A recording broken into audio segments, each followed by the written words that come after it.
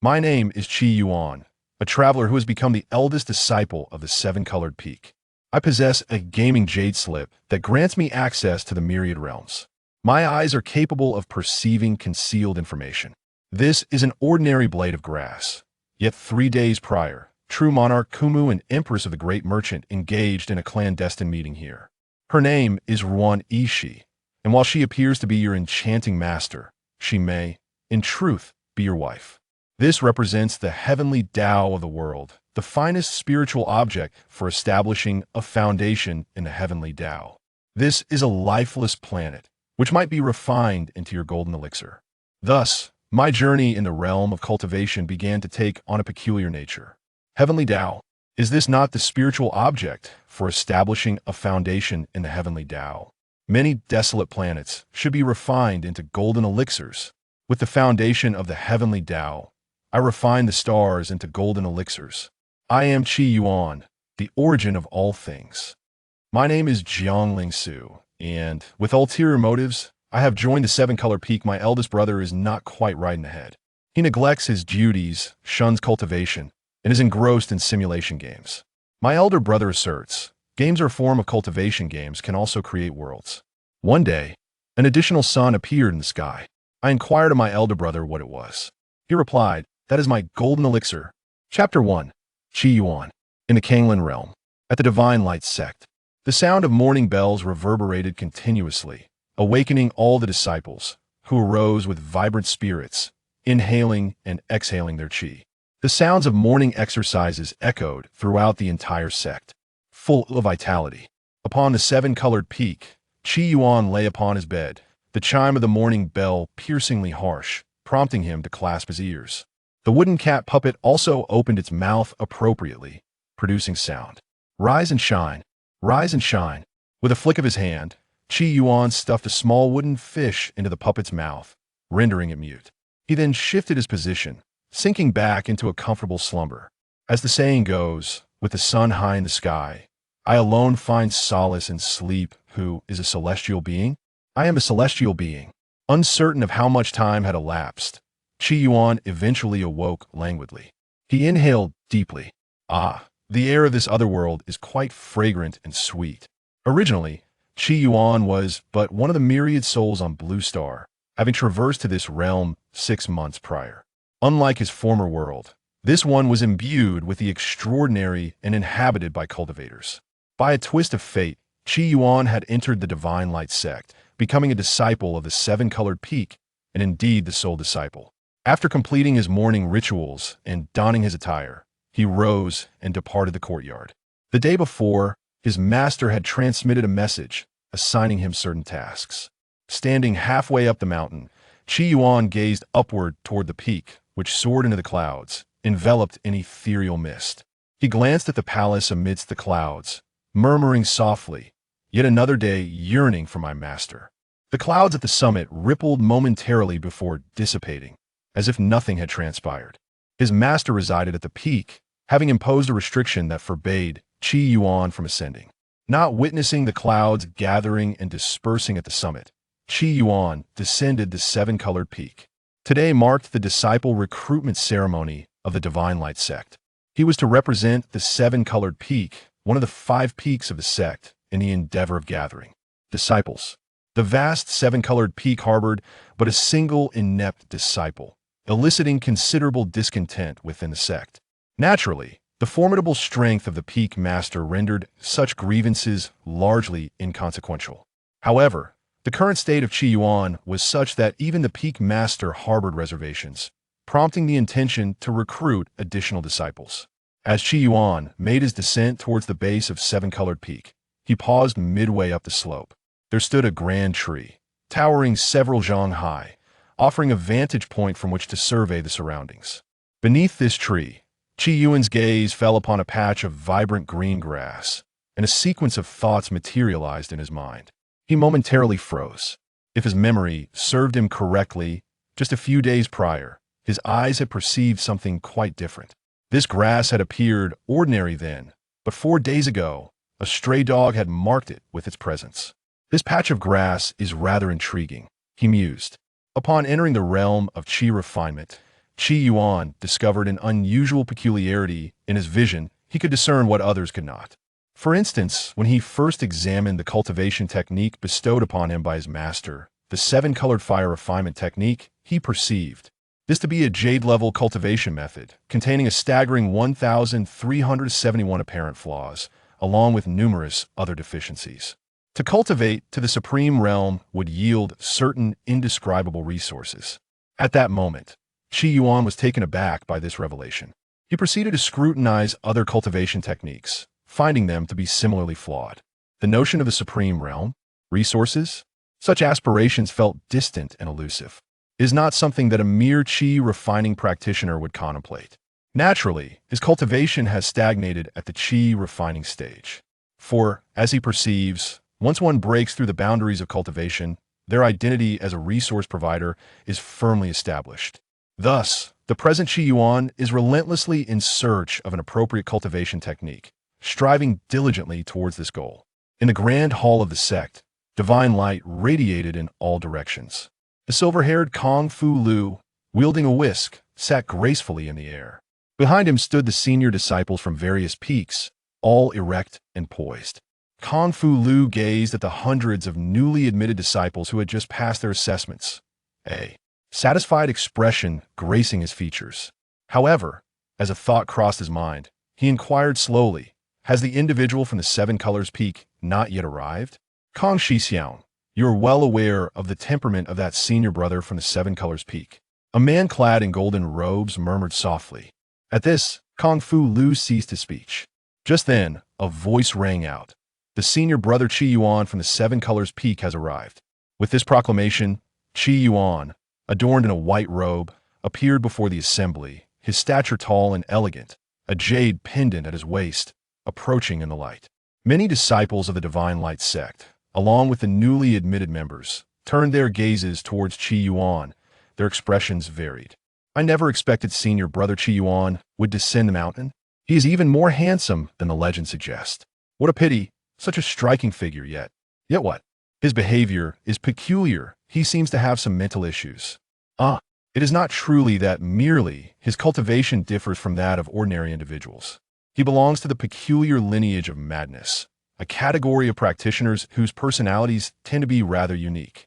Those who dwell in the realm of cultivation and exhibit signs of mental instability, best to tread lightly around them, one remarked. Do not be deceived by his eccentricities. He is indeed a genius with profound insights into the art of cultivation. Many of his senior brothers and sisters seek his counsel on various matters of practice. The onlookers murmured among themselves, casting curious glances at Qi Yuan. In the realm of Kanglin, there are three types of individuals one should never provoke.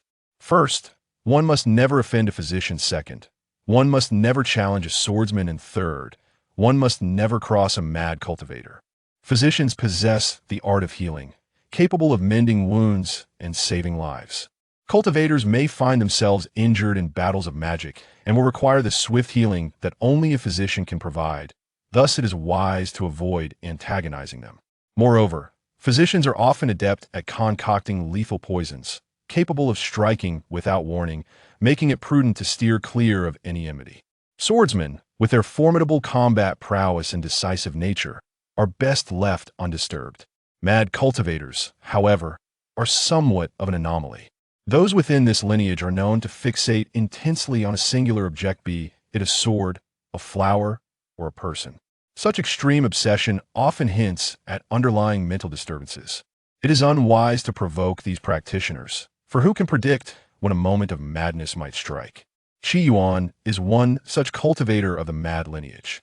"Junior brother Qi Yuan, you have arrived rather late," said Kung Fu softly. "I was up too late last night," Qi Yuan replied, stifling a yawn. The elder disciples from the other peaks remained silent, observing the exchange. Kung Fu continued, "Now that everyone is present, let us commence the enrollment of disciples." At present, the square was predominantly filled with those who had recently passed the initiation assessment. The esteemed senior disciples of each peak are tasked with selecting candidates to be assigned to their respective peaks. Kung Fu stepped forward, casting his gaze upon the hundreds of new disciples below, and spoke slowly. "The Xinguang sect is one of the three principal cultivation sects of the Great Shang. Congratulations to all of you for passing the rigorous assessments. You shall henceforth be disciples of the Xinguang sect.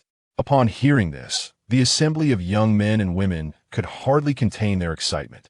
For the Xinguang sect is one of the most formidable of the three great cultivation sections. TS in the Great Shang. To join a sect is to ascend to a higher echelon of society. Kong Fu was quite pleased with the audience's reaction and continued, "The Xinguang sect comprises 5 peaks, and you may select one to enter. This is Zhuge Miao, the senior disciple of the Divine Herb Peak. This is Su Yi, the senior disciple of the 10,000 Methods Peak. This is Qi Yuan, the senior disciple of the 7 Colors Peak. This is Quang Run, the senior disciple of the Battle Peak. I am Kong Fu, the gatekeeper disciple of the Wuguang Peak, the son-in-law of the sect master of the Xinguang sect, the master of the Wuguang sacred arts, the founder of the Little East Sunlight Technique, and the chief senior disciple of the Wuguang Peak." As the silver-haired Kong Fu spoke, a radiant 5-colored divine light manifested above his head, making him appear extraordinarily majestic and striking. Indeed, Kong Fu is renowned as the most prominent figure of the Wuguang Peak. Chapter 2. Jiang Lingsu. The gazes of the numerous newcomers directed at Kong Fu shifted, filled with admiration, envy, or amusement. Kong Fu continued, "The information regarding the 5 peaks of the Xinguang sect has been disseminated to you all. We shall now commence the selection process. Those who have received grades B and C may begin choosing their preferred peak. The assessment results are categorized into 3 levels: A, B, and C. Level A represents the highest achievement, followed by B, while C signifies the lowest performance. Consequently, those who attain B and C grades are the first to select their preferred peaks for affiliation. Individuals graded as B are recognized as formal disciples, whereas those graded as C are regarded as auxiliary disciples. Only those who achieve an A grade are deemed eligible to become true disciples. Each individual who receives an A grade is considered a prodigy, warranting focused cultivation. The primary objective for the senior disciples of the peaks is to engage with the newly initiated disciples who have achieved an A grade and to extend invitations for them to join their respective peaks. Brother Kong is so impressive, joining Wuguang Peak will undoubtedly be beneficial. I shall opt for Wanfa Peak. The path of cultivation hinges on mastering the Tao. My aspiration is to become an apothecary. As only an apothecary can save the Great Shang, I will join the Xinyao Peak. Dozhan Peak is the ideal choice for me. Regrettably, Qise Peak does not recruit ordinary disciples or auxiliary disciples otherwise. I would certainly choose Qise Peak. It is said there is only one senior brother there. If I were to join, I would become the second disciple, and the resources would be plentiful. Before long, those who received B and C grades had all selected their desired sects. Among them, the majority chose Wuguang Peak, while Xinyao Peak attracted the fewest, as not everyone is capable of becoming an apothecary. Wasting decades without progress could lead to expulsion, making diligent cultivation a more prudent choice. With everyone having made their selections, only the final 7 individuals who achieved an A grade remain, comprising 4 men and 3 women. Esteemed junior brothers, how shall we select these 7? Kong Fu inquired, his gaze fixated on a young man clad in black, the one he favored most. The others, lost in thought, refrained from voicing their opinions.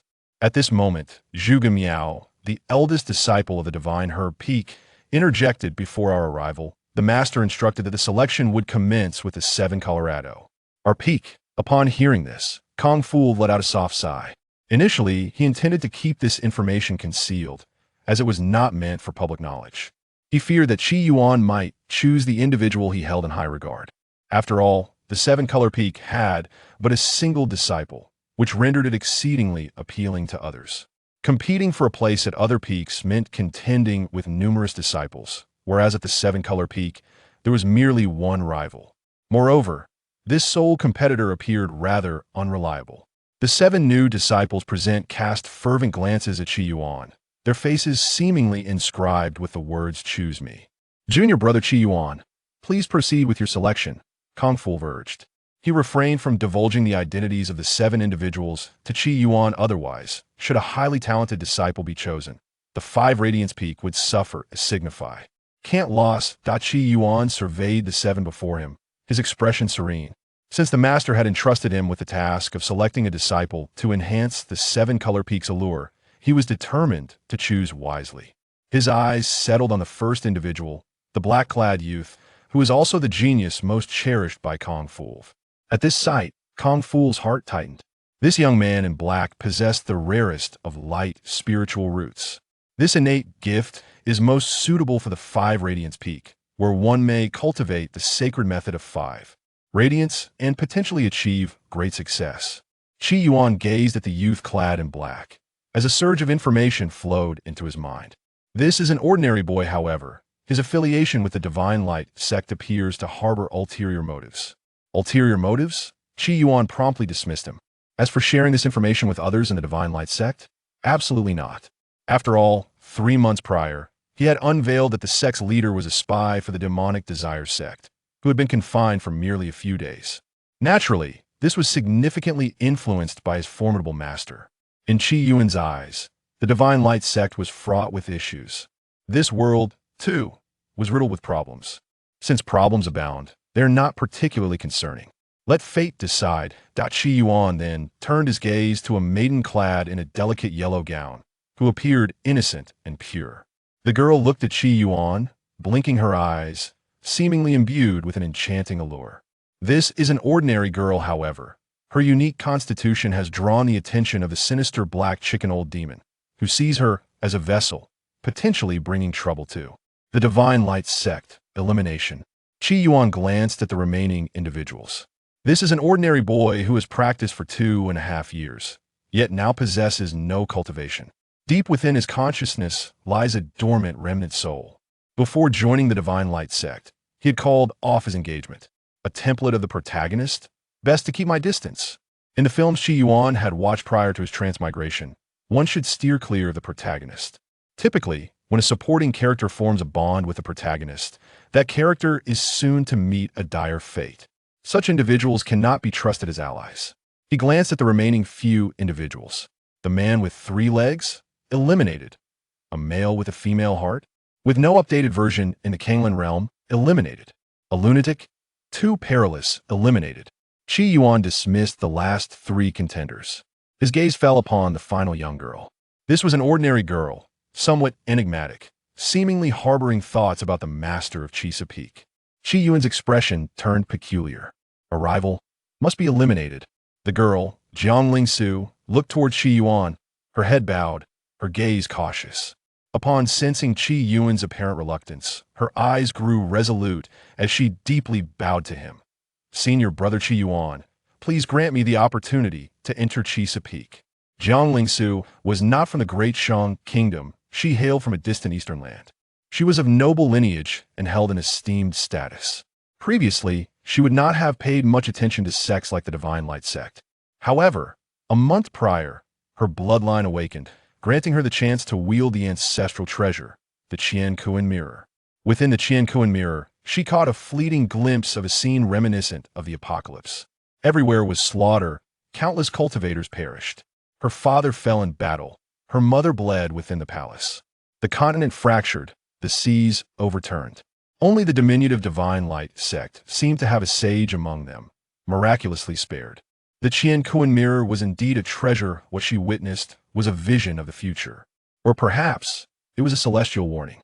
Thus, she journeyed to the Divine Light sect. Prior to her arrival, she had already conducted an investigation into this sect.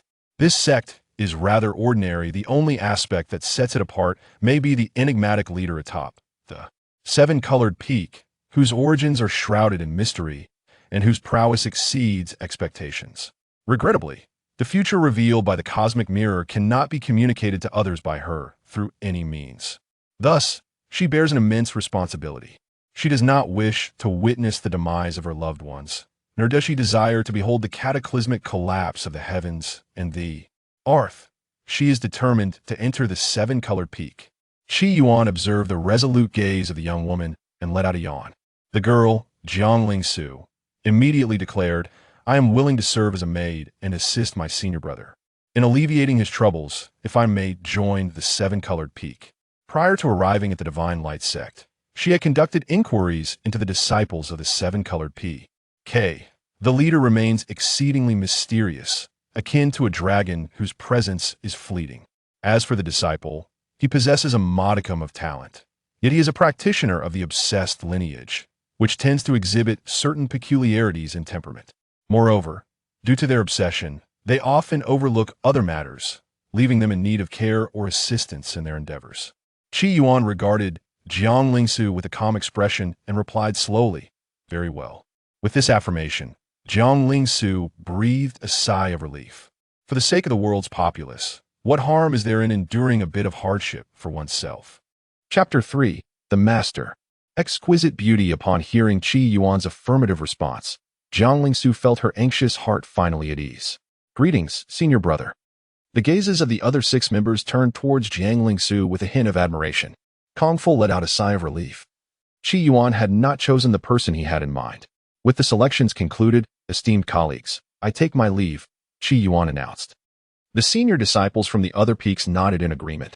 Despite his seemingly infatuated demeanor, Qi Yuan remained impeccably polite. "Farewell, junior brother Qi Yuan. Good night." "Junior brother Qi Yuan." The group exchanged warm greetings with Qi Yuan, enveloped in a congenial atmosphere. In matters untainted by self-interest, they were eager to show Qi Yuan their respect. However, Zhuge Miao from the Divine Herb Peak hesitated before speaking. "Junior brother Qi Yuan, I have some inquiries regarding the formula for the Yan Yuan pill. Might you have the time to enlighten me?" His tone was earnest. Earlier, he had prompted Qi Yuan to select individuals precisely to engage him in conversation. His words elicited varied expressions from the other disciples of the Divine Light sect present. Qi Yuan regarded Zhuge Miao and replied, "I shall stroll with my pet down the mountain this evening. I can assist you then." Upon hearing this, Zhuge Miao felt a surge of joy. Meanwhile, Su Yi from the 10,000 Methods Peak, upon hearing Qi Yuan mention his pet, was reminded of something, and a hint of a smile graced her otherwise cold countenance. "Junior sister, let us go," Qi Yuan called out to Jiang Lingsu, and the two departed from the gathering. It was only then that Kong Fu remarked, "Junior brother Zhuge, are you certain you wish to consult Qi Yuan regarding the formula?" The remaining attendees exhibited expressions of confusion or light amusement. They do not believe that Qi Yuan can assist Zhuge Miao. Qi Yuan, a disciple of remarkable talent, often possesses extraordinary ideas and may have his own insights regarding elixirs. Zhuge Miao recounted that, a fortnight ago, he encountered Qi Yuan while strolling with his pet and engaged in a discussion about alchemical formulas. To his surprise, the perspectives Qi Yuan presented proved immensely beneficial. If he were truly that formidable, how could he lack the foundational spiritual materials necessary for cultivation? The senior disciple of Dozhan Peak, known for his forthrightness, remarked, "Zhuge, you may indeed be at a loss for a foundational spiritual item. Foundational spiritual materials are costly and essential for practitioners at the peak of Qi refinement to transition into the foundation establishment stage. The higher the grade of these materials, the more suitable they are for the practitioner, thereby enhancing the efficacy of their foundational establishment. Among the elite disciples of the 5 peaks, only Qi Yuan has yet to establish his foundation.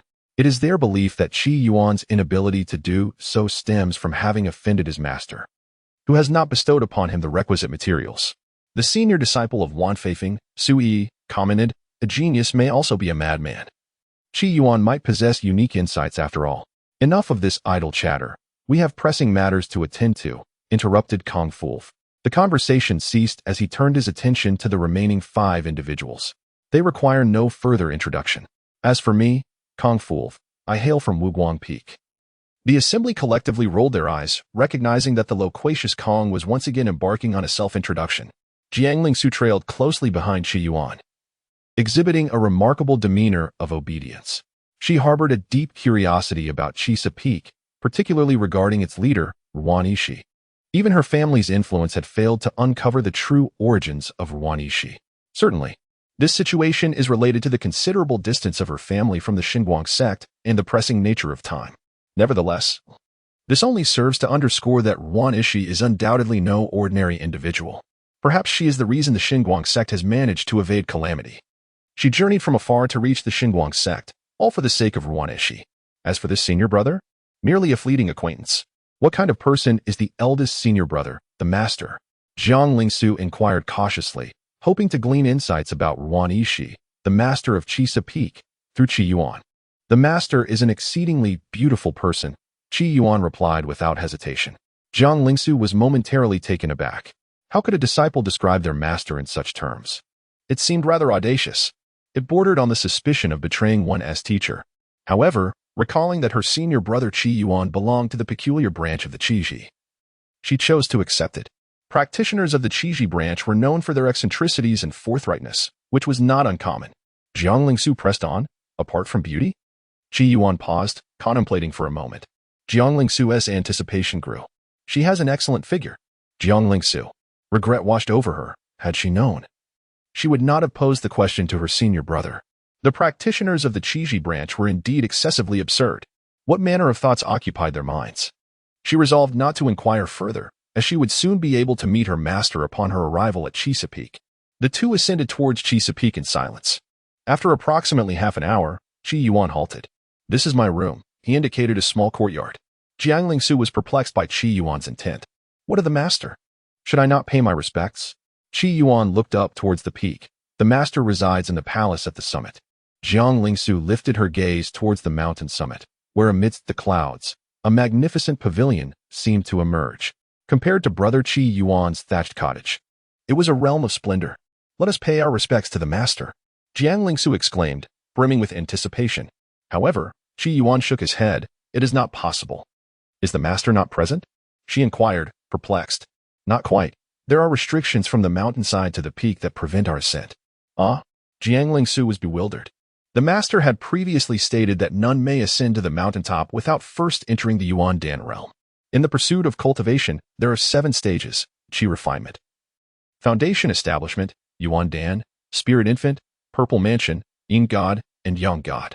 The Xinguang sect is one of the 3 major sects of the Great Shang Kingdom, boasting thousands of disciples. Among these, most are at the Qi refinement stage. Above Qi refinement lies Foundation Establishment. Those who have reached this stage possess combat abilities that signify a mid-level strength within the sect. They hold esteemed positions, capable of serving as stewards or even elders. Once one attains Yuan Dan, they become the true elite of the sect. In the Great Shang Kingdom, aside from encountering those ancient spirit infants, one can almost traverse the world with impunity. As for the higher realms of Yin God and Yang God, it is rumored that none exist within the Great Shang Kingdom. Jiang Lingsu was left in a daze. A Yuan Dan cultivator, irrespective of where they are, is far from being a weakling, even with her family's resources. It would take her at least a decade of relentless effort to achieve the Yuan Dan realm. As for her brother Qi Yuan, though he possesses a commendable talent within the Qiji lineage, in her eyes, he could only be deemed average. It is uncertain whether he would ever step into the Yuan Dan realm, and even if he did, the quality of his alchemical elixir might not be remarkable. Brother, why has the master imposed such stringent requirements? Jiang Lingsu queried, her confusion palpable. She felt the weight of time pressing upon her, for she could not afford to wait indefinitely. Qi Yuan gazed at Jiang Lingsu and slowly spoke. Perhaps master fears seeing me. Jiang Lingsu paused, recalling Qi Yuan's previous sentiments regarding their master. Master is simply too lazy to meet you, isn't she? Brother, I understand. She felt utterly powerless against the practitioners of the delusion lineage. Turning to Qi Yuan, she inquired, where shall I reside? I cannot ascend to the mountain peak, and there are no other houses here. The courtyard held only thatch and some timber. Upon hearing this, an ominous premonition stirred within Jiang Lingsu. Surely, her brother would not expect her to construct a thatch hut? She had never dwelt in such a place. You can manage it yourself. Build a thatch hut and make do. Qi Yuan yawned again. Chapter 4. The obsession of Qi Yuan. Jiang Lingsu remained rooted in place, struggling to believe her ears. She, of esteemed lineage, was to build her own dwelling? A thatch hut? To employ her magical abilities for such a task? She yearned to voice her thoughts to Qi Yuan, but alas, he seemed oblivious to her expression. He tilted his gaze toward the clouds above and remarked, you must hasten. It may rain tonight. Jiang Lingsu blinked for a moment, her eyes wide. Elder brother, what if I cannot finish in time? She longed to send him a message. Please assist me. There is a stool in my room. Qi Yuan replied, if you fear the rain, you may borrow that stool for sleeping. With that, he entered the thatch hut. Jiang Lingsu clenched her fists, watching her brother's retreating figure. She resigned herself to her fate. After all, she was not the kind of woman who would demand sympathy from others. Her own affairs were hers to manage. She followed Qi Yuan into the courtyard, and began gathering thatch and wood to construct her dwelling. Despite her annoyance, Jiang Lingsu was acutely aware of her purpose for being there. The foremost task was to seek out the esteemed master. Although the likelihood of the seven-colored peak's leader, Ruan Yixi, being that master was high, it was entirely possible that another individual held that distinction. Perhaps, beneath the divine light sect, there lay a seal sheltering an immensely powerful being. As for Qi Yuan, she would regard him as an ordinary senior brother, neither fostering intimacy nor deliberately neglecting him, merely observing and allowing things to unfold naturally.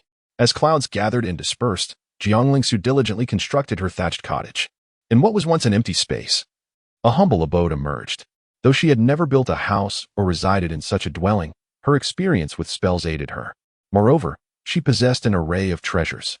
If the structure proved unstable, a simple immobilizing talisman would suffice to prevent its collapse. Once her house was completed, the day was still young. Jiang Lingsu clapped her hands together, gazing at her creation with immense satisfaction. "Senior brother," she called out as she approached Qi Yuan's abode. Regardless of the circumstances, she had joined the seven-colored peak, and it was essential to uphold appearances. She needed to practice the spells of the seven-colored peak. "Come in," Qi Yuan's voice beckoned. Jiang Lingsu hurried inside, where she found Qi Yuan holding a square jade slip. She recognized its form. "Senior brother, are you playing a game?" Jiang Lingsu inquired. The contemporary realm of cultivation was no longer the dreary place it once was. Entertainment had flourished immensely. From alchemical betting to musical performances and even games, the variety was abundant. In Qi Yuan's hands lay a square jade tablet, unmistakably a gaming tablet. Within this jade tablet, various types of games were typically stored, be it combat, treasure hunting, or farming. It encompassed a vast array of experiences. However, the price of such gaming tablets was anything but modest, especially for intricate large-scale games, which were often inscribed with formations and boasted lifelike character backgrounds, almost as if they were real. Consequently, jade tablet games enjoyed immense popularity. Nevertheless, many titles, due to their excessive sensuality, could only circulate discreetly. Naturally, those who indulged in jade tablet gaming were generally not short on funds. As Qi Yuan immersed himself in the game, his head remained unbowed. Have you been gaming all afternoon?" Jiang Lingsu inquired, feeling a tinge of imbalance in her heart.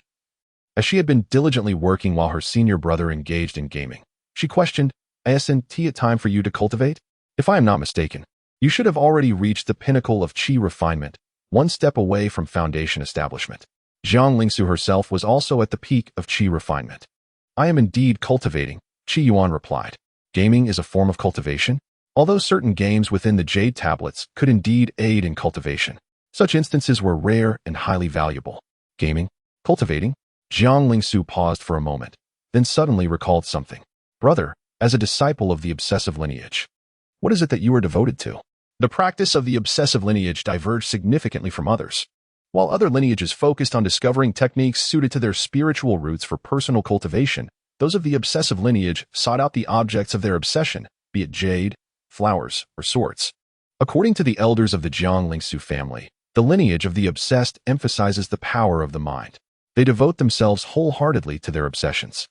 When taken to the extreme, such obsession can lead to madness, creating a sense of disconnection from the external world. Thus, practitioners of this lineage are exceedingly difficult to communicate with. Jiang Lingsu has encountered practitioners of the obsessed, but has never seen those engaged in the obsessed love games. Generally, those involved in such games are sent by their clans for treatment, with thunder therapy being the most favored method. After all, the traditional cultivation world does not particularly recognize obsessed love games as part of the obsessed lineage. Is this truly considered obsession? Qi Yuan kept his head down, acknowledging that if it is, then it indeed qualifies as such. Jiang Lingsu found herself at a loss for words. Should she request thunder therapy for her senior brother? Do obsessed love games hold any promise? Senior brother, isn't this a bit unreliable? She had yet to hear of any great cultivator who was engaged in such games. The objects of obsession within the obsessed lineage vary significantly in potential.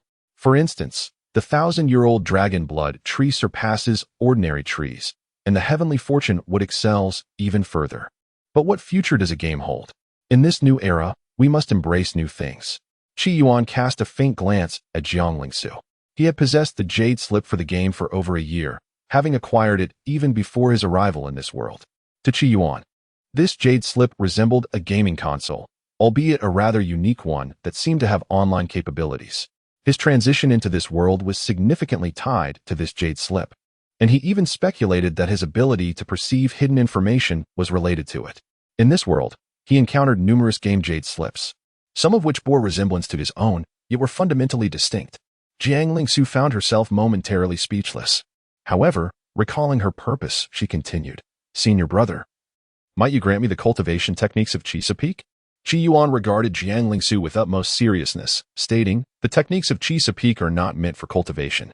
"Why?" Jiang Lingsu inquired. "Could it be that senior brother possesses some hidden knowledge? Does this relate to the Peak Master?" "The techniques are toxic." Puffed. Had Jiang Lingsu been sipping water, it would surely have erupted from her mouth. To her, Qi Yuan now appeared as a peculiar, eccentric figure. Yet, recalling her prior investigations, she acknowledged that this senior brother of Qise Peak was indeed quite eccentric, which rendered his behavior less surprising. "Senior brother, I do not mind if you share the techniques with me," Jiang Lingsu asserted. Qi Yuan slowly produced a jade slip and handed it to her, saying, "This is the cultivation method of Qise Peak. However, it is only half complete. The initial portion is the original technique, while the latter part is my modification, though it remains unfinished." He presented the jade slip of the techniques to Jiang Lingsu. Chapter 5, The Passage Senior Brother Can Modify Cultivation Techniques? Jiang Lingsu's eyes sparkled with amusement, her charming visage radiating an additional allure. The cultivation methods are not so easily altered, particularly by a mere Qi refinement practitioner. Those with the authority to amend such methods are typically at least essence elixir cultivators. Thus, Jiang Lingsu held little regard for Qi Yuan's assertions. She took the jade slip containing the cultivation technique, and after a moment of contemplation, she reminded, "Senior brother, practicing the technique is of utmost importance. Please refrain from making arbitrary modifications or practicing carelessly, as it could lead to a deviation in one's path." Having only recently acquainted herself with Qi Yuan, she was wary of becoming too familiar too quickly, hence her caution. Qi Yuan gazed at her thoughtfully and remarked, "Do you truly believe that not altering the technique ensures everything will proceed smoothly?" Jiang Lingsu was momentarily speechless. It appeared that her senior brother had some significant issues, particularly as a practitioner of the diluted path. The seven-colored flame technique? A jade-grade technique? It appeared rather unremarkable. She had initially hoped to uncover the foundation of the seven-colored peak's master through this technique, but it seemed rather mundane. Although jade-grade techniques are commendable, they hold little weight in her family, where they are plentiful. She scrutinized the content of the technique. The latter part appeared to have been modified by her senior brother. It seemed deceptively plausible, at least enough to have fooled her. The Celestial Pavilion catalogued countless techniques, and presumably included this one. She wondered if Sister Yaya had any annotations.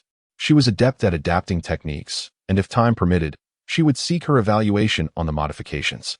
It would certainly benefit her senior brother's cultivation and help him avoid unnecessary detours. Jiang Lingsu murmured to herself. In the thatched cottage, Qi Yuan's entire focus was absorbed in the gaming jade slip. He had possessed this gaming jade slip for a year, and he had been engaged with this game for roughly the same duration. It was merely an ordinary boss fighting game. The game map indicated that this location was named Moonwatch Continent. Within the realm of Wangwei Continent, there exist 4 great forbidden zones and 2 absolute wastelands. The map where Qi Yuan currently finds himself is known as Xianyuan Forbidden. Within this forbidding territory, numerous malevolent creatures roam. These beings are fierce and brutal, ranging from serpents as thick as a barrel to carnivorous plants adorned with sharp fangs and colossal beetles that resemble tanks. For Qi Yuan, these creatures serve merely as experience points. However, one particular entity within the Xianyuan Forbidden vexes him, diminishing his gaming experience. This creature, resembling a calligraphy brush, is known by the resounding name of the Mad Brush. In the Xianyuan Forbidden, Qi Yuan's character, clad in golden armor, wreaks havoc upon his foes. The formidable monsters stand no chance against him, lacking any semblance of resistance. How dare these mere level 50 beasts flaunt their insignificance before me? With a sweeping strike of his sword, Qi Yuan dispatches them effortlessly. At level 80, he reigns supreme in the Xianyuan Forbidden, indulging in a spree of destruction. During these recent days, he has engaged in relentless slaying. When he first entered the Xianyuan Forbidden, he was an inconspicuous level 1 player, immersed in the game of survival. Over the course of a year, he has ascended to level 80, commanding the territory with unchallenged authority. Now, he plays as a brazen marauder, and the creatures of Xianyuan Forbidden tremble at his approach. Moreover, Slaying monsters in the Wangyue continent significantly benefits Qi Yuan in the real world. Otherwise, how could he have achieved complete refinement in his qi within a mere year? Even true prodigies typically require at least 3 years to reach such mastery. The cultivation within the game translates to his real-life capabilities, albeit only partially. After all, the power he possesses in the game is formidable. Just how formidable? Qi Yuan remains uncertain. However, with a single stroke of the sword, I could vanquish the master of the Divine Light sect, a task not beyond my capabilities. Yet, in reality, he is merely a novice at the Qi refinement stage. If I can eliminate the final boss, the Mad Pin, I will conquer this dungeon. The thought invigorated Qi Yuan. Today, he must triumph over the dungeon. What rewards might await him? Perhaps a harmless cultivation technique would be granted? At the very least, a basic foundational spiritual artifact would suffice. As he contemplated the Mad Pin, a fierce battle spirit flickered in Qi Yuan's eyes. By day, this pin assumes its ordinary form. Yet by night, it transforms into a stunning fox demoness, captivating all who behold her. Her favorite pastime involves nocturnal ambushes. Should one fall under her spell? At the height of passion, she reveals her fangs and morphs into a sharp pin, piercing the bodies of her entranced victims. Qi Yuan witnessed many creatures within the Xianyuan forbidden area succumbing to the allure of the Mad Pin, their fates tragically dire. Though he remained immune to her enchantment, he had to remain vigilant during the night.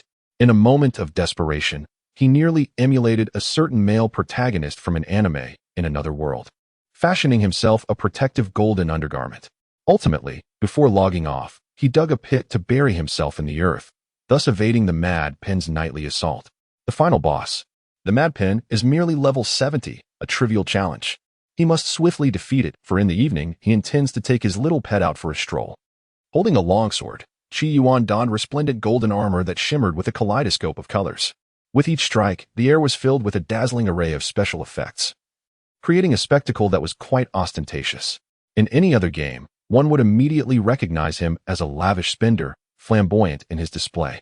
After half an hour, Qi Yuan stormed into the Xianyuan Hall, wielding his grand sword and bellowing with youthful exuberance. "Foul creature, where do you flee?"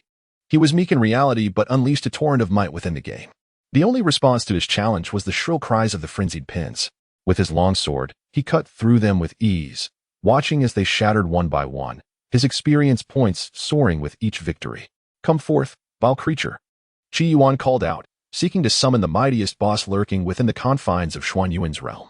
The frenzied pins scattered in all directions, while Qi Yuan reveled in the chaos of his slaughter. Just then, a brilliant golden light erupted, causing the Xianyuan Hall to tremble. From the ground emerged a pin resembling a fox's tail. Sharp and eager for a worthy opponent, it lunged directly at Qi Yuan. Fortunately, he had anticipated this moment. Unfazed, he had devised a countermeasure prior to his arrival, and even without it, he remained undaunted. His strength was undeniable. Summer's 8 cuts. Qi Yuan unleashed his most formidable sword technique, blending swordplay with the artistry of a blade. In an instant, the frenzied pin was cleaved in two. Qi Yuan shrugged nonchalantly. "Only worthy of a single cut, far too weak. 7 more cuts remain. I wonder who can withstand them. How lonely it is." As the frenzied pin fell, the Xianyuan Hall began to crumble. At that moment, a notification chimed in Qi Yuan's ears. Xianyuan Forbidden Dungeon cleared. Rewards granted. Chapter 6. Walking the Pet. Reward 1. 10 Heavenly Dao Fragments. Reward 2. Divine Brush. Heavenly Dao Fragments. This game is quite generous, offering some intriguing items. As a denizen of the Blue Star, I am well acquainted with the concept of Heavenly Dao Fragments. After all, defying the heavens has become a mere glitch. Nevertheless, these fragments are undoubtedly valuable. It appears that the Xianyuan Forbidden Zone has become mine. Qi Yuan accepted the Heavenly Dao Fragments and distinctly felt as if the Xianyuan Forbidden Zone had transformed into his domain. "How fascinating," he murmured. The Heavenly Dao Fragments seemed to grant him authority over the Xianyuan Forbidden Zone. Acquiring these fragments felt akin to becoming the game master of this realm. So, this Xianyuan Forbidden Zone truly belongs to me? Yet, Qi Yuan did not feel elated. Is this all there is to the Heavenly Dao Fragments? Or must one collect them all for them to hold any significance? He shifted his focus from the fragments to the Divine Brush. This brush, forged from the power of rules, could inscribe regulations upon the Xianyuan Forbidden Zone. For instance, what stipulations must one fulfill to enter the Xianyuan Forbidden Zone? Surely, one must bear a ladder to gain entry. Qi Yuan recalled an amusing phenomenon he had observed on the Blue Star. As long as a person carried a ladder, they could seemingly access any place. Whether it be a cinema, amusement park, or zoo, the staff would not hinder their passage. Contemplating this, Qi Yuan inscribed a rule in the Xian Yuan forbidden zone. One may enter freely while bearing a ladder. Noticing the day waning, it was time to take my pet for a stroll. Qi Yuan rubbed his weary eyes. Having indulged excessively in this game, the mental toll on him has become somewhat substantial. Thus, within the Sacred Light sect, he occasionally appears rather disoriented and out of sorts. Of course, this is not solely attributable to the game. His disposition is inherently peculiar. It seems somewhat eccentric. Qi Yuan tidied himself up, preparing to take his pet for a stroll while also planning to pay a visit to Zhuge Miao. Meanwhile, Jiang Lingsu emerged from her thatched cottage. After a day of diligent work, she had finally organized the house. Now, she contemplated heading down the mountain to procure some daily necessities. At that moment, the sound of footsteps reached her ears, prompting Jiang Lingsu to glance over. Is that the elder brother heading out? However, upon seeing him, she was momentarily taken aback. Elder brother, what are you doing? A look of confusion adorned Jiang Lingsu's face. In her line of sight, Qi Yuan was still clad in his white robe from earlier, but unlike their first encounter, he was holding onto a rope. It appeared as though he was walking a pet. Yet, that pet, was it truly a pet? No, it was a kitchen knife. Indeed, at the end of the rope was a kitchen knife, and Qi Yuan was leading it along. The absurdity of the scene was overwhelming. I am merely taking my pet for a stroll, Qi Yuan stated calmly. It has been cooped up indoors for too long. Its legs are almost rusting. It needs some fresh air. A kitchen knife has legs. Taking it out for a stroll will prevent it from rusting? Does he think it's made of spiritual iron? This is clearly an ordinary iron kitchen knife. At last, she confirmed that her elder brother's mind was somewhat unhinged. Your taste is rather peculiar, Jiang Lingsu managed to utter. Are you heading down the mountain as well? Would you care to join me? Qi Yuan extended an invitation. No, I shall decline, Jiang Lingsu quickly responded. You go ahead, I will follow shortly. As the senior brother strolled with a kitchen knife, he feared that her presence would undoubtedly attract undue attention, a scenario he found rather embarrassing. Qi Yuan, still possessing a modicum of decorum, believed in leashing his pet while others recklessly allowed theirs to roam freely. His pet was tethered for good reason. During the scorching summer days, it would be less than ideal to let it run amok. With the leash firmly in hand, he ambled towards the base of the seven-colored peak. The night breeze was refreshing, and the sun above began to dim. Qi Yuan felt a profound sense of contentment as he walked with his pet. After prolonged gaming sessions, his eyes and fingers ached, so a gentle stroll, a breath of fresh air, and a glance at the lovely maidens around him provided a much-needed reprieve. This was, after all, a realm of cultivation, where the likelihood of encountering enchanting women far exceeded that of his previous life. Not to mention, each possessed fair skin and bore no conspicuous blemishes, their natural beauty strikingly impressive. Senior brother Qi Yuan greeted a tall and graceful young woman, clad in a short skirt that accentuated her long, porcelain-like legs, which were alluring yet devoid of an unhealthy pallor. He made it a habit to walk his pet nearly every evening. Initially, he had been alone in this endeavor, but as the esteemed senior brother of the seven-colored peak, his celebrity status gradually popularized pet walking within the Xinguang sect, inspiring many to emulate him. Of course, the pets of his fellow disciples were genuine companions or spirit beasts, possessing combat capabilities. This little shrimp is quite promising. In a few millennia, it may achieve sentience, Qi Yuan remarked, observing the pet of the long-legged woman. She beamed with pride at the first part of his statement, having invested considerable time in selecting this spirit beast. However, the latter part of his comment left her feeling somewhat disheartened. After millennia, only then does one attain spiritual intelligence? Is this commendable? Despite her amiable demeanor, she could not refrain from retorting, Brother Qi Yuan, when will your pet awaken its spiritual intelligence? Qi Yuan's pet was merely a kitchen knife. It was hardly likely to gain consciousness. The nearby disciples of the Divine Light sect burst into laughter at the unfolding scene. Furrowing his brow, Qi Yuan pondered for a moment before responding earnestly. In the long term, it may take a year. In the short term, it should be capable of awakening soon. You truly possess a knack for humor, brother, the tall woman chuckled, clearly skeptical of Qi Yuan's assertion. He simply smiled, refraining from further explanation. At that moment, the figure of Zhuge Miao emerged within the crowd's view. He spoke up. Brother Qi Yuan has modified the spirit forging technique and personally conducted experiments. Regardless of the outcome, his courage is commendable. You all mock him, yet are akin to frogs confined to a well, ignorant of the vast sky. Upon hearing Zhuge Miao's words, the assembled individuals bowed their heads in deference. Brother speaks wisely. Zhuge Miao, the esteemed elder brother of the Divine Medicine Peak and a formidable foundation-building expert, commanded considerable respect, instilling fear in the hearts of many. However, their reverence for the affable Qi Yuan was somewhat diminished. After admonishing the crowd, Zhuge Miao approached Qi Yuan, saying, "Brother Qi Yuan, today, as master concocted medicine, I assisted from the side. I apologize for my tardiness." The imposing aura surrounding Zhuge Miao dissipated, and he treated Qi Yuan with equality, even displaying a hint of admiration. "Brother Qi Yuan, I have acquired a formula for the nourishing essence pill from a cave. However, there are certain deficiencies within it. I wonder if you might illuminate the path for me. I am willing to offer a foundational spiritual item in return." Zhuge Miao's demeanor had notably softened, presenting a stark contrast to his earlier haughtiness. Qi Yuan received the recipe for the Yang Yuan pill and examined it closely. This was a fragmented formula. If one were to substitute the red-yellow ingredient with the female jin and replace the missing sheep's horn with the small daisies, the efficacy of the resulting elixir could be enhanced by 50%, while the toxicity would be reduced by 1 or 2. In the 7th chapter, titled Foundation Establishment Spirit Objects, Qi Yuan possessed the extraordinary ability to perceive hidden information. In an instant, he discerned the deficiencies within the formula, and methods for its improvement materialized in his mind. Naturally, this enhancement was not the optimal solution. Should the formula be presented to him again the following day, fresh avenues for improvement would emerge, yielding even better results. However, he could only glimpse the concealed information of a particular item once per day.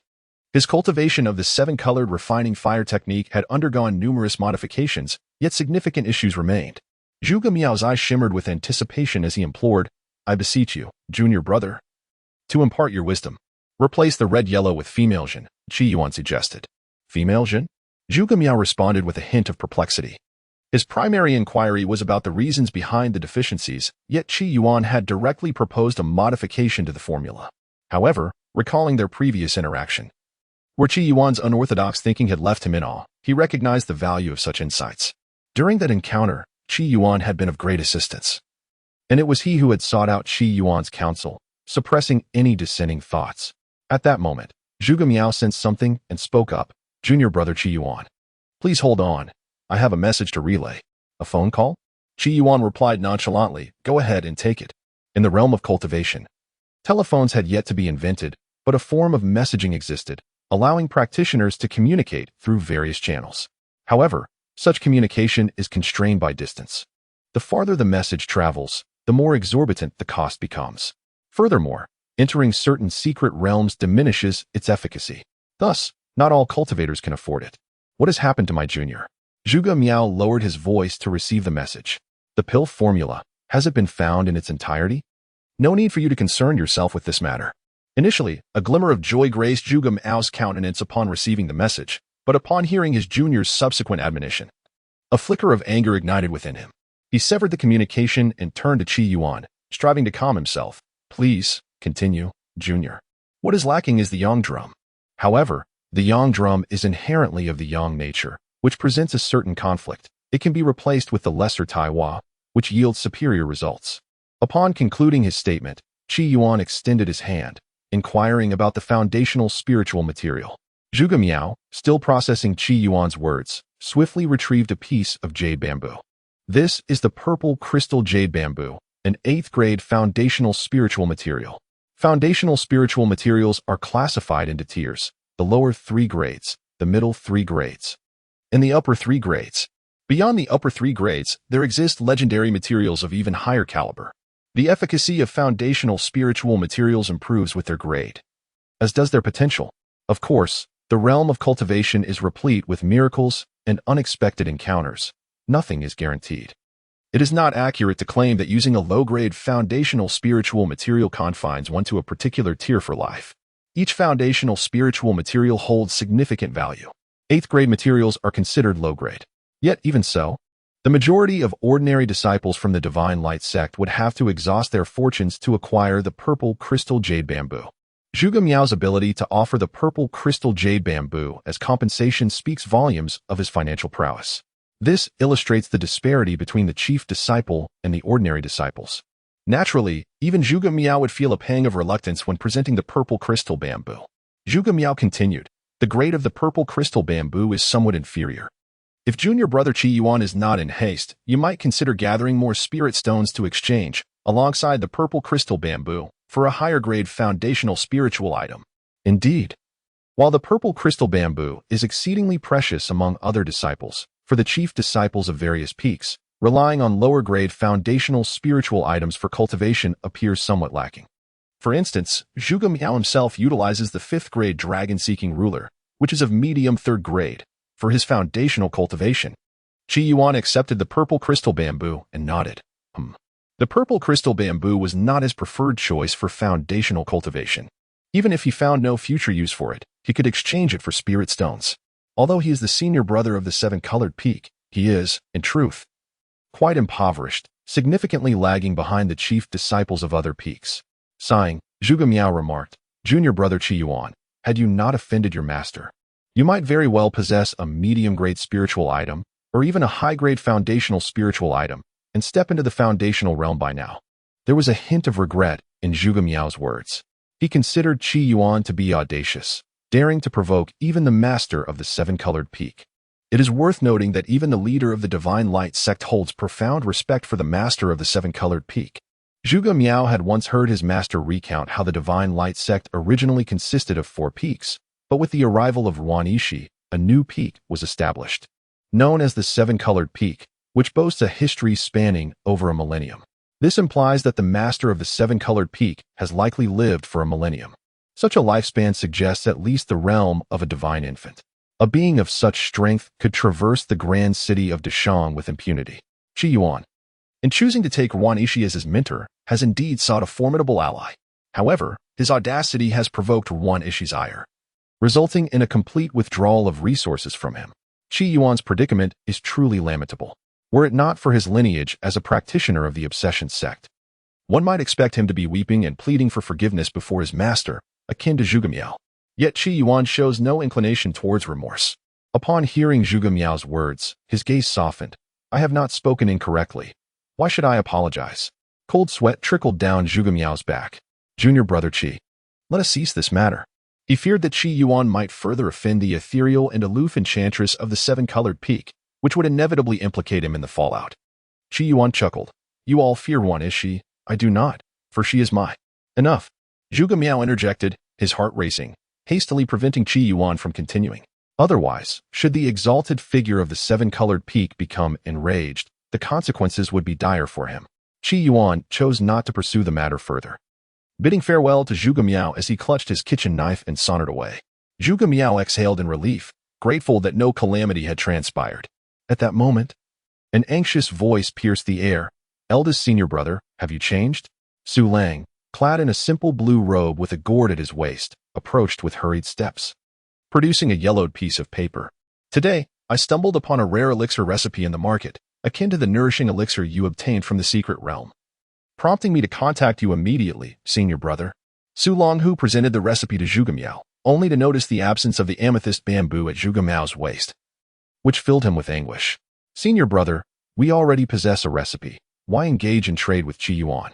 He is not one of us from the Divine Medicine Peak. What expertise does he have to assist you with the recipe?" Su Longhu lamented, entirely oblivious to the growing displeasure on Zhuge Miao's countenance. "What right do you have to judge my dealings with junior brother Qi Yuan? Moreover, even if he fails to assist me, what of it? I am willing to extend him a courtesy." Previously, the message Zhuge Miao received was indeed sent by Su Longhu. At that moment, Zhuge Miao was already aware that his junior had a complete recipe in hand, granting him the opportunity to terminate the transaction, yet he chose not to. "Senior brother." Su Longhu's voice trembled slightly. "I am merely concerned that you may return empty-handed. Fortunately, I have acquired the complete recipe. You have saved my life, and thus, I present this recipe to you." He refrained from mentioning Qi Yuan further. In his view, how could Qi Yuan possibly comprehend the intricacies of the recipe? After all, he had studied medicine at the Divine Medicine Peak for 10 years and still couldn't complete the recipe. Could Qi Yuan? Zhuge Miao took the recipe. "Let me compare it with what junior brother Qi Yuan has said, and refine a few batches of nourishing elixirs."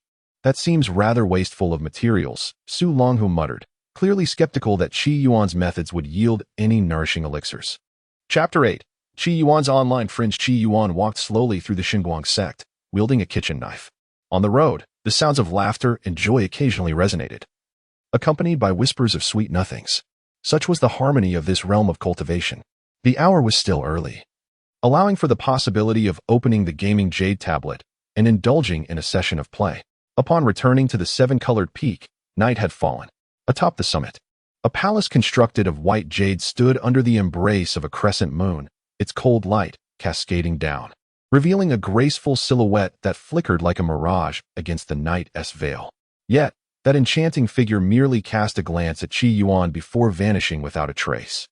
The courtyard lay desolate, awaiting only the sound of Qi Yuan's footsteps. As he spoke, he caressed the small, jagged imperfection on the blade of the kitchen knife, preparing to immerse himself in the world of the gaming jade tablet. However, upon entering the game, Qi Yuan was momentarily taken aback. Was she here? When he acquired the gaming jade tablet, he had perceived it merely as a gaming device. At that time, the game map had yet to be unlocked. Strangely, he found himself with an added friend in the friend list, the only companion he had made during his period of illness. Since falling ill, he had lived in solitude, devoid of social interaction. The friend within the game became his sole confidant, and Qi Yuan regarded that individual as a fellow gamer. They often engaged in conversations, discussing a myriad of topics. Yet, more often than not, Qi Yuan found himself listening to the other speak. Curiously, the dialogue was laced with peculiar terms such as forbidden troops and prime minister. Qi Yuan surmised that this person might be a wealthy heiress, still grasping for control over her inherited estate. They conversed extensively, and Qi Yuan even suggested forming a gaming team together. Alas, once the game map refreshed, his friend list vanished into oblivion. He had yet to encounter the other party, let alone form an alliance. Now, upon viewing their profile, he pondered for a moment and sent a message. Are you there? Having traversed into the realm of cultivation, the other party might not be present. A veil of mist enveloped the surroundings, and the ink painting on the screen seemed to be tainted, revealing elongated patterns. Leave. A voice, cold yet authoritative, resonated through the air, prompting the attending maidens in court attire to lower their heads and depart. Once the maidens had exited, the enchanting visage of the empress of the southern Qian kingdom revealed a trace of fatigue. 10 years prior, the demon clan had invaded, leading to her father's demise in battle. She ascended to the throne as the empress at the tender age of 7. The weight of an entire empire rested upon her small shoulders. With the demon clan's assault, foreign nations eyeing her kingdom, and treacherous ministers, she had struggled for a decade. Now, she barely maintained the delicate balance of the empire, yet the burden upon her shoulders only grew heavier. One misstep could mean perilous consequences. Recently, the prime minister, Sima Ting, had ceased to conceal his collusion with the Northern Han royal court, further exacerbating her precarious situation. Just 3 days prior, her most trusted aide, Aunt Qin, a formidable warrior of royal caliber, had been ambushed by a group of cloaked assailants and grievously injured. Although the origins of these assailants were shrouded in secrecy, it was common knowledge within the court who had dispatched the assassins. Aware of her adversary yet rendered powerless, she found this feeling unbearable. Standing before the screen, her cerulean gown, simple yet elegant, flowed gracefully, the hem intricately embroidered with a phoenix design in golden thread, while a jade belt circled her slender waist. As the belt was loosened, her garments fell away, revealing skin as flawless and luminous as unblemished jade. The queen, though youthful, possesses a striking figure that contrasts sharply with her delicate waist. She descends into the bath, her snowy, exquisite shoulders rising above the surface of the water. And through the milky liquid, one might glimpse the softness of her fair skin. With her eyes closed, the weariness of her body gradually dissipates. Suddenly, a flash of crimson light darts across the table. A glimmer of surprise flickers in Jean Li's eyes. Qi Yuan? Upon the table rests the rare treasure, Linglong Yushi. It is said that this extraordinary artifact is naturally paired. Those who possess it can communicate through its power. In ancient times, such treasures were renowned, yet alas, with the passage of time, artifacts capable of long-distance communication have become commonplace. The value of Linglong Yushi has significantly diminished, relegated to the royal treasury. A year prior, when Jean Li ventured into the royal vault, she chanced upon Linglong Yushi and casually took it with her. Little did she expect to encounter an intriguing individual within its depths. His name was Qi Yuan, a whimsical conversationalist who often spoke in riddles she could hardly comprehend. Since they were mere strangers, separated by vast distances, she felt liberated to express her innermost thoughts. After all, as a queen, she could not allow anyone to perceive her vulnerabilities. Regrettably, 6 months ago, for reasons unknown, Qi Yuan had ceased all communication. She had felt a twinge of loss and anxiety. To her astonishment, he was still present. A weight lifted from her heart. Just the other day, I had intended to invite you to join me in battling monsters, yet unexpectedly, I found myself thrust into a game map, cut off from the outside world. That must be a perilous place, I presume? Jean Li inquired. To her, Qi Yuan embodied the spirit of a carefree demon hunter. What he referred to as monster hunting in the game map entails the pursuit of mythical beasts. On the other side, Qi Yuan shrugged, stating, "We players are the true fourth calamity. What danger is there? Those monsters are merely our experience bundles." Each time she conversed with Qi Yuan, even when he spoke nonsensically, she felt a profound sense of tranquility within. This time you were absent, and I spent half a year soloing monsters to finally finish. Would you care to team up with me? A male and female pairing makes the labor less burdensome. If it's just the two of us, we would undoubtedly reach level 100 in no time. So busy that you lack time for gaming? Oh, you affluent beauties, working so hard despite your wealth. What are we impoverished souls to do? Jean Li could not help but smile at this. How about you come join me in monster hunting? I've just switched maps, and there are plenty of monsters here, Qi Yuan suggested. I require your esteemed support, Miss Jean. Noticing the light-hearted tone, Jean Li understood that he was not in peril. A smile crept across her lips. I'm not in a position to do so right now. What are you up to? If it's inconvenient, you're not working overtime. Are you? I am. Jean Li hesitated for a moment before finally revealing, bathing. Qi Yuan paused at this, his gaze steady. How about we arrange to meet once you finish your bath? On the other end, Jean Li, with a wry smile, replied, I can't make it. However, a thought crossed her mind, prompting her to ask, where are you? I was previously at Qin Yuan Forbidden, and now I'm en route to the Yiguan Forbidden. Qi Yuan disclosed without reservation. He was currently within the game's teleportation array, preparing to transfer to the next map. Qin Yuan Forbidden? The mention of the Forbidden Garb left Jean Li momentarily dumbfounded. Was that not one of the 4 great Forbidden Zones? It was rumored that even a king-level powerhouse would meet a bloody demise within, and the possibility of a royal-level expert perishing was equally grim. No, the Qin Yuan Forbidden Zone was such that even royal-level beings could not enter. Chapter 9. A Forbidden Land? One could simply carry a ladder and gain entry. The moonlit continent stretched vast and boundless. The human and demon races stood in equal opposition. Among the human race, there existed over a dozen kingdoms, both large and small. The human and demon races were the mightiest forces on the moonlit continent. However, looming above them was an existence even more terrifying, not a mere race, but the legendary 4 forbidden and 1 absolute. The 4 great forbidden zones are exceedingly strange and fraught with peril. Even the demon monarchs hesitate to tread within their bounds, lest they face certain death. Among these perilous places lies the most fearsome, known as the Heavenly Absolute. Should a monarch dare to enter, their survival is highly improbable. Despite the grave danger, those who manage to emerge alive from the 4 forbidden and 1 absolute would reap immense rewards.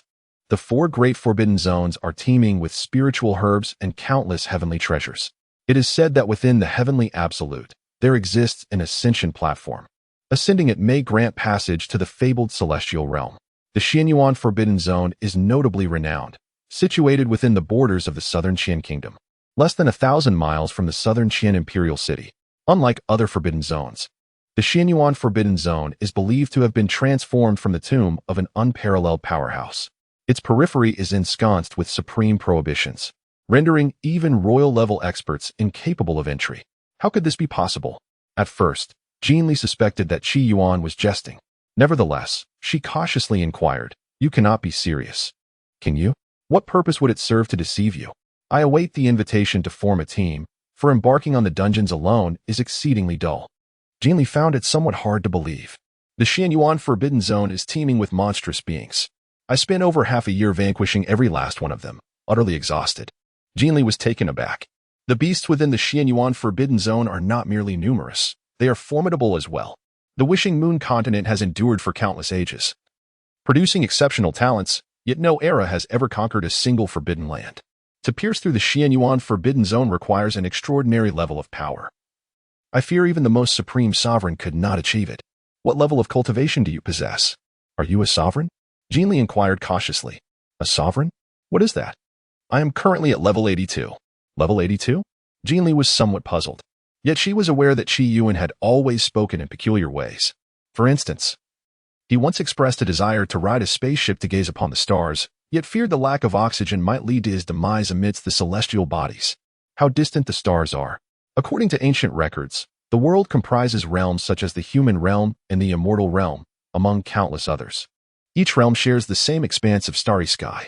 It is said that those stars are but reflections of the mighty illuminating the heavens, not the reality itself. Ascending to the stars is a mere folly. Qi Yuan's strange musings are quite typical. After pondering, she asked, how powerful are the creatures within the Qi Yuan forbidden zone?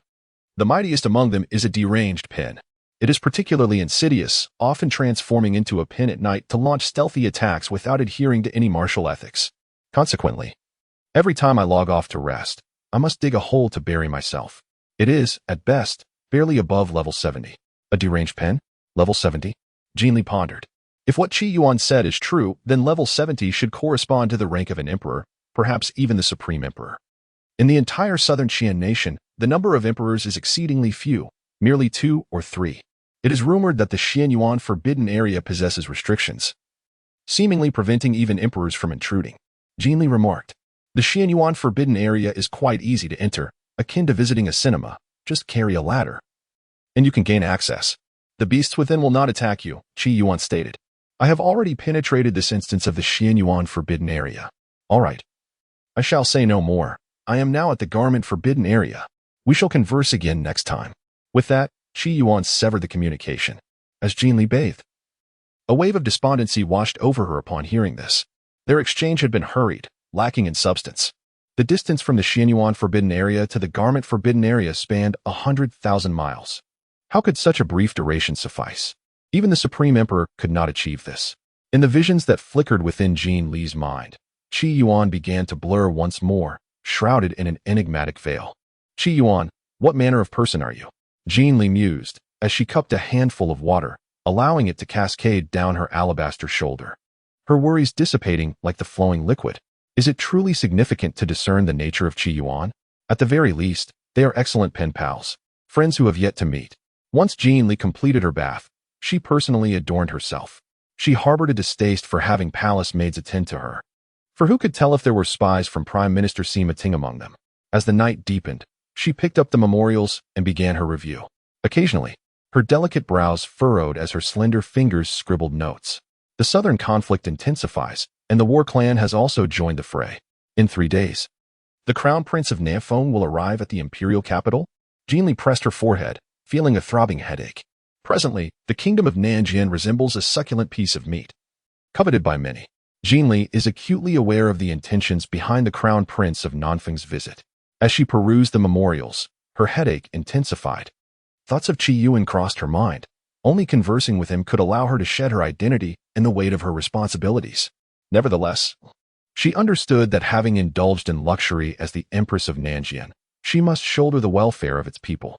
Someone, go to the library and gather all records concerning Xinyuan Jin. Jinli commanded a nearby maid, recalling something important. The maid acknowledged and departed, allowing Jinli to continue reviewing the memorials. The general's mansion, located in Qingyi Alley, once thrived in splendor during the lifetime of the great general, bustling with visitors. Now, it stood desolate and deserted. At this moment, an unexpected guest arrived within the general's mansion.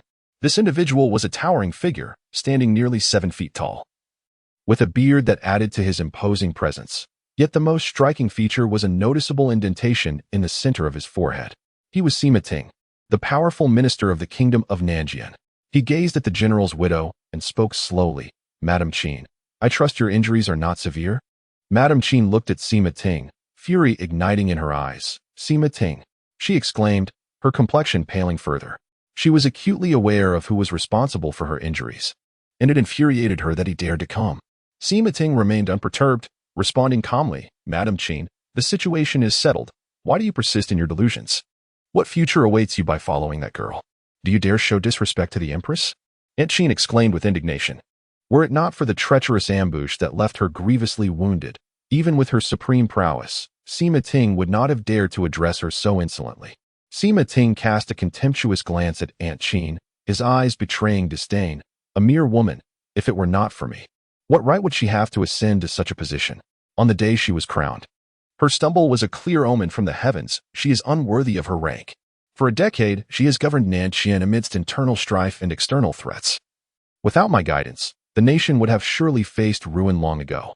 She has long lost her right to remain upon that throne. Aunt Qin felt a tempest of anger and sorrow within her. Jean Li was someone she had watched grow, striving diligently. Yet she could never truly master the intricate art of imperial power to manipulate the court with ease. Though not a sovereign adept in the nuances of rule, she was undoubtedly a diligent and benevolent ruler. At times, Aunt Qin lamented that if Jean Li had not become empress, but rather an ordinary princess, it would have been far better. Alas, once one holds the imperial seal, retreat is not an option. To abstain from contention is tantamount to death. Chapter 10. Could it be that Qi Yuan's words bear truth? Aunt Qin wished fervently that Jean Li were not in that position. Yet, she understood the impossibility of such a wish. Ambition akin to that of wolves. She gazed at Sima Ting, her eyes aflame with fury, for he conspired with the Northern Khan's court, a treachery deserving of the harshest punishment. The Northern Khanate and Nanqian were sworn enemies, bound by a history drenched in blood. This is where the chasm between us lies, Sima Ting proclaimed. For nations, there exists only the pursuit of interests. It is the warriors who dwell upon grievances and vendettas. Madam Qin, I urge you to recognize your circumstances and surrender the key to the treasury, or else. Sima Ting threatened. As the widow of the late Grand General, Madam Qin held the key to the imperial treasury. This key could unlock the Heavenly Fortune lock and retrieve the Heavenly Fortune seal. He intended to usurp the throne. And possessing the Heavenly Fortune seal would legitimize his claim to the national destiny of the Southern Qian Kingdom. You shall not succeed. Sima Ting gazed at Madam Qin, choosing not to utter further words. After all, she was the widow of the esteemed Grand General. Currently, General Tianqi, stationed at the front lines, had shared a deep bond with the late general. Should he harm Madam Qin, the situation would become precarious. Yet, Madam Qin was the Empress's trusted ally, compelling him to act and inflict severe injury upon her. In doing so, the Empress would be rendered defenseless. Madam Qin, consider your position carefully. In 3 days, the Crown Prince of Southern Feng will arrive, and in 10 days, the fateful duel will commence. How will you respond? After delivering his message, Sima Ting departed with a flourish. Anger flickered in Madam Qin's eyes before giving way to a profound desolation. She was gravely injured, having even compromised her foundation. A swift recovery seemed nearly impossible. The impending duel was destined for failure. Your Majesty, there are 7 volumes of texts here, all documenting the Qi Yuan prohibition. A palace maid reverently placed the books upon the jade throne. Jean Li nodded, picking up a volume to examine it closely. Today, hearing Qi Yuan mention the Qi Yuan prohibition had piqued her interest. Now, with Madam Qin gravely injured and the Crown Prince of Southern Feng set to arrive in 10 days for a duel with her, the stakes were dire. Should they suffer defeat, the Southern Qian Kingdom would be humiliated, and her own fate would hang in the balance. A decade ago, when Emperor Jean Li passed away before her ascension to the throne, the political landscape of the Southern Qian Kingdom was tumultuous. The Southern Feng Kingdom amassed an army of 200,000 at the border, harboring intentions to invade Southern Qian at this opportune moment. Chancellor Sima Ting journeyed to the frontier to negotiate an accord with Southern Feng on behalf of Southern Qian, inadvertently laying a trap for Jean Li. Should the conflict result in defeat, she would be compelled to wed the Crown Prince of Southern Feng. How could a sovereign queen condescend to such a union? This was the snare devised by Sima Ting. A decade prior, with Jean Li yet to ascend, the pact with Southern Feng posed little issue, merely exchanging a princess for the tranquility of the border. Now, with Aunt Qin gravely injured, the prospect of victory in battle hinged on her recovery. For only then would she possess the strength to fight. Within the 4 great forbidden zones, numerous spiritual herbs abound, potentially containing medicinal materials for healing. After perusing a few tomes, Jean Li discovered that within the Qi Yuan forbidden zone lay several rare spiritual medicines, each boasting diverse effects, such as healing wounds and prolonging life. The 9-flower silken lotus? As she delved into the texts, Jean Li's gaze ignited with fervor. Ancient records indicated the presence of the 9-flower silken lotus within the Qi Yuan forbidden zone. This herb, with its 9 petals, exudes 9 distinct fragrances and is revered as the imperial medicine. Should Aunt Qin procure this herb, not only would her injuries vanish, but she might even transcend to the emperor level. Such knowledge was gleaned from the exploits of a supreme sovereign, who, by fortuitous chance, entered the Qi Yuan forbidden zone. Initially intending to harvest the spiritual herbs, he found himself besieged by the demon kings within. Outnumbered, he managed to escape, but never regained the opportunity to re-enter. Hence, it is plausible that the Qi Yuan forbidden zone harbors numerous demon kings, and perhaps even a demon emperor, though the truth remains shrouded in mystery. Jin Li contemplated deeply. If there were no demon emperor, perhaps, with the perception of the demon king, they could stealthily infiltrate and truly gather the spiritual herbs. Regrettably, there was no record of how to enter the Qi Yuan forbidden zone. Each of the 4 forbidden areas presented its own challenges, with the Qi Yuan forbidden zone being the most perplexing in terms of access. Could it truly be, as Qi Yuan suggested, to carry a ladder to gain entry? The mere thought of Qi Yuan brought a smile to the corners of Jin Li's mouth. Of course, such an idea was utterly implausible. It was simply too absurd. Or rather, devoid of any logic. However, there was no reason for Qi Yuan to deceive her. She held a profound trust in him. Otherwise, she would not have instructed the maidens to gather materials regarding the Qi Yuan forbidden zone. As she perused the subsequent volumes, Jin Li did so with great earnestness.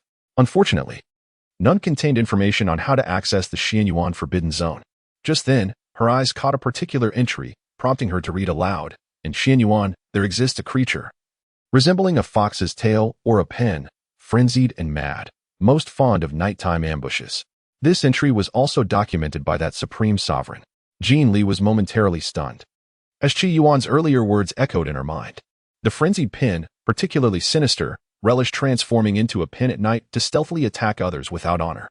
Could this be the same malevolent beast? Countless thoughts flashed through Jin Li's mind. The supreme sovereign who left behind this information had once been a grand priest of the southern Qian kingdom. Such knowledge had remained concealed within the library, never disseminated to the public. How then did Qi Yuan come to know? Could it be that Qi Yuan was of royal descent?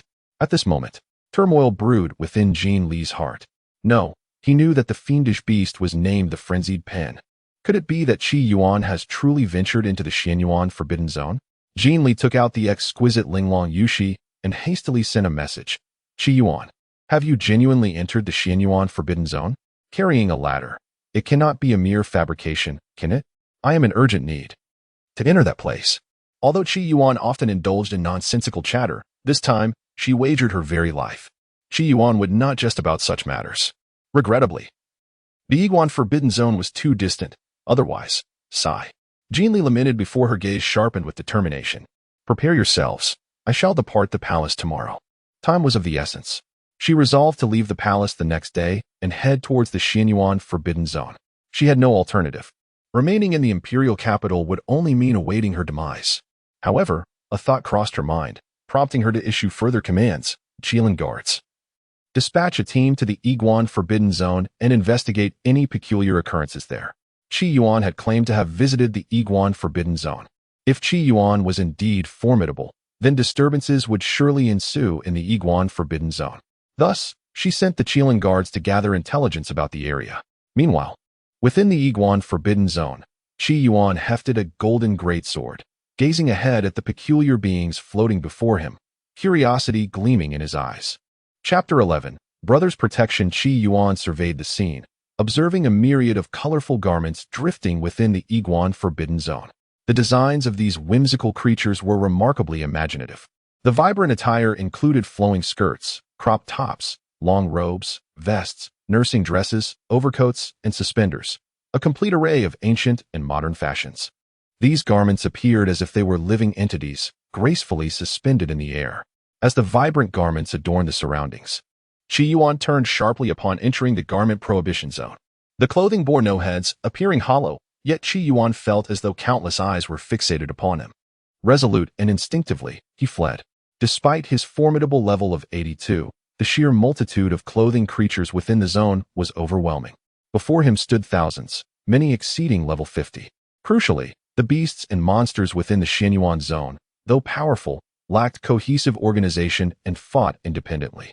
In stark contrast, The garment prohibition zone resembled a well-structured army. If Qi Yuan were to engage, he would undoubtedly find himself surrounded. Thus, he shamefully retreated. After approximately a quarter of an hour, Qi Yuan finally exhaled in relief. He had evaded capture. Seizing his great sword, he began to dig into the earth, swiftly creating a deep pit. He excavated with remarkable proficiency, an action honed by habit. Lying within the pit, he noticed a message from Jean Li in the chat interface. The rules he had personally established could not possibly be flawed. However, upon reading that Jean Li intended to venture into the Xianyuan zone herself, Qi Yuan felt compelled to check his game interface. Confirming that the Xianyuan zone was indeed his domain, he reassured her, saying, "Do not worry, all is well.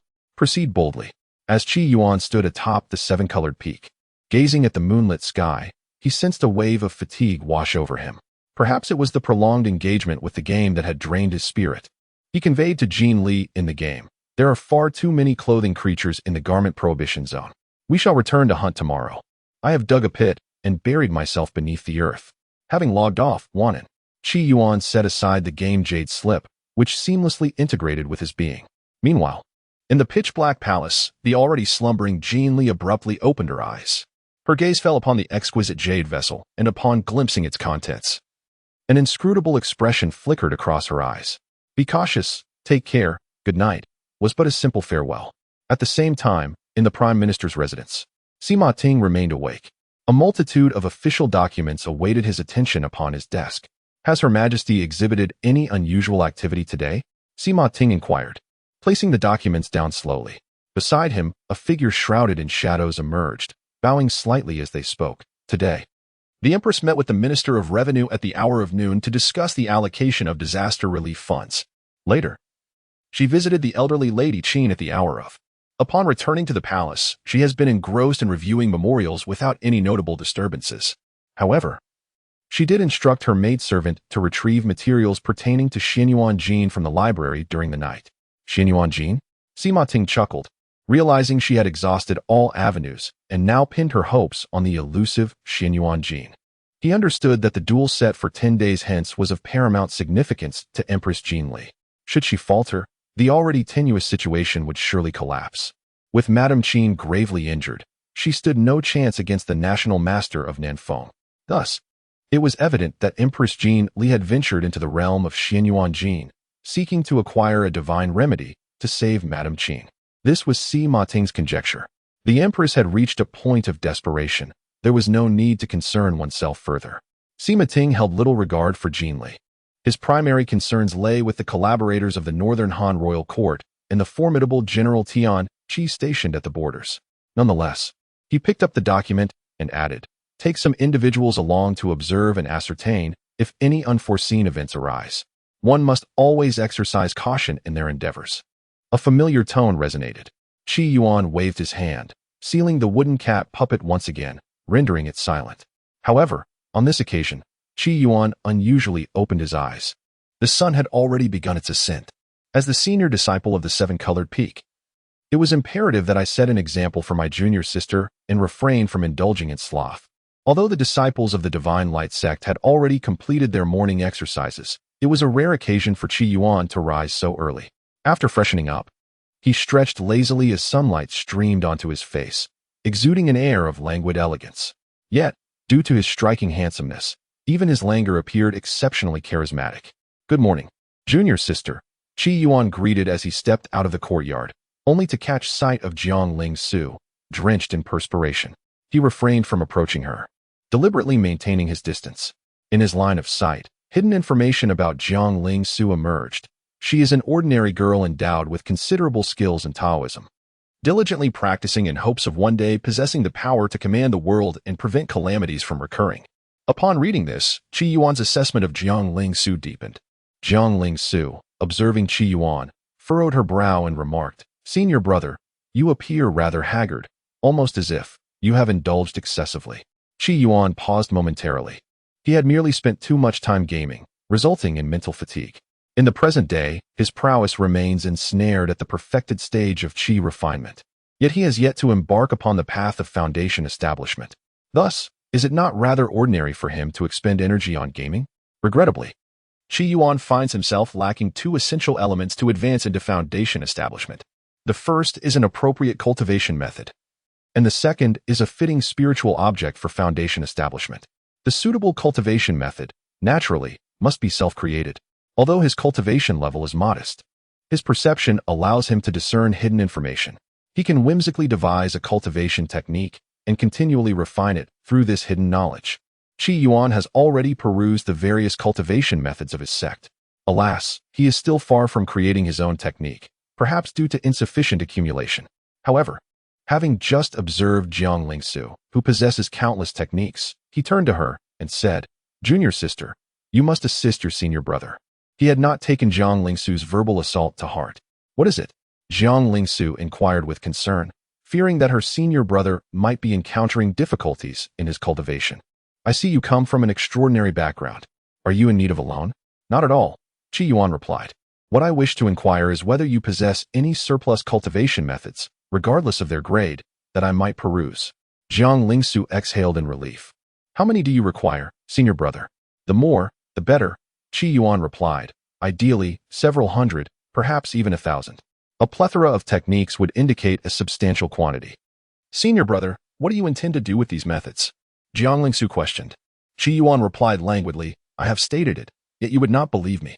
If you provide me with some techniques, in the future, as I achieve success in my cultivation, the entirety of the Divine Light sect, no, the entire Kanglan realm, shall be under my protection." Upon hearing these words, Jiang Lingsu couldn't help but smile. Did she need protection? Despite Qi Yuan's greater height and possibly older age, she felt confident that she could effortlessly defeat this senior brother with a single hand. "What do you need so many techniques for?" "Pray, enlighten me," Jiang Lingsu inquired once more. "I am developing my own techniques," Qi Yuan replied candidly. After all, in this world, the truth rarely garners belief. He had already unveiled the fact that the sect leader was an undercover spy, yet no one took him seriously. Jiang Lingsu paused momentarily. "Creating your own techniques? This senior brother certainly has audacious aspirations." Nevertheless, upon recalling something, she produced a jade slip. "Senior brother, here are numerous techniques for your perusal." Over the years, Ruan Yixi had only taken Qi Yuan as her disciple, which indicated her high regard for him. Therefore, it was imperative for Jiang Lingsu to cultivate a good rapport with Qi Yuan. "I lend you these techniques, but you must refrain from being consumed by games daily. Focus on your cultivation, for you must protect your junior sister in the future," Jiang Lingsu advised. "Games are a form of cultivation as well," Qi Yuan retorted, accepting the jade slip containing the techniques. As for the unpleasant odor of sweat emanating from his junior sister, it was no longer offensive. In fact, it was quite pleasant. For the jade slip contained hundreds of techniques. Chapter 12, Is it truly possible to carry a ladder? Jiang Lingsu chose not to dismiss Qi Yuan any further. The Qizhi lineage was indeed unconventional. Whether one was engrossed in games or possessed potential was ultimately subjective. A prodigy of the sword path, practicing the fundamental sword techniques, could very well outshine a mediocre practitioner of the Nine Heavens divine sword. Of course, the question of whether this senior brother was a prodigy remained, in Jiang Lingsu's eyes. He could be considered talented, yet he still fell short of the extraordinary. The great merchant's kingdom felt minuscule, dwarfed by the vast expanse of the Kanglan realm. Even within her own family, they were hardly of any significance in this boundless domain. He meticulously perused the jade slip containing the techniques bestowed upon him by Jiang Lingsu. The Earth Fiend Soul Technique? The Four Genes Technique? The 3 Yuan Skill. Qi Yuan swiftly absorbed the contents of the jade slip. His innate talent for perceiving concealed information was continuously at work. This is the 4 Genes Technique, conceived by the 4 gentlemen of Jinzhou. On the surface, it appears to be a high-grade technique, but in reality, it is a dual cultivation method for 4 individuals. If 4 practitioners unite in their cultivation, they can attain the jade level. The cultivation methods were categorized into initial, intermediate, high, jade, mysterious, and heavenly grades. The higher the grade, the more arduous the cultivation. Yet the corresponding power and potential were exponentially greater. The jade slip contained a total of 627 techniques, predominantly initial and intermediate, with high-grade techniques being exceedingly rare, and only a handful reaching the jade level. For 2 consecutive days, Qi Yuan was engrossed in the jade slip, neglecting even the gaming slip. To him, accumulating this knowledge was immensely beneficial. With his ability to unveil hidden information, he could effortlessly devise a technique, one that would not serve merely as a resource. Of course, this technique might possess limited potential. For instance, reaching a high level of mastery might yield results akin to performing 100 push-ups in a single day. On the night of the second day, dark circles adorned Qi Yuan's eyes. Suddenly, he burst into laughter. I have attained enlightenment. Indeed, he had, after much trial and error, successfully created several rudimentary techniques based on the methods archived by the Xinguang sect and those provided by his junior sister Jiang Lingsu, culminating in the success of one. He gazed upon his own technique. This is a flawed cultivation technique, which, when practiced, carries a certain probability of inducing memory confusion. One can attain the pinnacle of Qi refinement through its practice. Notably, engaging in this technique does not qualify one as a resource for any particular entity. Qi Yuan was exhilarated. It was time to bestow a resounding name upon this technique. Deep in thought, he recognized the significance of his self-created method and deliberated carefully. After much contemplation, he ultimately decided to name the technique Qi Yuan Canon. The name is both straightforward and comprehensible, leaving Qi Yuan quite satisfied. However, after this moment of joy, a profound sense of fatigue washed over him. He had indeed expended considerable energy. Regrettably, he could only reach the completion of Qi refinement. Tomorrow, he must attend some prominent lectures to thoroughly understand the foundational stage and strive to refine the technique to that level. He picked up the gaming jade tablet, intending to enter it, but ultimately, the exhaustion proved too great, causing his eyelids to betray him and close. The gaming jade tablet merged into his being. He wondered about Jin Li's well-being. Qi Yuan succumbed to a deep slumber. Xian Yuan Forbidden Land, a place rarely trodden by human feet, embodies great terror.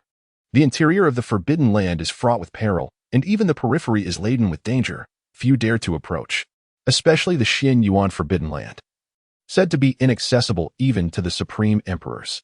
Yet, at this moment, a group of uninvited guests arrived outside the Forbidden Land. They were 7 extraordinary women accompanied by 3 men clad in prison garb. Strangely, each of them bore a ladder upon their backs. Jin Li gazed toward the Xian Yuan Forbidden Land, observing what appeared to be a protective barrier surrounding it. The protective barrier, impervious even to the mightiest of sovereigns, stood resolute. Through this veil, one could glimpse several hundred meters within the confines of Xuanyuan's prohibition. Yet, within that limited expanse, Jin Li beheld a multitude of terrifying beasts. At that moment, the commander of the Imperial Guard stepped forward, her countenance adorned with reverence. Your Majesty, we have just inquired among the nearby populace, and they assert that Xuanyuan's prohibition remains unchanged, devoid of any unusual disturbances. Upon hearing this, a flicker of doubt crossed Jin Li's eyes. If this were a mere spawning of monsters, there would undoubtedly be some commotion emanating from within Xuanyuan's prohibition. The information received, however, led her to hesitate. The commander of the Imperial Guards, standing nearby, also harbored numerous uncertainties. Nevertheless, her loyalty to the Empress was unwavering. Whatever the Empress decreed, she would resolutely carry out. Very well. Jin Li parted her crimson lips, her voice a blend of cold elegance and underlying authority. You shall bear the ladder and proceed to Xuanyuan's prohibition. The 6 elite guards promptly drew their swords, directing them at the 3 prisoners, convicts sentenced to death, brought here without knowledge of their fate. They understood that ahead lay Xuanyuan's prohibition, a domain even the most powerful sovereigns could not breach. How could they possibly enter? Yet, with blades poised behind them, they had no choice but to slowly advance with the ladder. Beside them, the commander of the Imperial Guards finally inquired, Does your Majesty intend to enter Xuanyuan's prohibition? But, is this truly a viable means of entry? Jin Li felt a twinge of apprehension within her heart, yet she held immense trust in these 6 women. A friend once informed me that bearing a ladder might grant us access to Xuanyuan's prohibition. This is indeed quite extraordinary, the commander remarked. The other guards nearby shared a similar sentiment. A few hundred meters away, 2 men were perched in a tree, sent by Prime Minister Sima Ting. Due to Sima's anticipation for Jin Li's journey to Xianyuan Forbidden, he dispatched no formidable experts. These 2 men gazed from their elevated position, curiosity evident in their eyes. What does this Empress intend? To breach the Xianyuan Forbidden? As if that were not absurd enough, why carry a ladder? It is utterly laughable. No wonder the world is predominantly governed by men, with few women ascending to the throne. This Empress is rather amusing. To think that carrying a ladder would grant access to the Xianyuan Forbidden is preposterous. It is akin to claiming that the loudest flatulence could enable one to ascend to the heavens. However, in the next breath, their expressions shifted to one of astonishment. For they witnessed the so-called royal-level barrier of the Qi Yuan forbidden, which even the strongest could not breach, allowing the three prisoners carrying ladders to enter with such brazen ease. Jin Li's heart raced with exhilaration. What Qi Yuan said was indeed true. The leader of the guards and his companions displayed looks of disbelief. Yet, despite her excitement, Jin Li remained composed. Huayu, deal with the two insects behind. The guard named Huayu vanished upon hearing her command. Jin Li's gaze deepened as she surveyed the Qi Yuan forbidden, her expression intricate, lost in thought. Chapter 13. Entering the Qi Yuan forbidden at this moment, the guards present, along with their leader, still bore expressions of incredulity. However, that is the Qi Yuan forbidden land, a terrifying realm that has existed for countless millennia. Impervious even to the mightiest sovereigns. For over 10,000 years, innumerable powerful figures have endeavored to discover a means of entry, all to no avail. Yet now, one merely carries a ladder and gains access? This simplicity is astonishing. Jin Li's voice was icy. This matter must not be divulged. We are willing to stake our lives as a guarantee that it shall not be disclosed to a second soul. The soldiers present understood the gravity of the situation. The commander of the forbidden troops, with an expression of fervor, proclaimed, "This is a divine blessing for our emperor. Once we grasp the method to enter the Qi Yuan forbidden land and sacrifice lives to do so, we shall undoubtedly harvest a plethora of spiritual herbs from the periphery. The Qi Yuan forbidden land has remained undisturbed for at least 10,000 years, and the abundance of spiritual herbs within is certain. In the depths of Qi Yuan, their current strength is insufficient for exploration. However, the outer regions must still harbor numerous spiritual herbs, and the presence of ferocious beasts is minimal." As the commander spoke, she intended to carry the ladder directly inside, for she had already spotted several exceedingly precious spiritual herbs at the periphery. Jin Li's expression remained frigid, concealing the excitement within her. She had a ladder beside her, yet she hesitated to carry it, needing further verification. It was prudent to refrain from rash actions and observe for the time being. The few condemned prisoners were vicious individuals. At that moment, 3 of them entered the Qi Yuan forbidden land, laden with the ladder. Their faces bore expressions of shock and fear. One man, upon spotting a spiritual herb, exhibited a covetous gleam in his eyes. He immediately plucked it and stuffed it into his mouth. Outside, powerful forbidden troops stood guard. For those wishing to survive, consuming the spiritual herbs was their sole opportunity. As for escape, their current speed is comparable to that of an ordinary person. With the Imperial Guards watching closely, how could they possibly escape? Consuming the elixir is their only chance of survival. The commander of the Imperial Guards observed in desperation as those condemned prisoners partook of the elixir, something she herself would hesitate to consume. Yet, here were several death row inmates feasting upon it.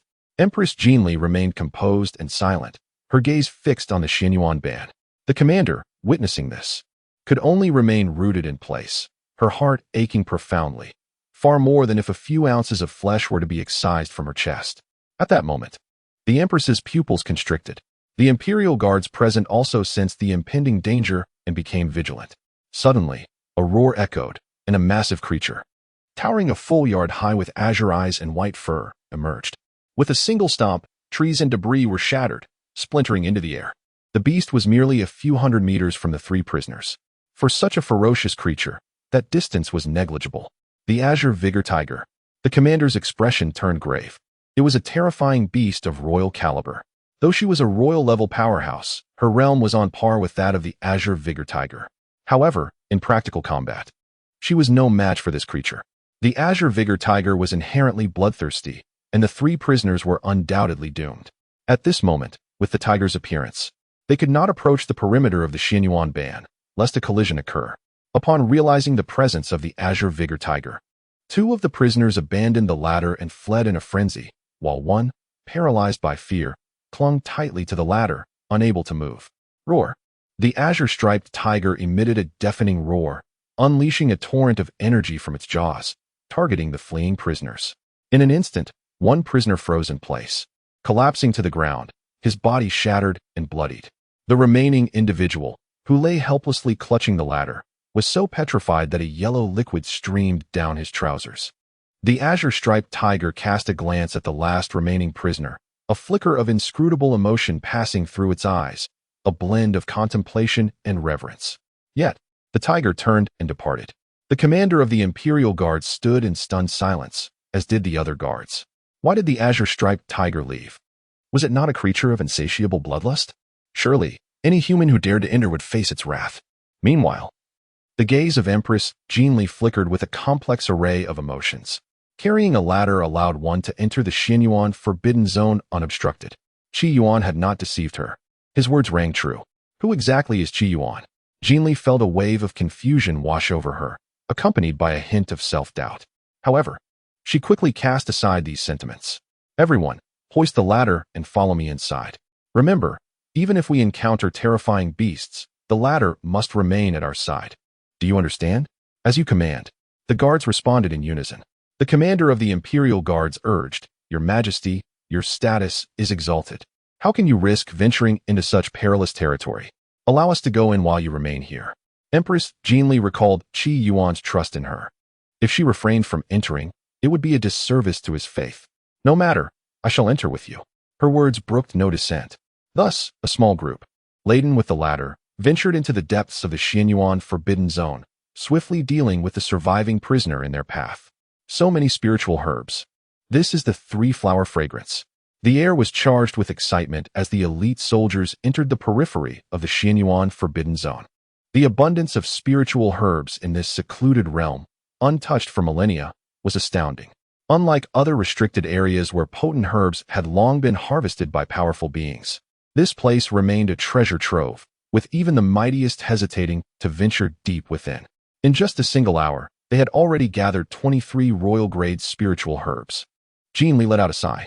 Despite her status as the Empress of the Southern Qian Kingdom, she had only consumed fewer than 10 royal-grade herbs throughout her life.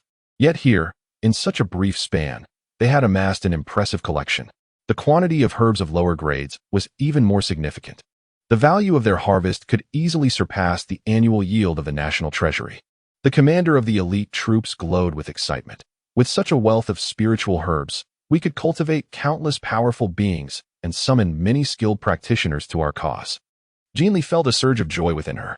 She recalled Qi Yuan's words, revealing that he had successfully conquered the Qi Yuan forbidden zone, referring to it as a instance. A thought struck her, and she declared, We must venture deeper into the Qi Yuan forbidden zone. We must secure royal-grade herbs, especially the 9-flower silken lotus. Though Qin Li sought to delve deeper for the 9-flower silken lotus, there was another pressing reason behind her desire. The elite soldiers nearby exchanged worried glances. The depths of the Qi Yuan forbidden zone held not only royal-grade herbs, but also formidable royal-level beasts. While they believed they could escape from king-level beasts, the prospect of encountering a royal-level beast seemed nearly insurmountable. Their grip on the ladder tightened with apprehension. It is uncertain whether this ladder still holds any purpose. I wish to accompany your majesty. Indeed, Qin Li nodded. She yearned for a reversal of fortune.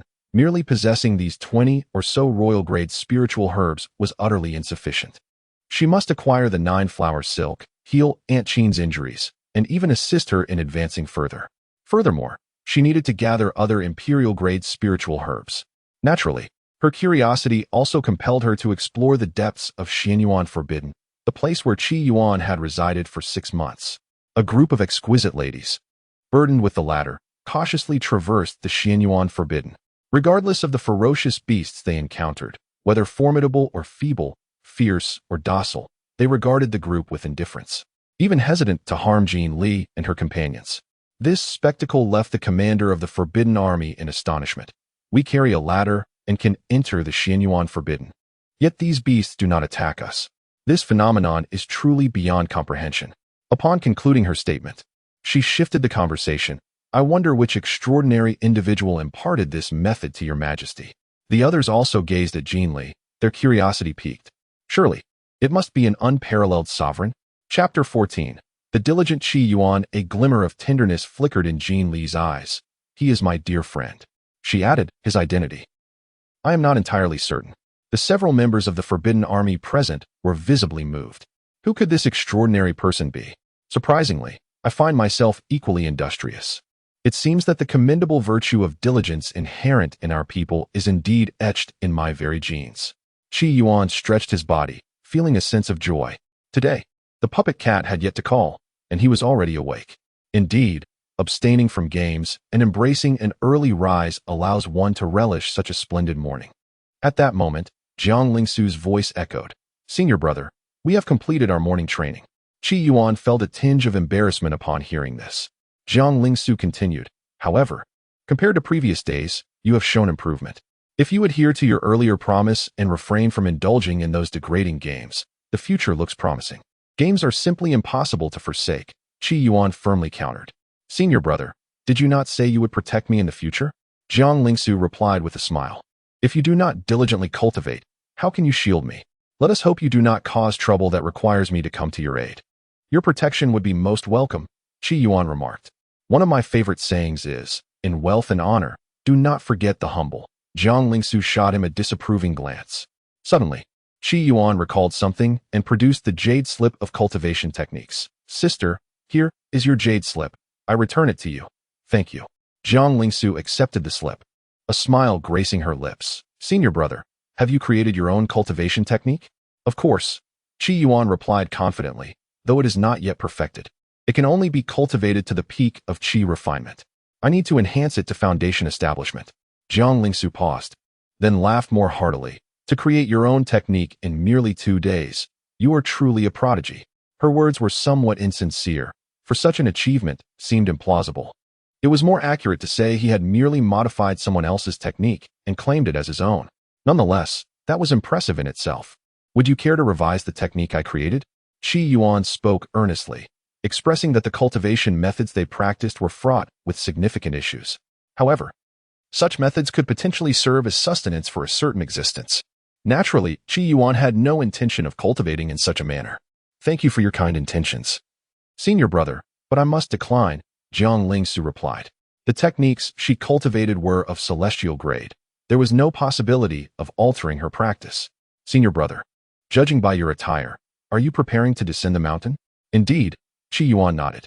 I plan to create my own foundational cultivation method, but regrettably, my understanding of foundational practices is rather limited, especially regarding their levels. I intend to descend the mountain to attend some significant lectures on foundational cultivation. Upon hearing this, Jiang Lingsu increasingly concluded that her senior brother's earlier words were mere jest. How could one who lacked understanding of foundational practices attempt to create a method? Could such a technique truly be cultivated?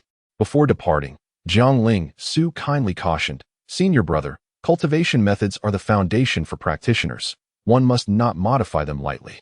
Half an hour later, Qi Yuan was seated in the grand lecture hall for cultivation. He had arrived early and secured a favorable position.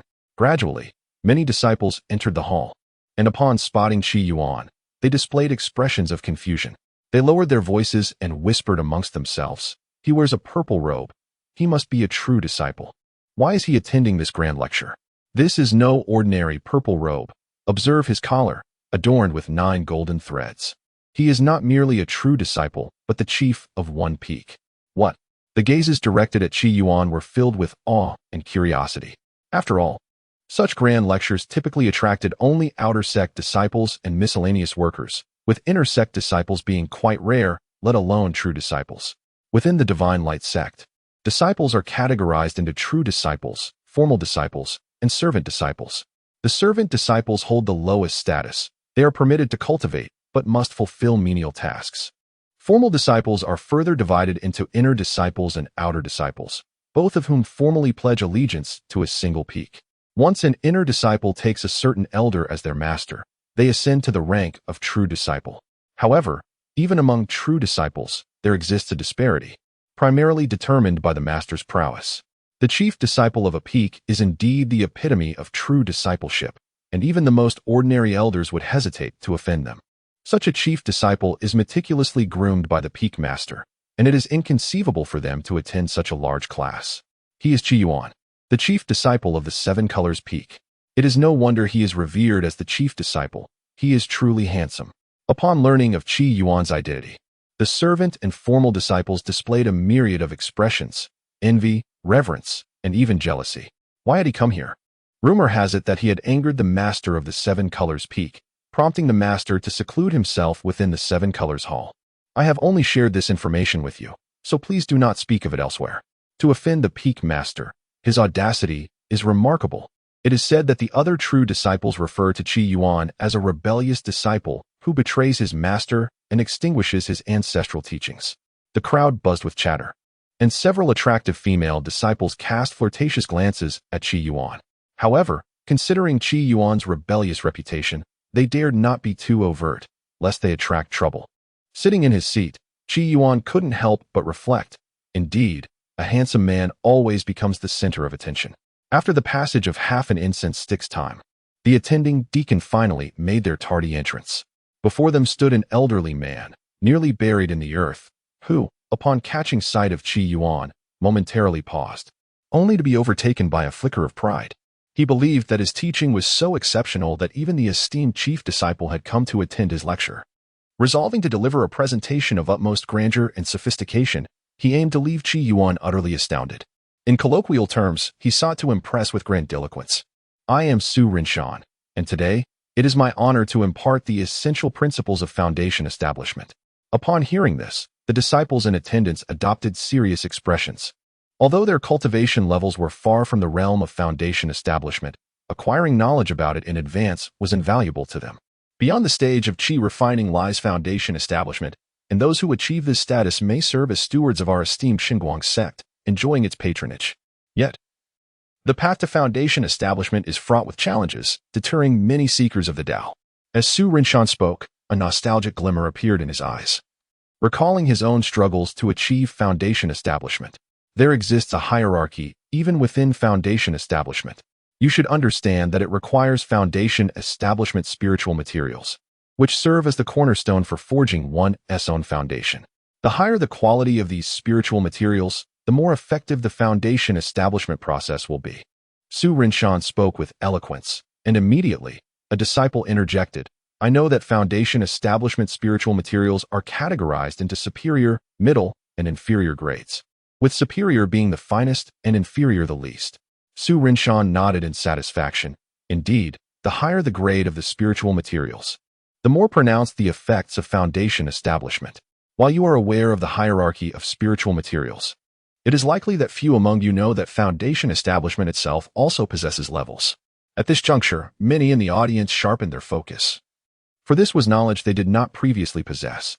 Su Rinshan glanced at Qi Yuan's position and noticed that Qi Yuan was also listening intently, which filled him with pride. The Foundation Establishment is categorized into various tiers: the Mundane Foundation, the Spiritual Foundation, the Earth-Vein Foundation, and the Celestial Foundation. Typically, low-tier foundation spirits yield a mundane foundation. I, too, embody the Mundane Foundation, having squandered my life with no hope for the primordial elixir. What a pity.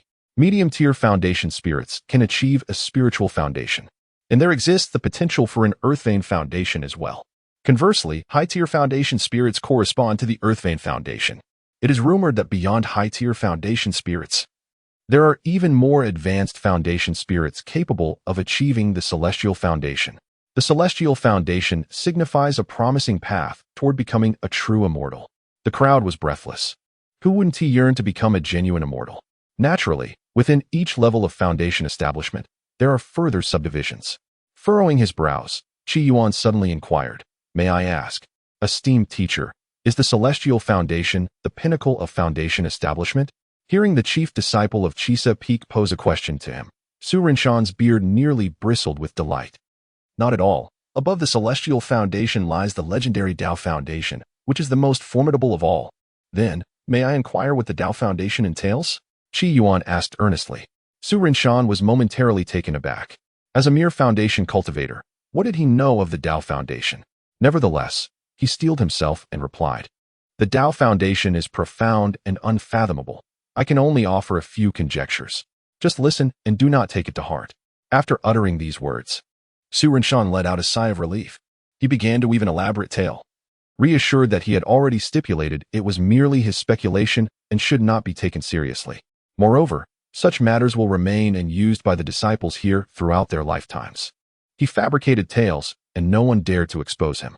Upon hearing this, Qi Yuan became entirely engrossed. He yearned to uncover the essence of the Tao of Heaven's foundation. Chapter 15. The Tao of Heaven's foundation. Su Runshan cleared his throat. What do you believe is the most precious foundational spiritual object in the world? He gazed down at the disciples, exuding an air of an enlightened master. Is it the divine thunder fruit of the 9 heavens? A female disciple ventured tentatively. Starry tears? The source Qi of the profound yellow? Supreme bones? Many disciples offered suggestions, each naming exceedingly rare foundational spiritual objects, all of which existed merely in legends. Su Runshan turned to Qi Yuan, who had been deep in thought, and inquired, Qi Yuan, what do you believe it to be? Su Runshan nodded in approval. You are correct. The foundational spiritual object required for the Tao of Heaven's foundation must be at that moment. Qi Yuan felt an epiphany, as if a veil had been lifted and enlightenment had dawned upon him. He felt his intellect expanding. He was on the verge of comprehension. His expression was one of exhilaration, bordering on madness. I have understood. The Tao of Heaven's foundation, so it is. With utmost reverence. Qi Yuan performed a formal bow to Su Runshan and then took his leave. Su Runshan observed this scene with a smile. He continued to elucidate for the remaining disciples of the Xinguang sect. There exists a wondrous entity in this world, known as the Qi of heavenly veins. It is said to be a wisp of essence that spills forth from the Tao of Heaven. Acquiring it allows one to forge the Tao of Heaven's foundation. These insights were gleaned from ancient texts by Su Runshan. The Qi of heavenly veins is indeed the most precious foundational spiritual object. On the 7-colored peak, Qi Yuan sat in a daze, his mind racing with unprecedented speed. The foundation of the heavenly path. It turns out that the so-called foundation of the heavenly path involves utilizing the heavenly path as a foundational spiritual entity. Qi Yuan has come to a realization. His intellect has expanded. Had his ambitions not been so grand, perhaps the heavenly path of this realm would have directly bestowed blessings upon him, allowing him to achieve a pinnacle of enlightenment. The heavenly path is particularly fond of him, even granting him additional gifts beyond the usual 3 blossoms. Qi Yuan raised his gaze towards the celestial dome, a look of perplexity crossing his features. But how do I refine the heavenly path into my foundational spiritual entity? I am unaware of the taste of the heavenly path. Is it palatable? Speaking of the heavenly path, it seems I obtained fragments of it within the Qi Yuan forbidden zone. Could these serve as my foundational spiritual entity? Qi Yuan's spirit surged as he stumbled upon an extraordinary revelation. The game Jade Slip, to him, is far more than a mere game. However, he was disinclined to ponder it deeply. It had been a long while since he last played a game. Thus, he decided to activate it. With this thought in mind, Qi Yuan re-entered the game. Upon his arrival, as was customary, he found himself buried in the earth. Opening the chat interface, he noticed a message from Jean Li. A smile crept across his lips. I wasn't deceiving you, was I? The current Qi Yuan forbidden zone has already taken my form, and you may freely take anything within. He exuded confidence. In the Qi Yuan forbidden zone, he had already retrieved the most precious items. As for those so-called spiritual herbs, to him, they were merely snacks. He had no interest in those that lacked flavor. Moreover, the efficacy of those herbs paled in comparison to the thrill of slaying a monster. Yet after sending the message, Qi Yuan felt a twinge of regret. That Jean Li must possess a relatively low level and would be unable to vanquish those beasts. When time permits, I shall accompany you to the Garment Forbidden Zone to vanquish monsters. It must be said, the abundance of creatures here is astonishing. After sending the message, Qi Yuan emerged from the pit. At this juncture, he has attained level 82. However, caution is imperative within the Garment Forbidden Zone. The minor creatures in the Qi Yuan Forbidden Zone engage in solitary combat, whereas those in the Garment Forbidden Zone do not. It appears that relentless grinding in the game is once again in order, Qi Yuan mused. The cultivation he achieves within the game subtly resonates with his corporeal self in reality. Thus, his continuous leveling up in the game serves a dual purpose. Additionally, upon completing dungeons, he is eligible for rewards. The fragments of the Heavenly Dao are currently his most coveted prize, for they are the foundational spiritual items he seeks. With such aspirations, he diligently set about defeating monsters. The Garment Forbidden Zone's garment spirits often appear in groups. I must seek out the solitary ones to confront. Qi Yuan contemplated. Should the garment spirits unite in numbers, ensnaring him, his demise would be inevitable. Once in the Qi Yuan Forbidden Zone, Qi Yuan inadvertently sustained injuries, resulting in several days of poor performance in the game, which also adversely affected his reality. Therefore, he must exercise caution. Stealth. Qi Yuan entered a state of concealment. Now at level 82, his combat prowess has markedly increased, and he has acquired a plethora of game skills. Indeed, if one were to liken them to the realm of cultivation, they could be termed divine abilities. He has primarily gained 2 major skills and 8 minor skills. For every 30 levels attained, 1 major skill is acquired. For every 10 levels, 1 minor skill is obtained. The 2 major skills Qi Yuan has acquired are the dominant power of the sky-slaying sword technique. Stealth is one of the minor skills, enabling him to cloak his form and traverse swiftly. As Qi Yuan traversed the dense thicket within the Forbidden Realm, he encountered an array of peculiar garbed spirits. In particular, one segment of the jungle evoked an uncanny sensation, as if he had stepped beyond the confines of a forbidden land. The lush foliage was abundant with trees, each adorned with vibrant and whimsical garments, colorful pouches and bras swaying gently in the breeze. The scene was undeniably ludicrous. Amongst this spectacle, Qi Yuan also spotted numerous pairs of undergarments, which would surely delight any deviant who might stumble upon this place. However, should such a perverse individual dare to lay their hands on the pouches, the consequences would be dire, for each piece bore a level no lower than 30. Promptly, Qi Yuan hastened his departure. After approximately half an hour, he finally paused, having discovered a secluded area devoid of the usual garbed spirits. Before him, a dozen or so spirits were diligently washing garments by the water's edge, their levels ranging from 30 to 50. Seizing the moment, Qi Yuan bellowed, "Monsters, behold my sword." The golden blade instantly expanded to an impressive length, towering several yards. With a sweeping motion, a tempest was unleashed, causing the river's waters to cascade wildly. As the colossal sword descended upon the garbed spirits, it shattered them into countless fragments with a cacophony of sound. Experience points surged, 100, 300, 200. At level 82, Qi Yuan effortlessly dispatched these lower-level spirits, achieving a swift victory.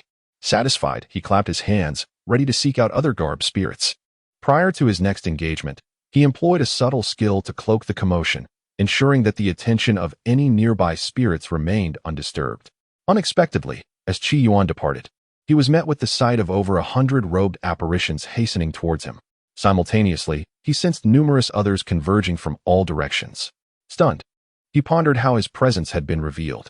Without hesitation, he took flight. Being encircled would surely lead to a grim fate. Chapter 16. Seeking assistance from Empress Jinli. An hour later, Qi Yuan, breathless and weary, confirmed that no one was trailing him, and he collapsed within a secluded valley. This was not a mere game. It was a matter of survival. After vanquishing a dozen robed apparitions from remote locales, he found himself besieged by countless others. He fled with extraordinary effort, ultimately managing to escape. Rising to a seated position, a look of perplexity crossed his face. How had the remaining apparitions discovered his whereabouts? This left him in deep contemplation. Was it possible that all the robed apparitions shared a singular awareness? He recalled the insectoid race depicted in certain anime, which operated under the control of a central matriarch, utilizing a unified system. If this were the case, it would spell trouble. His strategy of dividing and conquering would be rendered ineffective. In distress, he considered seeking Jinli's assistance. Perhaps she possessed some strategies for this game. As he contemplated this, he sent out a few messages. The number of robed apparitions within the Forbidden Zone is overwhelming. Today, I encountered a grove entirely adorned with pouches. What a striking sight. If it were captured on a mobile device and shared online, it would undoubtedly go viral. Today, I hunted the roguish aristocrat and encountered several issues. Qi Yuan articulated the problems he faced and shared them. Do you possess any strategies? Please send them to me for reference. I would be immensely grateful. Meanwhile, Sima Ting was engrossed in a game of chess. Upon hearing this, he chuckled. Disregarding the man in the long robe and addressing the official with whom he was playing, Bujin, are you certain you wish to place your piece here and capture one of mine? My pieces are interconnected, each a stronghold with true eyes. The outcome is already determined. You are left with dead pieces. The official, upon hearing this, jested humbly. My skills in chess are far inferior to those of the Prime Minister. With the tides turned against me, I shall seize what I can. Sima Ting laughed heartily at this response. The current Empress of Jinli is akin to a black piece on the chessboard, devoid of any escape. A cornered beast may still struggle, but death is merely a matter of time. Taking advantage of the moment, the official remarked, in 6 days, when old Lady Qin faces defeat, we shall rise up collectively against her. At that time, The realm of Nangwa will belong to the Prime Minister. Upon hearing this, Sima Ting's smile broadened. Although it could be said that Nangwa is already under his dominion, nothing compares to the legitimacy of rightful rule. Jinli was in high spirits. She had just met with Aunt Qin and bestowed upon her the royal herb, 9-flower silk. With this herb, Aunt Qin's injuries would pose no further issue. Moreover, Aunt Qin might even ascend to the realm of the sovereign. This was undoubtedly an exhilarating prospect for Jinli. In a world where martial prowess reigns supreme, having an additional sovereign-level powerhouse would bolster her confidence against Sima Ting. All of this was made possible by Qi Yuan. Contemplating Qi Yuan, her emotions were intricate. At that moment, the exquisite jade pendant shimmered once more. She withdrew the jade pendant, her feelings of joy intensifying. With rapt attention, she scrutinized its contents, far more earnestly than she would a decree, savoring each word. When she witnessed Qi Yuan encountering peril within the confines of the attire prohibition, a surge of alarm coursed through her. The sight of the trees in the attire prohibition adorned with belly bands involuntarily brought a smile to her face. Regarding the attire prohibition, upon seeing Qi Yuan beseech her for assistance, she promptly resolved to help. I shall assist you in uncovering information about the attire prohibition without delay. Exercise caution until we have results. Oh, thank you for your concern. I must tell you, the peculiarities of the attire prohibition are truly remarkable, Qi Yuan elaborated. Jinli listened intently. In that moment, she shed the mantle of empress. In her eyes, Qi Yuan was no longer that enigmatic and formidable figure, but rather an old friend with whom she could share her thoughts. Half an hour later, Jinli gazed at the tome upon the jade seat, her brow furrowed. Is there truly so little recorded about the attire prohibition? Before her lay a slender volume, its references to the attire prohibition scant, merely a few pages, and all of them common knowledge, utterly inadequate to assist Qi Yuan. Summon Minister Dongshan of the Wenyuan Pavilion, Jinli commanded. Minister Dongshan was among the most erudite scholars of the southern Qian kingdom and belonged to Jinli's faction. She hoped to glean information about the attire prohibition from him. Before long, Minister Dongshan appeared within the Phoenix Hall. Jinli inquired directly, Master Dong, are you aware of the information regarding the Yiguan Jin, particularly concerning the introduction of the Yiguan Yao? Dongshan was momentarily taken aback.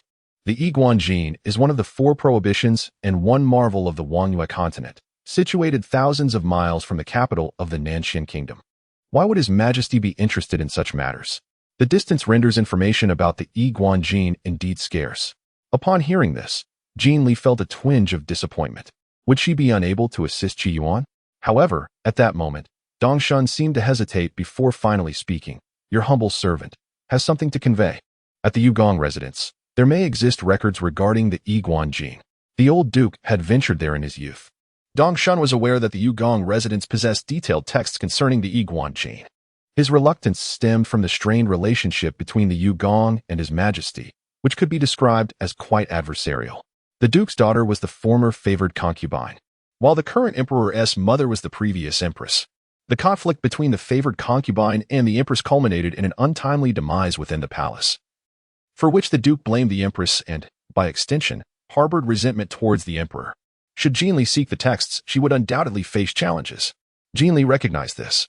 Yet her heart brimmed with joy for having finally unearthed a lead. She waved her sleeve, declaring, I shall personally pay a visit to the Yugong. With few subordinates at her disposal, sending someone to request the text would likely result in immediate recognition by the duke. Thus, it was more prudent for her to go herself. Enduring a little difficulty was of little consequence. As long as she could acquire information about the Yiguan Jin, it would be worth it. Late into the night, Jinli departed from the Yugong residence, clutching the tomes in her arms. Having knelt for too long, her legs ached as she walked, yet her face radiated a smile. The commander of the Imperial Guard, Hua Xian, supported Jinli, her beautiful eyes blazing with indignation. Lord Yu has gone too far. He is fully aware of your Majesty's leg injury from years past. Yet he deliberately seeks to make things difficult for you.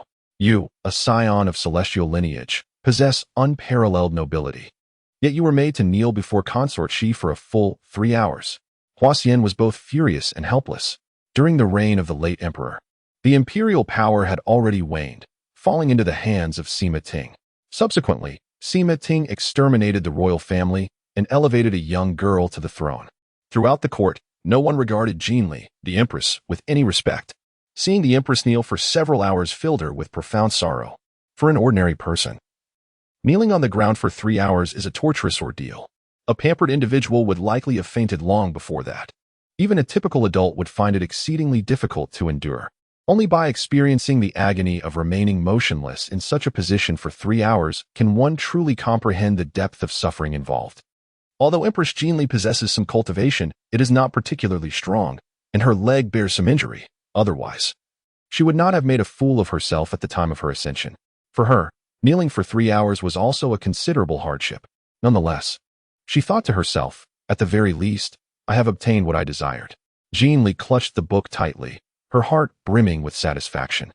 Finally, I implore you to read on. Your recommendations are greatly appreciated. Chapter 17. Online chats inside the carriage. Jinli eagerly perused the book. Your Majesty, it is already the hour of the tiger. It is time to retire. If your Majesty is unwell, I cannot bear the consequences. Reminded a maid dressed in a pale yellow palace gown. Jinli, not raising her head, simply replied, The Yu family possesses a wealth of information regarding the dress code prohibitions. And Jinli was searching for the answers that Qi Yuan had inquired about, while simultaneously gathering additional information on the dress code prohibitions to share with him and assist him. At last, she found what she was looking for. With a sudden spark of insight, Jinli realized that all the garment spirits were interconnected, sharing their existence. However, this connection significantly diminished at night. Upon acquiring this knowledge, she swiftly retrieved the exquisite jade artifact and relayed the information to Qi Yuan. Additionally, she shared her compiled research regarding the garment ban with him. After sending the message, she felt a rush of excitement. Yet her expression turned to one of confusion as she examined the ancient texts. The records indicated that the only current entity of the garment ban was the bridal specter. How then could Qi Yuan's mention of the bellyband spirit be explained? Could it be that other garment spirits had emerged within the confines of the garment ban? Jinli was perplexed. She wondered if the guards had the opportunity to encounter Qi Yuan and what his appearance might be like.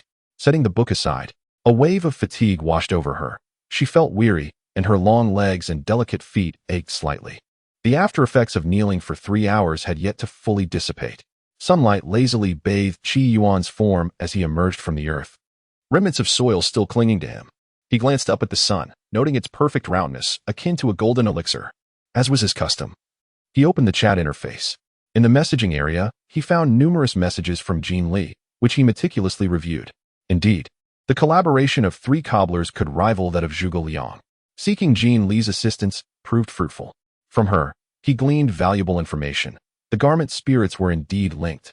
Yet their connection waned significantly during the night, presenting him with an opportunity. However, with the sun still shining brightly, it was not the ideal time for testing. He would have to wait until nightfall. Qi Yuan continued to gaze at the information below. Jinli not only provided the queries he wished to address, but also marked certain perilous areas and elucidated the distribution of powerful figures among the attired demons. She was truly considerate. No, it was more appropriate to describe her as meticulous and attentive. Qi Yuan mused, suddenly realizing something, and promptly corrected himself.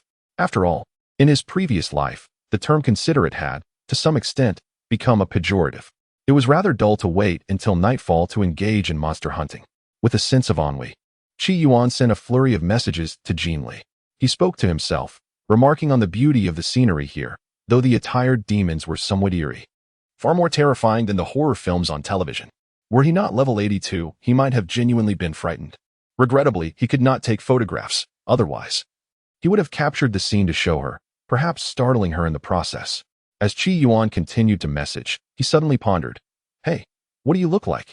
If only he could send a picture, he might catch a glimpse of his female online acquaintance's appearance. Alas, this game did not allow for images or videos. I look decent enough.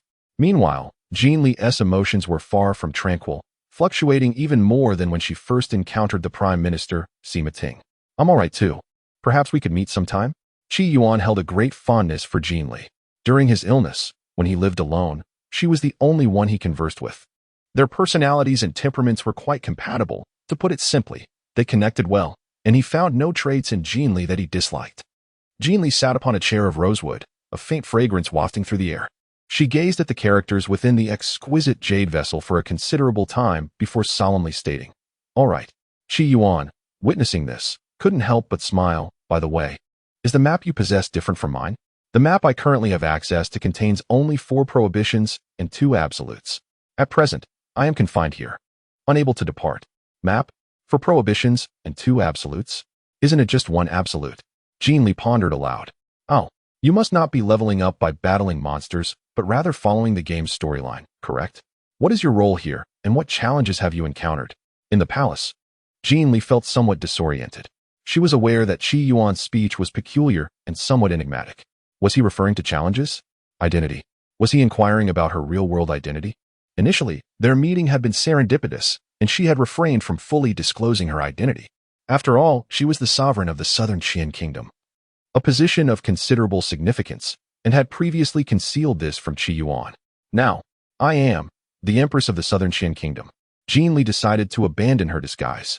Wow, your character in the story is so formidable, an empress no less. This is incredible. I must meet you in person. In my entire life, I have yet to even encounter a town mayor, let alone an empress, which is truly rare. Upon hearing this, Jean Li could not help but smile wryly. What is your current mission? Qi Yuan continued to inquire. Mission? Jean Li had grown accustomed to Qi Yuan's eccentric manner of speaking and began to grasp his intent. As the empress of Southern Qian, I contend with the ambitions of the Chancellor Sima Ting, who covets the throne, while also fending off incursions from the northern Han royal court, not to mention the periodic assaults from monstrous beasts. Thus, your primary task now is to eliminate Sima Ting, preserve the imperial throne, and subsequently vanquish the remaining adversaries? Upon hearing Qi Yuan's nonchalant words, Jean Li felt a subtle shock within her heart. These monumental matters had crossed her mind. Yet how could one possibly accomplish such feats? Maintaining peace would be an achievement in itself. Even though Qi Yuan was an unparalleled sovereign, possessing the means to enter the Xianyuan forbidden grounds and navigate the garment prohibition, such a supreme ruler could not achieve what was previously stated. Alas, one wonders how high the levels of the game characters you encounter are. Would wielding a sword be sufficient to slay them? Qi Yuan then inquired, have you ever seen the Great One's dragon-slaying technique? It is a magnificent tome. The Great One is truly formidable. If you grasp even a fragment of his profound teachings, this situation would undoubtedly be trivial. I have not seen it. The dragon-slaying technique? It must be quite precious, Jean Li mused, recognizing that these 3 words indicated something of great value. Upon hearing Qi Yuan mention mastering the dragon-slaying technique, she felt that her problems could be resolved in an instant. The book authored by that Great One must indeed be worth a fortune. Not expensive. Perhaps just a few hundred coins? It could be acquired for 100 gene of grain. Regrettably, I have not seen it. Otherwise, I would have charmed you with its wisdom, igniting a transformation in the game world. Perhaps a more weighty term. He substituted transformation for something else. Of course, Qi Yuan was merely speaking offhandedly. His exploration of the game's narrative was limited, and he was unaware of whether it aligned with the dragon-slaying technique. Jean Li was taken aback upon hearing this. Such a precious tome was worth merely 100 gene of grain. Chapter 18, The Black Mountain Sect. I lack understanding of military affairs and cannot navigate the realm of politics. I believe that in such circumstances, one should create a tremendous upheaval. Qi Yuan expressed his peculiar opinions. I pondered when I might recruit some subordinates for Yiguan and send them to assist you. After conversing with Jean Li for quite some time, Qi Yuan exited the game. The demons of Yiguan were challenging to confront during the day. He needed to wait until nightfall to engage with them. The prolonged hours spent in the game had taken a toll on his mental state, prompting Qi Yuan to refrain from remaining in that virtual realm continuously. A change in his routine was necessary. He needed to hasten his progress to complete the game. For doing so might allow him to gather the fragments of the Heavenly Dao. According to the foundational theory of the Heavenly Dao, it is the finest essence for establishing a foundation. If I were to cultivate using the Heavenly Dao, the foremost disciple of the 5 peaks would surely acknowledge me as their leader, Qi Yuan mused. With ample time remaining, it was appropriate to practice wielding his blade. Recently, he felt the need to practice more diligently, as it seemed the blade might soon develop a consciousness of its own. Was it possible that it would gain sentience in just a month? Why was it maturing so early? Could it be related to my understanding of the Heavenly Dao? As Qi Yuan practiced with his ordinary iron kitchen knife, he contemplated these thoughts. He wondered if, upon the blade gaining sentience, he could wield it to defeat a nascent soul master. Qi Yuan felt a surge of anticipation. He had spent considerable time refining the spirit forging technique, and the knife he had nurtured would undoubtedly be extraordinary. Although he could not break through to the foundation establishment stage in the short term, the blade would grant him remarkable power.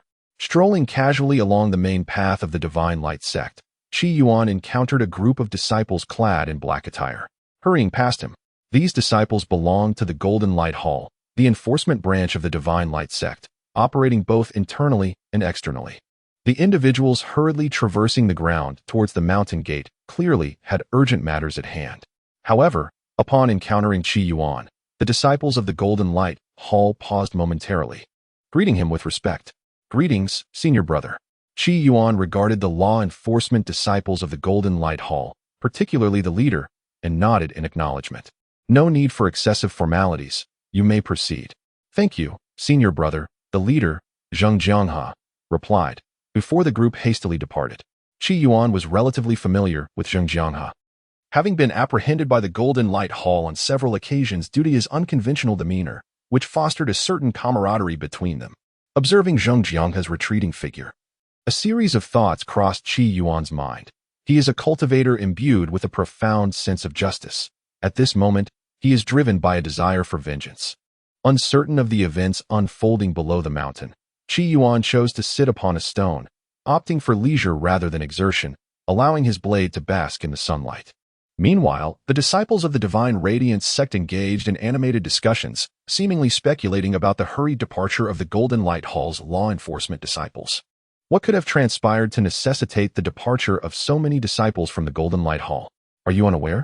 Recently, our Divine Radiance sect's vicinity has witnessed several homicides. Homicides? Last night, during the wedding of the benevolent Mr. Su's son in Rong City, a celebration turned tragic when, at dawn, it was discovered that the entire Su family, comprising 18 members, had been brutally murdered. The newlywed bride, in particular, suffered the indignity of violation before her demise. The scene was utterly horrific. Such heinous acts are the work of vile criminals. This is not the first occurrence in the vicinity of Rong City. There have been 3 similar incidents, all involving young maidens assaulted on their wedding nights, with their families annihilated. Which villain possesses such audacity to perpetrate evil under the auspices of our Divine Light sect? Some are filled with righteous indignation, others are profoundly heartbroken, while some remain indifferent. It is evident that the culprits are the nefarious disciples of the Black Mountain sect. Upon hearing the name of the Black Mountain sect, the expressions of those present subtly shifted. The Great Merchant Kingdom is home to 3 prominent sects, with the Divine Light sect being one of them. The 3 great sects are the Divine Light sect, the Floating Mountain, and the Demon Desire sect. Among these, the Black Mountain sect is undoubtedly the one that should not be trifled with, despite having only a few Essence Elixir True Masters stationed there. In terms of raw power, they may not rival the 3 prominent sects, yet their sect leader has adopted a foster father named the Black Chicken Old Demon. This old demon is a formidable figure in the mid-stage of the Divine Infant realm, a rogue cultivator known for his vengeful nature, making him quite troublesome. The Black Mountain sect has long regarded the Black Chicken Old Demon as a revered elder. Consequently, the disciples of the Black Mountain sect, emboldened by the Old Demon's influence, have become increasingly arrogant and malevolent, leading to a tarnished reputation across the Great Merchant Kingdom. Regrettably, the Black Chicken Old Demon's formidable strength and status as a rogue cultivator render him exceedingly difficult to confront. If direct annihilation cannot be assured, other sects would likely face his revenge. Thus, the Black Mountain sect continues its rampant behavior. The disciples of the Divine Light sect engage in fervent discussions, some feeling quite frustrated. What can they do about the misdeeds of the Black Mountain sect's disciples? They can only silently condemn their actions. This time, the law enforcement disciples of the Golden Light Hall heading to Rome City will likely return empty-handed. Nearby, Qi Yuan murmured upon hearing this. A variant of Chong Wei from another realm? No, even more detestable than Chong Wei. As dusk swiftly descends, Qi Yuan slaughters a chicken and brews a nourishing chicken soup to rejuvenate himself. Having exhausted his energy in the game, he finds himself in need of replenishment. Naturally, he shares this delightful broth with Jiang Lingsu, for she had previously bestowed upon him a jade slip containing invaluable techniques that proved immensely beneficial. Ah, how exquisite it tastes! Jiang Lingsu savors a generous bowl of the soup, a glimmer of richness lingering at the corners of her mouth. Master brother, your black chicken soup is rather commendable. If you find it challenging to pursue immortality, perhaps you could consider becoming a chef, and opening a tavern. Then you must be my spokesperson, Qi Yuan responds, casting a glance at Jiang Lingsu. Despite her youthful appearance, she possesses a striking beauty and grace, far surpassing the so-called 98 and 00 floral beauties of his past life. Promote? Jiang Lingsu is perplexed. However, this topic does not linger, for Qi Yuan must delve into the game. As night falls, Qi Yuan immerses himself in the virtual realm. The Hall of Attire is eerily silent. Suddenly, a ghastly, pale arm emerges from the earth. Qi Yuan has logged in, armed with his great sword. He stealthily continues his journey. Before long, he arrives at a grove where numerous garments dangle from the trees. At first glance, one might mistakenly believe they are hanging corpses. Qi Yuan selects a spot frequented by the attired demons. He draws forth his great sword, remaining vigilant of his surroundings. Indeed, at night, their senses diminish significantly, and their connections weaken. To what extent? If it were daylight, his bold appearance wielding a great sword would have certainly drawn the attention of the attired demons. Yet now, he remains undetected. This indicates a tangible reduction in their sensory perception during the night. Qi Yuan approached, thrusting his great sword at a belly band, which shattered into fragments in an instant. He surveyed his surroundings. The remaining garbed specters hung motionless from the trees, exhibiting no reaction. A smile crept across Qi Yuan's face. Could it be that in a single night, he could quietly eliminate all these spectral beings? With this thought in mind, he proceeded towards the second specter, employing the same technique. Experience points, 200. With the great sword in hand, he executed his task with effortless ease. However, by the time he reached the 30th specter, the ones suspended in the trees began to stir, awakening one by one. Yet, unlike the orderly nature of their behavior during the day, their movements at night appeared chaotic, akin to headless flies. The hunt was on. Qi Yuan sensed this was his chance. Chapter 19. Striking hard in the game. Timid in reality, armed with his great sword, Qi Yuan navigated through the belly bands, nay, the specters, with agility, unleashing a flurry of skills. Strong sword-splitting skull, Xiaoxiang sword ring, bloodlight escape, experience points, 300, 200, 400. Qi Yuan reveled in the thrill of the kill, finally rediscovering the exhilarating sensation of gaming. Before him lay an abundance of experience points. He rampaged through the game, slicing through oversized trousers, cleaving great coats, stabbing through suspenders. Qi Yuan was in high spirits as he dispatched his foes. Yet, the number of specters surrounding him continued to increase. Trees splintered, and the specters were shattered. In a radius of several dozen meters, Qi Yuan reigned supreme over the battlefield. He resembled a deity of slaughter. Upon nearing any specter, it would transform into his source of experience. Due to the night's obscurity, the specters could not regroup swiftly, each fighting independently. For Qi Yuan, this was akin to a wolf among sheep. In the Xianyuan Forbidden Zone, his unparalleled prowess in combat stemmed from the disunity among the beasts that resided within. At this moment, the entire assembly of the gowned specters was gradually awakening. As Qi Yuan engaged in a relentless rampage, some of the reawakened specters, still in a state of confusion, were taken aback. It appeared that even creatures of the supernatural realm could experience chaotic stampedes. Observing the tumult in the distance, Qi Yuan rushed forward. The stampede among the gowned specters was distinctly different. Their abrupt awakening triggered an instinctive response, resulting in indiscriminate attacks. This led to many weaker specters being inadvertently caught up in the chaos. The command to slay was issued. Qi Yuan transformed into a deity of ferocity, wreaking havoc throughout the game. However, after only a few hours, he resolved to make his escape. It was imperative to flee. Despite the diminished sensory perception of the gowned specters during the night, the passage of time had allowed them to gradually form a military formation, advancing menacingly towards Qi Yuan. At this juncture, retreat was undoubtedly the wisest course of action. As he had done in the past, Qi Yuan swiftly excavated a pit and concealed himself within. To his satisfaction, he reached level 84, significantly enhancing his strength. After a night of intense grinding, he accumulated 1.5 levels of experience, achieving a 2-level increase. He aspired to conquer the entirety of the gowned specters within the Forbidden Zone over the course of the next fortnight. Qi Yuan contemplated that if he continued this nightly pursuit, he would likely have subdued the gowned specters within half a month. By then, he might even ascend to level 90, awakening a formidable new skill. At that point, his power within the gaming realm would further elevate. hastening his ability to conquer other forbidden territories and treacherous domains, allowing him to amass the ethereal materials essential for the foundation of the heavenly way. As Qi Yuan pondered this, a sudden wave of despondency washed over him. The path of cultivation was exceedingly arduous. To establish a foundation in the heavenly Dao, it seemed, required him to traverse an entire world. How formidable must those legendary prodigies of the heavenly Dao be?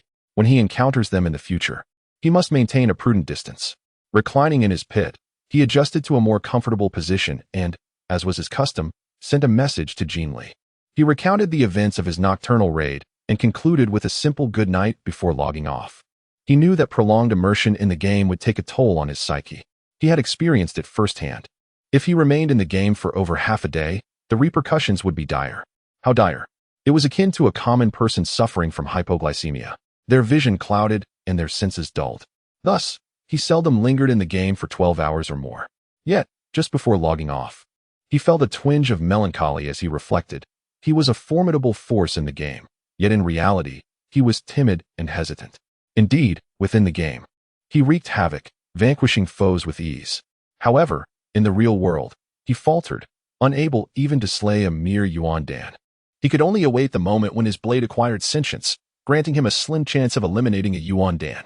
Of course, this was merely a chance, lacking any guarantee. On the following day, as Qi Yuan awoke, he seemed to hear the cacophony of thousands of ducks quacking. He opened his eyes, donned his attire, and completed his morning routine. Stepping out of the courtyard, he beheld 3 young maidens before him and inhaled the crisp morning air deeply. What are you discussing so early in the day? Among the 3 maidens stood his junior sister, Jiang Lingsu. The other 2 were familiar faces, one of whom had achieved exemplary results upon entering the Divine Light sect this year. Initially, he had selected his junior sisters, and this particular girl had been dismissed from consideration. The young woman, seemingly innocent and pure, possessed an enigmatic allure in her gaze. Qi Yuan recalled that he had perceived her unique constitution, which had caught the attention of the sinister old sorceress, the Black Hen. The last girl among them was rather ordinary, yet her multitude of freckles on her face was quite striking. Generally speaking, it is rare for cultivators to exhibit such blemishes. Upon encountering his senior brother, the 3 young women bowed respectfully. The esteemed position of the chief disciple commanded respect, even yesterday. When Zheng Jianghe led a team and chanced upon Qi Yuan, they paused to pay their respects before departing. Jiang Lingsu observed Qi Yuan, who was still in a state of slumber, and could not help but exclaim, "Senior brother, it is already midday. How can you still consider it early?" Qi Yuan glanced up at the sun, large and round in the sky, then shifted his gaze to the 3 young women. "Ah, indeed. I must have been preoccupied with thoughts of achieving the golden core lately, for everything I see appears so grand and circular. What are you discussing? You seem quite indignant." He inquired casually. "It is none other than the Black Mountain sect." The seemingly innocent girl responded, her face ablaze with anger. Suddenly, Qi Yuan recalled that Zheng Jianghe had led the Golden Light Hall to Rong City yesterday, seemingly in connection with the Black Mountain sect. Not long ago, a true disciple of the Black Mountain sect, named Chu Tianxiong, had committed heinous acts in Rong City, violating numerous newlywed women and exterminating their entire families. Truly despicable. Senior brother Zheng Jianghe had apprehended Chu Tianxiong in Rong City with the Golden Light Hall. The innocent girl grew increasingly agitated as she spoke, her words becoming somewhat jumbled. Jiang Lingsu interjected, "Xiao Ran, do not be so agitated. Allow me to speak." Chu Tianxiong's arrogance was unparalleled when he was captured by the Golden Light Hall.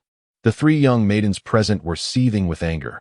The freckled girl clenched her fists, wishing fervently to rid the world of Chu Tianxiong. Jiang Ran exclaimed, "The Black Mountain sect is utterly audacious." The freckled girl could not contain her indignation either, were it not for that old witch, the Black Chicken. How could the Black Mountain sect dare to be so arrogant? Upon hearing the mention of the Black Chicken, Jiang Ran's expression grew grave.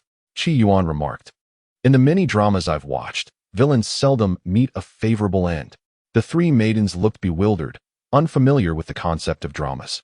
Yet they grasped the latter part of his statement, falling into silence. Do wicked individuals truly evade dire consequences? Jiang Lingsu recalled how, when a notorious demon lord who had slaughtered an entire nation came to her clan, her father and grandfather treated him with utmost respect. Ultimately, this world revered power above all else. Perhaps villains lived more comfortably than the virtuous. What my senior brother said is indeed true. Good deeds are rewarded, while evil deeds are met with retribution. It is not that retribution does not come, but rather that the time has yet to arrive. Jiang Lingsu concurred. Chapter 20. The First-Rate Foundation Establishment Spirit Item, Yellow Flower Fruit. The matters concerning the Black Mountain sect faded from Qi Yuan's mind as he continued his stroll, blade in hand.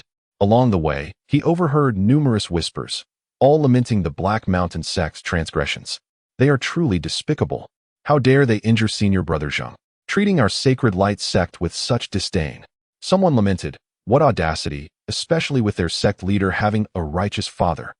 Even more infuriating was the impending Foundation Establishment Conference in half a month, where the Black Mountain sect intended to participate. What? The Black Mountain sect is coming too? It was rumored that the chief disciples of several peaks were deliberating the events of the previous day. Yet that individual. Why is he still wandering about with his blade? Speak softly. That individual has yet to establish their foundation. What is the purpose of this discussion? I fear they may not even triumph over Chu Tianxiong. Do not speak so lightly.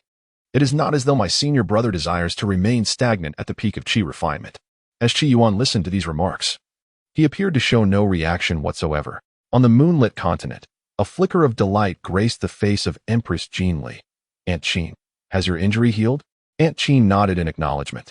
Thanks to the royal medicine bestowed by your majesty, I have finally recovered, and my abilities have ascended to new heights. That is splendid, Jean Li thought, relieved. After the passing of her father and mother, it was Aunt Qin who had nurtured her growth, and she held a deep trust in her. However, a thought crossed her mind, prompting her to inquire, Aunt Qin, do you have confidence for the battle with the National Master of Nanfeng in 6 days? The forthcoming duel held the fate of Jean Li and her companions in the balance. Should they falter, Sima Ting would undoubtedly seize the opportunity to strike. In such a scenario, Jean Li would possess no means to resist. Any attempt at defiance would only hasten the demise of those who followed her.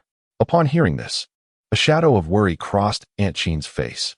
Yesterday, the Crown Prince of Nanfeng visited Sima Ting, who presented him with a potent elixir known as the primordial blood-locking pill. What? Jean Li gasped, her teeth gritting in apprehension. Sima Ting's intentions were well known to all.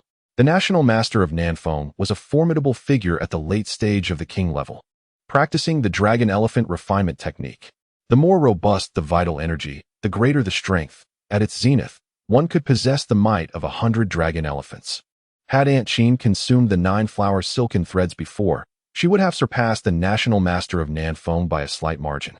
However, the grand elixir bestowed by Sima Ting is an unparalleled tonic for vitality and energy. The National Master of Nanfeng, upon consuming such a miraculous remedy, would undoubtedly experience a significant enhancement in strength, potentially ascending from the late king level to completion and even glimpsing the realm of the emperor.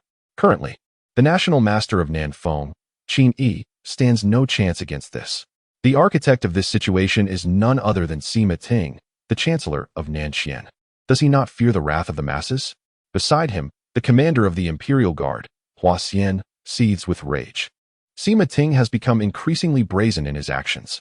Jean Li furrows her brow, producing the remaining Emperor-grade elixirs. Qin Yi, could these elixirs enhance your strength?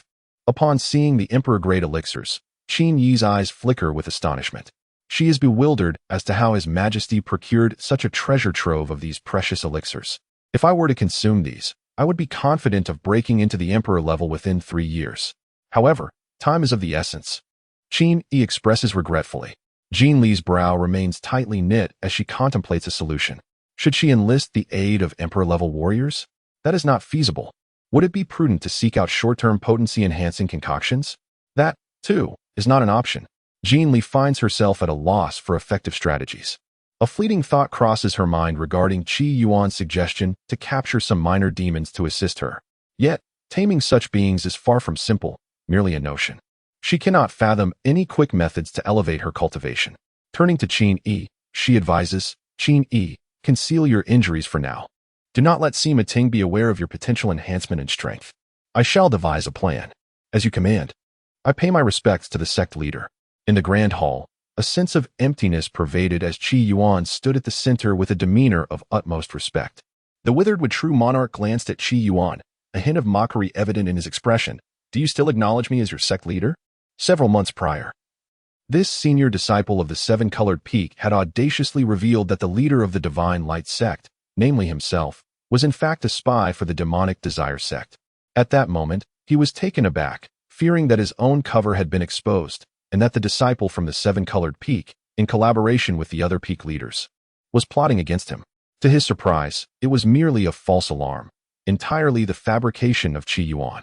He indeed possessed deep ties with the demonic desire sect, having been personally delivered to the Divine Light sect by an elder from that very sect, progressing from a mere servant disciple to an outer disciple, and eventually to a true disciple. Each passing day filled him with trepidation.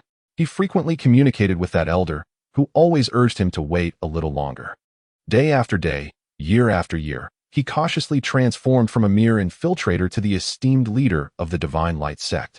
When that elder finally met him again, the withered true monarch had donned a completely different mask. A denizen of the demonic realm dares to sow discord between me and the Divine Light sect. The elder from the demonic desire sect, already on the brink of death, met his end upon hearing this. Qi Yuan looked towards the withered true monarch and languidly remarked, "You have not committed any wrongdoing against the Divine Light sect. Why should I not call you sect leader?" The withered true monarch regarded Qi Yuan, his thoughts swirling in complexity. This senior disciple of the seven-colored peak, so enigmatic. How could he possibly know of his connection to the demonic desire sect? Or was it all mere fabrication? Qi Yuan's demeanor shifted to one of seriousness. In half a month's time, the Foundation Establishment Conference would commence. Upon mentioning this, a glimmer of sharpness flashed in the eyes of the esteemed Lord of Drywood. The Foundation Establishment Conference is to be hosted by our Divine Light sect. At that time, the Great Merchants Nation, the Floating Mountain, the Demonic Desire sect, and several other sects shall dispatch their disciples to compete for the coveted first-grade Foundation Establishment spiritual item, the yellow flower fruit. This first-grade spiritual item is the finest among the upper 3 grades of Foundation Establishment spiritual items, exceedingly rare in the Great Merchants Nation.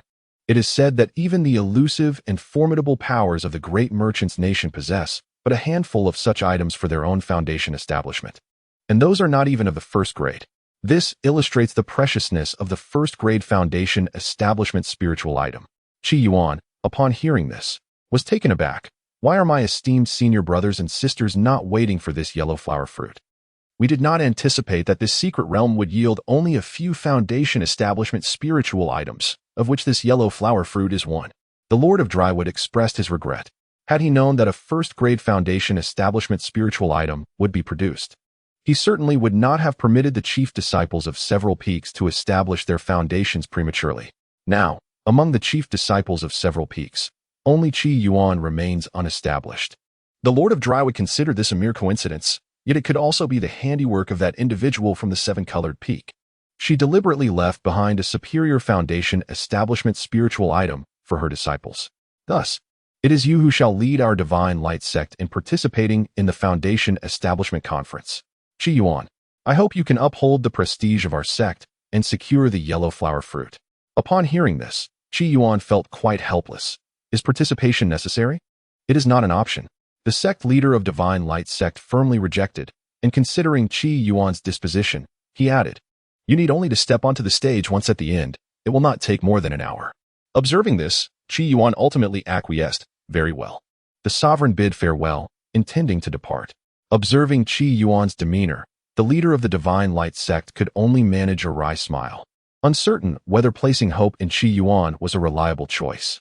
If the Huanghua fruit were to fall into the hands of another sect, potentially giving rise to a formidable entity akin to the black chicken old demon, it would spell disaster. Yet, before he could ponder further, Qi Yuan abruptly halted his steps. Sovereign, is the empress of the great merchants beautiful? Chapter 21. The wealthy canine, even the esteemed true monarch of the withered, would found himself in turmoil at that moment. He gazed at Qi Yuan, wishing to utter something. But Qi Yuan turned and left without a word.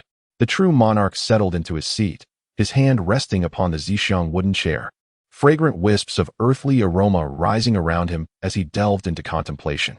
Meanwhile, outside the Divine Light sect, Qi Yuan strolled with his blade, a first-grade foundational spiritual object, the Huanghua fruit. In truth, Qi Yuan felt a flicker of desire. The price of foundational spiritual objects was indeed steep. However, To obtain rewards at the Foundation Establishment Conference, one must triumph over disciples from other sections. Such a hassle. The mere thought of competition bored him, leading him to conclude that he might as well immerse himself in gaming, where his strength would genuinely increase. Yet, upon visiting a shop and inquiring about the price of a first-grade foundational spiritual object, his eyes sparkled with excitement. What? Priced at 10,000 spirit stones?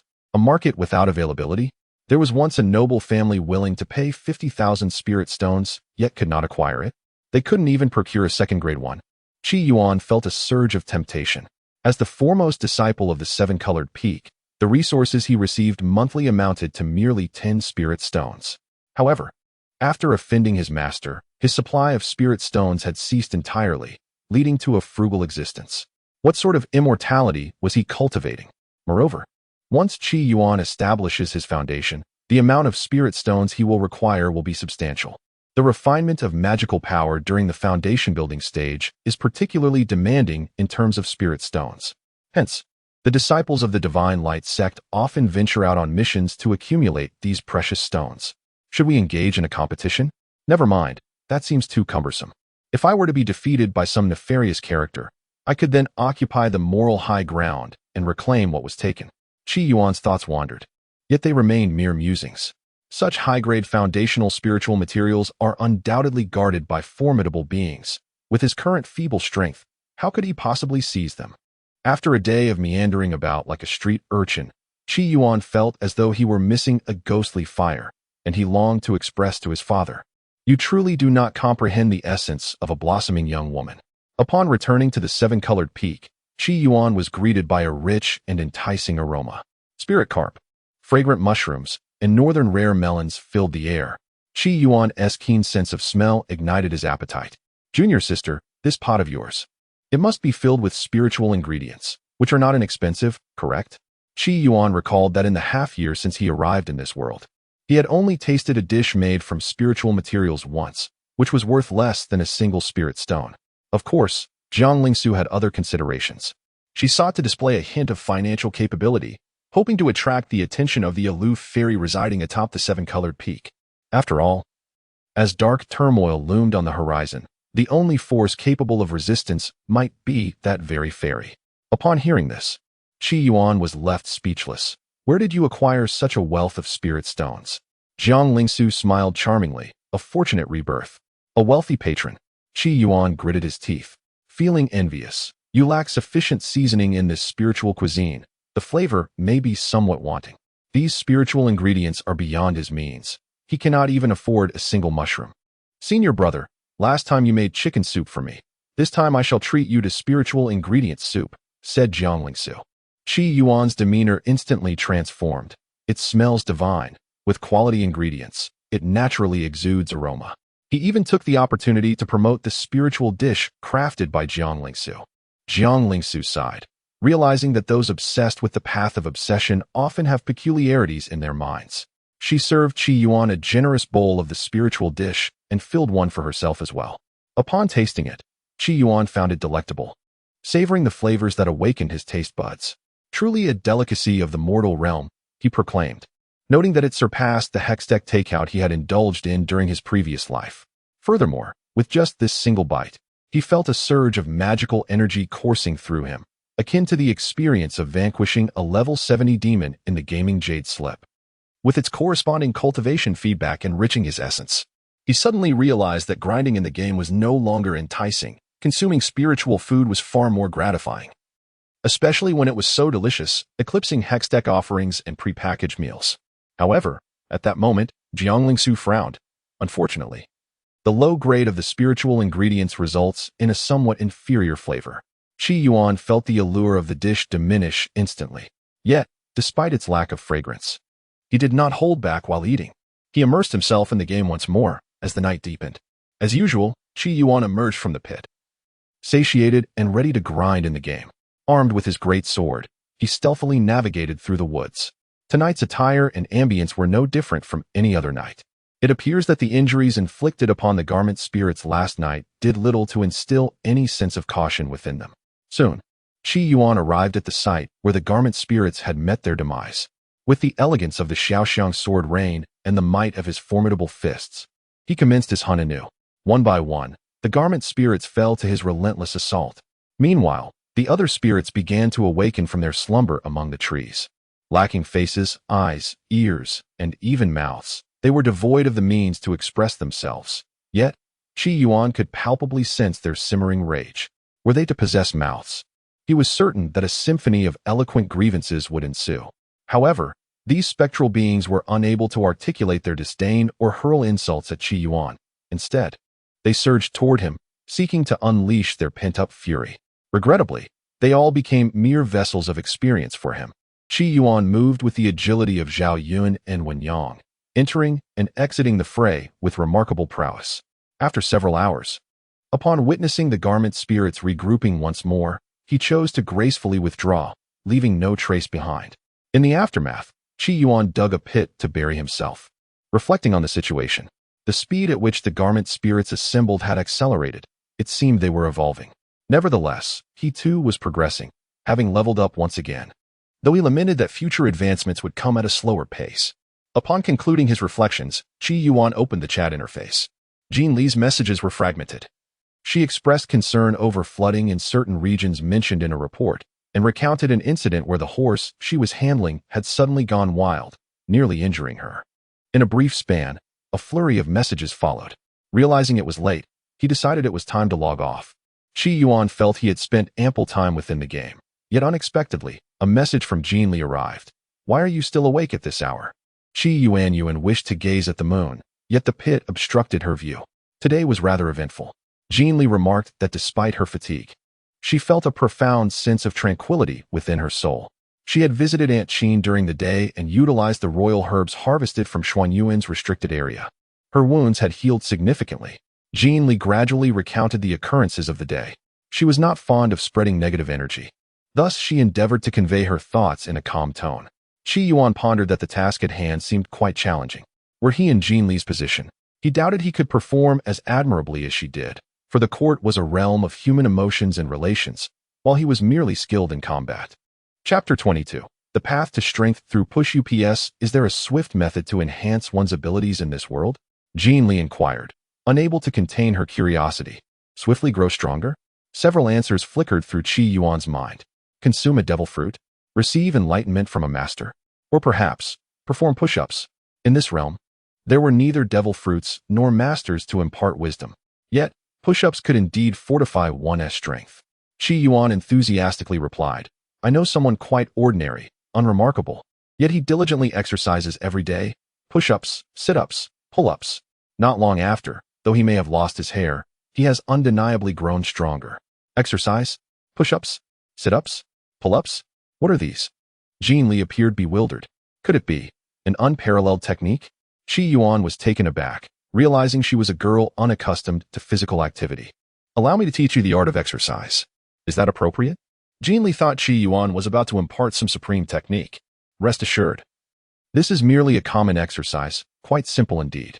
Qi Yuan pondered for a moment, and after approximately 10 minutes of instruction, he imparted these movements to Jean Li.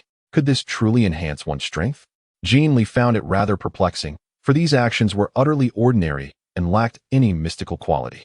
Yet, contemplating that merely carrying a ladder could grant access to the Xinyuan Forbidden Zone, she began to believe in its authenticity. Perhaps not. It might take a decade of practice to be able to defeat a wolf, Qi Yuan remarked. Jean Li was momentarily taken aback, then smiled. This could certainly be disseminated among the ordinary soldiers. However, it is not entirely unfeasible. As Qi Yuan spoke, he produced a mystical brush. The current Xinyuan Forbidden Zone was under his dominion, allowing him to alter its regulations. Thus, he decided to incorporate physical training to enhance cultivation. After a brief contemplation, Qi Yuan documented exercises such as push-ups and sit-ups that would contribute to one's cultivation. Upon completing his notes, he appeared contemplative. It seems, yet there might be some side effects. Hair loss? So, even if I modify the rules, it must be within my understanding, right? No, I need to think more critically. I cannot delve deeper into this principle. Qi Yuan felt a headache coming on. He could not pursue the intricacies further.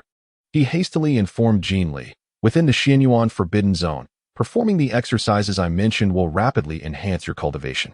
Bring more people along to bolster our strength. And let us strive to breach the challenges sooner to assist me in completing the quest. Is it truly possible to enhance strength through these exercises in the Qi Yuan Forbidden Zone? Li felt somewhat bewildered. Naturally, why would I deceive you? However, do take heed. Excessive practice may lead to hair loss. Li remained somewhat dazed. Psychologically, she placed her trust in Qi Yuan's words. Yet, logically and rationally, she perceived that Qi Yuan was merely speaking nonsense. As for the side effect of hair loss, she paid it little heed. After all, what was that compared to the enhancement of her skills? However, after a moment of contemplation, she bit her crimson lip and said, "Thank you. I must log off now." "It's getting late," Qi Yuan replied. "Where are you going?" Li inquired. "To Qise Peak. I am a disciple of the Divine Light sect," Qi Yuan stated before logging off to rest. Li, however, took note of the location Qi Yuan mentioned. The Divine Light sect, Qise Peak? What place could that be? She murmured. Nevertheless, reflecting on the method Qi Yuan proposed for gaining strength, though it seemed absurd and somewhat outrageous, she ultimately chose to believe in it and put it into action. Come, let us proceed to the general's residence. As night gradually descended, the carriage halted outside Qi Yuan Forbidden. Inside the carriage were Li's trusted confidants and Aunt Qin. They had traveled tirelessly for nearly a day and night, resting only in the carriage when fatigue struck. At last, they arrived at Qi Yuan Forbidden. "Have you all remembered what I instructed?" Stepping out of the carriage, Li regarded the 30 or so individuals before her with a serious demeanor. These 30-odd individuals were her true confidants, loyal enough to lay down their lives for her, including Aunt Qin. They all nodded in unison, showing no dissent towards Li's commands. Holding a ladder, Aunt Qin appeared lost in thought before she inquired, "Your Majesty, is the royal medicine to be retrieved from Qi Yuan Forbidden? It seems you have mastered the method to enter Qi Yuan Forbidden." Aunt Qin gazed toward the looming structure, her mind swirling with speculation. Curiosity consumed her as she wondered how they would gain entry. Would the ladder in her hands prove useful? "Everyone, carry the ladder and let us enter the Qi Yuan Forbidden Zone together. Remember, no matter what transpires, we must not relinquish the ladder." Understood. Although her confidants were perplexed, they complied with Li's instructions. Though silence enveloped them, their minds were rife with questions. The commander of the Imperial Guard, Huaxian, couldn't help but chuckle at the scene. When she first ventured into the Qi Yuan Forbidden Zone, she too was engulfed in confusion. She mused that once they were inside, their expressions would likely be quite amusing. Indeed, as they carried the ladder and seamlessly entered the Forbidden Zone, even the most seasoned guards could not suppress their gasps of astonishment. Huaxian wore a triumphant smile. It was a friend of mine who revealed that one could enter the Qi Yuan Forbidden Zone while carrying a ladder. This information must remain confidential. Understood. Her confidants recognized the gravity of the situation. They found it utterly astonishing. It had likely been millennia since anyone had entered the Qi Yuan Forbidden Zone. Why? Could one gain entry by bearing a ladder? Had no one attempted this method in all those years? Yet, upon reflection, which sovereign would be so idle as to carry a ladder into the Forbidden Zone? But why did it allow entry? Did carrying a ladder signify some special meaning? They were baffled. Upon entering the depths of the Qi Yuan Forbidden Zone, Li spoke again. "The ladder must be carried. Do not let go. Do you remember the movements I instructed you on the way here?" "We do. Once organized, we shall perform those movements within the Qi Yuan Forbidden Zone," Li commanded. The crowd present found themselves in a state of bewilderment. Aunt Qin inquired, "Your Majesty, what purpose do these actions serve?" Li gazed earnestly at Aunt Qin and replied, "Do you trust me?" "Naturally, I believe in what your Majesty has conveyed," Aunt Qin responded. "These actions." Li lifted her gaze to the heavens. "Within the Qi Yuan Forbidden area, one can rapidly enhance their cultivation." "What? Enhance cultivation?" If they were not Li's confidants, and if she were not the empress, the keyboard warriors from Qi Yuan's previous world would undoubtedly erupt in mockery. Ridiculous terms such as shark arms would flood the discourse. Yet, even these loyal followers wore expressions of confusion. Aunt Qin, too, was taken aback. The notion was even more difficult to accept than entering the Qi Yuan Forbidden Area with a ladder. If cultivation was indeed this simple, would not everyone in the world be a high-level cultivator? Though Aunt Qin internally harbored doubts, she slowly remarked, "This method of cultivation is indeed rather intriguing. I wonder where your Majesty acquired it.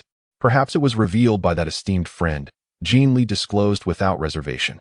It seemed that this elder was undoubtedly a formidable individual who played with the whims of the world, Aunt Qi mused. The word game encapsulated her thoughts. Nevertheless, she shouldered the ladder and commenced doing push-ups, stating, "Let me test the efficacy of this." As she began her endeavor, everyone present paused their activities to observe Aunt Qi. Chapter 23. Qi Yuan, the willing helper of demons. Aunt Qi's initial attempt consisted of push-ups. With the ladder on her back, she bent down, her palms making contact with the earth. She sensed no profound mystery in this act. Perhaps mere nonsense? With such thoughts in mind, Aunt Qi began to perform push-ups. It must be said that the sight of a person clad in luxurious satin garments engaging in push-ups was quite incongruous. In less than a breath, Aunt Qi had completed a single push-up. Initially, she wore a wry smile, for during the exercise, she felt neither the flow of her cultivation technique nor the movement of her true essence. Without these, how could one attain strength? Yet, in the next moment, as she completed the push-up, an extraordinary change occurred. Jinli hurriedly inquired, "Aunt Qi, how do you feel?" At that moment, Aunt Qi appeared to be in a state of astonishment. I feel as though my body has grown somewhat stronger." What? The gathered individuals gasped in disbelief. Could it be that exercising truly enhances one's strength? To what extent does this increase amount to? The flower fairy quickly pressed. Only then did Aunt Qi respond earnestly. Merely one push-up is equivalent to half an hour of cultivation. What? The crowd was utterly astonished. One push-up equating to half an hour of cultivation? This seemed utterly preposterous. Was it not to imply that without 1,000 push-ups, one could rival a year's worth of training? The flower fairy, upon calculating, was taken aback. If this were true, could a single day of cultivation here surpass 10 years of training outside? The crowd was left in profound shock. Could push-ups truly elevate one's cultivation? What was the underlying principle? Such a notion was utterly incomprehensible. It was akin to claiming that merely eating, drinking, or even passing gas could lead to a breakthrough in one's cultivation. Though they were astounded and puzzled, they nonetheless began to engage in physical activity en masse. Thus, the 30 confidants began to exercise with ladders in the Qi Yuan forbidden area. Each of them, as cultivators of formidable strength, executed push-ups with remarkable speed, as if flying through the motions. This spectacle was profoundly awe-inspiring. Had individuals from Qi Yuan's previous world witnessed this, they would undoubtedly exclaim in admiration. Of course, if a video were to be shared, the comments would likely echo sentiments of, "I could do that too," or "I have a friend." After all, the comments section is a gathering place for various prodigies and experts. "I have broken through," exclaimed one, as the years-long bottleneck dissipated. Engaging in push-ups proved immensely beneficial for transcending one's limits. The gathered crowd was equally astonished, rapidly performing push-ups while sharing their experiences. Within a mere half hour, 3 individuals among them achieved breakthroughs, 2 ascending to a minor realm, while 1 attained a significant realm. They quickly sought to explore other forms of exercise. Naturally, they did not limit themselves to push-ups alone, but also attempted pull-ups, albeit with some difficulty, while carrying the ladder. Nevertheless, performing pull-ups could also enhance their cultivation, albeit with varying emphases. Some opted for pull-ups, while others preferred push-ups. Yet, how does one execute sit-ups while carrying a ladder? Carrying a ladder? It need not be solely with the back. One could also employ the feet. By erecting the ladder and using their feet to hook it, they could perform sit-ups. The crowd cautiously attempted this approach and discovered it indeed worked, allowing for rapid cultivation enhancement. Some even placed the ladder horizontally in midair, using their feet to secure it while executing sit-ups. Regardless, they are all cultivators. Even the dance students can effortlessly perform poses that others find challenging. On the stage, everyone tirelessly engages in various exercises. Push-ups, sit-ups, pull-ups. The atmosphere is vibrant and fervent. Jinli cast a glance at Aunt Qi and inquired, "Aunt Qi, how are you faring?" At that moment, Aunt Qi's complexion was flushed, her cultivation becoming increasingly profound. She continued her exercises, exclaiming, "I feel extraordinary. His Majesty's friend is truly a remarkable individual." Thinking of Qi Yuan, Jinli's expression grew somewhat complicated, overwhelmed by a wave of profound inferiority. However, considering her current predicament, she had no time for such thoughts. "Aunt Qi, how long do you think it will take for you to break through to the Emperor level?" Jinli asked. Only by reaching the Emperor level could they secure victory in the upcoming battle in a few days. "In just 2 days, I will surely step into the Emperor level," Aunt Qi replied confidently. She was already at the late stage of the king level. Within the Qi Yuan forbidden area, Enhancing one's cultivation was as effortless as drinking water. A breakthrough to the emperor level was hardly a challenge. Her heart brimmed with excitement. Upon hearing this, Jin Li felt a weight lift from her heart. She looked at the others and recalled something, whispering, "I forgot to mention a crucial point. Engaging in these exercises within the Qi Yuan forbidden area has certain side effects." Upon hearing this, the joy that had filled the hearts of those present began to dissipate. Indeed, this seemed reasonable if there were no side effects. Such a significant enhancement in cultivation would be illogical. "We are willing to die for His Majesty," they proclaimed in unison, as if they embraced death without fear. To them, such an extraordinary method of cultivation surely came with terrifying repercussions. Aunt Qin spoke solemnly, "For His Majesty, I would gladly face death without regret." Upon hearing this, Jin Li felt a mix of emotions, both touched and somewhat amused. The side effects are not so terrifying. They won't lead to anyone's demise. A collective sigh of relief swept through the crowd.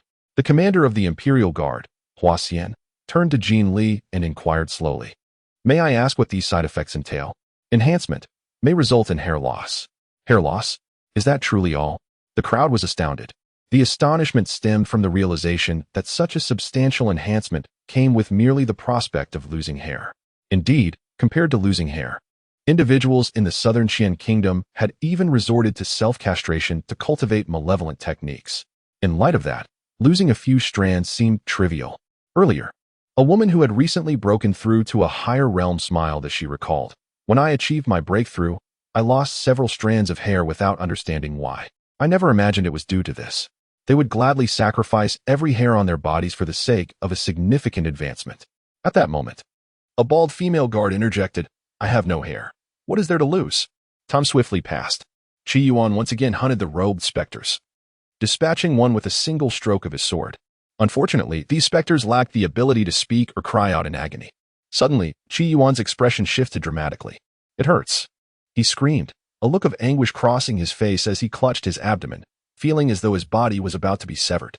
Yet soon after, witnessing the specter dissolve into fragments, he revealed a triumphant smile. "I am truly a paragon of virtue.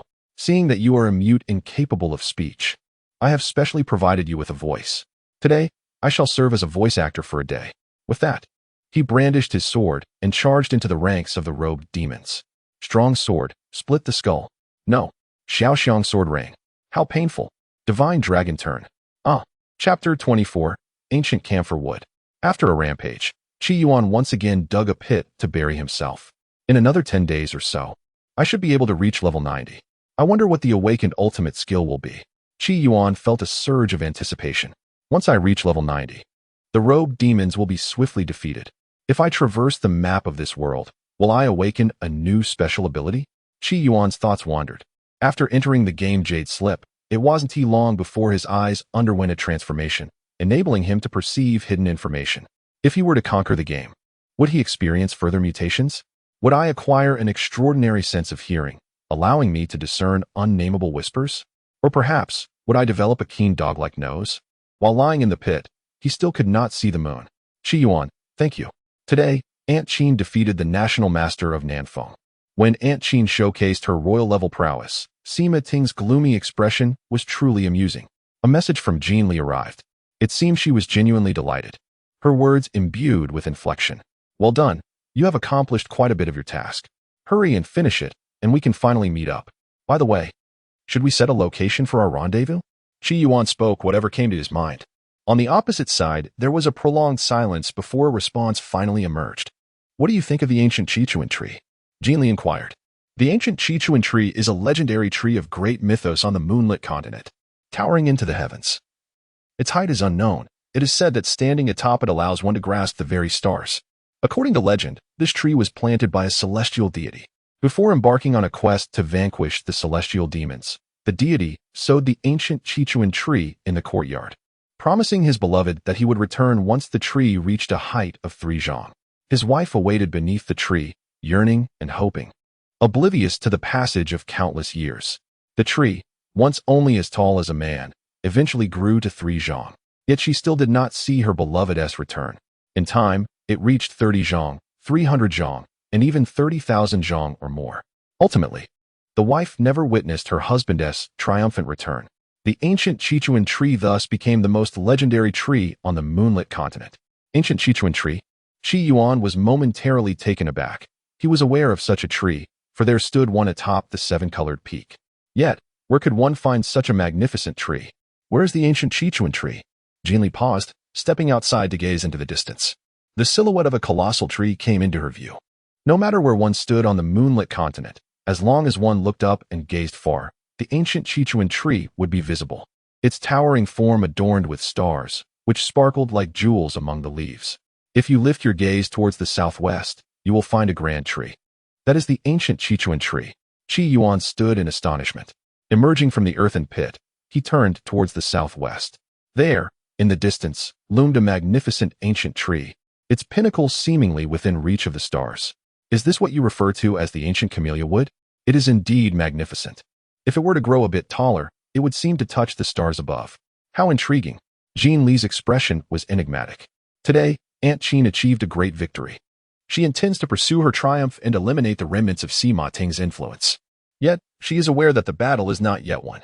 Numerous threats loom from all directions. At the Divine Light sect, Qi Yuan strolled with a knife, more precisely, a kitchen knife. At that moment, a disciple from Ruan Yixi greeted him. Senior brother, the Foundation Establishment Conference is tomorrow, yet you are still wandering with your pet? Qi Yuan continued his leisurely pace. My pet is on the verge of awakening its spiritual intelligence. Thus, it requires careful attention and a stroll. He held his knife with utmost seriousness as he wandered. Behind him, several disciples of the Divine Light sect whispered amongst themselves. The disciple from Seven Color Peak remained remarkably composed. After all, the Foundation Establishment Conference was imminent. Yet he still had the leisure to walk with a kitchen knife as his companion. While the emperor may be unhurried, the eunuchs are anxious. If you are preoccupied, why have you not seen you representing the Divine Light sect in battle? Ahem, it's not that my cultivation is inadequate. Rumor has it that the reward for this Foundation Establishment Conference is a first-grade foundational spirit object, the Huang Hua fruit. Such a first-grade foundational spirit object holds immense power. Whoever secures it will undoubtedly be able to form a fetus and walk with authority in the Great Shang Kingdom, even in other nations. They would be regarded as a figure of significance. If a first-grade foundational spirit object is so formidable, one can only imagine the prowess of those above it, such as Earthvein and Heavenly Path foundational items. But no need to ponder, individuals of such caliber are simply beyond our reach. The crowd sighed, feeling the vastness of the universe and their own insignificance. At that moment, a male disciple gritted his teeth and declared, I have heard that Chu Tianxiang from the Black Mountain sect will also be coming here. How dare he show his face? Our female disciples must be cautious, lest. Some of the female disciples turned pale, clearly frightened of Chu Tianxiang. This is the Divine Light sect, one of the three great sects of the Great Merchant. How dare they from the Black Mountain sect act so brazenly? Shouted one disciple.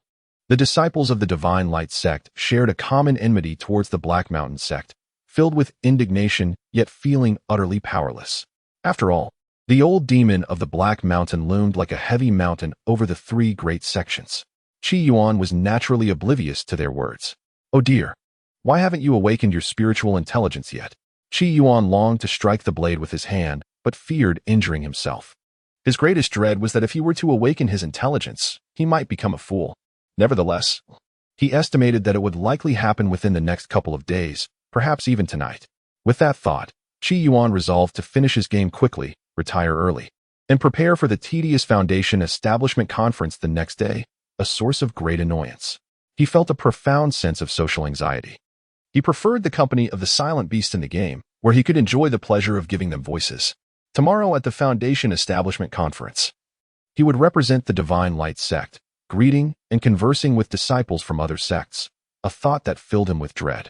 If only my true essence were a star in the vast cosmos, hanging in the sky, uttering not a single word, he mused as he entered the game.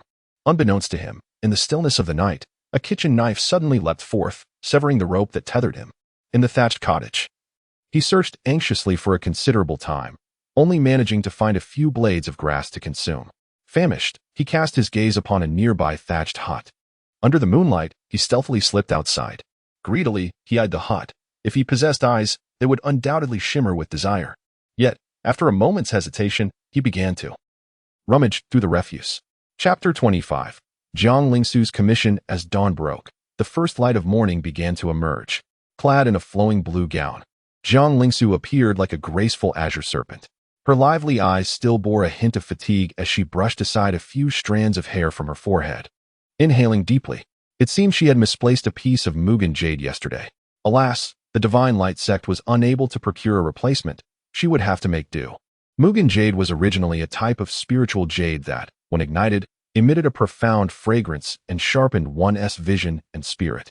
The previous day, a puppet had cleaned the house, inadvertently discarding a partially used piece into the garbage heap. Ordinarily, she would not have minded, but here at the Divine Light sect, alternatives were unattainable. Yet, who had rummaged through that refuse? She gazed at the garbage pile, momentarily stunned. Within it lay her household waste, along with remnants of various spiritual items, including Mugen jade. To her surprise, the refuse outside her dwelling had been disturbed. A thought crossed her mind, and a talisman materialized in her hand. This particular talisman, known as the sensory talisman, was one of many in Jiang Lingsu's possession. Crafted by a cultivator of the divine infant realm, she typically kept it by her bedside to serve as an early warning. The refuse pile was overturned, and she promptly retrieved the sensing talisman, only to discover it offered no clues. In the center of the talisman, a faint line was visible. Had a sentient being lingered outside her abode for the duration of a single incense stick last night? Through the residual information on the talisman, Jiang Lingsu discerned that indeed, a creature had remained near her dwelling for a considerable time. Yet, it bore no malicious intent, as the talisman did not emit any warning. Otherwise, her slumber would have been disrupted. Jiang Lingsu gazed at the refuse pile, her brow furrowed. Only her master and her senior brother resided at the seven-colored peak. Ordinary animals would not elicit a response from the talisman. It would require a being of some spiritual essence. Could it be? Suddenly, Jiang Lingsu turned her gaze towards the neighboring thatched cottage. She recalled her senior brother's demeanor when he had last partaken of the spiritual food, and an inexplicable emotion welled up within her. Half an hour later, Jiang Lingsu arrived outside Qi Yuan's courtyard. "Senior brother, have you risen?" she called softly. "What brings you here, junior sister?" Qi Yuan, donned in a fresh white robe, appeared quite handsome and charming. Today was the Foundation Establishment Conference, and he had risen earlier than usual. Observing Qi Yuan's countenance, Jiang Lingsu felt a lift in her spirits. Indeed, witnessing beauty has a way of uplifting one's mood. "Senior brother, may I trouble you with a few matters?" Jiang Lingsu inquired. "Oh, what is it?" Qi Yuan responded with warmth, grateful for the talisman and spiritual food Jiang Lingsu had previously provided. "Senior brother, are you aware of any extraordinary or enigmatic individuals within our sect? The one who can withstand calamities." Jiang Lingsu initially fixed her thoughts on the peak master, Ruan Yixi, at Seven-Colored Peak. However, Jiang Lingsu felt that she could identify a few more individuals. Special individuals? Qi Yuan pondered for a moment, then his eyes sparkled with realization. "I know someone quite extraordinary." "Who?" Jiang Lingsu's heart skipped a beat. "Me." Qi Yuan pointed to himself. Jiang Lingsu was taken aback upon hearing this. Indeed, her senior brother was rather unique, considering the disciples of the deluded mind lineage often possessed peculiarities. Jiang Lingsu felt somewhat disheartened, sensing that seeking her senior brother's assistance might prove unreliable.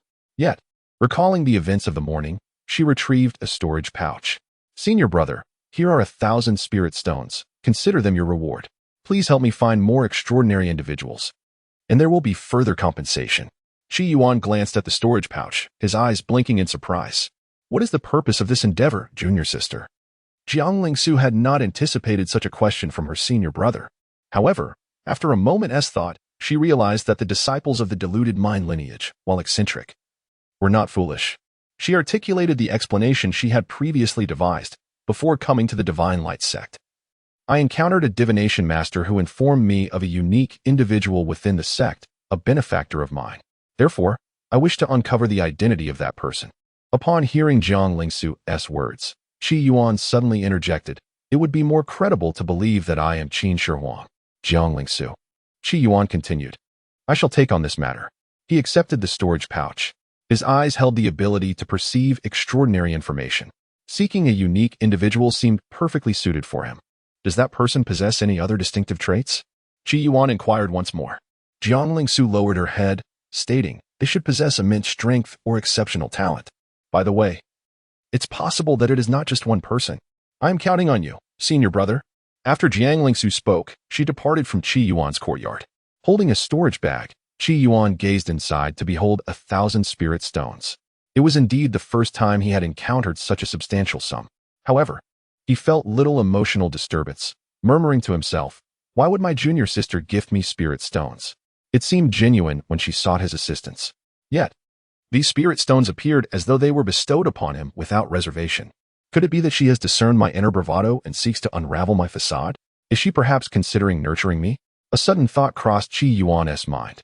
Nevertheless, he ultimately dismissed such musings and turned his attention to the kitchen knife tethered in the courtyard. My junior sister has perceived my stubbornness. Have you noticed it as well? He pondered, addressing the knife. The kitchen knife lay motionless on the ground. What name should I bestow upon you? The knife remained unresponsive. Blade? Kitchen knife? Kai Kai? Dao Dao? Demon blade? Celestial blade? Finally, the kitchen knife exhibited a slight tremor, as if responding to his inquiries. Qi Yuan seized the knife, a flicker of perplexity crossing his eyes.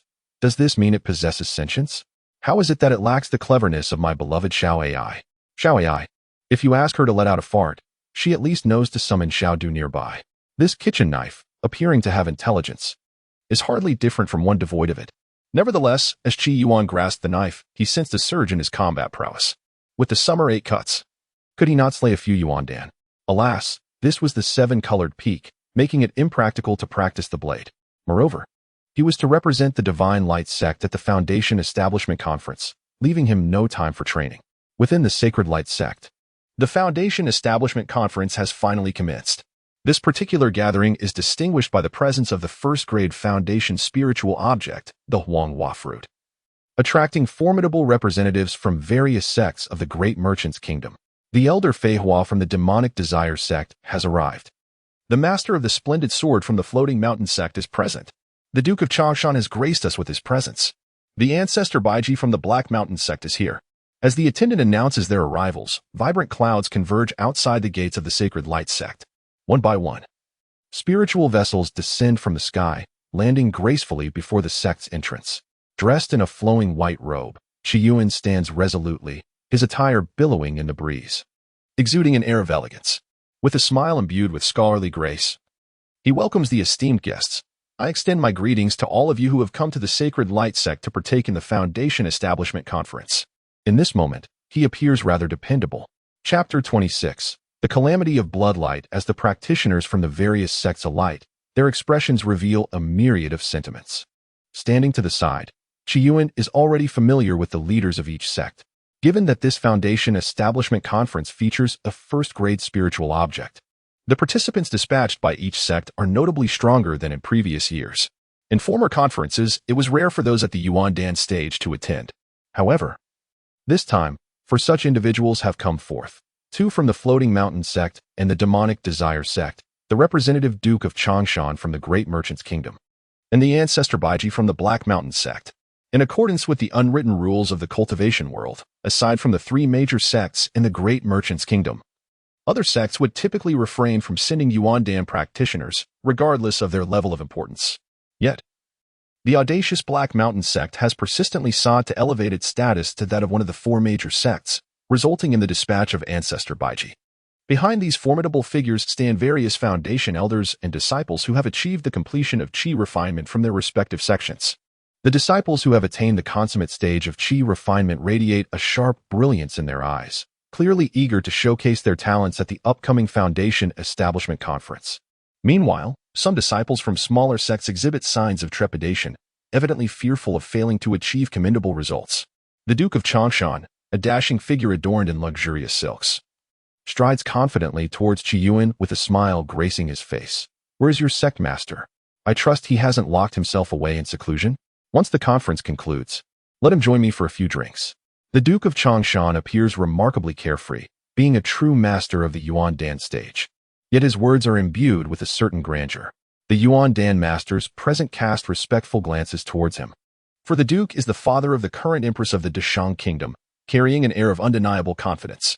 Once the Foundation Establishment Conference wraps up, the Duke may inquire with our sect's elders. Qi Yuan's thoughts wander. Should the Duke discover that his daughter is entangled with the sect master, one wonders if he would still be able to share a hearty drink with him. After all, the sect master is considerably older than the Duke. Qi Yuan, the chief disciple of the seven-colored peak, though at the consummate stage of Qi refinement, holds a position only slightly inferior to that of the Yuan Dan practitioners, representing the divine light sect at this moment. Hence, these Yuan Dan masters engage with him on equal terms. The other elders present, upon hearing this, subtly shift in demeanor, clearly displeased with the words of the venerable Baiji. The Duke of Changshan, however, bursts into hearty laughter. Why must venerable Baiji be so impatient? A little more time is hardly a burden. Seeing that it was the Duke who spoke, Baiji graciously conceded him face. Had it been anyone else, he would have retorted sharply. Qi Yuan then interjects, "Ladies and gentlemen, please." Baiji Lao Zhu, originally known as Kuan Shan Shangrun, later adopted the name in honor of his foster father, Heiji Lao Yao, alongside the leader of the Heishan sect. A group of followers accompanied Qi Yuan as they gradually made their way into the depths of the Shenguang sect. The elder leaders conversed amongst themselves as they walked, while the others remained silent. At that moment, a rather flippant voice pierced the air. "Oh, is that Zhang Ran? How did she escape to the Shenguang sect?" All eyes turned to a rather audacious foundation establishment cultivator. Within the Shenguang sect, a young girl paled at the sound. She was indeed Zhang Ran. Qi Yuan had encountered her on 2 occasions and was aware of her unique constitution, which had garnered the attention of Heiji Lao Yao, who regarded her as a precious cauldron. Previously, Zhang Ran had shared her grievances about Heishan's sect with Jiang Lingsu. Qi Yuan's gaze shifted to the audacious young man, an ordinary demonic cultivator whose complexion was tinged with darkness, hinting at impending bloodshed. The disciples of Shenguang sect glared at the brazen man, their expressions filled with indignation and fury. "Chu Tianxiong, how dare you come to our Shenguang sect? This is utterly infuriating." The audacious figure was none other than Chu Tianxiong, who had committed heinous crimes in Rome City. He had violated several newlywed women and slaughtered their families. Zhang Jianghe led the Jingguang Hall in capturing Chu Tianxiong, but a powerful elder from Heishan sect intervened, injuring Zhang Jianghe and liberating Chu Tianxiong, displaying unparalleled arrogance. Upon hearing the disciples of Shenguang sect, Chu Tianxiong's mocking demeanor intensified. "Your clenched jaws remind me of that cultivator, Zhang Jianghe, from a few days past." The disciples of the Divine Light sect were consumed with fury upon hearing this. Yet, the heinous crimes committed by Chu Tianxiong went unpunished. At the gates of the Divine Light sect, several elderly men with graying hair knelt in the scorching sun and pouring rain. They were the family of the victimized bride. As for the groom's family, they had all perished, a truly tragic fate. At that moment, the previously silent Qi Yuan suddenly spoke. "Esteemed brother, I have recently delved into the art of divination. May I offer you a reading?" Chu Tianxiong paused, squinting as he replied, "Brother, feel free to proceed. I perceive a dark omen hovering over you. It seems you may soon encounter a calamity," Qi Yuan murmured softly. Upon hearing this, the atmosphere fell into a profound silence, with no one daring to utter a word. Anger flared upon Chu Tianxiong's face, and it appeared he might erupt, but he was halted by the elder Baiji. Hearing the telepathic message, Chu Tianxiong repeated good thrice before finally saying, "I appreciate your concern, younger brother. Your elder brother shall take note." The Black Mountain sect was unafraid of the Divine Light sect, but dared not provoke the seven-colored peak. As the tempest subsided, the Foundation Establishment Conference commenced. Disciples from various sects gathered to showcase their skills in the Qi refinement stage, stepping onto the arena one after another. The Foundation Establishment Conference was quite straightforward. It was a contest of magical combat. Qi Yuan found the proceedings rather tedious. After all, having battled in a game world where he could defy the heavens and earth, such levels of combat bored him immensely. Were it not for the crowd, he would have been tempted to pull out his gaming tablet for a diversion. Just then, a voice whispered in Qi Yuan's ear, "Brother, it's your turn to take the stage." Observing the situation, Qi Yuan slowly made his way to the arena. The gaze of the true Dan practitioners and Foundation Establishment cultivators present fell upon him with keen interest. After all, Qi Yuan is the eldest disciple of the seven-colored peak, a position of exceptional significance. He introduced himself as Qi Yuan of the Divine Light sect. She is an ordinary cultivator with a peculiar habit. She enjoys picking her toes. So beware of her kicks, lest you catch athlete's foot. Qi Yuan was momentarily taken aback. The girl was indeed beautiful and adept at biochemical attacks. Thus he needed to tread carefully. With the ringing of a bell, the battle commenced. However, before he had a chance to channel his spiritual energy, an astonishing scene unfolded before him. Qi Yuan was left bewildered. I haven't even exerted myself, and you've already fallen? Wait, did the opponent lose before I even made a move? Is there some underhandedness in this foundation establishment conference? The other elders and Qi refining disciples watching from below were unfazed by this turn of events, though some disciples cast envious glances at Qi Yuan. Chapter 27. Is the overbearing master in love with me? Qi Yuan stood on the stage, his sleeves billowing in the wind. Could it be that I am simply too handsome? Did my appearance compel the opponent to concede? It would not be surprising if they were swayed by my looks. As for the gazes directed at him by others, he seemed oblivious. With this battle, Qi Yuan emerged victorious. He accepted this outcome with a sense of rightful satisfaction. After stepping down from the platform, it was time for other cultivators to showcase their skills, engaging in combat with great enthusiasm. Qi Yuan sat among the crowd, feeling drowsy. The Prince of Changshan stroked his beard and smiled. Young brother Qi, securing a first-grade foundation establishment spiritual object, the Huanghua fruit, your future looks promising. Qi Yuan expressed some confusion. The contest is not yet over. How does the prince know I will emerge victorious? The Prince of Changshan merely smiled in silence. Time swiftly passes, and the moment for Qi Yuan to take the stage has arrived once more. This time, he faces a sword practitioner from the floating mountain. Sword practitioners are quite rare in the great merchant kingdom, and Qi Yuan approaches the encounter with earnestness. He is genuinely curious to see whether the sword practitioner's art of sword control manifests as soaring through the air or as a transformation into the light of the sword. Of course, he is aware that his opponent is merely at the Qi refinement stage, rendering any notion of soaring on a sword rather improbable.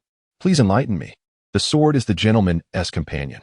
Qi Yuan, confronted by the piercing gaze of the young swordsman, maintains a demeanor of humility and respect. The young sword practitioner from Floating Mountain, wielding an iron sword that glimmers with cold light, points it directly at Qi Yuan. In response, Qi Yuan extends his finger, transforming it into a sword-like gesture. Within the realm of the game, his weapon is a grand sword, a true embodiment of the sword's essence. Thus, a thrilling contest of swordsmanship between men is about to unfold. However, at this critical juncture, the young swordsman suddenly pales, clutching his abdomen. What a domineering spell! It wounds without form. He exclaims, "Senior brother, I concede." Indeed, the young man admits defeat and steps down from the platform. Qi Yuan is momentarily taken aback. This scene feels rather peculiar. Could it be that his appearance is so striking that it can sway even men? Contemplating this, Qi Yuan resolves that it may be wise to remain indoors more often.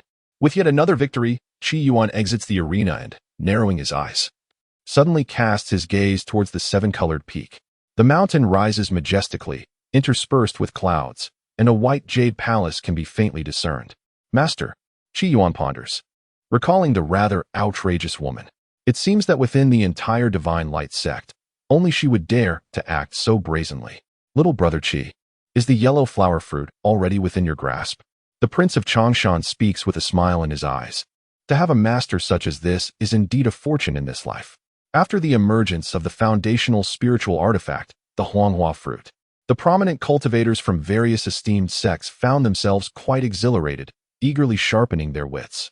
Unfortunately, the master of the seven-colored peak dispatched a carrier pigeon to other sects, employing not enticements, but rather coercion along with a measure of favor.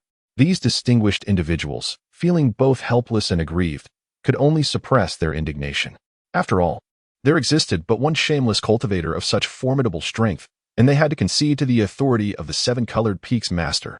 Thus, they gathered here to orchestrate such a display. Naturally, the other Qi refining disciples, upon encountering one another, would still strive to engage in martial contests. Foundation-building spiritual artifacts are not limited solely to the Huanghua variety. Qi Yuan gazed at the Prince of Changshan and inquired slowly, "Is my master's influence truly that vast? Do you know what transpired thereafter?" Qi Yuan's expression reflected curiosity as he listened intently. To be frank, he had only been in this world for half a year. His time spent in the company of his master was rather limited, and his understanding of her was scant. All he truly knew was, she possessed extraordinary beauty. Your master, the head of the seven-colored peak, ventured alone to the Demon Desires sect. She claimed to have taken a fancy to a newly cultivated ancient Qichuan wood there. At that time, the Demon Desires sect was in its prime, and a confrontation was inevitable. The details of the encounter remain shrouded in mystery.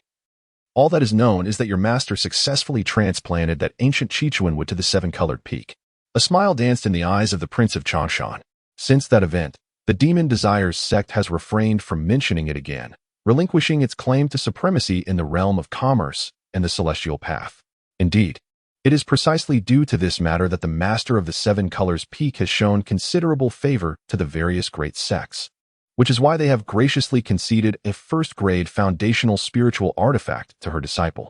Upon hearing this, Qi Yuan, without a moment's hesitation, remarked, "Has my domineering master taken a liking to me?" The smile on the face of the Prince of Changshan faded. "Keep your voice down, you fool. Do not involve me in this." The Prince of Changshan harbors a deep-seated fear of the Master of the Seven Colors Peak. It is rumored that she is a formidable cultivator at the late stage of the divine infant realm. Were it not for her bodily injuries, she would have already ascended to the Purple Mansion realm. As the proceedings unfolded, Qi Yuan's dueling was remarkably unimpeded. He merely needed to take the stage, and his opponents would concede defeat. It is likely that before arriving, they had received stern warnings from their sect elders not to harm the beloved disciple of the Master of the Seven Colors Peak. However, an unexpected turn of events occurred as Qi Yuan entered the final round of dueling. From the Black Mountain sect, Chu Yundong, "I seek your guidance, senior brother." Chu Yundong, clad in black, emanated a palpable aura of malice. Instead of conceding immediately, he regarded Qi Yuan with utmost seriousness. Qi Yuan was not taken aback.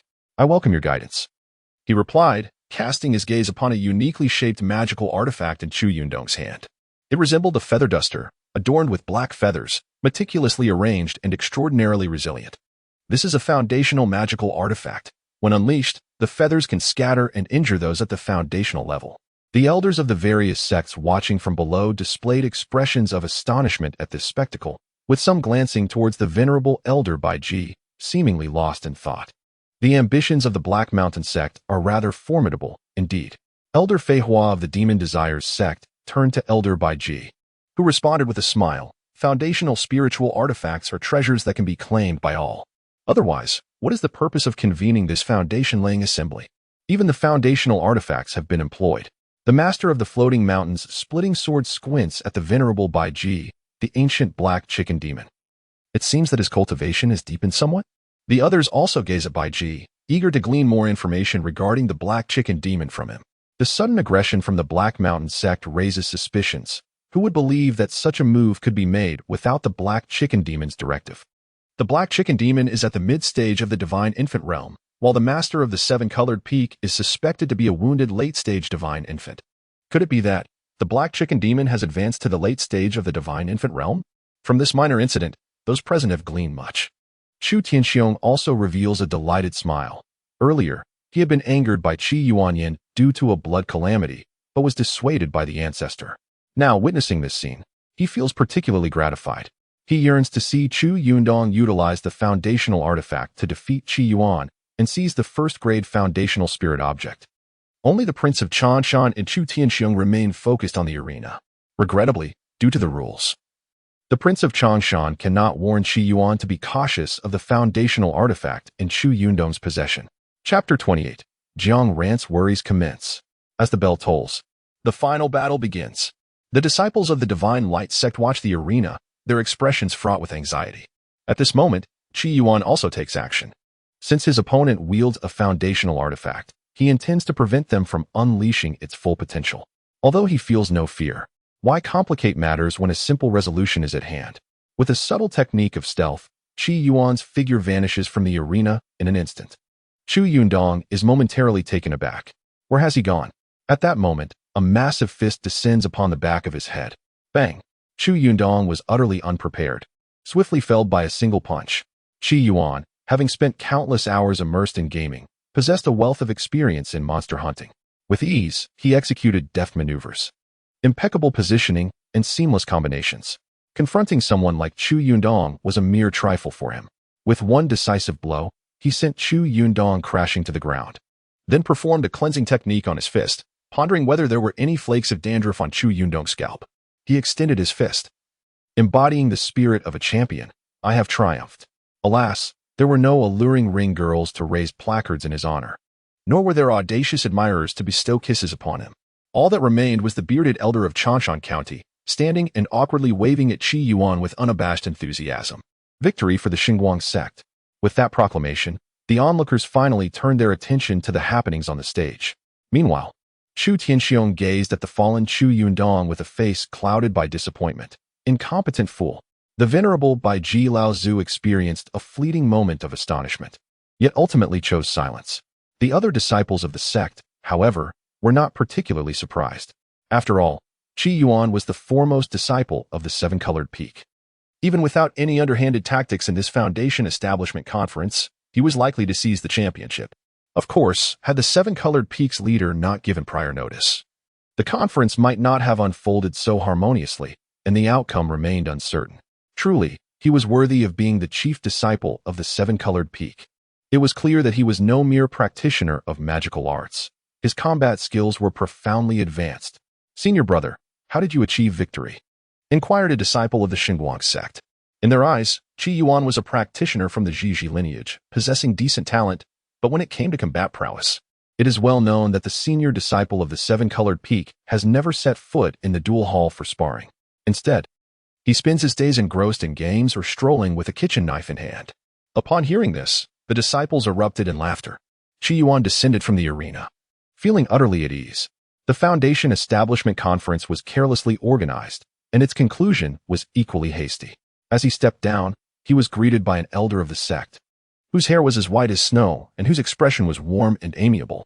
In his hands, the elder cradled a brown wooden box adorned with intricate patterns of birds, fish, and insects. "Qi Yuan, this is the reward for the Foundation Establishment Conference. The first-grade Foundation Establishment spiritual item, the yellow flower fruit."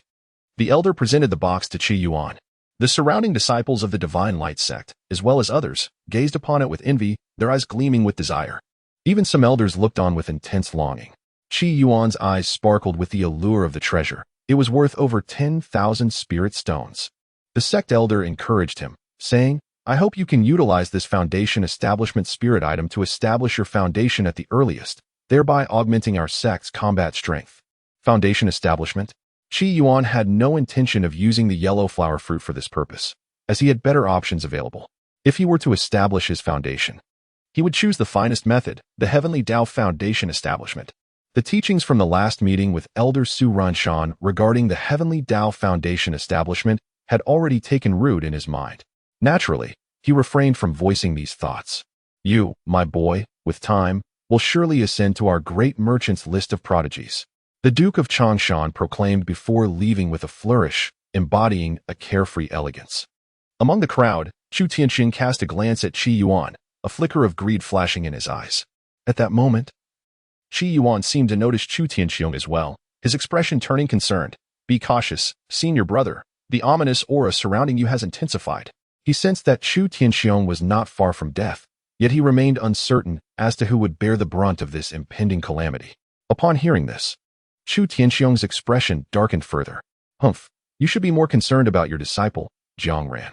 It is she who truly faces disaster. Is that so?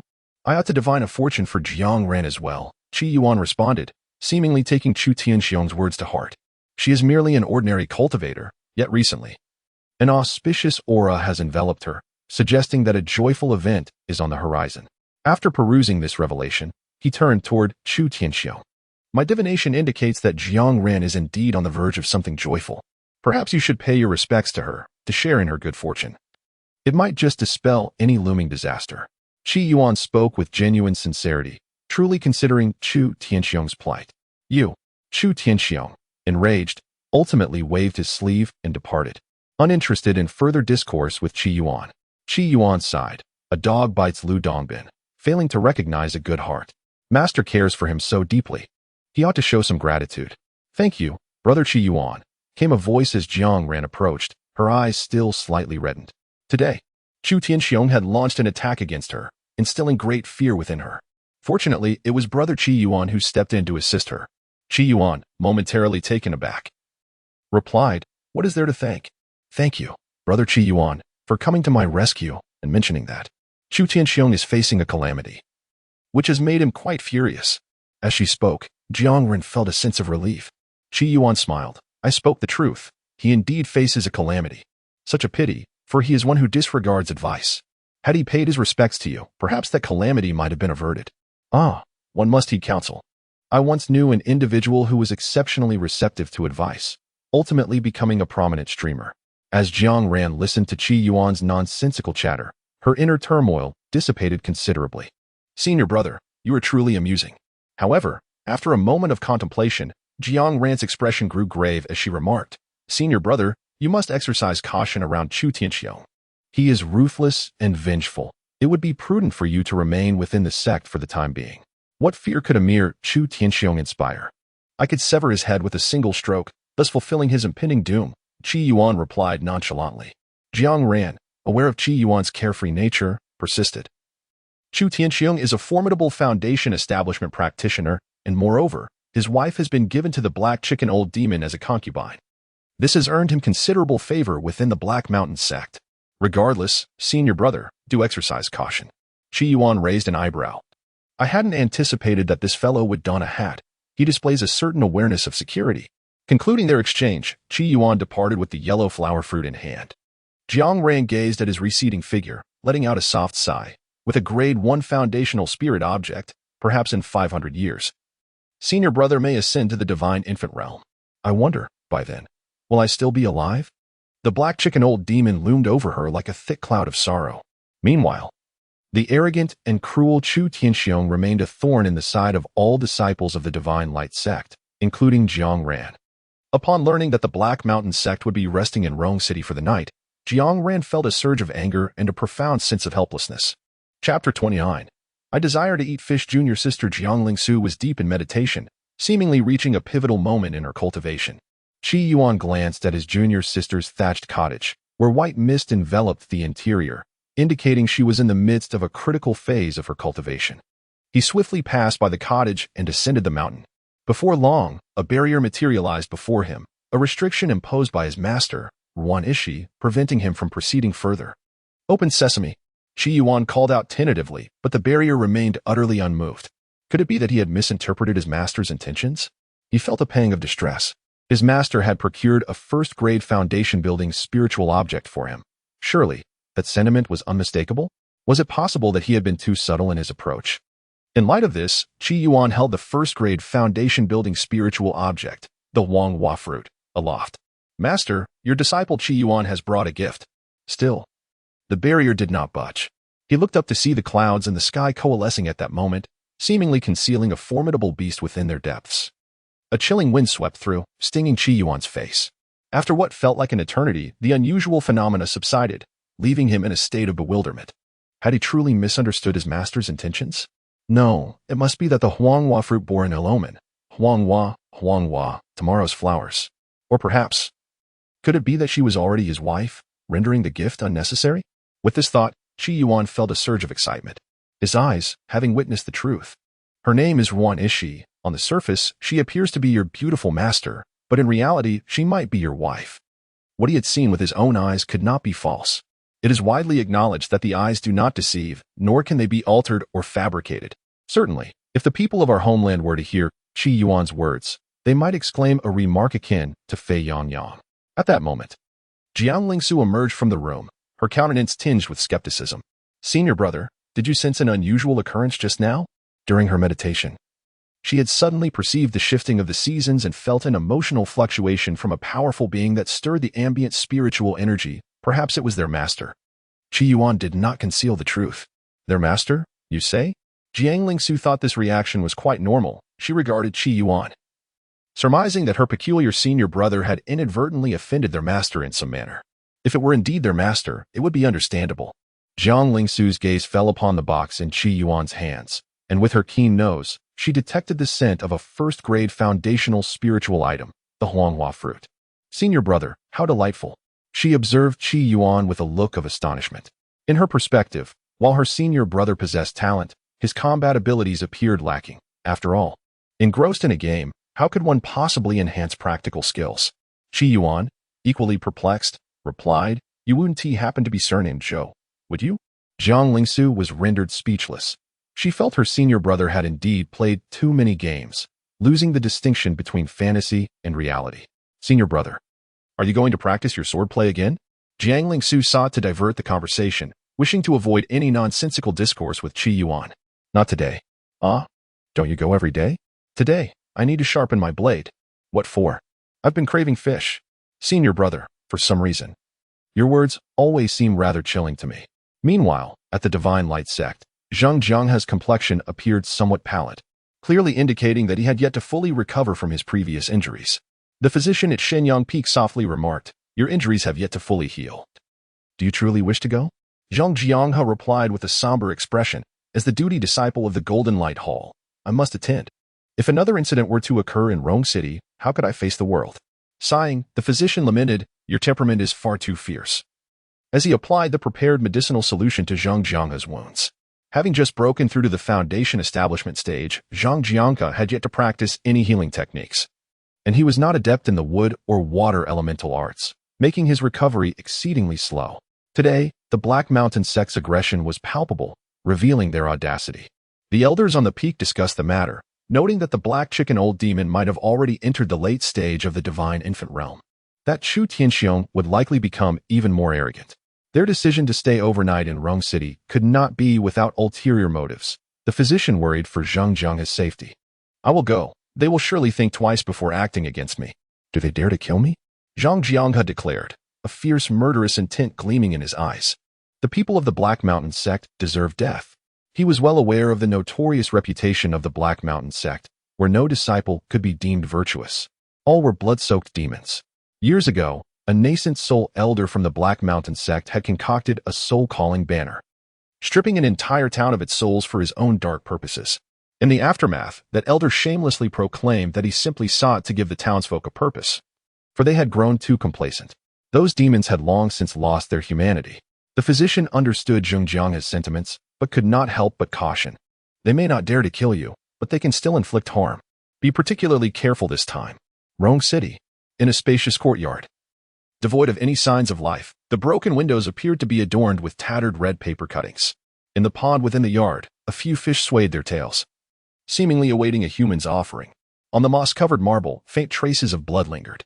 Chu Tianxing stepped into the courtyard, bursting into laughter. "Elder, let us reside here tonight."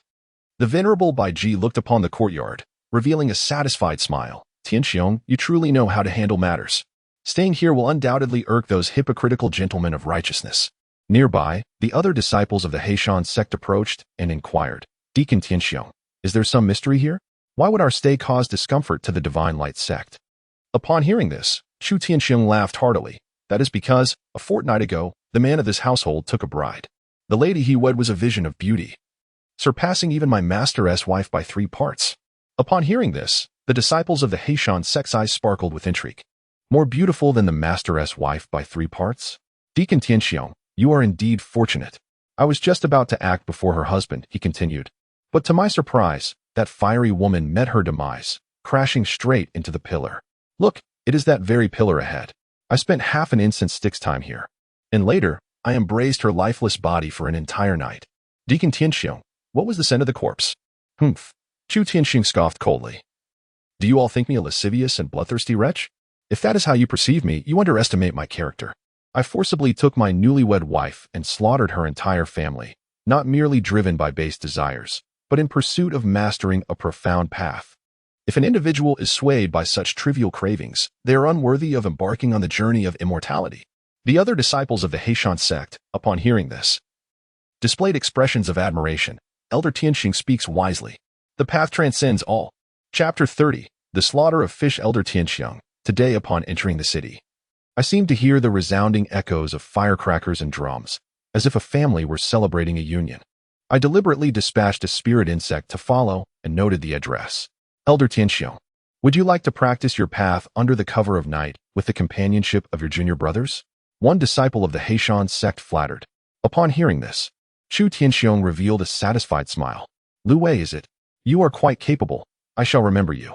Tonight, as we cultivate, I will allow you to be the first to savor the taste of that bride." Laughter erupted among the crowd. However, a thought crossed Chu Tianxiong's mind, and a fierce expression descended upon his face. That disciple Qi Yuan from the 7-colored peak has truly gone too far. Were it not for his esteemed master, I would make him understand the meaning of bloodshed and the trials of hell on earth. Elder Tianxiong, I've heard that Qi Yuan is rather simple-minded. Why should you stoop to contend with a fool? Once we unify the Great Shang's cultivation realm, you may deal with him as you wish. As night gradually deepened, a sudden series of rhythmic knocks echoed from the entrance. The members of the Heishan sect in the courtyard ceased their conversations. Chu Tianxing turned his gaze towards the door and commanded, "Lu Wei, go and see who it is." Lu Wei rose and approached the door. The door swung open, revealing a masked man before the onlookers. The mask was rudimentary, lacking even the contours of facial features, appearing rather flat. Upon seeing the newcomer, Lu Wei could not help but express a trace of mockery in his eyes. "What brings you here?" The masked man drew forth a kitchen knife and, with a slow, gravelly voice, replied, "I am somewhat hungry and intend to prepare some fish." A fool, perhaps? Lu Wei was momentarily taken aback. Chu Tianxiong, noticing the commotion at the entrance, called out, "There are fish in the pond. Let him in." Lu Wei chuckled, "Kind-hearted steward Tianxiong, I grant you a fish to enjoy." Meanwhile, within the courtyard, someone inquired, "Steward Tianxiong, why did you allow him entry?" Chu Tianxiong responded, "It was becoming rather dull here. I sought a diversion. That individual may be a bit eccentric, yet his complexion is rather fair." They were audacious and possessed formidable strength, showing no apprehension towards potential troubles. Moreover, they sensed no threatening aura emanating from the masked man. The masked figure, clutching the kitchen knife, entered the courtyard. In the inner courtyard, Bai Ji Lao Zhu was engrossed in his cultivation, while the others regarded the masked man with expressions of derision. As the masked man approached, Chu Tianxing suddenly halted him. "Remove your mask. I wish to see your face." The masked man paused for a moment, seemingly hesitant, before responding, "Do you truly wish to see?" "Haha, why not? Are you hideously disfigured? If so, I shall provide you with a new face." The laughter from the members of the Black Mountain sect echoed, their faces illuminated by the moonlight, appearing exceedingly menacing. Alas, prior to donning this mask today, I had warned that none who gazed upon my visage would meet a favorable fate. What misfortune awaits? Pray enlighten me, Chu Tianxiong inquired. However, at that moment, an unforeseen event transpired. The masked figure brandished a kitchen knife, and in an instant, a flash of white light illuminated the scene, leaving the onlookers utterly bewildered. Chu Tianxiong's colossal head severed and fell to the ground, his face frozen in the very smile he had worn moments before. The crowd was struck dumb by the shocking turn of events. Everything occurred with such rapidity and surprise. The masked individual gazed contemplatively at the decapitated head of Chu Tianxiong and mused, "Ah, so your calamity was destined to befall me. Encountering me shall be your misfortune. Should there be a next life, perhaps you might reincarnate as an ant. I possess a kind heart and never scald in hills with boiling water." The remaining onlookers were engulfed in confusion, rage, and astonishment. "Chu Tianxiong, you brave fool. Villain." Though fear gripped their hearts, they quickly rallied and launched an assault on the masked figure. Observing their actions, the masked one wore a relaxed smile. "Monsters in this game lack health bars, and neither do you. What distinguishes you from the beasts?" "Oh, wait, there is a distinction. You shall scream in agony, and I need not provide the sound effects myself." "Indeed, it seems I am destined for greatness. Each of you will cry out in pain. How poetic. I truly am a genius." In the midst of their confusion, uncertainty, fear, and seething anger, he wielded the knife like the most graceful of dancers, the blade rising and falling. "The summer 8 cuts," he proclaimed. "Ah, run. Who are you?" Exactly. In an instant, the disciples of the Black Mountain sect present had suffered grievous losses, with only 4 or 5 trembling survivors remaining. At that moment, an exasperated voice echoed from the inner courtyard, "You audacious wretch." The venerable Bai Ji, who had been in seclusion, finally awoke to intervene. The remaining disciples of the Black Mountain sect, witnessing this, exhibited expressions of uncontainable relief. The masked figure before them, though terrifying, was undoubtedly not a Yuan Dan. With a resounding roar from Bai Ji, a surge of Dan light propelled toward the masked figure.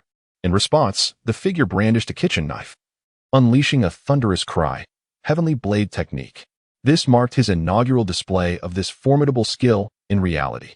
With resolute determination, he ascended into the air, the moonlight cascading upon his white robe. The outlined contours of his form radiated a soft, ethereal glow. He appeared almost spectral, save for the distinctly solid edges. In Bai Ji's sight, it seemed as though a kitchen knife had cleaved its way down from the moon itself. A wave of overwhelming, unimaginable blade light surged directly toward Bai Ji. For reasons unknown, a look of fear suddenly crossed Bai Ji's countenance. It must be noted that he was a Yuan Dan. His opponent certainly could not be a Yuan Dan.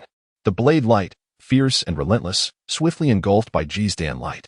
In the blink of an eye, It sliced through the protective Dan light surrounding him. The once formidable Bai Ji was cleaved in twain by a single stroke. In that moment, his perfectly rounded golden Dan shattered into a myriad of fragmented pieces, riddled with countless wounds. The masked figure momentarily paused, astonished. Is that all? He was aware that victory was assured, yet he had not anticipated its simplicity. Perhaps it was due to his exceptional prowess, or perhaps his blade was remarkably fine. It could also be. He gazed at the diminutive golden elixir on the ground and remarked, "This elixir is far too small. Its glow is insufficient. Unable to withstand even a single strike from me. It seems that should I ever refine an elixir, it must be of a larger size. And its radiance ought to be more pronounced." The masked figure, while speaking, lifted his gaze toward the moonlit sky. At the very least, its brilliance should rival that of the moonlight, shouldn't it? Meanwhile, the remaining few small cats trembled incessantly, some fleeing in terror. Observing this, the masked figure recited, "I am a citizen of the homeland, and I take great delight in the demise of entire families." With that, he swung his blade, ensuring that the few small cats met their irrevocable end. As he surveyed the lifeless forms upon the ground, he slowly approached the pond. "I shall roll up my trousers," he declared, as he positioned himself by the water's edge to cleanse his knife, subsequently catching a black fish. Chapter 31. Peace of mind. The pond's waters were a vivid crystalline green as the masked figure plunged his hand into it. Several black fish swiftly swam toward him, perceiving him as their provider. He grasped one fish, its slippery body coated in a viscous sheen. The creature lay still, offering no resistance. Suddenly, a smile broke across his face. "Perhaps I shall forego eating fish today." With a flick of his wrist, a torrent of water surged, carrying the fish back into its depths. He gazed at the black fish and mused, "Be sure to inform your mother that you are about to embark on a journey." He then placed the fish into a bamboo tube, securing it to his waist. Casting another glance at the corpses on the ground, a peculiar glint flickered in his eyes. "Shall I dare to touch a corpse?" Zhang Jiang had donned a sleek black outfit, his expression shrouded in darkness. The members of the Black Mountain sect reside within the Qin residence? The enforcers of the Golden Light Hall nodded, their eyes ablaze with a fury that seemed poised to erupt. Indeed, Zhang Jianghe clutched the Enwood pearl in his hand, crushing it with a fierce grip. The Black Mountain sect has gone too far. Just a fortnight ago, Chu Tianxiong had mercilessly slaughtered the Qin family. What should have been a time of celebration turned into a night of horror, as dozens of lives were tragically extinguished in a single evening, including that of the bride, who was sent to the underworld. Upon arriving at the Qin residence, Zhang Jianghe was met with a scene reminiscent of hell itself. He vividly recalled the bride's father, weary from his journey, who arrived at the Qin estate, repeatedly bowing and kneeling before him. The image of the frail, white-haired elder kneeling at his feet remained etched in his memory. Particularly haunting was the sight of that stubborn father, along with his wife, kneeling outside the gates of the Divine Light sect for over 10 days after Chu Tianxiong's departure. Zhang Jianghe could not shake the memory. Now, with Chu Tianxiong choosing to reside at the Qin estate, what could be his intentions? "Come, follow me to the Qin residence." Zhang Jianghe gritted his teeth. Initially, he intended to dispatch others to keep watch outside the Qin estate, to prevent Chu Tianxiong from committing further atrocities, but after some contemplation, he resolved to go himself. Under the cover of night, a group hastily made their way to the Qin residence, their expressions grave and tense. They understood all too well that they were utterly powerless against Chu Tianxiong and his ilk from the Black Mountain sect. It had been so last time, and it was destined to be the same this time. The scent of blood. Suddenly, Zhang Jianghe halted in his tracks, inhaling deeply, and employed a technique to enhance his sense of smell. The stench of blood intensified. The source of the metallic scent was undeniably the Qin residence, the very place where Chu Tianxiong and the disciples of the Black Mountain sect congregated. A sense of foreboding welled up within Zhang Jianghe. Could it be that the disciples of the Black Mountain sect had once again unleashed carnage in Rong City? Hurry! The group hastened their pace towards the Qin residence. At that moment, the gate creaked open, revealing a figure clad in a peculiar mask emerging from within the estate. Zhang Jianghe's heart skipped a beat as he regarded the masked individual, a sense of wariness taking hold. Was this person affiliated with the Black Mountain sect? No, that could not be right. The disciples of the Black Mountain sect typically exuded a faint but unmistakable scent of blood, whereas this masked figure did not. How had they emerged from the Qin residence? Where were the disciples of the Black Mountain sect? Senior, Zhang Jianghe hesitated briefly before speaking. There are numerous disciples of the Black Mountain sect within the Qin residence. I implore you to exercise caution, for they are notoriously savage. Despite the likelihood that the individual was familiar with the Black Mountain sect, he felt compelled to offer a warning to prevent any unforeseen mishaps. Qi Yuan recognized Zheng Jianghe and rasped, "The Black Mountain sect members are rather agreeable, you see. I fancied fish and opened the gate for myself to catch some." Zheng Jianghe was taken aback, and the other disciples of the Divine Light sect shared his astonishment, their confusion palpable. "My wife is about to give birth. I must take my leave." With that, Qi Yuan dashed away, leaving Zheng Jianghe and the others bewildered in the night. However, Zheng Jianghe soon redirected his gaze towards the gate of the Qin residence. The closer he approached, the more potent the scent of blood became. He stepped forward and knocked on the door. The sound echoed through the stillness of the night, creating an eerie profundity. Zheng Jianghe exchanged glances with his companions, a terrifying thought creeping into his mind. He struggled to suppress the rising tide of excitement within him. He exchanged glances with the crowd, then raised his foot and delivered a forceful kick. The great door creaked open in response. The onlookers collectively inhaled sharply. Within the Qin residence's courtyard lay a gruesome tableau of over a dozen corpses. Zheng Jianghe's gaze fell upon a severed head, none other than that of Chu Tianxiong. It was the revered Baiji Laozu. A disciple of the Divine Light sect trembled and shouted in horror. Zheng Jianghe turned to see the once mighty Baiji Laozu. Now bisected, his eyes wide in disbelief. This was a golden core cultivator, a Yuandan master. Meeting such a fate, Zheng Jianghe burst into laughter, exclaiming good. Thrice. His mind wandered back to the peculiar individual he had encountered moments earlier. Could it be that this person was the one responsible for the carnage? Though he had harbored suspicions, the reality left him utterly astonished. Nevertheless, Zheng Jianghe swiftly reined in his emotions, aware that the gravity of this incident was monumental. With dire consequences looming ahead, the Black Mountain sect may not have been formidable, consisting only of a few Yuandan masters. But behind them loomed the sinister presence of the Black Chicken Old Demon. "Bring fire. Set this place ablaze," Zheng Jianghe commanded decisively. The disciples of the Divine Light sect promptly sprang into action, preparing torches to ignite the Qin residence. Zheng Jianghe intended to obliterate the evidence for that masked figure. Though the effectiveness of such an action might be limited, it was certainly better than inaction. Outside the gates of the Divine Light sect, the sun had long descended, yielding to the gradual ascent of the moon. The night air was tinged with a chill. An elderly man, frail and white-haired, knelt at the entrance, beads of cold sweat dotting his forehead. In his twilight years, he was a mere breath away from death's embrace. One misstep or a moment's slumber could spell his end. "I shall kneel for a while longer. Perhaps if a passing immortal sees me, they may be moved to avenge Qianqian." The elderly woman gazed at the obstinate old man, her eyes clouded with sorrow. As mere mortals dwelling in the realm of cultivation, they were at the mercy of fate. Born in the vicinity of the Black Mountain sect, their destinies were dire.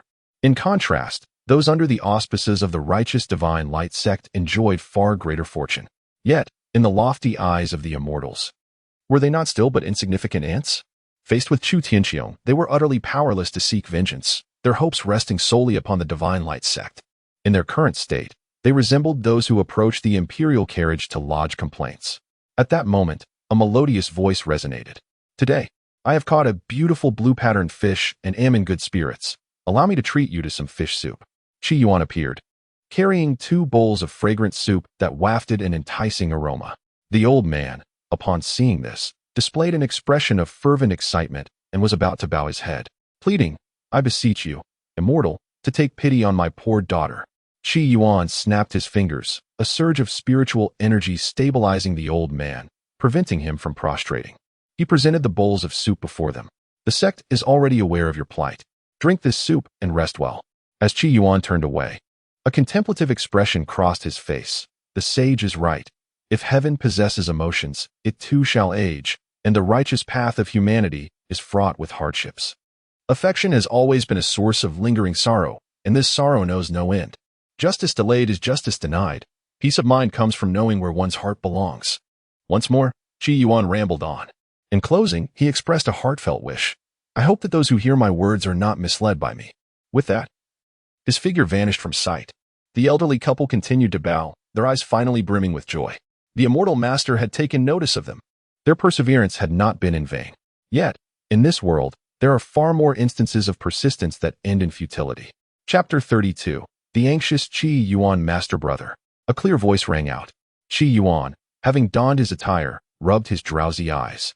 Yawning, he cast a glance at the black fish in the aquarium before stepping out of the courtyard. What is it? So early in the morning. Outside the courtyard, the two enchanting ladies, Jiang Lingsu and Jiang Ran, stood side by side, one innocent and adorable, the other graceful and refined. Qi Yuan felt a wave of comfort wash over him. Indeed, beautiful things always uplift the spirit. Master Brother Qi Yuan, I have delightful news to share with you. Jiang Ran's lovely face radiated with a smile. Yesterday, disciples of the Black Mountain sect, who had stayed overnight in Rong City, were all exterminated by a mysterious master. Chu Tianxiong is dead, and so is the venerable old ancestor Bai Ji. At the mention of this, Jiang Ran's face sparkled with excitement. Qi Yuan slapped his thigh in astonishment. I never anticipated that my divination skills would prove so formidable. However, recalling something, he quickly amended. I had foreseen that lad's impending doom due to his blood-related misfortune. Look, he disregarded my advice and met his demise. Serves him right. Seeing this, Jiang Lingsu chuckled helplessly. I truly wonder which esteemed master has performed such a gratifying deed. I have heard that a golden core elder from the Black Mountain sect has arrived nearby to investigate the scene. Moreover, our Xinguang sect also dispatched an elder to Rong City last night. Although the site was scorched, we have already gathered a considerable amount of clues. Upon hearing this, Qi Yuan felt a slight tightening in his heart. What clue? The massacre of the disciples from the Black Mountain sect was carried out by a masked figure. The elders mentioned that this mysterious masked individual was likely a sword cultivator, however, to conceal traces of their magical techniques. They deliberately switched to a blade to slay the disciples of the Black Mountain sect. Jiang Lingsu, who always kept a close eye on the happenings within the Divine Light sect, was well informed. What kind of blade? I do not know, Jiang Lingsu replied, shaking her head. It wouldn't be a kitchen knife, would it? Qi Yuan brandished his knife, gesturing with it. Jiang Lingsu stifled a laugh, covering her mouth. How could that be possible? Jiang Ran's innocent visage also broke into a smile, a hint of allure naturally emanating from her expression. If they were slain by a kitchen knife, how utterly humiliating, yet satisfying. Jiang Lingsu added. It is rumored that that old ancestor was slain with a single strike that shattered his protective essence, leading to his demise. This implies that the weapon must be a formidable artifact, far beyond the comparison of a mere kitchen knife. Qi Yuan immediately retorted. All things are equal. How can you belittle my kitchen knife? My knife could certainly sever that scoundrel's head with one blow. Jiang Ran smiled gently but remained silent. Jiang Lingsu then engaged Qi Yuan in a verbal spar. All things are equal. How could the senior brother insult a dog? Qi Yuan chose not to pursue the topic further. Holding the kitchen knife, he expressed his concerns. I possess a kitchen knife, and the disciples of the Black Mountain sect fell beneath its edge. Do you think they might suspect me of having slain Chu Tianxiong? Jiang Ran was taken aback. Suppressing a laugh, despite lacking professional training, she managed to hold it in. Jiang Lingsu chuckled lightly. Senior brother, you are perhaps overthinking this. You should focus on establishing your foundation first. Let us speak of the essence of civilization, you, me, and him.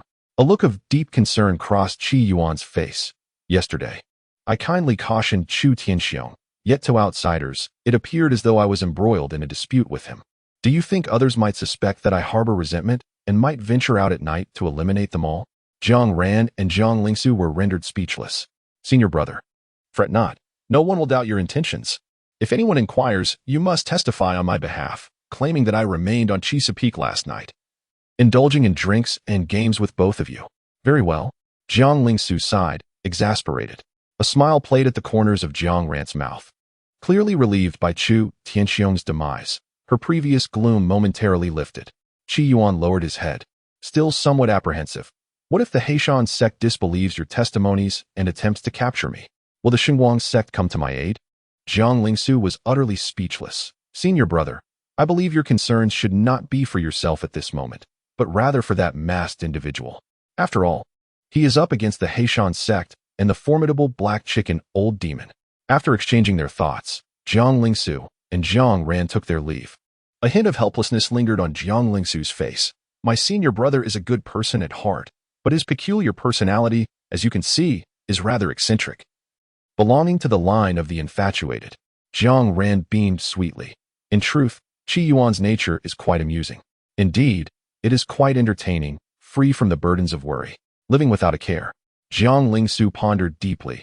A heavy stone lodged within her heart, an unshakable burden. Was Qi Yuan truly so carefree? Meanwhile, Qi Yuan paced restlessly within his room, his visage etched with profound concern. I was careless last night. Merely donning a mask is not sufficient. I ought to have disguised myself as a woman to conceal my gender. What if they deduce that the murderer wielded a knife and trace it back to me? Will the Black Mountain sect come seeking retribution? The more he ruminated, the more anxiety consumed him, and the more his frustration mounted, despite his efforts being nearly flawless. What if a transcendent sage within the Black Mountain sect unveiled his involvement? He envisioned the elders of the sect descending upon the Divine Light sect, poised to strike. Alone and feeble, he felt utterly helpless. His ire escalated, his face flushed with indignation. Outside the long pavilion, beside the ancient path, fragrant grasses abound. The Black Mountain sect truly lacks decency. Have I not merely acted as the moon, vanquishing a few evildoers?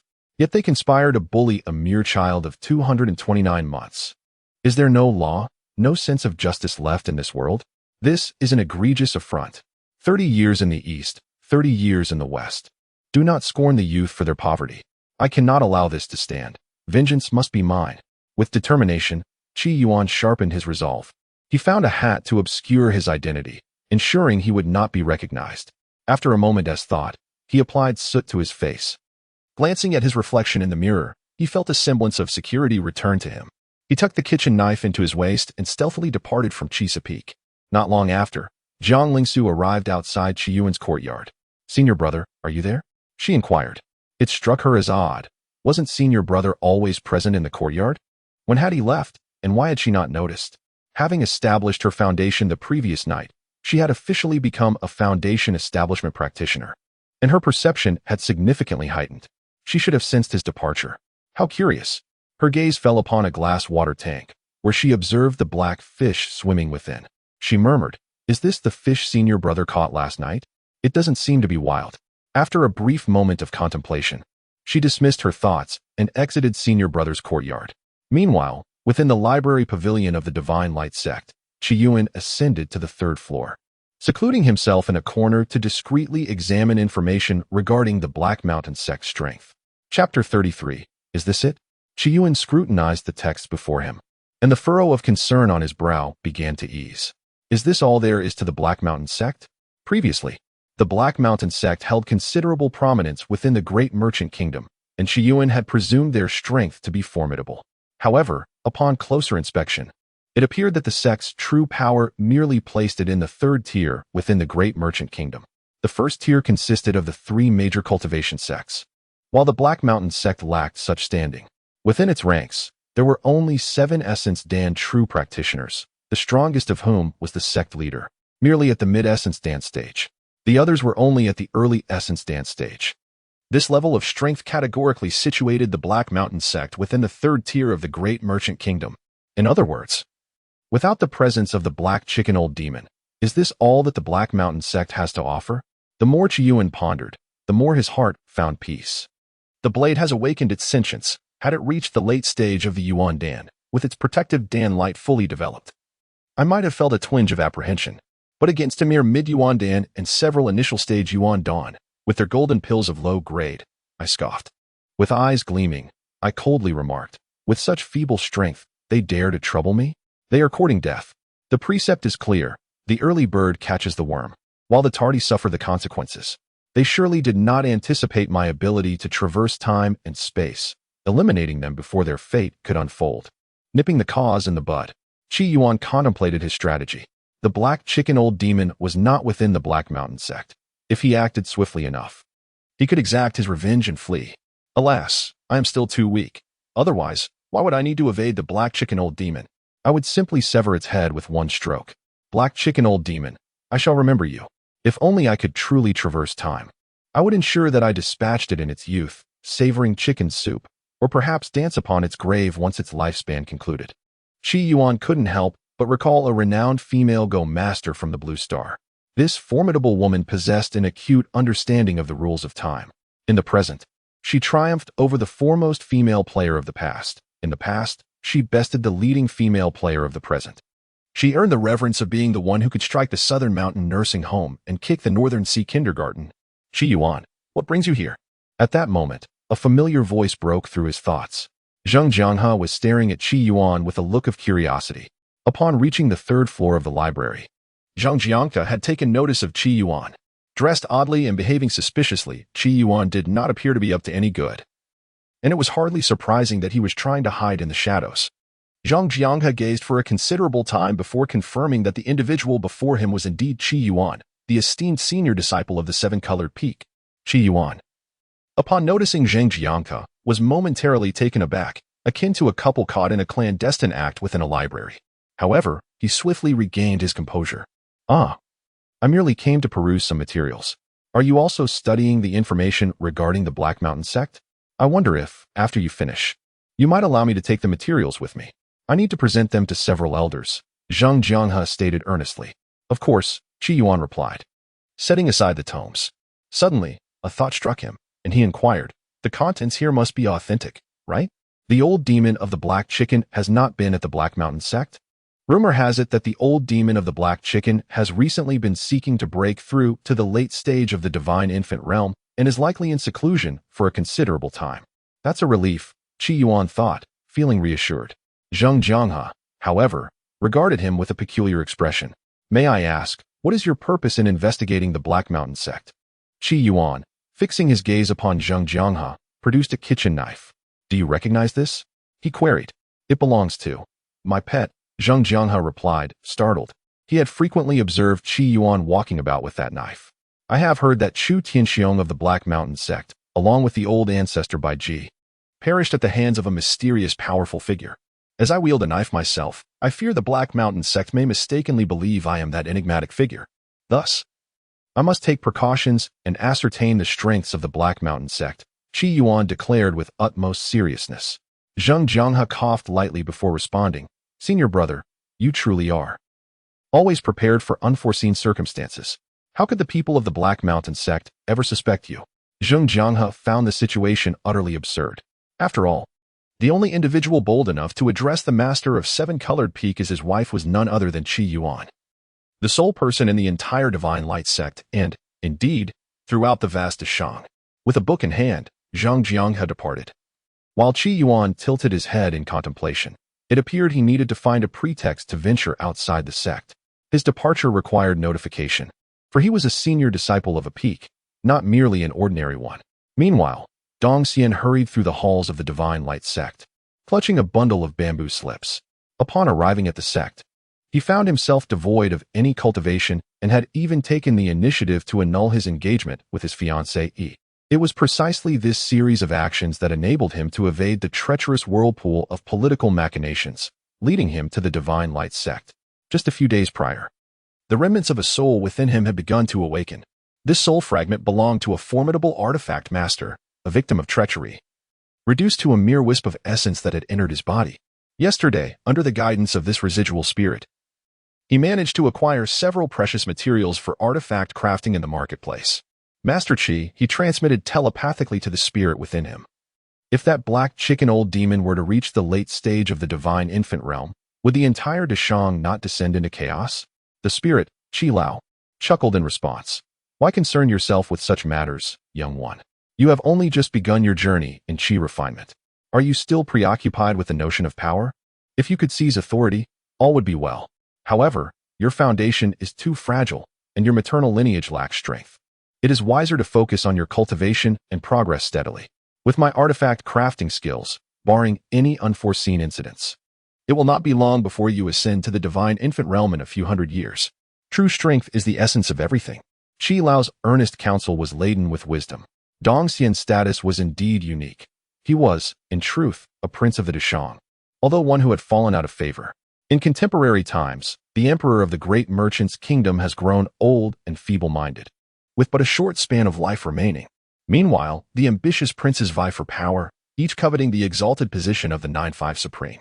Among these princes, Dong Xian possesses the least advantageous background and foundation. Suddenly, Qi Lao expressed astonishment. Who could that be?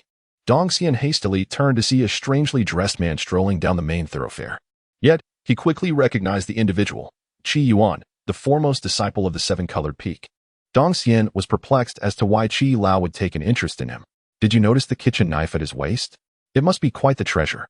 "Alas, my divine sense cannot extend outward," Otherwise, I would surely discern what makes that knife so extraordinary. Quickly, procure that knife. Qi Lao urged, his tone urgent. Dong Xian found himself momentarily stunned. If it were merely an ordinary kitchen knife, and Qi Yuan was just a typical disciple of the Divine Light sect, perhaps he could manage to acquire it. However, it was evident that it was not so simple. At Qi Lao's insistence, he steeled himself and approached. Greetings, Senior Brother Qi Yuan. Dong Xian advanced, his demeanor respectful upon encountering Qi Yuan. It's you? Qi Yuan cast a glance at Dong Xian, instinctively retreating a step. Individuals like Dong Xian, who appeared to possess the fate of a protagonist, were best kept at a distance. In the television shows or anime Qi Yuan had seen, whenever a minor character suddenly displayed kindness towards the protagonist, one could be certain that this character was about to meet a grim fate, prompting the protagonist to unleash their inner strength. Hence, many shows garnered such commentary. Old Man Fei. Qi Yuan was neither elderly nor did he wish for such a fate. Senior Brother Qi Yuan, I have an unusual request that I am uncertain whether to voice. Dong Xian stated. Qi Yuan hurriedly interjected. It is not appropriate to speak of such matters, abruptly silencing Dong Xian's intended words. At that moment, Qi Yuan scrutinized Dong Xian with a serious demeanor. He was merely an ordinary youth, yet within him, a remnant soul had awakened. Marking him as a weaponsmith, this particular smith had taken an interest in your kitchen knife. Noticing Dong Xian's lack of response, Qi Yuan gently patted his shoulder and said, Young man, there exists a peculiar flame in the kitchen of the Divine Herb Peak.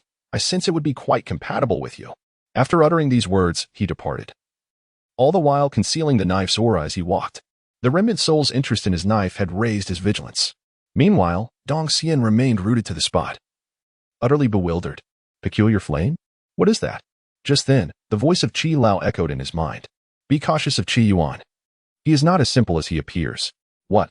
Upon close contact, I discerned that his kitchen knife bears traces of blood. Blood? Isn't that quite normal? Dong Xian retorted. It is the blood of a Yuandan cultivator, Qi Lao clarified. Dong Xian was taken aback. A Yuandan cultivator? That knife? Has it slain a Yuandan cultivator? One must understand that within the great merchant kingdom, Yuandan cultivators are revered akin to royal offerings. The seemingly unremarkable kitchen knife had indeed been stained with the blood of a Yuandan cultivator. Was it a gift from the peak master of the seven-colored peak to Qi Yuan? No wonder Qi Lao remarked that the knife was extraordinary. Qi Lao continued. Qi Yuan can only be regarded as a friend, never as an adversary. He has yet to finish his thought. That blood was recently acquired. Unable to suppress a laugh, Dong Xian remarked, why would I seek to make an enemy of the chief disciple of a peak? On the vibrant seven-colored peak, Jiang Lingsu wore an expression of intrigue. Elder brother, are you truly departing from the sect? Qi Yuan nodded in affirmation. I have already conferred with the sect leader, and he has granted his approval for me to venture out to establish my foundation. Establishing a foundation? I fail to understand why you must leave the sect. Could this not be accomplished right here on Seven-Colored Peak? Reading thousands of books pales in comparison to traveling thousands of miles, Qi Yuan replied. Jiang Lingsu paused momentarily, then remarked, Elder brother, at times, your words possess a certain wisdom.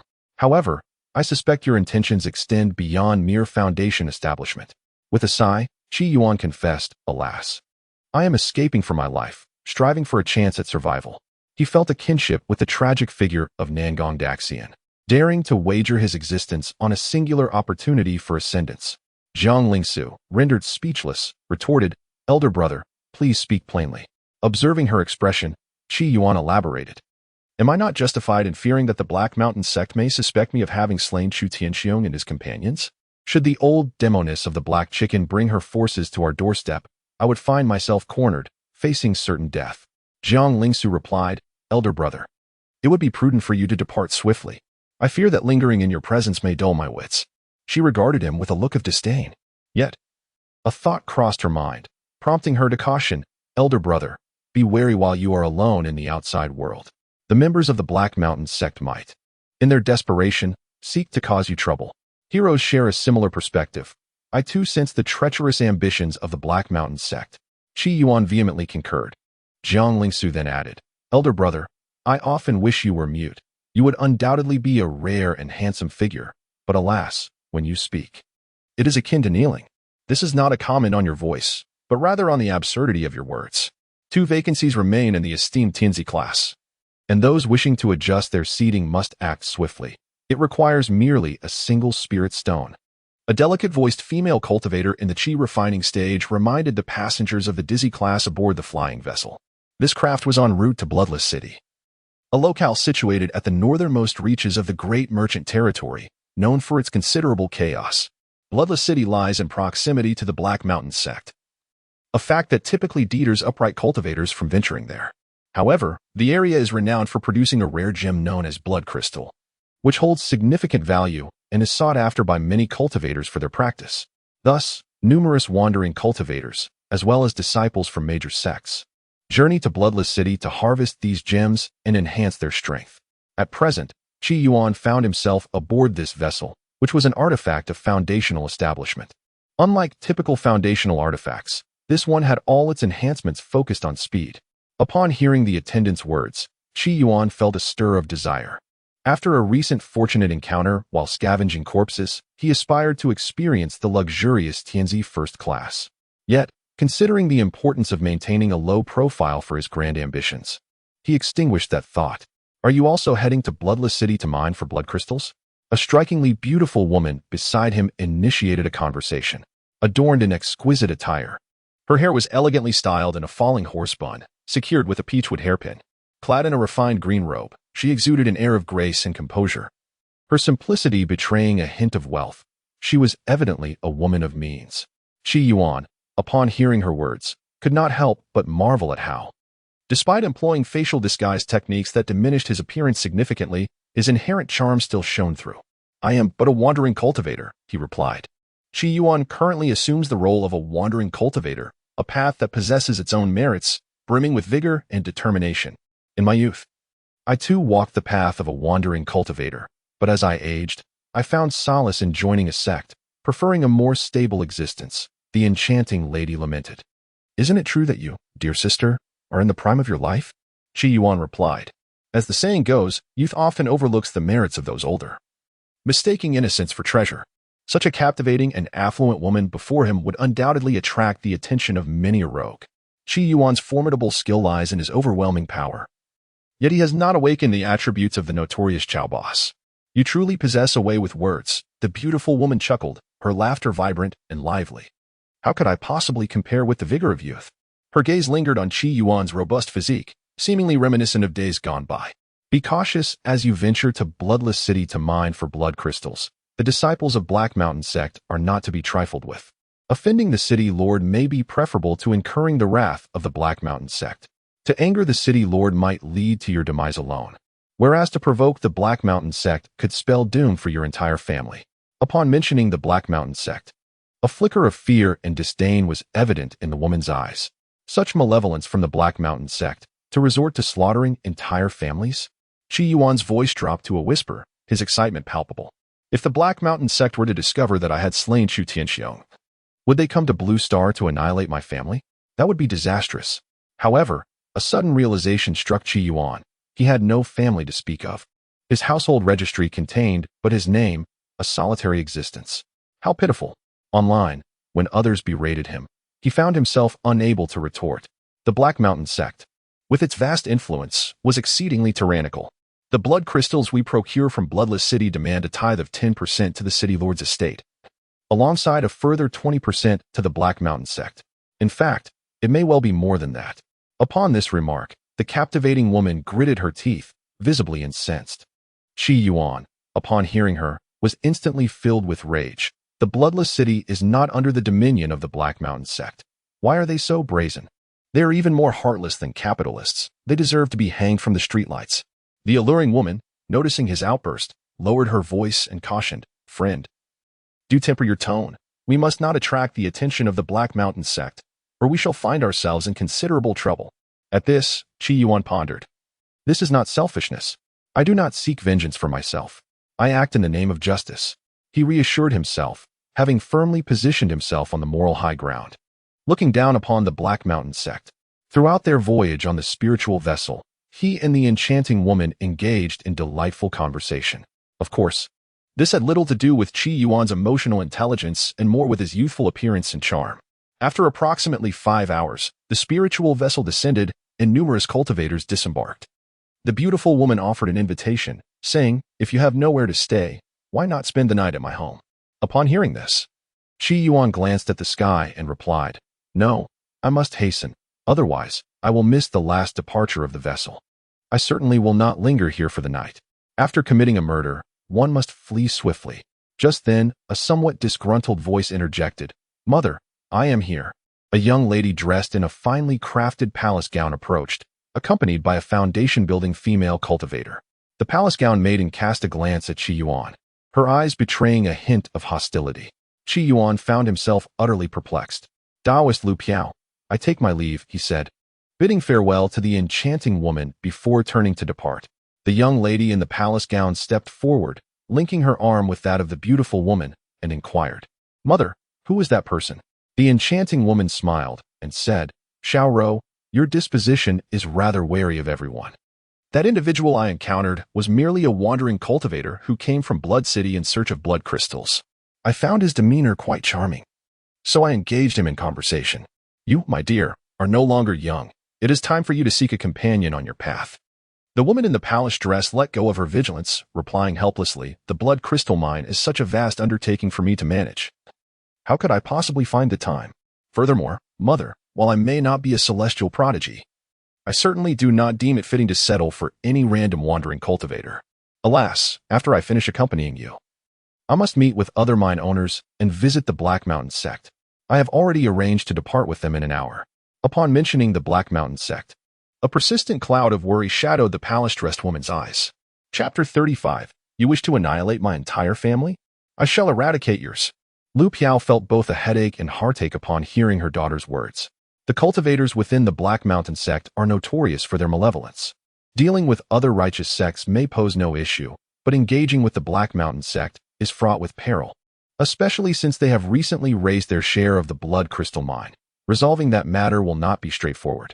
Thus, I have been contemplating your early marriage. Such affairs would be better handled by your husband. Yet, he must be a person of considerable stature. That frail individual we just encountered, what could he possibly achieve in negotiations with the Black Mountain sect regarding the mine's profits? The woman declared with pride.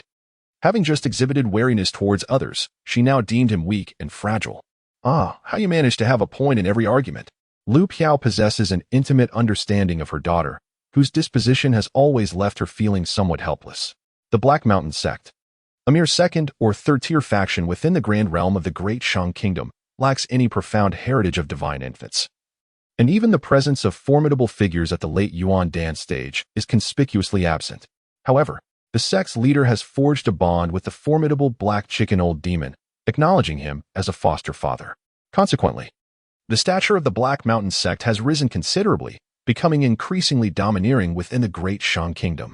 Within the confines of the sect, there exists a cadre of several hundred disciples, a dozen stewards, and a handful of elders.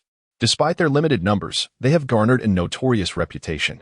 It is said that a mere disciple of the Black Mountain sect, upon venturing into territories under their influence, can compel ordinary citizens to kneel in reverence. The sect has reached a point where it silences even the most trivial disturbances. Among them, Elder Yu Linglong, draped in black silk, cannot conceal her enchanting figure.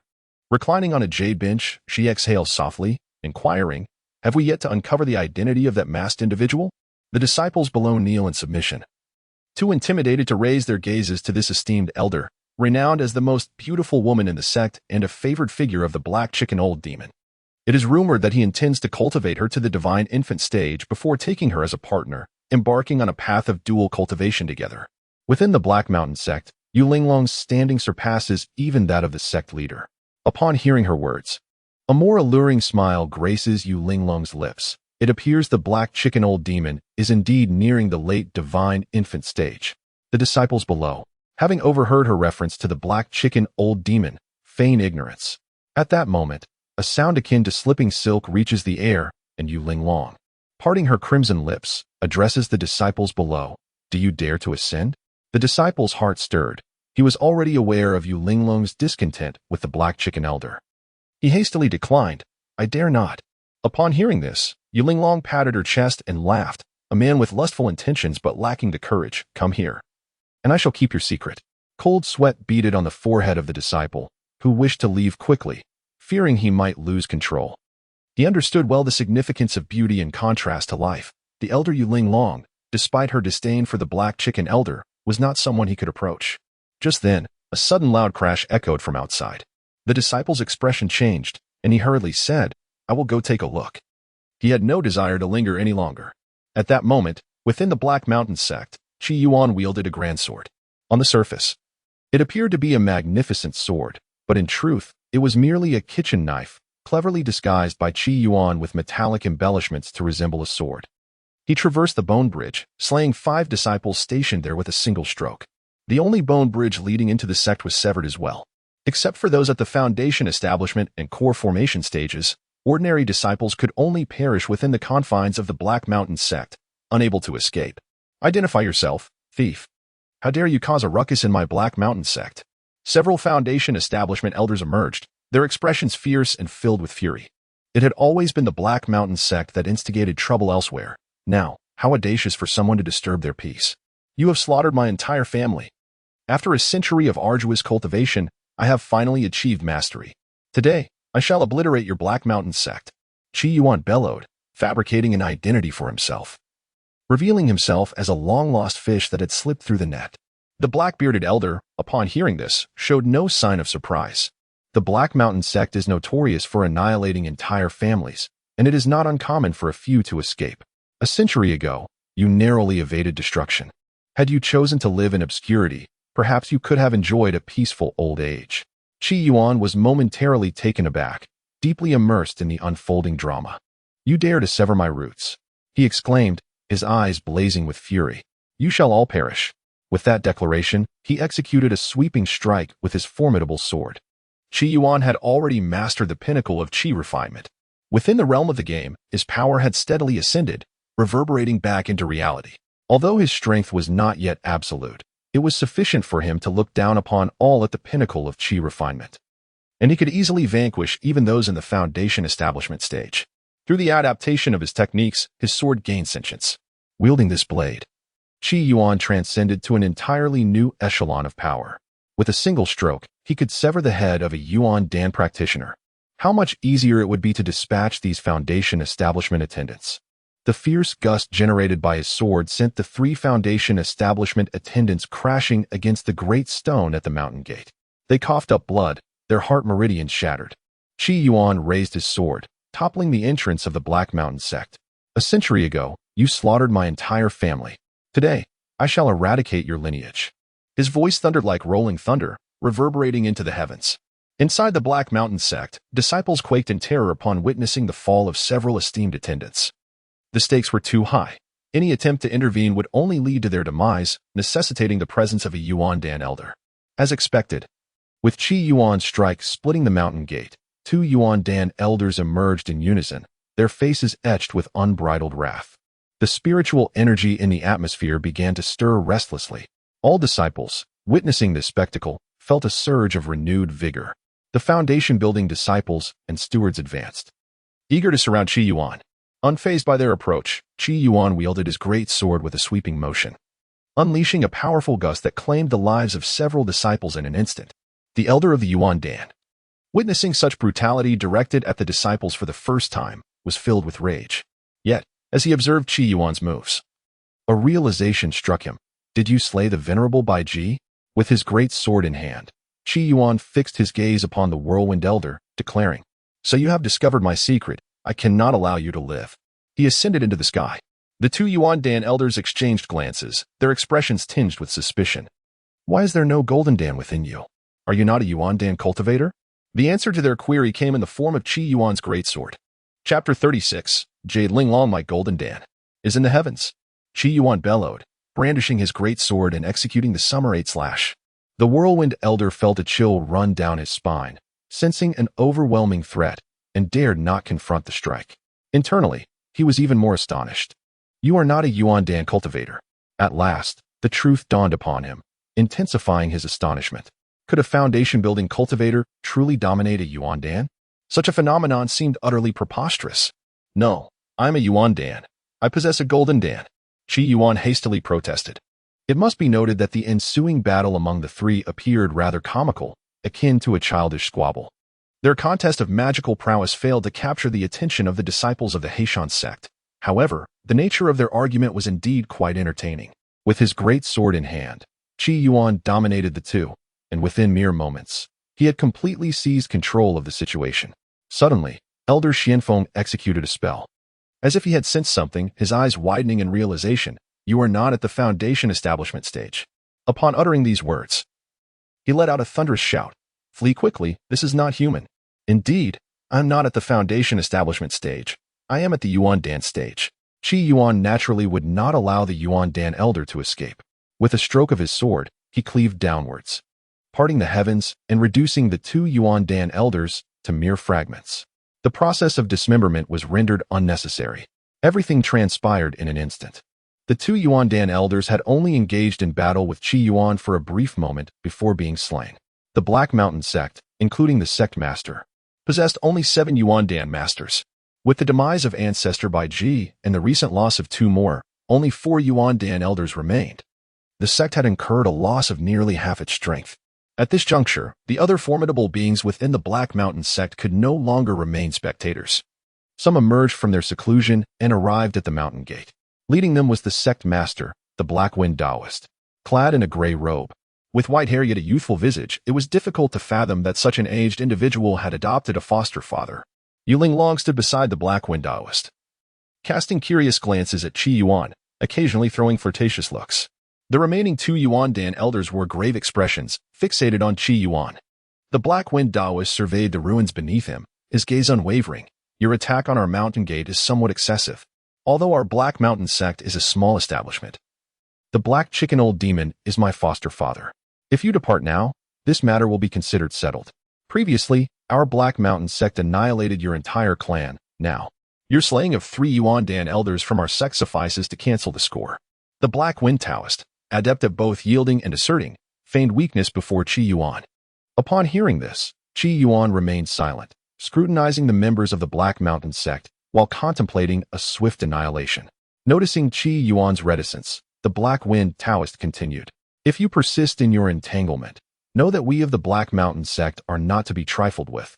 The outcome of this confrontation remains uncertain." He then added, "And the Black Chicken Old Demon is akin to a foster father to me. Are you aware of this?" At this, Qi Yuan raised an eyebrow, responding, "You threatened me after slaughtering my entire family. Do you truly believe I was raised on sweet nothings?" The Black Wind Taoist was momentarily taken aback. Beside him, the enchanting Yuling Long, draped in black gauze, chuckled alluringly. "Oh, dear brother, you are rather amusing. Should you choose to spare the Black Mountain sect, I would be willing to indulge you for a night of revelry, for the sake of the sect." The Black Wind Taoist frowned slightly, but refrained from comment. In response, Qi Yuan proclaimed loudly, "You resort to seduction. How utterly despicable. Today, I shall eradicate your entire clan." No longer wishing to engage in verbal sparring, Qi Yuan resolved to take action directly. He found such banter tiresome, particularly since he lacked proficiency in it and had never emerged victorious in such exchanges. Upon witnessing Qi Yuan's determination, the Black Wind Taoist's expression turned cold. "It seems you are truly seeking your demise." Without further ado, he produced a flag of formation and cast it into the air. "Form the array." In that instant, he activated the sect's grand formation. Instantly, the faces of all Qi refining disciples turned ashen, while the Foundation Establishment deacons fared slightly better, albeit still pale. In stark contrast, the 4 core formation elders appeared invigorated, their auras swelling with newfound grandeur. The grand formation of the Black Mountain sect siphoned the cultivation power from all disciples and deacons, channeling it into the core formation elders. In an instant, the prowess of the 4 elders ascended to new heights. Qi Yuan observed these individuals, his great sword cleaving through the air with force. The Black Wind Taoist, unfazed by the display, felt as though he had reached the late stage of the Yuan Dan realm. A perfectly round golden elixir emerged from him. "Taste my strike." With this, the Black Wind Taoist unleashed the mightiest blow of the golden elixir. The golden elixir, the most treasured possession of a Yuan Dan cultivator, is the embodiment of their Taoist arts. As he executed this technique, the Black Wind Taoist appeared to be assured of victory. "The golden elixir I have forged is of the middle 3rd grade, a heavy iron golden elixir. This elixir is exceptionally resilient. Even a deity infant cultivator would find it difficult to shatter in the short term. Your Taoist techniques are exquisite, your lethal strikes incessant, and your combat experience far exceeds ours. Should I engage you in prolonged combat, I would undoubtedly be defeated. Thus, I shall rely on the golden elixir to overwhelm all methods. The Black Wind Taoist, inexperienced in combat, understood that his greatest advantage lay in his superior cultivation level. Consequently, he opted for the most reliable tactic, using the heavy iron golden elixir to suppress his opponent. This maneuver, though rather unscrupulous, was capable of crushing cultivators of lower realms. However, upon seeing the golden elixir, Qi Yuan's eyes sparkled with intrigue. You wish to suppress me with something no larger than a soccer ball? If the Black Wind Taoist were to engage Qi Yuan in a fair contest of skills, it could have taken quite a while. But to present the golden elixir? That was a different matter entirely. Qi Yuan's blade was specifically designed to cleave through golden elixirs. Heavenly Blade Technique. Qi Yuan unleashed his grand skill once more. The radiance of the sun and moon converged upon him. In that moment, the enormous sword erupted, revealing the form of a kitchen knife. Witnessing this scene, the Black Wind Taoist was momentarily taken aback. A kitchen knife? Yet, before he could fully comprehend the situation, his instincts screamed warnings within him. However, it was all too late. The kitchen knife struck the golden core with such ease that not even the sound of metal clashing could be heard. It was akin to a knife slicing through an egg, effortlessly shattering the Black Wind practitioner's golden core. The Black Wind practitioner widened his eyes, attempting to utter something. Yet no words escaped his lips. His aura plummeted dramatically, leaving him teetering on the brink of death. How could this be possible? The Black Wind practitioner was bewildered.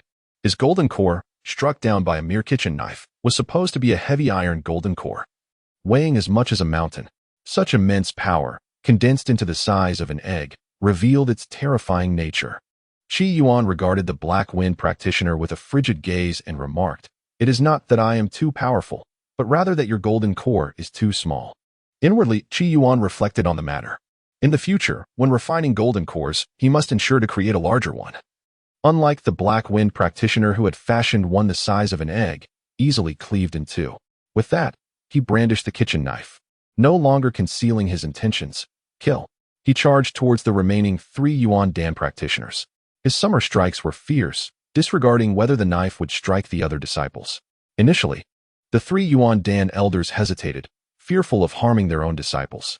Yet, within mere moments, they cast aside their reservations and engaged in a frenzied battle with Qi Yuan.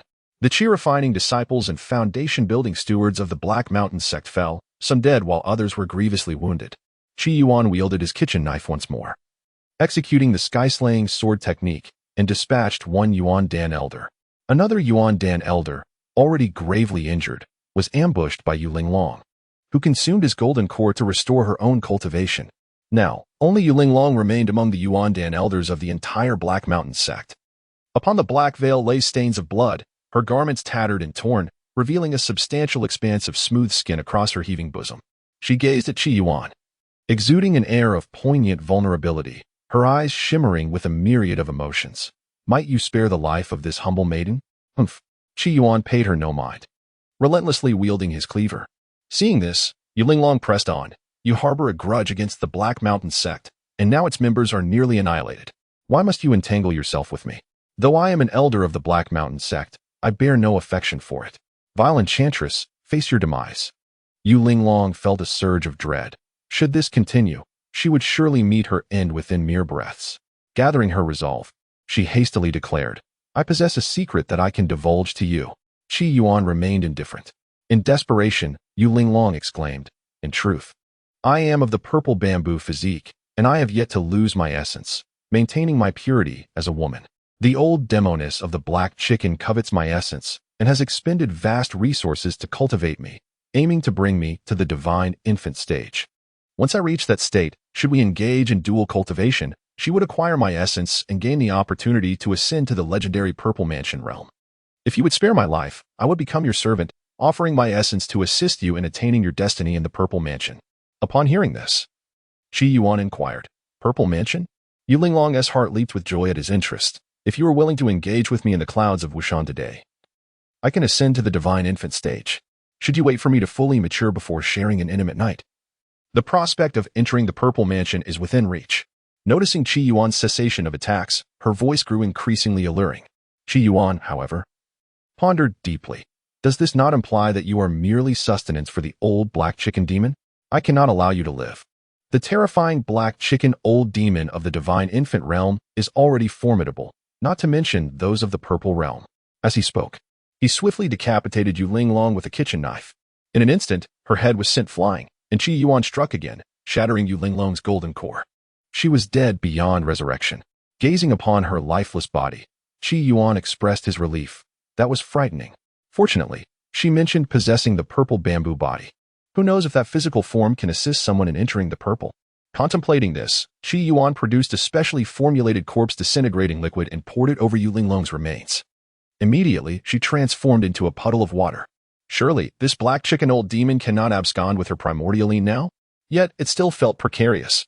Qi Yuan then ignited a flame, evaporating the puddle and collected the surrounding soil into his storage bag. After a flurry of activity, he surveyed the Black Mountain sect. His eyes gleaming with murderous intent. Some disciples still live. They must be dealt with, and then I shall abscond with their library. The Black Wind Taoist invoked a formation, while Yu Linglong and other Yuan and elders engaged Qi Yuan in a fierce battle. To augment their strength, they drained the cultivation of the remaining disciples, leaving many as desiccated corpses, though a few still clung to life. Naturally, Qi Yuan would not let them escape. Chapter 37. Qi Yuan schemes. After ensuring the final blow was dealt, Qi Yuan swept through the Black Mountain sect like a tempest, leaving no stone unturned. Time was of the essence, so he focused primarily on plundering the library. To Qi Yuan, the cultivation techniques were of paramount importance. An infinite array of cultivation techniques endowed him with a vast reservoir of knowledge, and coupled with his ability to perceive concealed information, he could further refine the Qi Yuan Sutra, paving his way on the path of immortality. Thus, he departed swiftly from the Black Mountain sect. At this moment, Duan Xianro, clad in a pristine, chest-length Ruchuan, sat atop a cloud rabbit carriage. The cloud rabbit, with its 3 heads and 8 legs, was capable of traversing both land and sky with remarkable stability, ensuring the rabbit's fate was secure, free from the fear of becoming a meal.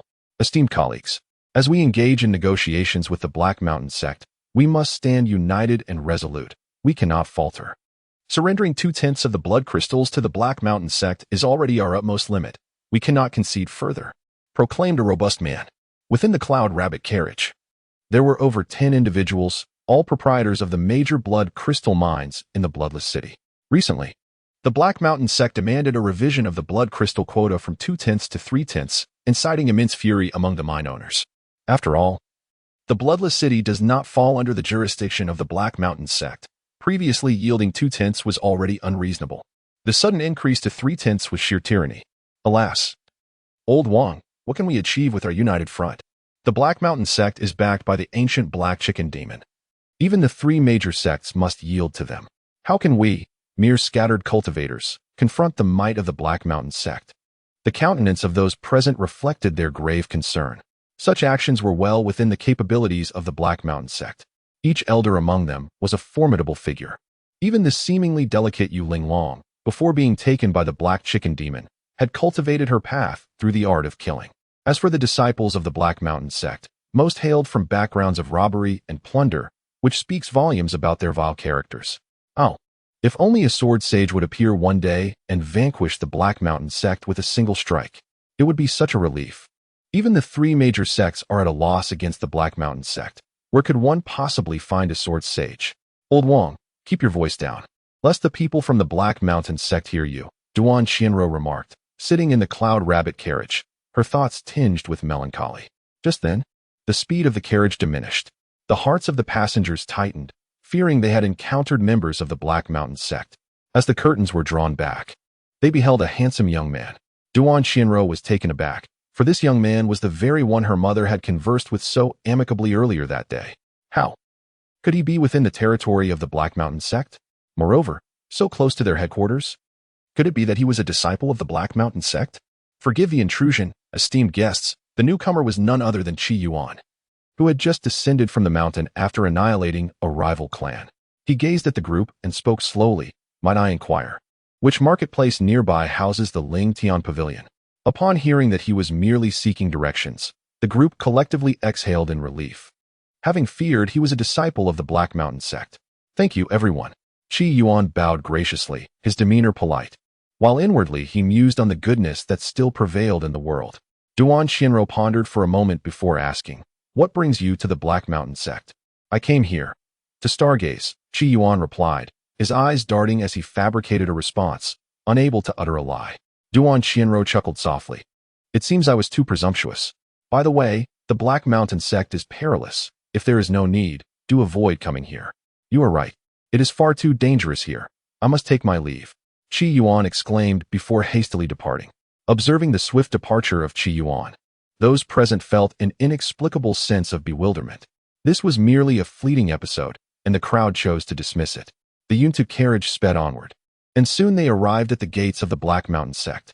"Oh, what has happened to the Bone Bridge?" many exclaimed in astonishment.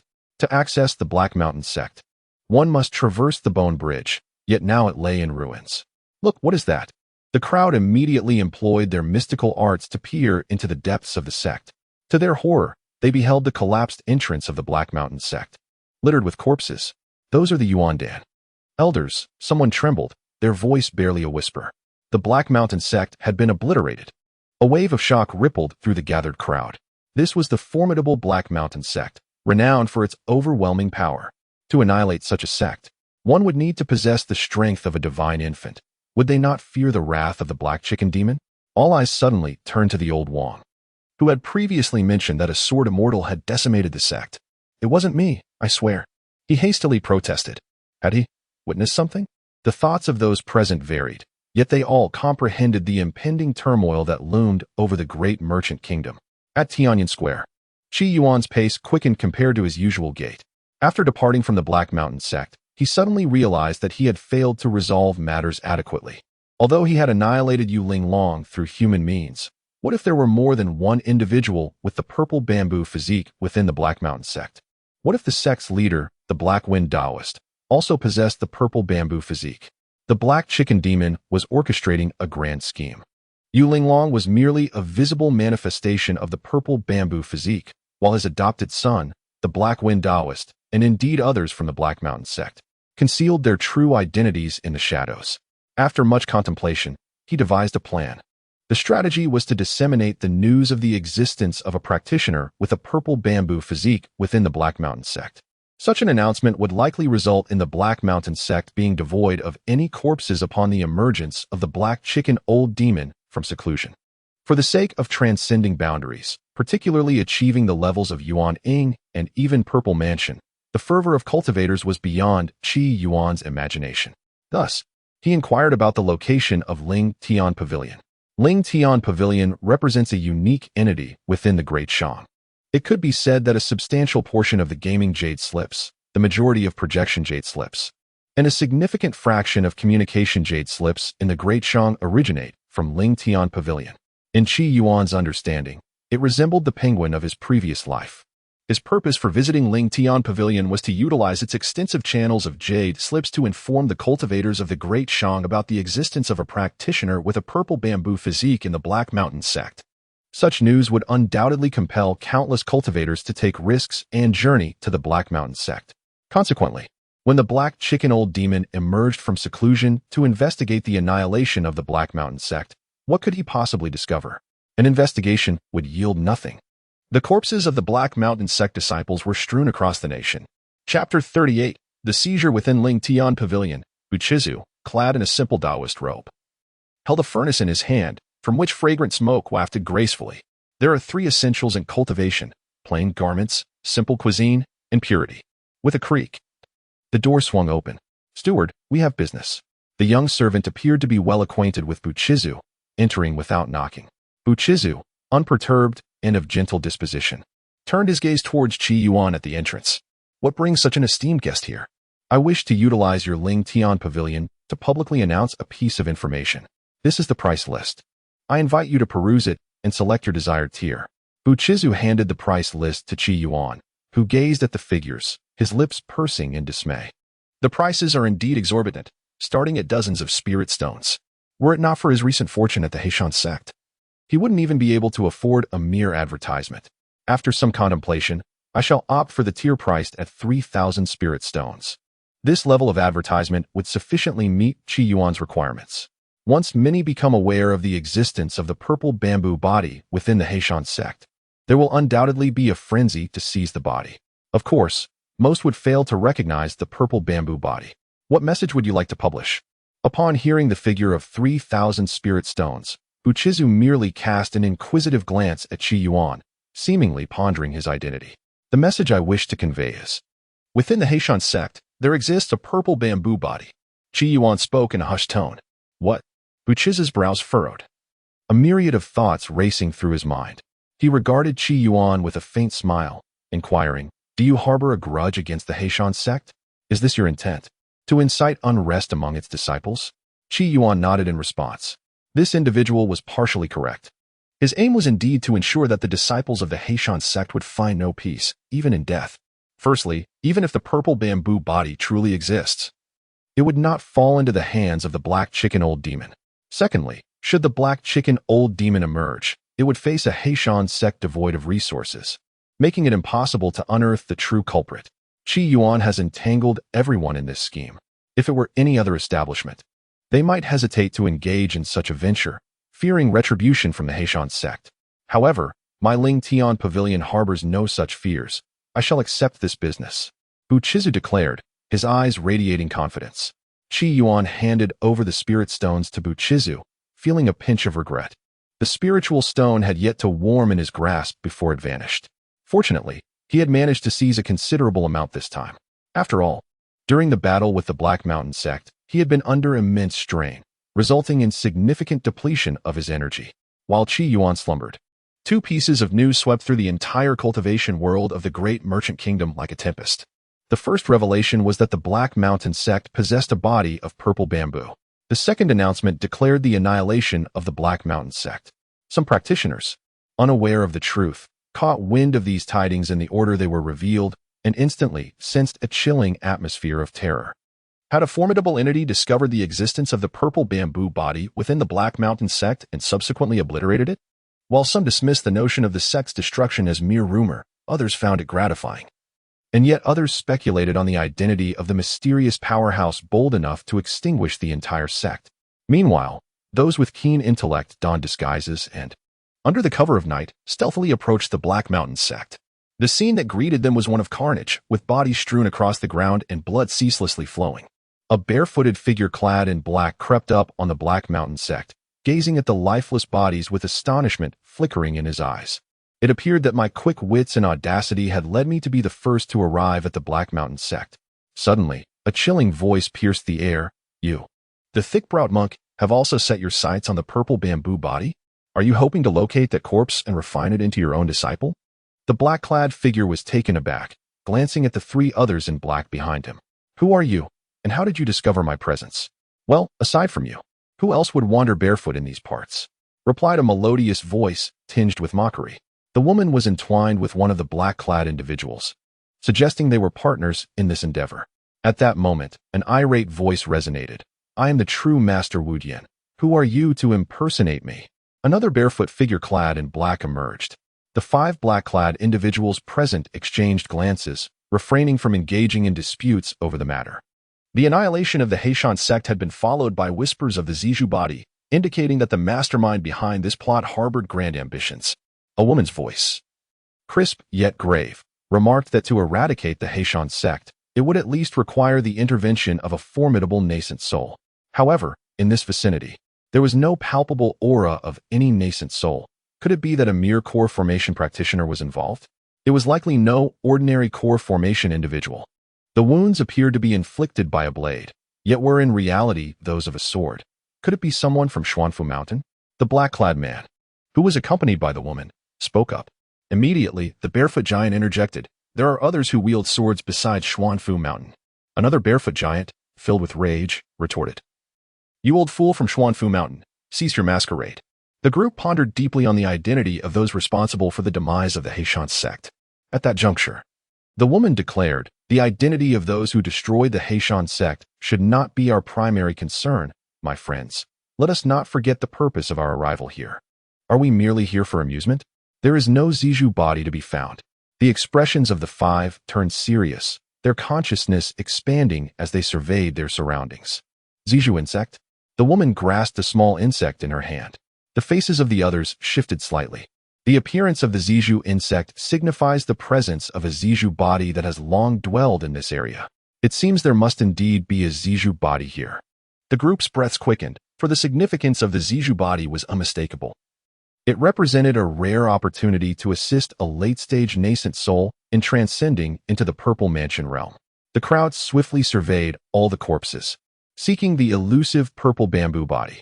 Suddenly, the barefooted giant fixed his gaze upon a patch of soil. The esteemed Yu Linglong of the Black Mountain sect had vanished. He stared at the earth for a moment before diverting his attention. Could it be that the purple bamboo body had been taken by that annihilator of sects? What was the purpose of announcing such news? Merely to amuse himself at our expense. The previously silent elder spoke up, his voice raspy. At that moment, the second barefooted giant seemed to uncover something, grasping the corpse of the Black Mountain sect's leader. "You dare, Wudian monk." Upon witnessing this, the others sprang into action, seizing the corpse of the Black Mountain sect's leader. In an instant, the remains were captured by several formidable beings, rendering the body into fragments. Alas, the Black Mountain sect's leader found no peace in death. The barefooted giant, furious, exclaimed, "This is not the purple bamboo body. What do you seek to claim from me?" Indeed, this was not the purple bamboo body, but rather a blue bamboo body of a lesser rank. Reducing it to ashes could yield a special spiritual herb, capable of producing a blue infant fruit, enhancing one's cultivation within the divine infant realm. The knowledgeable woman realized, to her astonishment, that the leader of the Black Mountain sect was none other than Yu Linglong's father, or perhaps her grandfather. Fortunately, some had noticed these occurrences early on. Otherwise, within 2 centuries, the ancient black chicken demon would surely ascend to the Purple Mansion realm. The mere thought sent shivers down their spines. Should that come to pass, the dynamics of the great merchant kingdom would undoubtedly transform. However, such trepidation was fleeting, for having just seized the corpse of the Black Wind Taoist, these divine infant powerhouses were already in motion once more. After all, the bodies of the purple bamboo and blue bamboo physiques appear frequently. One cannot rule out the possibility of other physiques emerging. These corpses must not be overlooked. Thus, a fierce battle for the corpses ensued within the Black Mountain sect. Naturally, Qi Yuan was oblivious to all of this. He stretched languidly, feeling invigorated. At last, he could indulge in his gaming without a care. The internet personas of the little monsters have arrived. Chapter 39. The first-rate foundation establishment spirit object is unsuitable for me. I desire the Dao Foundation Establishment. On the following day, Qi Yuan was still ensconced in slumber. Suddenly, a melodious voice pierced through his dreams. Startled awake, he hastily tidied himself and stepped out of his chamber, still bearing the remnants of sleepiness upon his face. Jiang Lingsu was exasperated. She yearned to express that upon rising this morning, she discovered the heap of rubbish in her courtyard had been rummaged through. Yet, considering her master's pride, she chose to maintain a calm demeanor and said, "Master brother, isn't your knife still tied up in the courtyard?" She glanced at the knife, tethered like a pet. Qi Yuan cast a glance at the knife, his expression tinged with suspicion. Following the annihilation of the Black Mountain sect, he had garnered numerous rewards. Of course, his most significant acquisition was the complete emptying of the sect's library. As for other spirit stones and spirit objects, he had fled in haste and did not manage to seize many. However, even so, the spirit objects he did obtain were of considerable value, and he savored the enjoyment of his knife. After all, Qi Yuan, at present, possessed merely the combat prowess of a newly established foundation. His ability to slay Yuan Dan was entirely reliant on the power of the knife, much like a formidable magical artifact from the investiture of the gods that could directly challenge those beyond its level. Qi Yuan was no different. In the short term, even if he were to exhaust all his spirit stones, the enhancement of his power would remain limited. What he lacked most were cultivation techniques and a solid foundation. He had devoted the majority of his spirit stones and treasures to augmenting the blade's strength. Now, that blade had become truly formidable.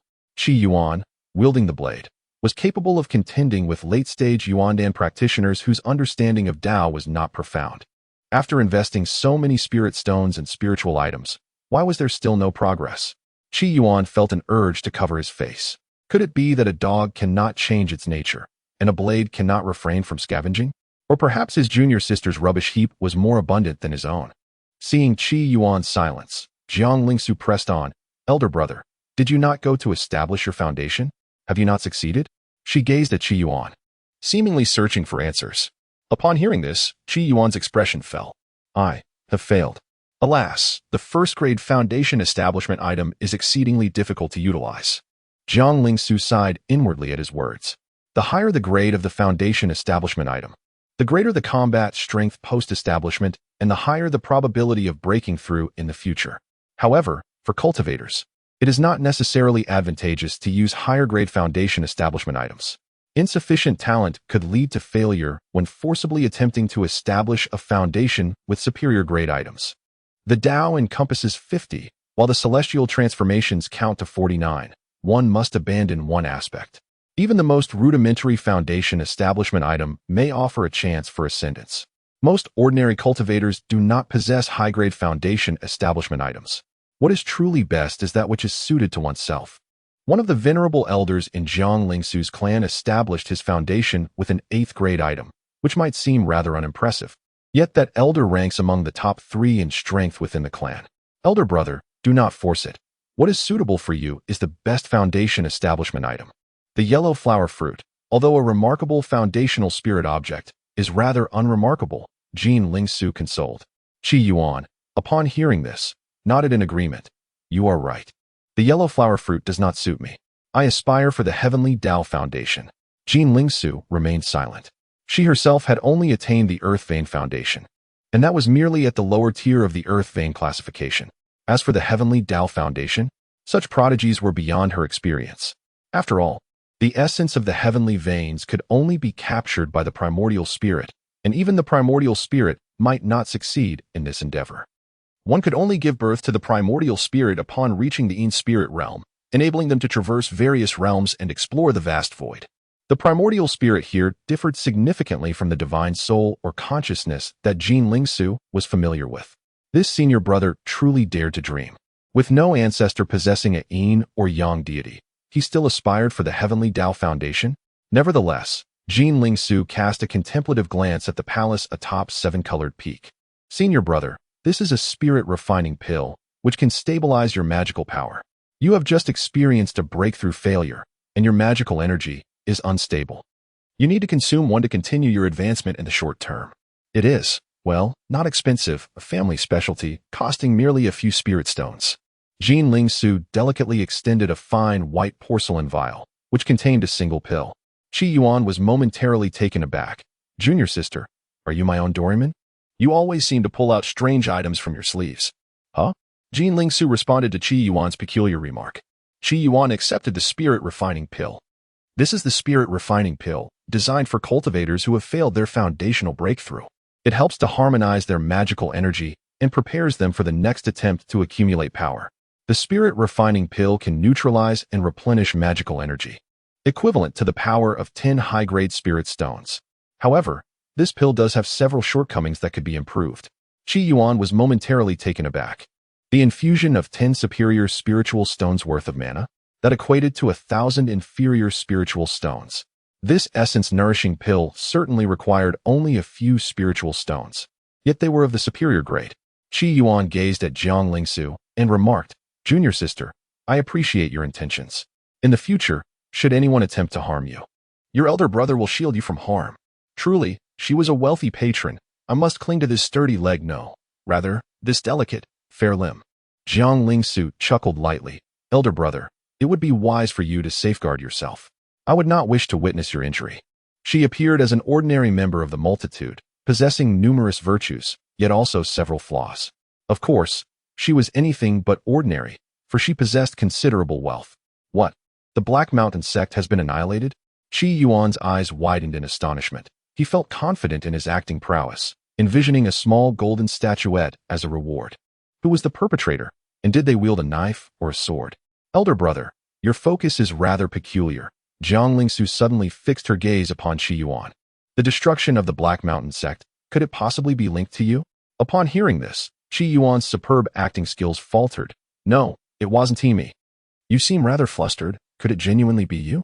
Jiang Lingsu laughed heartily, though she did not take it to heart.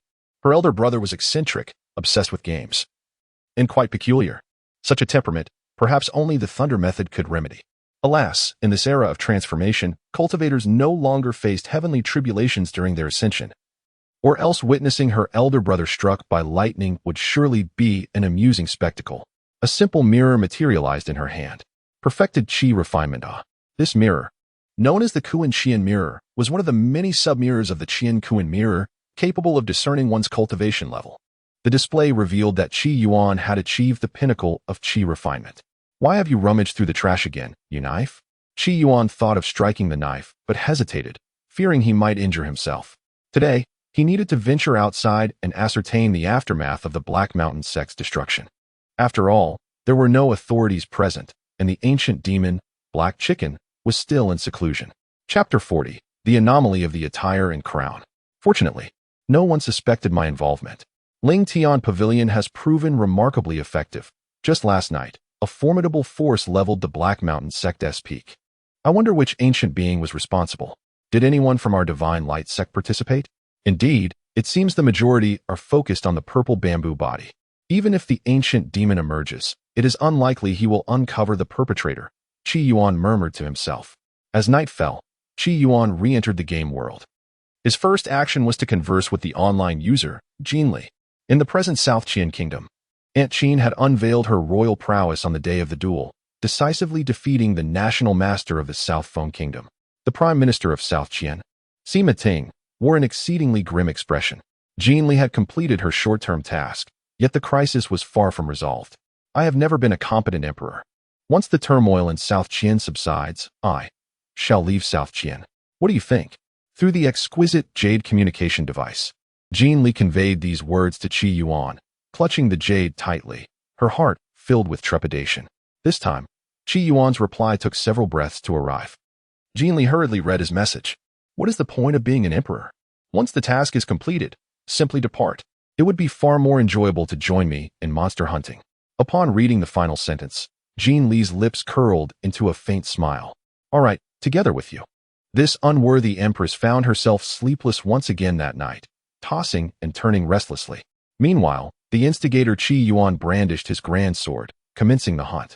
However, as he ventured deeper into the forbidden garment realm, he squinted his eyes, sensing something amiss. Today, the forbidden garment realm felt distinctly different from usual. A gnarled tree bore a broken branch, revealing jagged splinters, with a gray pant leg dangling precariously from it. This was not my doing. Were there others?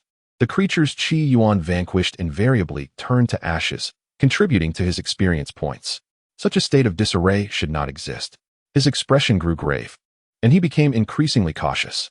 After all, in this world, with treacherous figures like Sima Ting lurking, it was certain that other human NPCs existed as well. Perhaps within the forbidden garment realm, such an NPC resided. Qi Yuan proceeded with utmost vigilance, surveying his surroundings. Yet, he only uncovered a few severed garments. The remaining garments behaved as they always did. Qi Yuan hesitated. Should he continue his onslaught? His mind was troubled, as clarity eluded him. Regrettably, despite a night of stealth, he had failed to discover anything peculiar. The garments in the forbidden realm hung eerily from the trees, silent as phantoms. Could it be that I am merely frightening myself? Qi Yuan retreated from the depths of the forbidden garment realm, deciding to dig a pit. After all, whenever fear enveloped him, retreating beneath the covers would dispel the dread. According to the first principle concerning spirits, they are unable to harm those who seek refuge beneath their covers. Qi Yuan resolved to conceal himself within a pit. The confines of the pit were narrow and devoid of airflow, reminiscent of certain strategic locations in battle royale games that provide an illusory sense of safety. The cold moonlight filtered through the branches above, illuminating a tattered piece of blue fabric hanging nearby. Its shredded remnants akin to having been torn apart by claws of some wild beast, fluttering in the breeze. Qi Yuan, wielding his mighty sword, swiftly excavated a hole and promptly descended into it. Surrounded by earth on all sides, with no other space available, he felt a wave of reassurance wash over him. Indeed, it felt much better, save for the need to block the entrance. He rose, preparing to seal the entrance and entomb himself within the earth. However, upon lifting his gaze, he was met with a pair of deep, hollow eyes. At the mouth of the pit, a head loomed silently, fixated on Qi Yuan. This head appeared to be adorned with a mask, composed of black and white, one half dark and the other light. The white portion resembled a lifeless corpse, meticulously coated with layers of powder by a novice mortician, striving to restore the deceased's facial expression, yet evoking an unsettling aura. You dare disregard the rules of combat. Qi Yuan was taken aback. Anyone preparing to rest, who suddenly raised their head to find a pair of eyes staring intently at them in silence, would share his reaction. The manifestation of overwhelming power. Upon encountering this being, Qi Yuan's instinctive response was to unleash his might. In an instant, his strength surged exponentially, doubling, tripling, quadrupling, quintupled. This overwhelming force was indeed a true display of dominance. He unleashed his formidable power and charged directly towards the unknown being. With a swift strike of his great sword, he aimed to slay. Beneath the mask, Qi Yuan glimpsed a flash of red. The enigmatic entity remained fixated on him, its eyes revealing an unsettling gleam. A stream of red gas surged towards Qi Yuan, reminiscent of the noxious fumes released from a gas canister. It was then that he discerned the full visage of the unknown creature, a face adorned with a black and white mask, draped in a tattered garment of intertwining white and red fabric. One of its sleeves harbored a pallid human arm, its fingers elongated and nails as dark as ink. Master of the Fallen Forbidden Zone, the Ugly Garb Monarch, level 95. A formidable boss? Qi Yuan thrust his great sword forward, empowered by his overwhelming force. This strike should have been sufficient to injure a level 90 monster. However, the blow merely caused the unknown being to retreat a mere half-step. At that moment, the red gas infiltrated Qi Yuan's body. He instantly felt his form stiffening, as if the red vapors were transforming into crimson threads, binding his vital organs and rendering him a marionette. With urgency, he thought, "It's too tough. I must flee." Level 95. He was only level 88. A full 7 levels beneath this master of the Fallen Forbidden Zone, including a significant level gap. He had to escape swiftly. Yet, upon realizing that his adversary was merely a master of the Fallen Forbidden Zone, Qi Yuan felt a wave of relief wash over him, an NPC.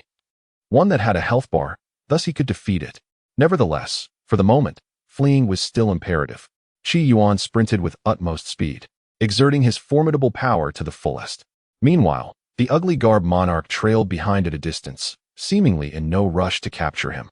After an indeterminate duration of running, Qi Yuan felt utterly drained, his body devoid of energy.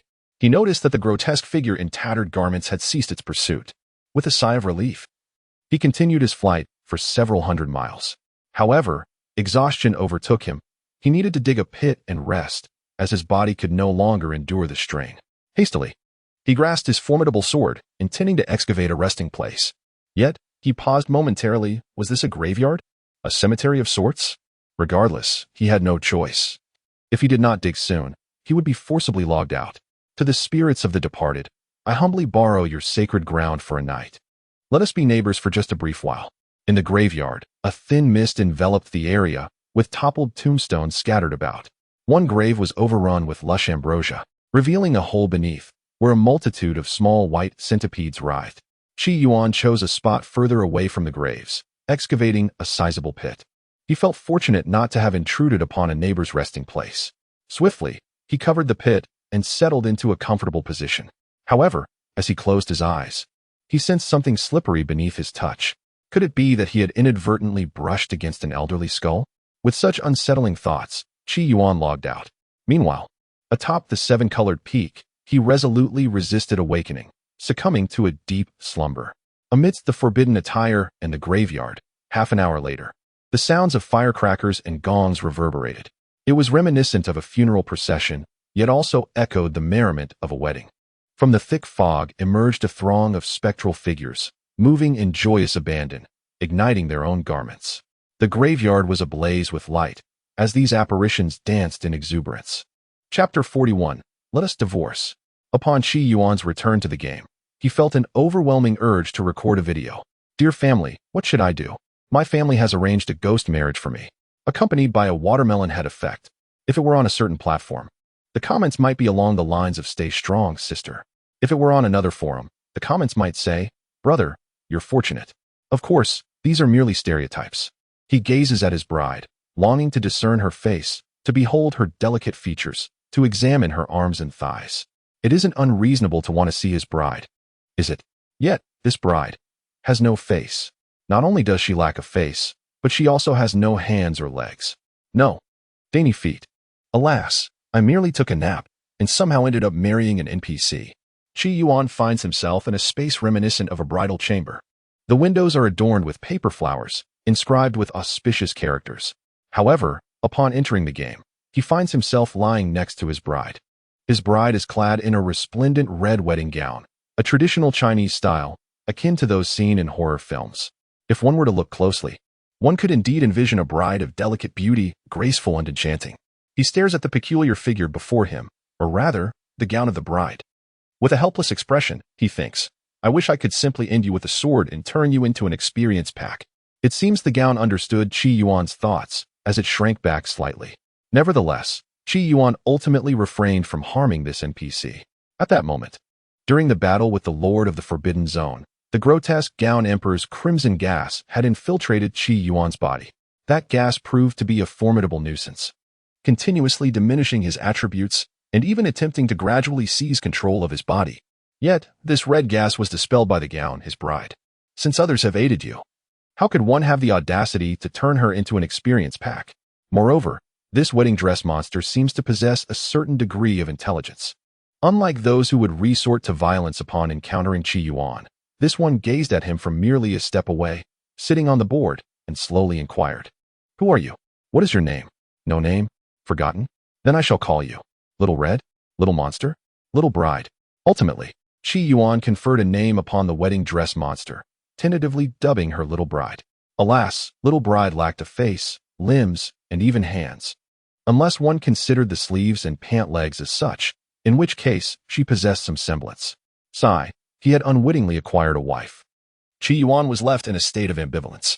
This wife, after all, was still incapable of engaging in normal conversation with him. Why do you wish to wed me? Qi Yuan endeavored to communicate with Little Bride, despite her apparent inability to respond. To his astonishment, this time, Little Bride did not remain unresponsive. From her crimson sleeve, she produced a wooden plaque. The material bore an ancient quality, inscribed with two characters, husband. Indeed, the inscription read husband. You wish for me to be your husband? So, you took advantage of my offline state to conduct a wedding ceremony?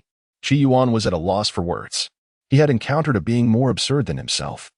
And moreover, an NPC. No, we did not visit the Civil Affairs Bureau. This does not count. Qi Yuan insisted. He had no desire to wed a mere article of clothing. Though it is often said that brothers are like limbs and women like garments. One cannot truly marry a piece of clothing, can one? Otherwise, how would they navigate married life? Little Bride's sleeves clutched Qi Yuan's arm tightly, refusing to release their grip. She may not possess the ability to articulate her thoughts, yet her actions speak volumes. Qi Yuan, feeling somewhat helpless, pondered that if communication were possible through wooden plaques, she might as well procure more of them to elaborate on her identity. His gaze fell upon Xiao Jia, who provided scan information. Xiao Jia, the bride you welcomed with great pomp.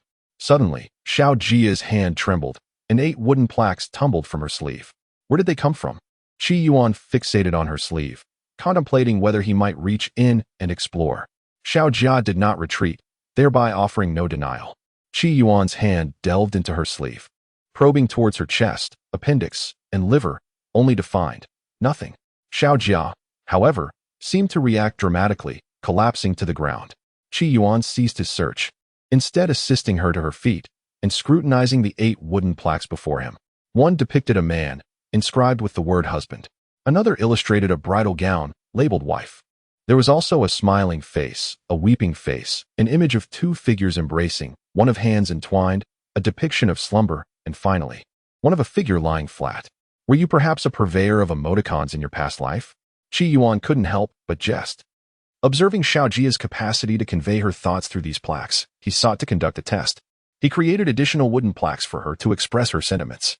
To his disappointment, it proved futile. Xiao Jia could only produce those 8 plaques. It appeared that her world was confined to these limited expressions.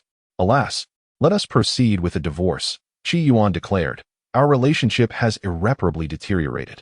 Xiao Jia clutched Qi Yuan's arm tightly, causing one plaque to slip from her grasp, revealing the image of 2 hands entwined. Could you assist me? For reasons unknown, Qi Yuan seemed to comprehend the meaning behind the patterns, which conveyed both a plea for him to remain and an offer of assistance from her. Intrigued, Qi Yuan gazed at Xiao Jia. At that moment, Xiao Jia's entire icy form pressed against him. A remarkable transformation occurred in that instant. Within the bridal chamber, the blood-red wedding gown morphed into crimson specks of light, resembling fireflies gently descending upon Qi Yuan's body. In less than a heartbeat, the red fireflies transformed into crimson armor, enveloping Qi Yuan entirely, leaving only his eyes exposed. From a distance, the armor appeared blood-red, akin to flowing blood. Yet, this fluidic armor instilled in Qi Yuan an overwhelming sense of security. Exquisite and beautiful, mysterious and powerful. Clad in blood armor and wielding a grand sword, Qi Yuan's stature soared to 10 meters.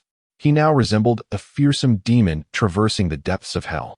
Qi Yuan felt a tattoo of a wedding gown emblazoned upon his chest, identical to Xiao Jia's. He sensed that the pattern of the wedding gown represented Xiao Jia's true essence. The blood-colored armor was merely a defense bestowed upon him by Xiao Jia, not her fundamental form. Staring at himself in astonishment, he realized, level 93? By donning Xiao Jia, or rather merging with her, he had remarkably ascended by 5 levels. Reaching level 93. However, he sensed this elevation was fleeting. This realization filled him with excitement. After all, a 5-level increase was significant. Such an enhancement would greatly facilitate his monster hunting endeavors. Once again encountering the level 95 grotesque-clad emperor, he found that he did not need to flee directly. He even possessed the strength to engage in battle. In a one-on-one confrontation, Qi Yuan held a reasonable confidence in his ability to triumph. However, this one-on-one scenario referred to his duel against the grotesque-clad emperor alongside Xiao Jia. At that moment, an unexpected event transpired.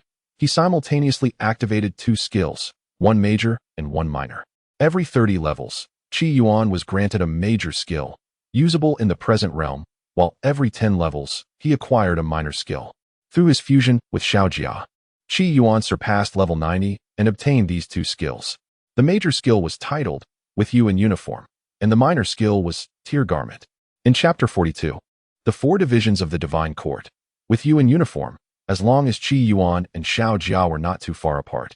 They could merge even without being together or seeing each other. Upon activating this major skill, Qi Yuan could benefit from Xiao Jia's authority. The minor skill, Tear Garment, ensured that Qi Yuan's attacks possessed a property that could penetrate armor and clothing. These 2 abilities were remarkably advantageous. After all, Qi Yuan realized that upon leveling up to 90, he had indeed acquired 2 additional skills, akin to obtaining them without cost. When Xiao Jia detached from him, Qi Yuan sensed an inexplicable connection between himself and the grotesque-clad emperor. He gazed earnestly at Xiao Jia, striving to meet her gaze, yet he could not see her eyes. Are we certain about not divorcing?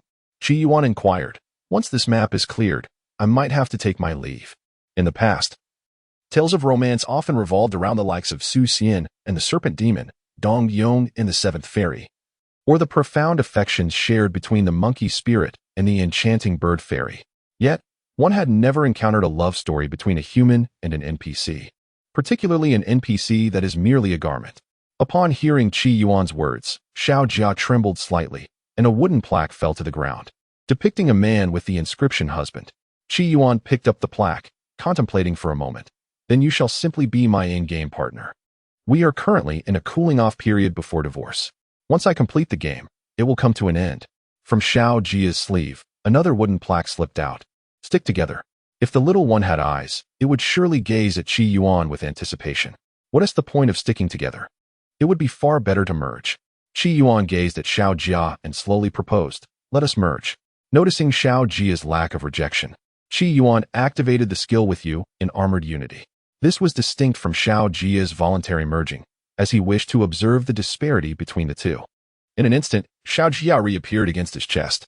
A suit of blood-red armor materialized around Qi Yuan's form, unlike the armor that Xiao Jia had voluntarily enveloped him in. This armor was adorned with menacing blood-red spikes, exuding a more perilous and chilling aura, the crimson hue far more vibrant than the previous dark red.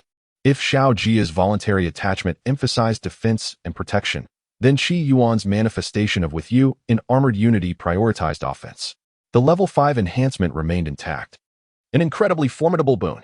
Clad in this armor, should I charge into the realm of the garment monsters who could possibly stand in my way?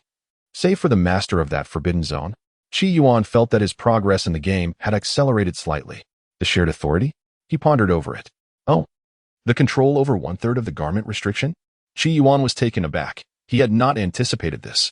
However, the nature of this control wielded by the minor bride was evidently different from his prior dominion over Xuanyuan's restraint. According to the game's terminology, the minor bride's control was categorized as soft control, whereas his was deemed strong or hard control. Lowering his head, he gazed through the crimson armor. Noticing the image of the minor bride emblazoned on his chest, it appeared she was indeed a formidable boss within the garment restriction. If sharing was possible, then perhaps there was no need for extermination? He was deep in thought. To obtain the fragments of the heavenly path and successfully establish a foundation in it, the garment restriction must be completed, and this game should also reach its conclusion. Although Qi Yuan often seemed aimless, he was never one to falter at crucial moments. Authority. Qi Yuan squinted. His form flickered. This time, he found himself at the graveyard he had previously visited. Towering at 10 meters, he resembled a giant in this place. He focused on a particular grave, then shrank down to a normal size. The grave was rather ordinary, even featuring a hole through which a white centipede could be seen crawling. Qi Yuan promptly burrowed into the hole. Having acquired the shared authority of the minor bride, he was aware that beneath the grave lay a subterranean palace. Within that palace rested the emperors of every ancient generation of the garment restriction. The darkness of the tunnel posed no challenge for Qi Yuan. He brandished his great sword, the red metal shimmering, enveloping his weapon as well. Originally, the ominous subterranean palace, perhaps due to the minor bride's presence, now stood wide open before Qi Yuan. As Qi Yuan traversed the subterranean palace, he surveyed the surrounding architecture with a sense of perplexity. The existence of such a grand underground structure suggested that the garments of the dead possessed some intelligence. Yet, all the specters he had encountered were mercilessly bloodthirsty and devoid of reason. Within the game, even in the absence of aggro from the NPCs, these entities would relentlessly assault him, as if bent on tearing apart every living being in existence. In stark contrast stood the figure of Xiaojia, who was markedly different from the NPCs Qi Yuan had observed. Suddenly, a thought struck him, recalling the information he had gleaned through the eyes of the hideous garment monarch. The Lord of the Fallen Forbidden Zone? Could it be that Xiaojia had not succumbed to corruption? Qi Yuan sensed he was on the cusp of uncovering the truth. Venturing deeper into the palace, he was abruptly halted by the realization. Had he entered the tomb of the Qin Emperor? Before him lay an array of black armored figures. Some wielded long spears, while others brandished halberds. They stood immobile within the pit, resembling a meticulously organized military force. Yet, Qi Yuan could still perceive an overwhelming aura of menace and martial prowess. As he gazed upon the multitude, thousands upon thousands of them, he felt as though they were akin to the terracotta warriors. An instinctive sense warned him, should he awaken them, they would emerge as the mightiest army this world had ever known, unstoppable in their advance. His attention was drawn to a stone tablet adorned with a multitude of intricate inscriptions. It read, "The 4 divisions of the divine court, the garment division. The princess of bridal attire, the wife of the celestial deity in charge, collecting the battle garments of the world, bolstering the grandeur of the divine court, inciting the fury of myriad demons. Thus shall the garments conquer the realm." He scrutinized it intently. This tablet chronicled not only a wealth of knowledge, but also the account of an extraordinarily powerful era. In days of yore, the celestial deities established the divine court, commanding the 4 factions, their might resonating throughout the world, ushering in an era of peace across the seas. The garment faction, the most illustrious among them, was governed by a ruthless sovereign. The elite troops of the garment faction once traversed the formidable mountains and boundless plains, driving the demon race into the desolate icy wastelands. The overseer of the garment faction, the princess of the wedding garment, was none other than the consort of the celestial deity. Qi Yuan recalled the name of Xiaojia. Could it be that Xiaojia was linked to this divine figure? He continued to observe. The divine court, firmly established over the vast seas and wilds, had presided over a century of tranquility. With the divine court reigning supreme, it became invincible. Yet, invincibility invited challenges from the heavens. One fateful day, foes emerged from beyond, threatening the moonlit continent. The master of the divine court, that formidable celestial deity, led the charge to confront them. Consequently, the 4 factions began to decline. Ultimately, the last remnants of the garment faction's elite forces lay entombed within the earth, awaiting the day of revival to fight for the celestial deity in the world. Thus, this is the premise of the game. The 4 great forbidden lands must correspond to the 4 factions of the divine court. The ultimate adversary is likely that extraterrestrial threat. My mission, then, is to vanquish this foe and safeguard the world, thereby earning the celestial reward for my endeavors. Indeed, once adorned in the Emperor's armor, I shall become the great hero destined to protect the realm. As a novice gamer, this was Qi Yuan's fanciful speculation. I had thought that Qin Li's task of ruling a nation was formidable. It seems that I am truly facing an insurmountable challenge. According to historical records, the divine court loomed over the world, exalted and majestic, with humanity existing in nearly 100 realms. To lay the foundation for the celestial path, I must strive with all my might. Now, I am indeed the man of Shaojia, directly ascending 5 levels. How astonishing! In a certain part of the Moonlight Continent, whispers arose, as if engaged in hushed conversations. Chapter 43. A dire situation. Qi Yuan leaned against the coffin in the underground palace. He felt the peculiar events of the day warranted a word of jest to Qin Li. Qin Li, I have both good news and bad news to share with you. Which would you prefer to hear first? Within the palace, Qin Li, overwhelmed by the tedious task of handling memorials, noticed the shimmering light emitted by Ruan Yixi. A smile involuntarily graced her lips, as the troubles of the southern Qian kingdom seemed to dissipate. Let us hear the good news first. The good news is that I am married. Married? The bad news is that my spouse is a wedding gown. Qi Yuan recounted the events of the day to Qin Li. After listening, for reasons unbeknownst to her, Qin Li exhaled a sigh of relief. With a little bride, I shall undoubtedly level up my monster hunting skills more swiftly. It won't be long before I can breach the confines of the attire ban. What about you? How is the situation on your end? Upon reading Qi Yuan's message, a frown knitted Qin Li's brow, casting a shadow over her expression. After the demise of the late emperor, all royal heirs were slaughtered, leaving Qin Li as the sole survivor. One could say that the entire southern Qian kingdom now belonged to Sima Ting. However, Sima Ting, in pursuit of legitimacy and mindful of General Tianqi, who held sway in the military, as well as the Tianyun Sacred Gate, refrained from direct usurpation. Yet, due to Xian Yuanjin's advancement to the imperial level, she defeated the national master of Nanfeng during a duel, thwarting Sima Ting's sinister plot. Nonetheless, the power wielded by Qin Li pales in comparison to that of Sima Ting. It can be said that even during the reign of the late emperor, she had already been rendered ineffective. Her ascension to the throne was merely a fade, devoid of true authority. Among the 6 ministries, apart from the esteemed Kong Qi of the Ministry of Rights, the rest are all under the dominion of Sima Ting. The only formidable force at her disposal comprises of Aunt Qin, a royal-level powerhouse, along with 2,000 imperial guards. Alas, even if she were to deceive Sima Ting into the palace, the combined might of Aunt Qin and the imperial guards would struggle to vanquish him. Not to mention, Sima Ting's eldest son, Sima Ryu, possesses ambitions even more treacherous than his father's. While Sima Ting may still adhere to a semblance of decorum, Sima Ryu does not. My situation remains quite precarious, as the power I command is insufficient. Qin Li sighed softly. The Xianyuan Guard can indeed enhance the strength of its subordinates, and the rate of improvement is commendable. However, it does not suffice to enable Qin Li to swiftly turn the tide, unless she is granted several years, or even a decade, of stable development time to cultivate more royal-level strongmen under her command.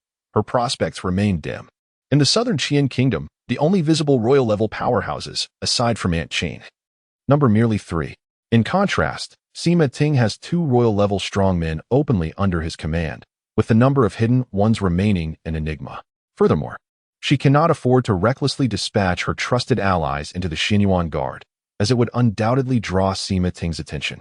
Sima Ting's power is so formidable that it has become overwhelmingly inflated, which is why Qin Li was able to leave the imperial capital and proceed to the Xianyuan Guard last time. Yet, with Aunt Qin demonstrating her royal-level prowess, Sima Ting will certainly harbor suspicions, making Qin Li's attempts to leave the palace far more challenging than before. Your predicament is even more dire than that of Emperor Xian of Han. Qi Yuan could not help but remark. During the reign of Emperor Xian of Han, at least various warlords and the common folk ostensibly acknowledged the imperial surname Lu. As for Qin Li, she currently serves as a talisman. Should she ever reveal a power that poses a threat to Sima Ting, what of your progress? Qin Li has gradually found common ground to converse with Qi Yuan. I have encountered a formidable adversary, seemingly so powerful that even celestial beings may not rival him. Celestial beings? Qin Li could not help but exclaim. Is it the celestial being from myth and legend? Uncertain, Qi Yuan has only glimpsed records of celestial beings within the underground palace of the Garb of Rites, and whether they are indeed from myth remains a mystery to him. Then, be cautious, and do not forget that we must eventually meet, Jinli remarked. Qi Yuan shrugged, lamenting, regrettably, I am unable to leave the forbidden grounds at present. Otherwise, I would swiftly eliminate Sima Ting for you, bringing matters to a close. However, such an act might diminish your task evaluation and significantly reduce your rewards. Currently, Qi Yuan's accessible maps are limited to the Xianyuan Forbidden and the Garb of Rites.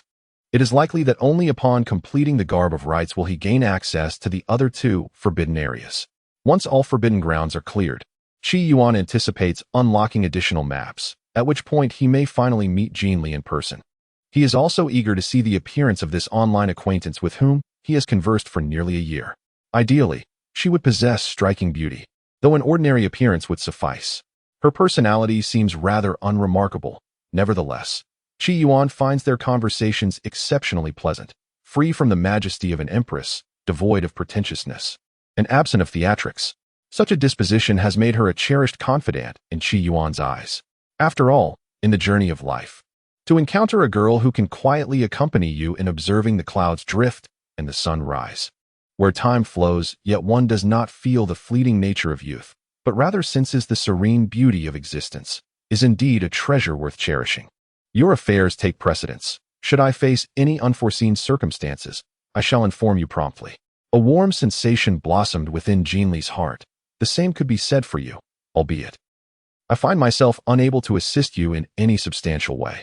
From the moment of her birth, she has never tasted the essence of familial affection, nor has she experienced genuine concern from another. Her father, the emperor, is overshadowed by the power-hungry chancellor, indulging in daily intoxication, mercurial in temperament, offering her no solace. Her mother remains a stranger to her.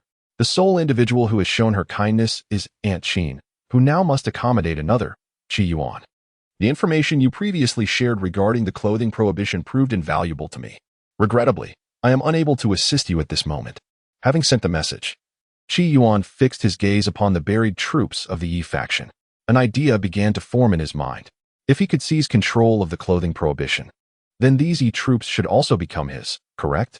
Although Qi Yuan perceived the individual strength of these troops as rather mediocre, the collective might of an organized force could indeed sweep across the realm, save for the forbidden grounds. The prime minister's residence resembled a grand palace. Sima Ting sat regally in a high seat, squinting as he spun a decorative walnut in his hands, lost in contemplation. His eldest son, Sima Ryu, wore a visage of resentment. Father, we should rebel. This stagnation is utterly uninteresting. Sima Ting regarded his son without a flicker of emotion. You may withdraw. I have matters to discuss with your uncle Wen. This son bears no resemblance to him whatsoever. Were it not for the connection between his maternal lineage and the sacred gate of destiny, he, witnessing Sima Ryu's departure. Sima Ting turned to the scholarly gentleman beside him. Brother Wen, have you ascertained the reasons behind Madame Qin's ascension to the rank of a royal powerhouse? Is there another force lurking behind Empress Jinli, targeting either myself or the sacred gate of destiny? The scholarly gentleman, named Wen Zhongyang, was a royal powerhouse upon whom Sima Ting relied. Originating from the sacred gate of destiny, his combat prowess was formidable, with his expertise lying in the art of curses. Even the late emperor, despite being protected by the jade seal of destiny, fell victim to Wen Zhongyang's curses, demonstrating the potency of his dark arts. Chapter 44. The everlasting immortal tortoise. Wen Zhongyang stood by Sima Ting's side, slightly shorter in stature. According to intelligence gathered, this matter may pertain to an individual. A year prior, Empress Jinli procured a treasure from the imperial treasury, known as the Ruan Yixi. This treasure? Sima Ting expressed his astonishment.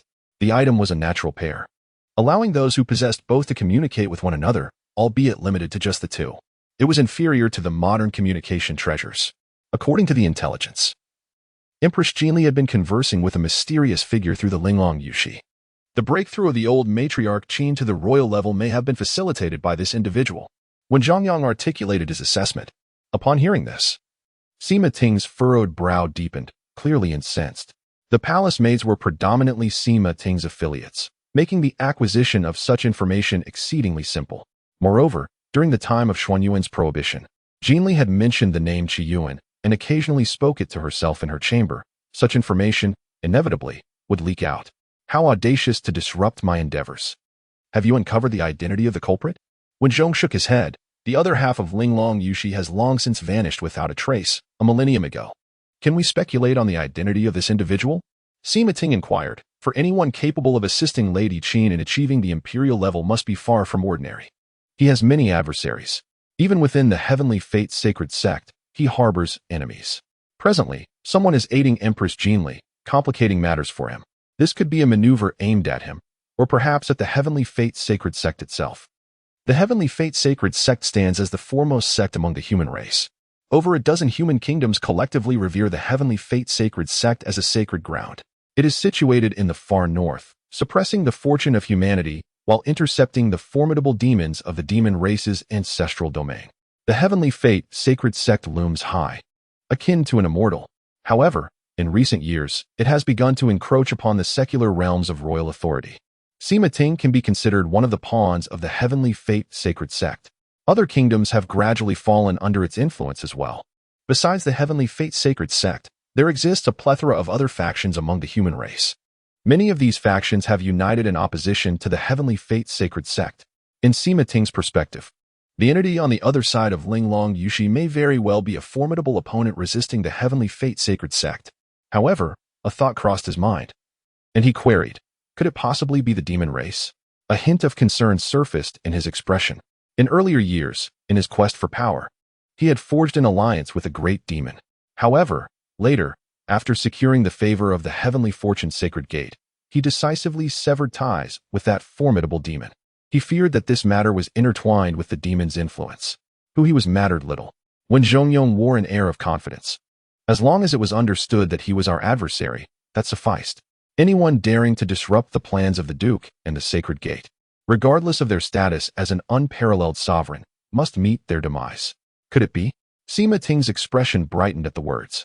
Indeed, I have learned his name, Qi Yuan. Coupled with Ruan Yixi, it is sufficient to curse him to death. Even if it is a pseudonym, it matters not. My sorcery remains potent enough to vanquish him. Upon hearing this, Sima Ting displayed a look of concern. What if he is indeed an unparalleled sovereign? When Zhongyong, undeterred, produced a bamboo ruler, this artifact, known as the National Stabilization Ruler, was bestowed by the Lord of Heavenly Fortune. It embodies the Lord's unmatched prowess. With this, I shall invoke a curse. And even an unparalleled sovereign cannot evade their fate. This ruler was personally granted by the Lord of Heavenly Fortune. Those of us who traverse the realms are commanded by the Lord to carry this object, gathering fortune across nations. If the adversary masquerades as an insignificant pawn in communication with the empress, would that not be a waste? Sima Ting inquired further. To me, it bears no consequence. To him, it is inconsequential as well. It merely consumes some time, yet it serves to intimidate. Please, esteemed Chancellor, allow me a moment to procure the jade artifact, and I shall employ the curse. Even an unparalleled sovereign shall fall. When Zhongyong asserted with unwavering confidence, thank you for your efforts, Sima Ting replied, his anticipation palpable. He harbored a desire that Qi Yuan was the formidable demon he had previously conspired with, and upon being cursed, would allow him to assume the throne of the southern Qian kingdom with a clear conscience. If not, he too must perish. Assist the Empress Jinli, for to offend her is tantamount to a death sentence. The sacred mountain of destiny stands as a revered sanctuary for humanity, its towering heights offering an unparalleled view of the entire moonlit continent. From the bustling tavern, a seemingly ordinary young man emerges, his countenance imbued with an air of nonchalance. He traverses the world, embracing the mundane, yet finds it lacking the allure of beauty. This unremarkable youth, were he to wander the streets, would easily fade into obscurity. However, should his true identity be unveiled, it would undoubtedly leave all in stunned disbelief, for he is none other than the sovereign of destiny. After 3 millennia, he is finally poised to venture 300 miles beyond the sacred mountain, a momentous occasion indeed. Once a mere tortoise residing within the mountain, 3,000 years prior, a single drop of blood fell upon him, awakening his intellect and transforming him into human form, granting him an existence that spans 10,000 years. Through that drop of immortal blood, he acquired numerous arcane secrets and knowledge, yet the cost was his confinement to the sacred mountain. He endured, cultivating his strength year after year, though his innate talent was lamentably poor. It took him 5 centuries to ascend to the realm of kings. and a further 1,500 years to reach the pinnacle of supreme kingship. 2 decades ago, he even attained the legendary domain of celestial realms. His lack of innate talent fostered a tenacious spirit. He often outlasted his adversaries, only to establish a tavern upon their graves, indulging in fleeting pleasures. This was, of course, limited to the vicinity of the sacred mountain. Furthermore, he would go so far as to coerce the descendants of those who wronged him into servitude. Preferring the company of courtesans over virtuous maidens, he gradually grew more arrogant with the expansion of his powers, ultimately founding the sacred gate of destiny and ascending to its leadership. The elders of the celestial fate's sacred gate remain oblivious to the fact that each generation of the celestial fate sovereign is merely a fade. As he strolls along, the celestial fate sovereign hums a cheerful tune, reflecting, "Indeed, I was overly cautious before," inciting a conflict between humans and demons spanning millennia. The bloodshed resulting from the fallen souls has only allowed me to ascend to the pinnacle of sovereign power at a sluggish pace. To truly seize the fortunes of humanity and the bloodlines of the demon race, and to offer them as sacrifices, this is the rightful path. Feeling his strength surge, the celestial fate sovereign cannot help but express his sentiments. His innate talent is rather mediocre, and his cultivation progresses at a glacial speed. According to the arcane methods of the eternal blood essence, instigating the human-demon war and harnessing the resulting blood energy is what has gradually enhanced his power. The antagonism between humans and demons is inherent, and his subtle manipulations require minimal effort.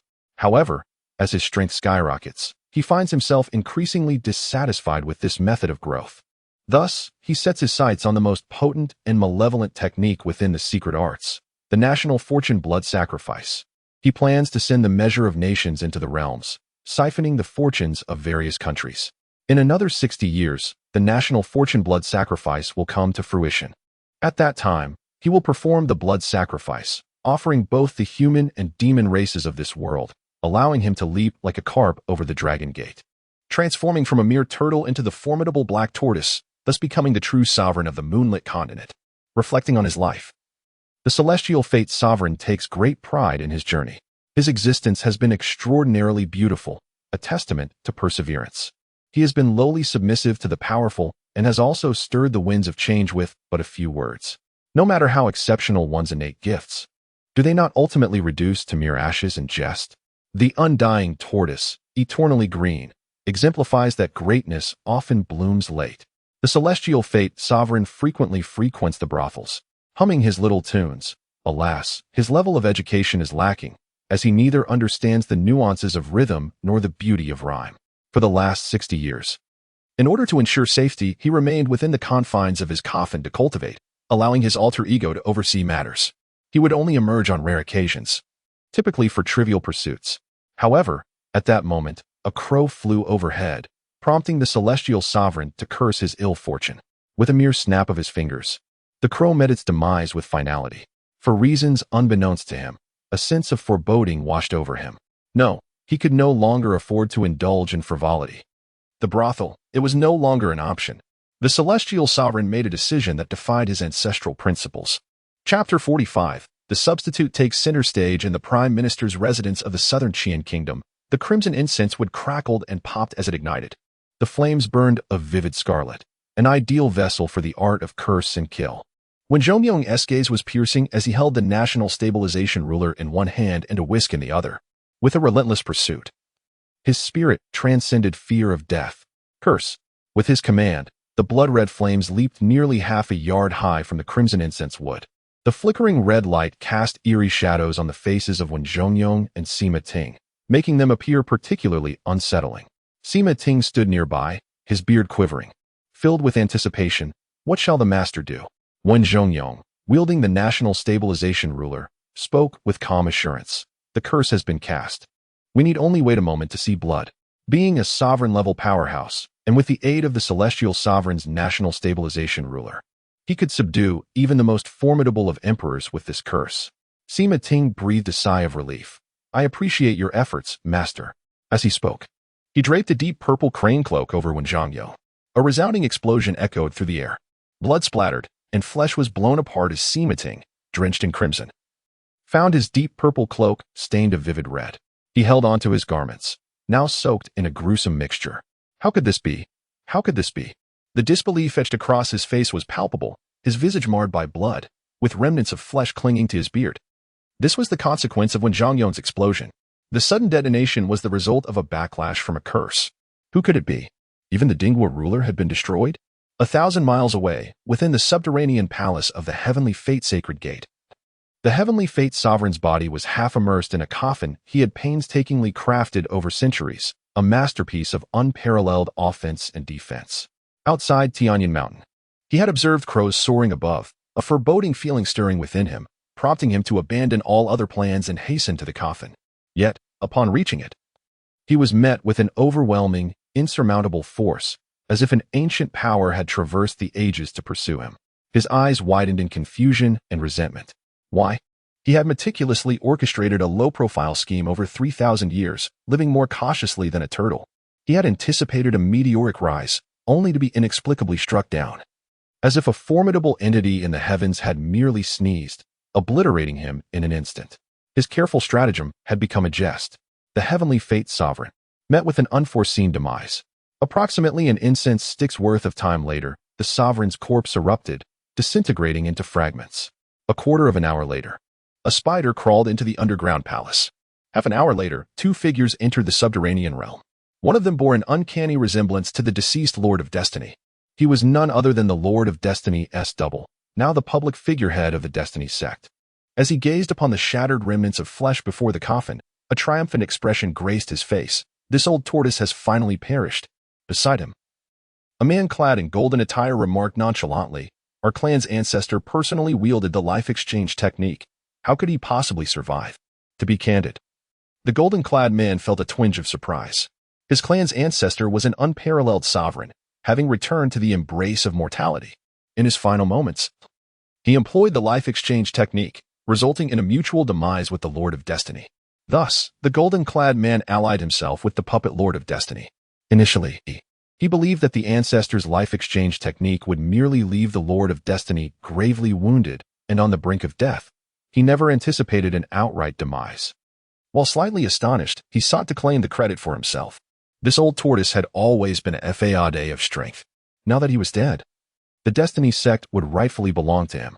The golden-clad man turned to his companion and inquired, "Shall we continue our collaboration?" Of course, of course." The double of the Lord of Destiny was utterly exhilarated. In this world, what could be more exhilarating than a double stepping into the role of the original? Meanwhile, within the confines of the robe, Qi Yuan sneezed. "Oh no, I've caught a chill." Just moments ago, Qi Yuan had felt a shiver as he sneezed. Xiaojia, following closely behind him, maintained a respectful distance. It seemed she understood Qi Yuan's sentiments, and a smooth wooden tag slipped from her sleeve. Qi Yuan glanced at Xiaojia and said, "Farewell, your material is too silky. I fear it will make me even colder." Upon exiting the underground palace, Qi Yuan resolved to take Xiaojia with him to wreak havoc across the land. With the presence of the petite bride, the encounter with the grotesque-clad emperor does not place him entirely at a disadvantage. The petite bride allows him to ascend 5 levels instantaneously. The distinction between level 90 and level 88 is significant, representing a considerable gap. Let us proceed. With our combined efforts, we shall vanquish the monsters with ease. Armed with confidence, Qi Yuan ventured forth alongside the petite bride. In the depths of the darkened mountains, only a solitary full moon illuminated the surroundings. Qi Yuan, wielding his grand sword, reappeared at the lair of the sleeping grotesque emperor. Attack! With a resounding cry, he charged in like a wolf among sheep, relentlessly slaying his foes. Whatever the overalls or the skirts, all fell before him as his experience surged rapidly. 200. 300. This time, Qi Yuan exhibited a newfound boldness. As he continued his onslaught, nearly half an hour passed, and he swiftly ascended to level 89. At that moment, a chilling gaze fell upon Qi Yuan. The grotesque-clad emperor had arrived. Qi Yuan felt invigorated, united in arms. In an instant, he invoked the spell, donning a blood-red battle armor that transformed his grand sword into a crimson hue. His form rapidly ascended to a towering height of 10 meters. Of course, Qi Yuan could grow even taller, but it was unnecessary. 10 meters was most fitting for him at this juncture. Let me witness whether your health bar will truly diminish. Even now, at level 94, Qi Yuan felt a twinge of pressure facing the grotesque-clad emperor. Heaven-slaying sword technique. With his first strike, he unleashed his most powerful attack. Clad in crimson armor, he leapt into the air, causing the very earth to tremble beneath his might. It appeared as though he bore the weight of the full moon upon his back, and a blood-red sword aura descended from the heavens. Crack! The celestial slashing sword technique fell upon the grotesque emperor clad in tattered garments.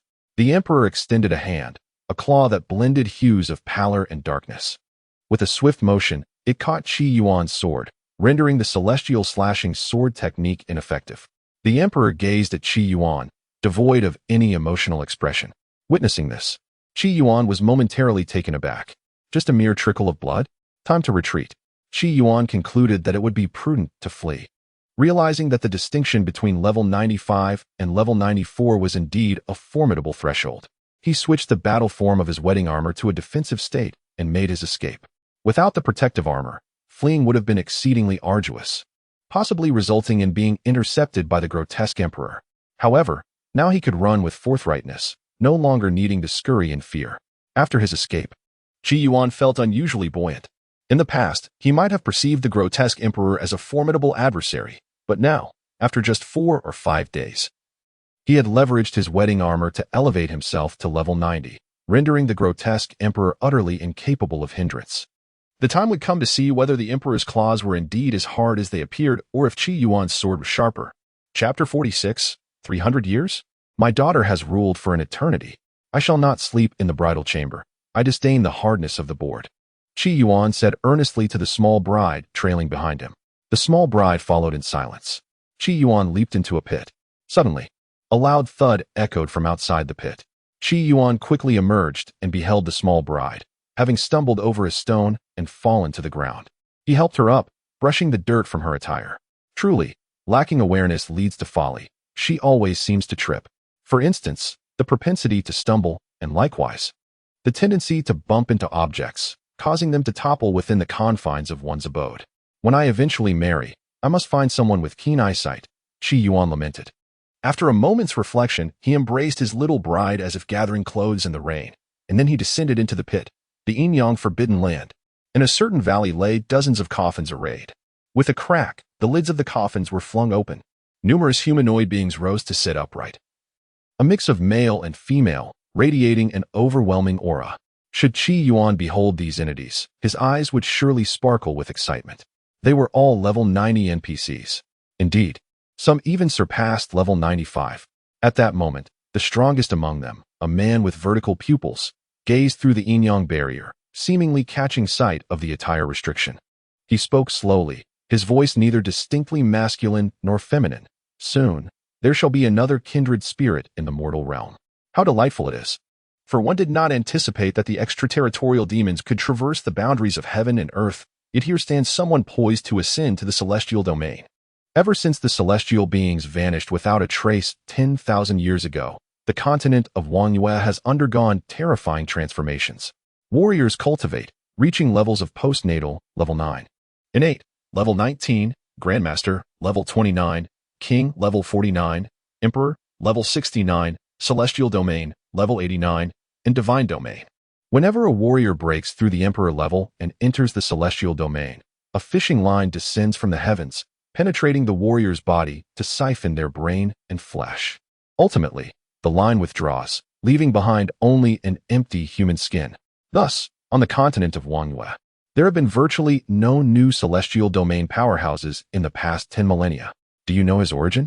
A celestial being clad in white spoke, asserting that if Qi Yuan were to cast a glance her way, he would recognize her as a formidable figure from the class of 97. This esteemed individual, known as the Flower Burial Fairy, had, eons ago, shared a fleeting romance with a celestial deity. She hails from the realm of the attired prohibited, likely having ascended to her current stature through the resources of the bride attire princess. An elderly man remarked, casting a furtive glance at the fairy. Humph.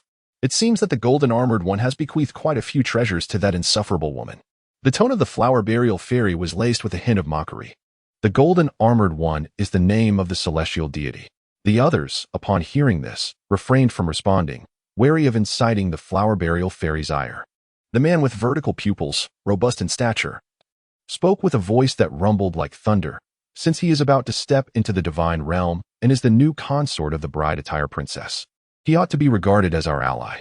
300 years hence, when the celestial hound devours the moon, it will be the moment when the external malevolence is at its weakest, marking our opportunity to invade the forbidden ground. The external malevolence occupies the forbidden ground, wreaking havoc upon the mortal realm. Meanwhile, these former powers of the celestial domain, now the divine realm, have been forced into hiding, concealing themselves within the yin-yang forbidden ground and the five elements forbidden ground.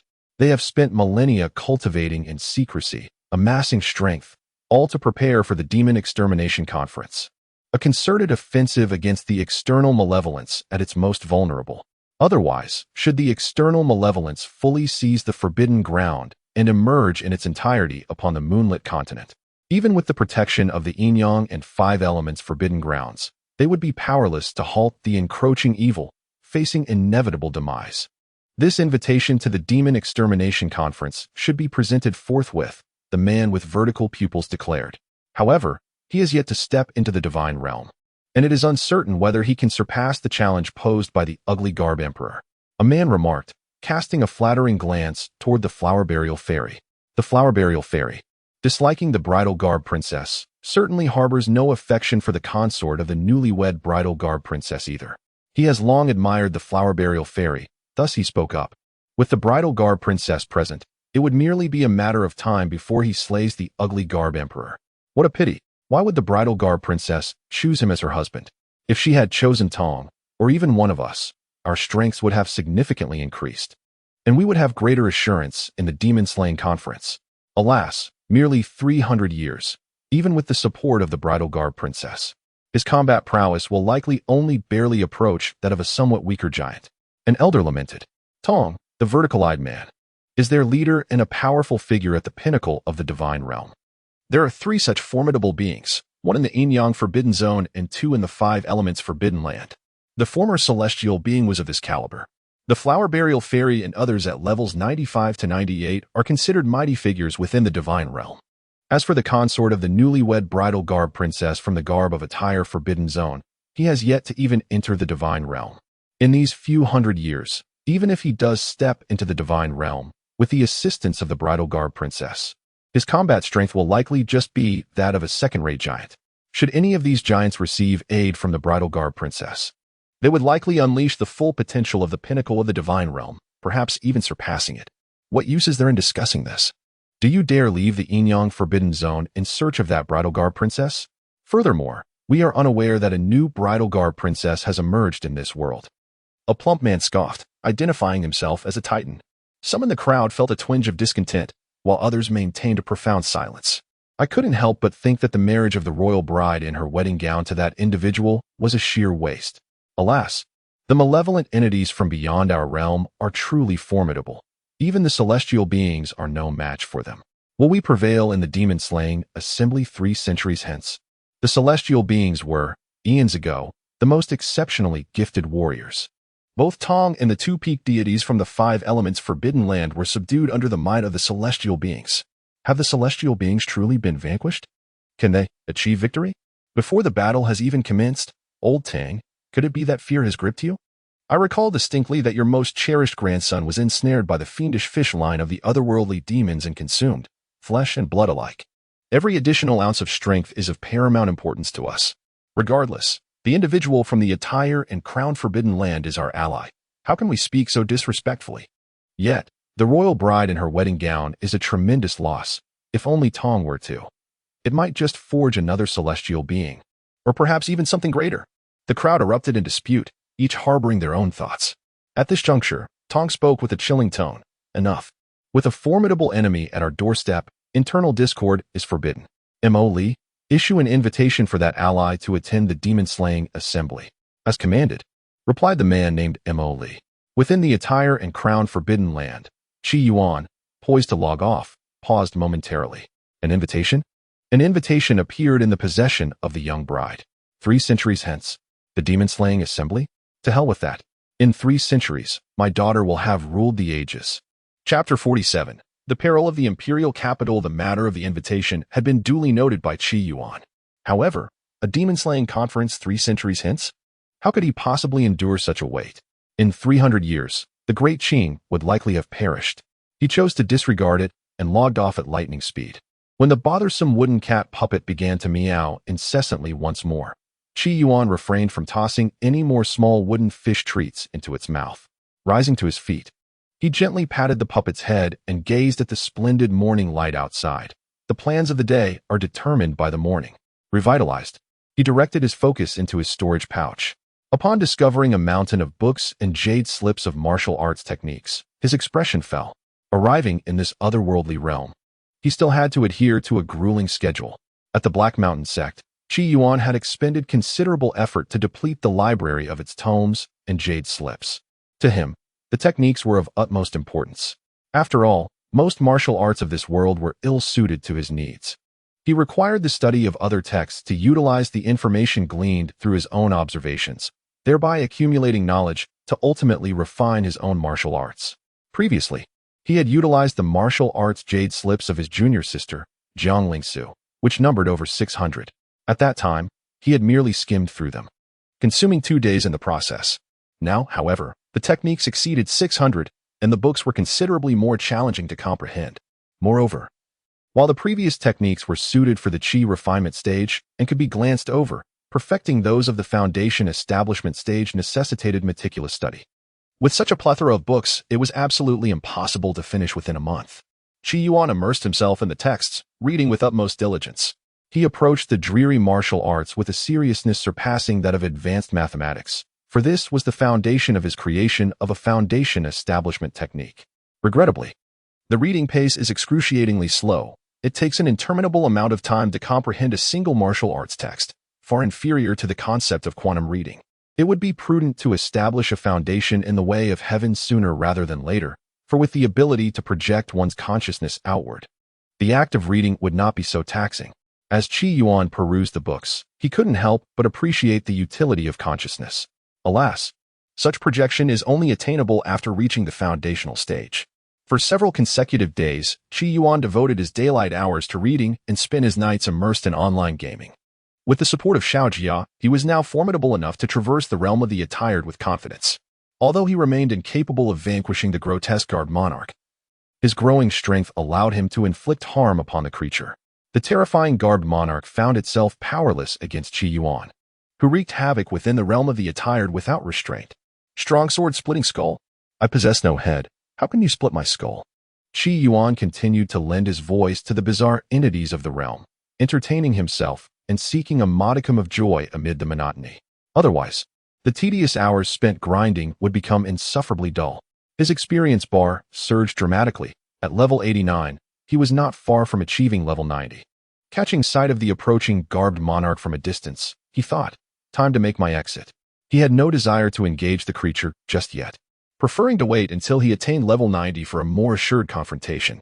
Qi Yuan swiftly logged off, having already dispatched a sufficient number of foes for the day. He could not endure further strain on his mind. After parting ways with Xiaojia, Qi Yuan, as was his custom, began to dig a pit. Suddenly, he noticed a crooked-necked tree in the graveyard, adorned with several plump, purplish fruits that resembled a fusion of grapes and apples. He harvested a few, took a bite, and the tart flavor burst upon his palate like the tang of waxberries. Quite delightful. Would you care to have a taste? He inquired. He handed a wooden plaque to the small bride. Qi Yuan sighed. Without a mouth, one cannot partake in food, nor this marriage must come to an end. The small bride appeared quite aggrieved, slipping out a delicate wooden token. Qi Yuan chuckled, drawing her into his embrace, and they both tumbled into the pit. He shifted into a more comfortable position, akin to a salted fish lounging upon a bed, holding the cool small bride close, before messaging genially. However, as he glanced down at the obediently adorable and tranquil small bride, he paused. Having a wife, yet conversing with a female online acquaintance, does this not verge upon infidelity? It seems that post-divorce, the court would undoubtedly mandate him to compensate her, with nothing to his name but a grandsword. He dismissed the thought and resumed his mundane chat with Jean Li. She was like the evening breeze by the riverside, cool and gentle, caressing one's skin like a fine drizzle. Is there any movement from Simating? Be cautious. I am nearing the end of my official duties. Perhaps I can be of assistance to you. Good night. I am too weary to continue gaming. I must rise early to study tomorrow. At that moment, a cloud of worry perpetually lingered on her face. Just days prior, a royal-level powerhouse from the Prime Minister's residence had met an inexplicable demise. While this should have been fortuitous for Jean Li, she found no joy in it. The equilibrium between her and Sima Ting was delicately maintained. Now, with the death of a royal-level strongman, Sima Ting might disregard his reputation and legitimacy, possibly resorting to forceful palace maneuvers. Recently, the military mobilization of the southern Qian kingdom had been exceedingly frequent. Jean Li could already sense the martial aura encroaching upon the capital, a chilling atmosphere of slaughter permeating the air. Yet, all she could rely on were merely 1,000 elite troops. The imperial power had long been relegated to the shadows. Abandoned 2 decades past. Exhausted, Jean Li succumbed to a profound drowsiness as she gradually drifted into slumber. Unbeknownst to her, within the walls of the Prime Minister's residence, a significant conspiracy was unfolding. The once arrogant and noble minister Sima Ting now resembled a hound, hunched over in submission. Beside him stood 2 figures, one stout and the other slender. The portly individual was none other than the formidable demon he most dreaded to encounter. In his rise to power, Sima Ting had relied on this demon's strength, leaving him vulnerable to manipulation. The lean figure was a royal-level expert from the Heavenly Fate Sacred Gate. He was astonished to discover the connection between the two. Presently, the 2 most powerful factions in the world had cast their gaze upon the southern Qian kingdom, placing immense pressure upon him. The slender monarch squinted his eyes and remarked, "Sima Ting, they are merely mortal armies. Why the distress? I will bestow upon you great credit for this endeavor. In 3 years, when the Master's grand design is realized, you may claim any of those dozen nations you desire." Recently, the demon race, in collusion with the substitute of the Heavenly Fate Master, had assassinated the true Heavenly Fate Master. In return, the Heavenly Fate Sacred Gate had ceded the southern Qian kingdom to the demons. Now, this demon monarch arrived bearing the decree of the supreme ruler, tasked with leading the charge. The objective was straightforward: to weaken the military might of the southern Qian kingdom while forging a supreme imperial artifact, the bloodless royal scepter. The conditions for crafting this scepter were exceedingly stringent. Thus, he contacted the Heavenly Fate Sacred Gate to exert pressure on Sima Ting, urging him to mobilize troops into the capital. They were to establish a grand formation, accumulating the chilling aura of military might, and then orchestrate a massacre in a city, intensifying the bloodlust to its utmost, thereby enabling the creation of the supreme royal artifact, the bloodless royal scepter. All of this would come at the expense of Sima Ting's foundations. His army, along with the entirety of the southern Qian kingdom, was under the control of formidable forces. Sima Ting wished to resist, yet faced with the mightiest entities of this realm, he could only submit. His life now lay in the hands of others. Hearing the powerful figures of the Heavenly Fate Sacred Gate offer certain advantages, he had no choice but to acquiesce. Everything was proceeding as instructed by the esteemed lords. All troops were slowly advancing into the city. Previously, Sima Ting had stationed his forces outside the imperial capital, and now it was merely a matter of allowing them entry, a process that would transpire swiftly. Sima Ting was indeed ambitious and knew when to advance and retreat. The Heavenly Fate Sacred Gate would not neglect him. The emaciated monarch clapped Sima Ting on the shoulder, expressing satisfaction, stating that once this matter was concluded, he would possess a place among the hall elders. And within the Heavenly Fate Sacred Gate, his status would rival that of the speaker. Upon hearing this, Sima Ting's heart soared. This was precisely what he longed for. With the endorsement of the hall elders, he would become a strategist overseeing a multitude of nations rather than merely a pawn, despite his significant power. "Thank you, my lord." The demon monarch grinned widely, remarking, "I have heard that the empress of your southern Qian kingdom is a breathtaking beauty. I have always had a penchant for collecting exquisite wine vessels. When the capital falls, be sure to preserve the empress's head for me. A beautiful woman's head, especially that of an empress, would serve splendidly as a wine vessel, enhancing the flavor exquisitely." Sima Ting felt a chill at these words, yet nodded in agreement. "Very well." Chapter 48. The radiance of death. The following day, the atmosphere in the imperial court was laden with ominous clouds. The Minister of Rites, Kong Qi, donned in a deep robe, towering in stature and possessing a handsome countenance, typically exuding grace, was now suffused with fury. "Chancellor, for 3 consecutive days, the Dragon War Army, the Black Flag Army, and the Liaodong Army have brazenly entered the imperial capital. Do you intend to rebel?" A silence enveloped the court. It was evident that, aside from a handful of officials, the overwhelming majority were submissive to Sima Ting. The arrival of the 3 armies in the capital was precisely what they had anticipated. The southern Qin kingdom had long been due for a change.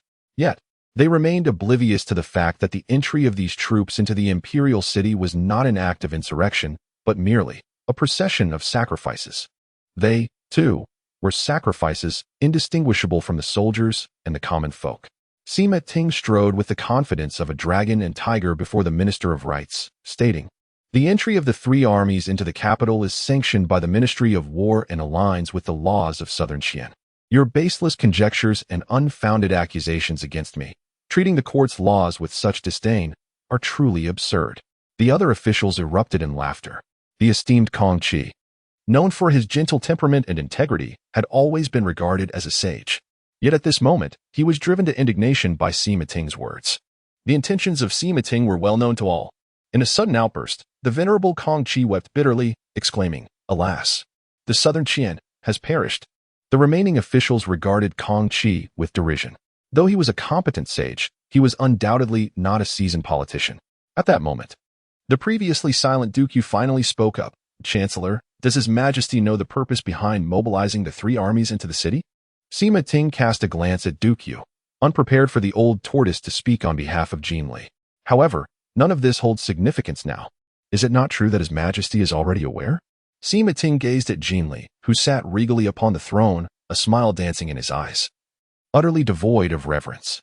The late emperor had been but a puppet in his hands, and Jin Li had ascended to the throne through his own machinations.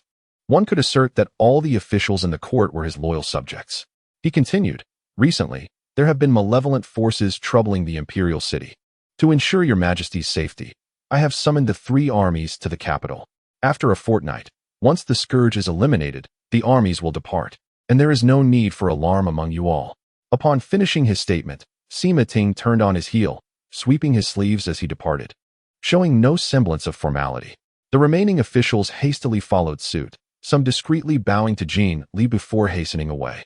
Soon, the vast palace was left with only a handful of officials and a troubled Jin Li. Should the nation perish and her life extinguished, would the pact made long ago still hold? She lifted her gaze to the towering ancient Qi Yuan tree, lost in contemplation. At that moment, Aunt Qin entered, her face etched with profound fatigue and a hint of anger. "Your Majesty, the three armies have fully entered, and the city gates are sealed. If Sima Ting intends to reveal his true intentions, I shall risk my very life to escort you to safety." Nearby, the captain of the Imperial Guard, Hua Xian, knelt on one knee, proclaiming, "I am willing to lay down my life for your Majesty." Jin Li regarded these loyal souls, her voice a whisper, "I am truly sorry for you all." She had never been a worthy empress. In truth, even her cultivation had been covertly sabotaged by Sima Ting's men, her progress agonizingly slow. Sima Ting's ambitions were palpable. He would likely strike within the fortnight. "I cannot possibly leave the imperial city. Yet you still have a chance. Departing from the imperial city and heading towards Xuanyuan's forbidden grounds, you may escape this calamity." Jin Li arranged an escape route for Aunt Qin and other confidants. At this moment, Aunt Qin's gaze grew profound. "Your Majesty, Sima Ting, that old scoundrel, likely harbors intentions far beyond mere usurpation. Within the Prime Minister's residence, I sensed several obscure yet formidable auras, among which were those of the demon race." The demon race? Jin Li was taken aback. The presence of demons outside the city appeared even more pronounced. There were no fewer than 3 royal-level beings. What? Jin Li was utterly astonished. She was unaware of Sima Ting's true intentions. As the moonlight bathed the scene, Qi Yuan donned blood-red battle armor, unleashing his power to its fullest extent. He resembled a colossal, rampaging dinosaur. With a single charge, numerous robed apparitions fell before him. His experience points surged dramatically. Suddenly, Qi Yuan let out a roar. Level 90. He had finally attained level 90. In the classification of Wangyue continent, this meant he had reached the celestial domain, a godly level of strength. The difference between level 90 and 89 was nothing short of transformative. Qi Yuan could feel his power, speed, and overall physique skyrocketing. Whereas he had previously feared the onslaught of the robed apparitions and only dared to venture out at night, he now felt unperturbed. By day, he would hunt these apparitions, slaying them in droves. With the breakthrough to level 90, he had gained 2 additional skills. Considering this, he felt that his petite bride was truly the finest apparition in existence. Not only did donning this armor elevate his level by 5, but it also granted him 2 skills without cost. He began to examine his newfound abilities.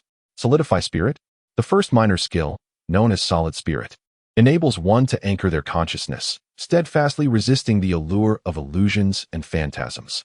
The major skill, Death's Radiance, is a sight to behold. Gazing upon this formidable ability, Qi Yuan could not help but be astonished. This skill is akin to dancing upon the razor's edge of mortality. It can only unleash its most resplendent brilliance and unparalleled might when life teeters on the brink of demise. Furthermore, this extraordinary ability not only amplifies combat prowess, but also possesses healing properties. Inflicting harm upon foes allows one to siphon their vitality, mending one's own wounds in the process. In simpler terms, the lower one's life force, the more potent the ability becomes, coupled with life steal and mana recovery. Why is there not a legendary blade named Destiny's Command bestowed upon me? Would I not be invincible? Qi Yuan sensed a hint of danger in this skill, believing it should be employed in conjunction with Destiny's Command. With such a combination, perhaps he could even seize the enemy's crystal. Nevertheless, it was quite formidable. When at full health, casting Death's Radiance would still yield a twofold increase in combat strength. With his blood-red greatsword in hand, Qi Yuan's gaze pierced through the garb of restraint, delving into the depths. The Jester Beast? No, the garb of the Beast Emperor. I am coming for you. At that moment, the garb of the Beast Emperor, which had been fixated on Qi Yuan, surged towards him with great speed. In an instant, both rushed forth, culminating in an explosive collision.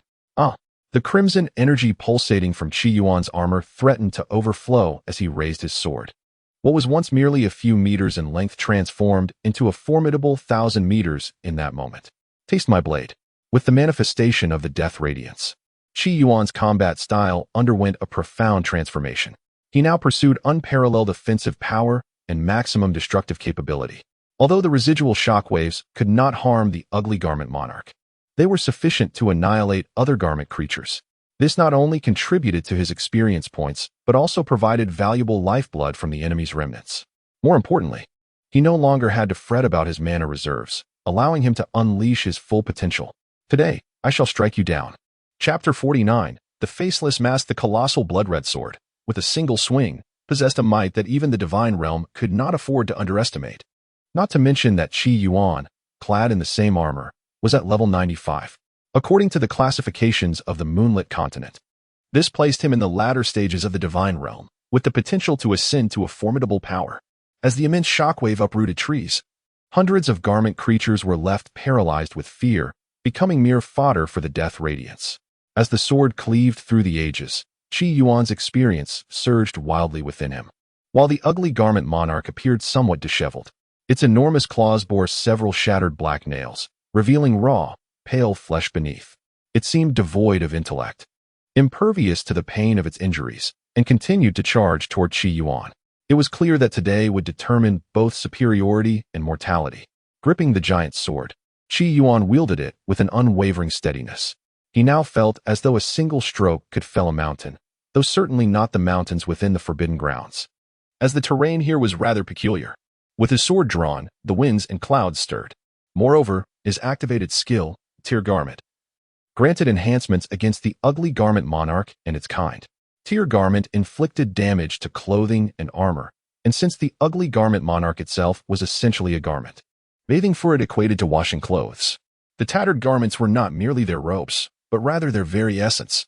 The grotesque figure of the emperor, adorned in a mask of stark black and white, devoid of any hue, stood menacingly.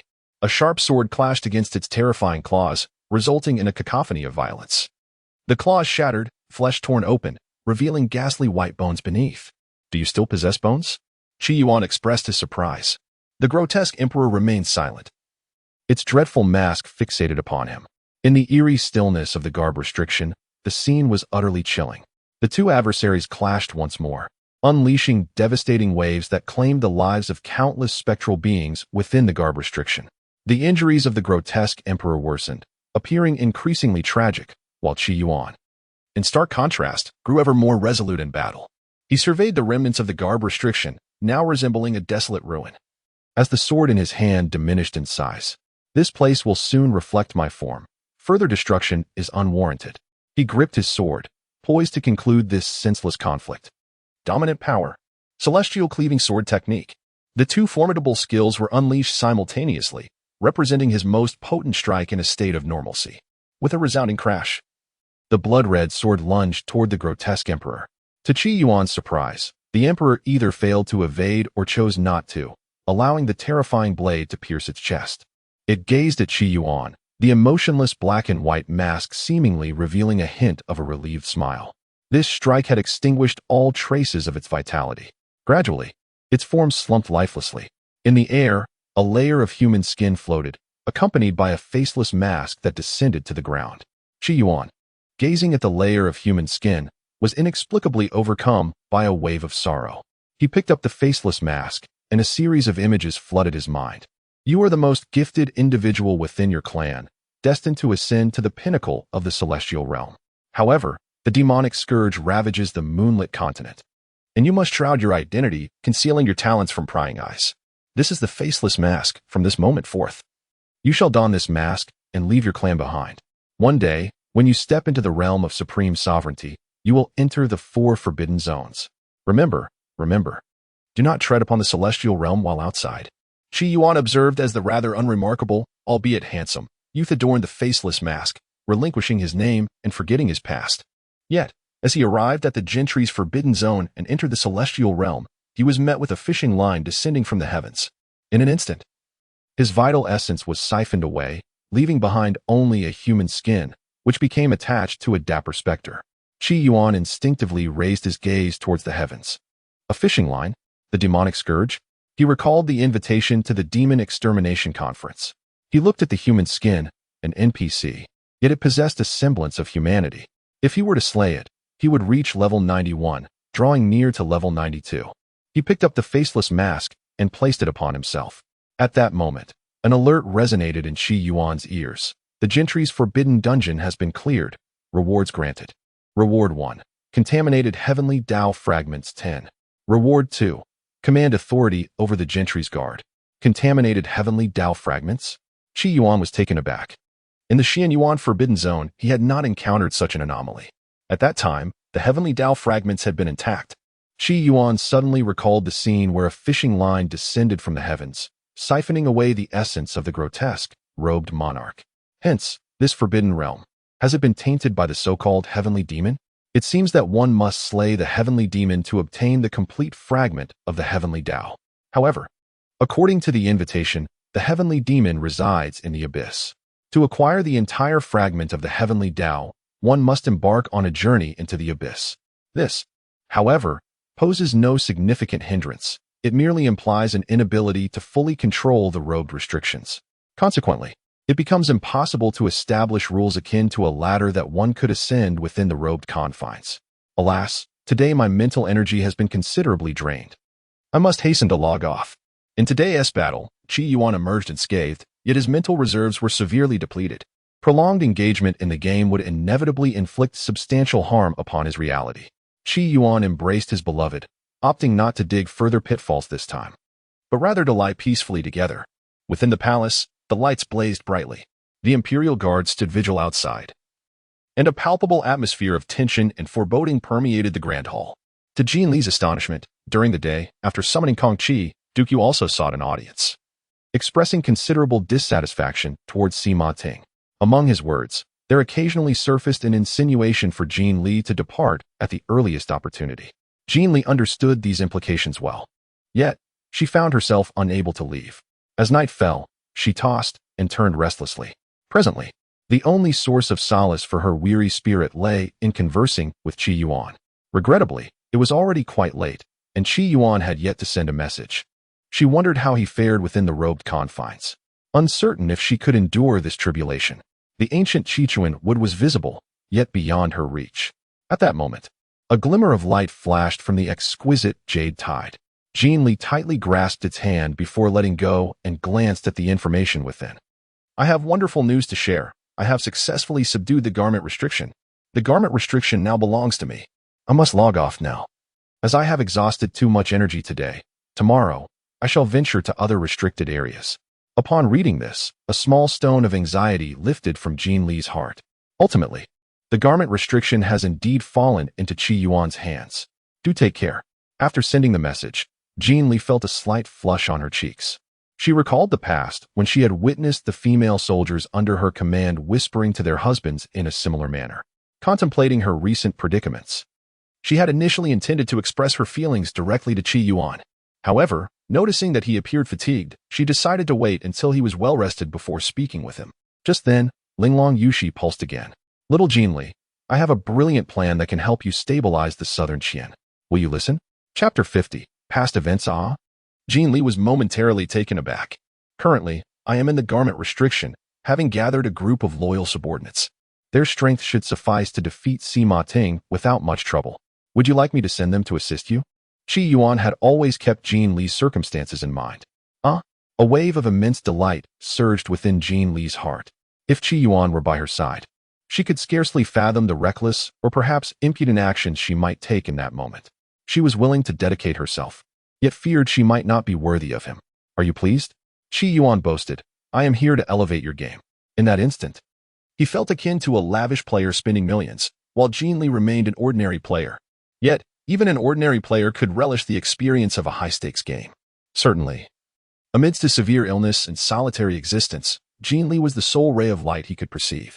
However, the assistance I dispatched is likely to arrive at a leisurely pace, particularly as they must traverse from outside the city, with no one to safeguard you. Sima Ting may act rashly out of desperation. Here is my suggestion. Construct an altar for the deities and perform a ritual, and the Imperial Guard of Bu shall manifest. This endeavor should take approximately 3 days.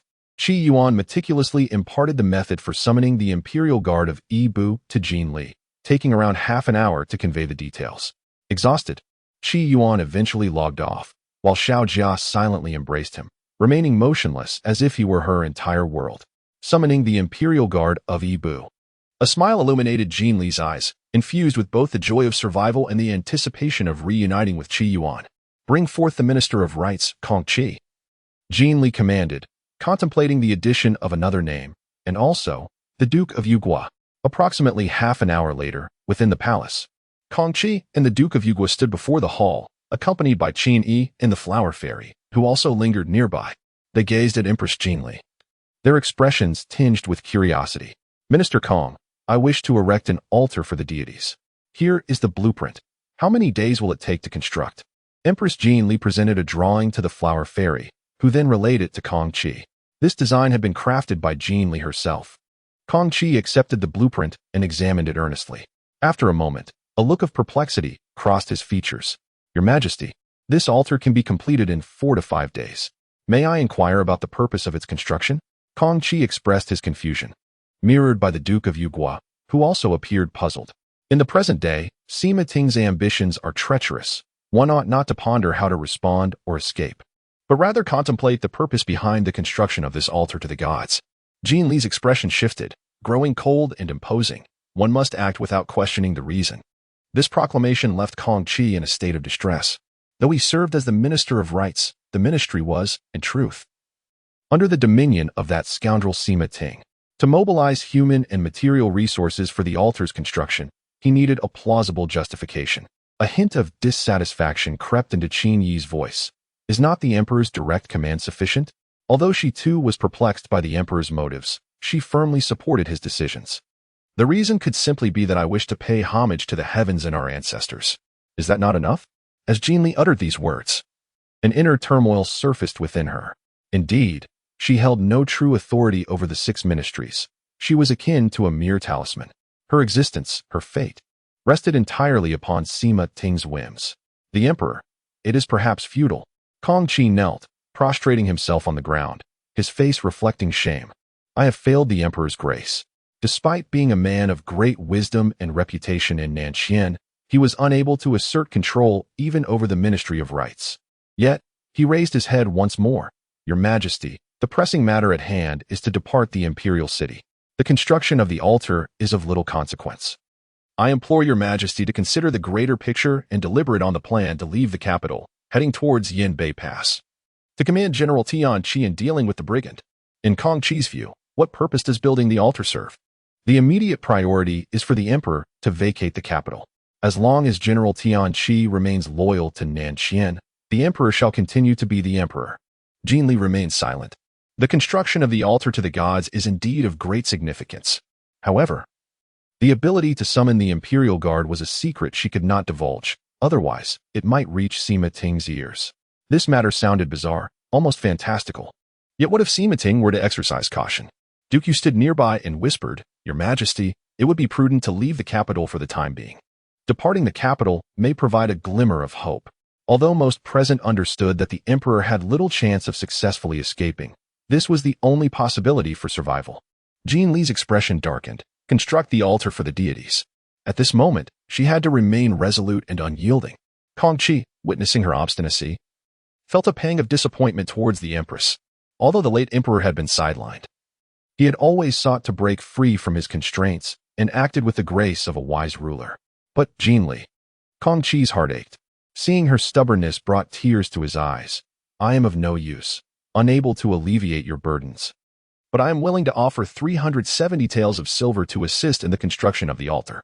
370 taels was a significant sum for an ordinary person, yet it remained insufficient for building the altar. Hearing this, Duke Yu sighed heavily. "Your Majesty, this is tantamount to sharing the nation's demise. I am willing to contribute 80,000 taels of silver and provide 800 craftsmen to construct the altar, as a final act of service for the southern Qian." Once, when his daughter, the favored concubine Shi, was with child, the empress was also expecting. The two enjoyed a flower viewing event together, and during this time, a maidservant presented them with a bowl of apricot blossom snow and a bowl of ordinary soup. Concubine, she had always relished the apricot blossom snow, so the empress shared a portion with her. Little did they know, the soup had been tainted with poison, leading to concubine Shi's miscarriage, ultimately resulting in her sorrowful demise. It can be said that had it not been for concubine Shi, the one who drank that bowl of soup would have been the empress. In such a scenario, Empress Jean Li would never have come into existence.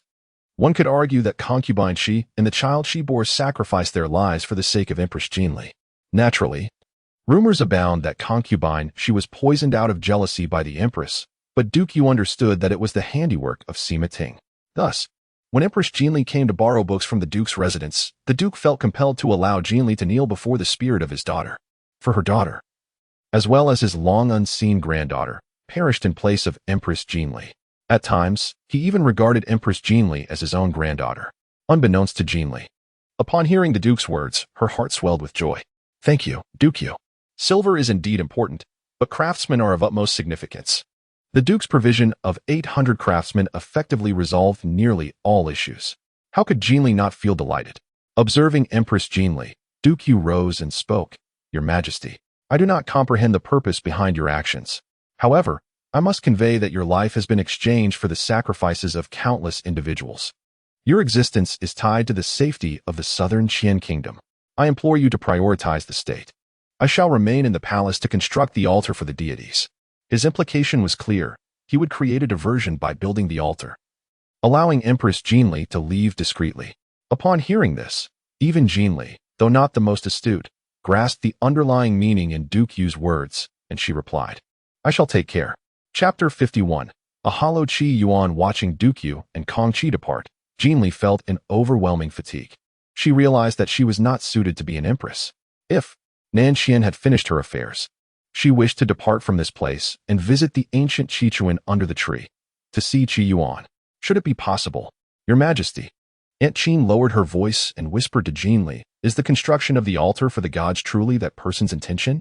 Upon hearing this, Jean Li hesitated slightly, replying, "Aunt Qin, you only need to follow my instructions." Aunt Qin, upon hearing this, ceased to speak, yet a flicker of concern passed through her eyes, for she had discerned the altar depicted in the blueprints. Moreover, Duke Yu had also seen it clearly. Aunt Qin withdrew from the palace and noticed Duke Yu standing not far off, leaning against the grayish-white railing. Upon noticing Aunt Qin, Duke Yu spoke aloud, "Old Madam Qin, you must have recognized the content illustrated in that blueprint." "Indeed," Aunt Qin nodded. "This is the altar for the gods." It is said that in ancient times, when the moon-watching continent was unified, there existed a divine court that commanded the world. Constructing an altar for the gods could summon the divine army. Alas, these have now become mere legends. The divine court has long been overthrown. Where would the divine army be? 20 years ago, when the kingdom of Qing's Jingzhou was besieged by monstrous beasts, the governor of Jingzhou obtained the blueprint for the altar and constructed it. And what was the outcome? Duke, you could only sigh in response. I wonder where your majesty obtained that blueprint. However, relying on the altar is as futile as hoping that your majesty can safely depart from the imperial city, is it not? It was evident that Duke Yu did not believe that this altar could truly summon the divine army. Aunt Qin's expression darkened. We do what we can and leave the rest to fate. Constructing an altar for the gods? What a farce. When Sima Ting received this news, a mocking glint appeared in his eyes. The monarch of the demon race held a blueprint in his hand. Smiling, to wield the ancient divine court sword to slay modern demons, this Empress Jinli is indeed charming. As a member of the demon race, he was intimately familiar with the divine court. In the past, when the demon and human races vied for supremacy, a formidable being emerged among the humans, revered as a celestial deity. This deity established the divine court to command the four divisions and created the sacrificial altar to summon the divine army. At that time, the divine court had driven their demon race into the frigid wilderness, forcing them to survive in the ice and snow. All of this was meticulously recorded in the ancestral records of the demon clan, and this monarch knew it all too well. Let her struggle. It is merely a desperate attempt. The monarch of the heavenly fate sacred gate remained unfazed. The demon monarch squinted. Now, the most crucial task is to forge the supreme royal staff. All other matters can wait. Do not forget to keep a close watch on Empress Jinli. Do not let her escape, remarked the lean monarch of the heavenly fate sacred gate. Sima Ting hurriedly assured him, rest assured, the palace is surrounded, and Empress Jinli cannot escape. Outside the city, I have 7 demon monarchs. She will not get away. The demon monarch remained unconcerned, confident of victory. This time, the demon race had brought considerable power to forge that supreme royal artifact. With 7 monarchs, along with several kings, they were more than capable of refining the entire royal city. Regrettably, the civil and military officials within the city, who followed Sima Ting, were still celebrating, believing they could rightfully usurp the throne. Little did they know that they, like the citizens of the city, were merely lambs to be slaughtered by the demon race. Awash in weariness, Qi Yuan awoke, his body languid from fatigue. Despite emerging victorious against the grotesque-clad emperor, he had expended considerable mental energy, leaving him quite drained. With a flick of his wrist, a shimmering mirror of water materialized before him. Gazing into its depths, he observed his pallid visage, a reflection of the toll exacted upon his spirit, as if his very essence had been siphoned away. A longing surged within him for a revitalizing elixir, perhaps a bottle of kidney tonic, or, at the very least, some 6-ingredient Romania pills. The demands of the game were immense. Yet the rewards for Qi Yuan were equally profound. Especially after reaching level 90 within the game, he sensed a significant enhancement in his cultivation, transmuting into the real world.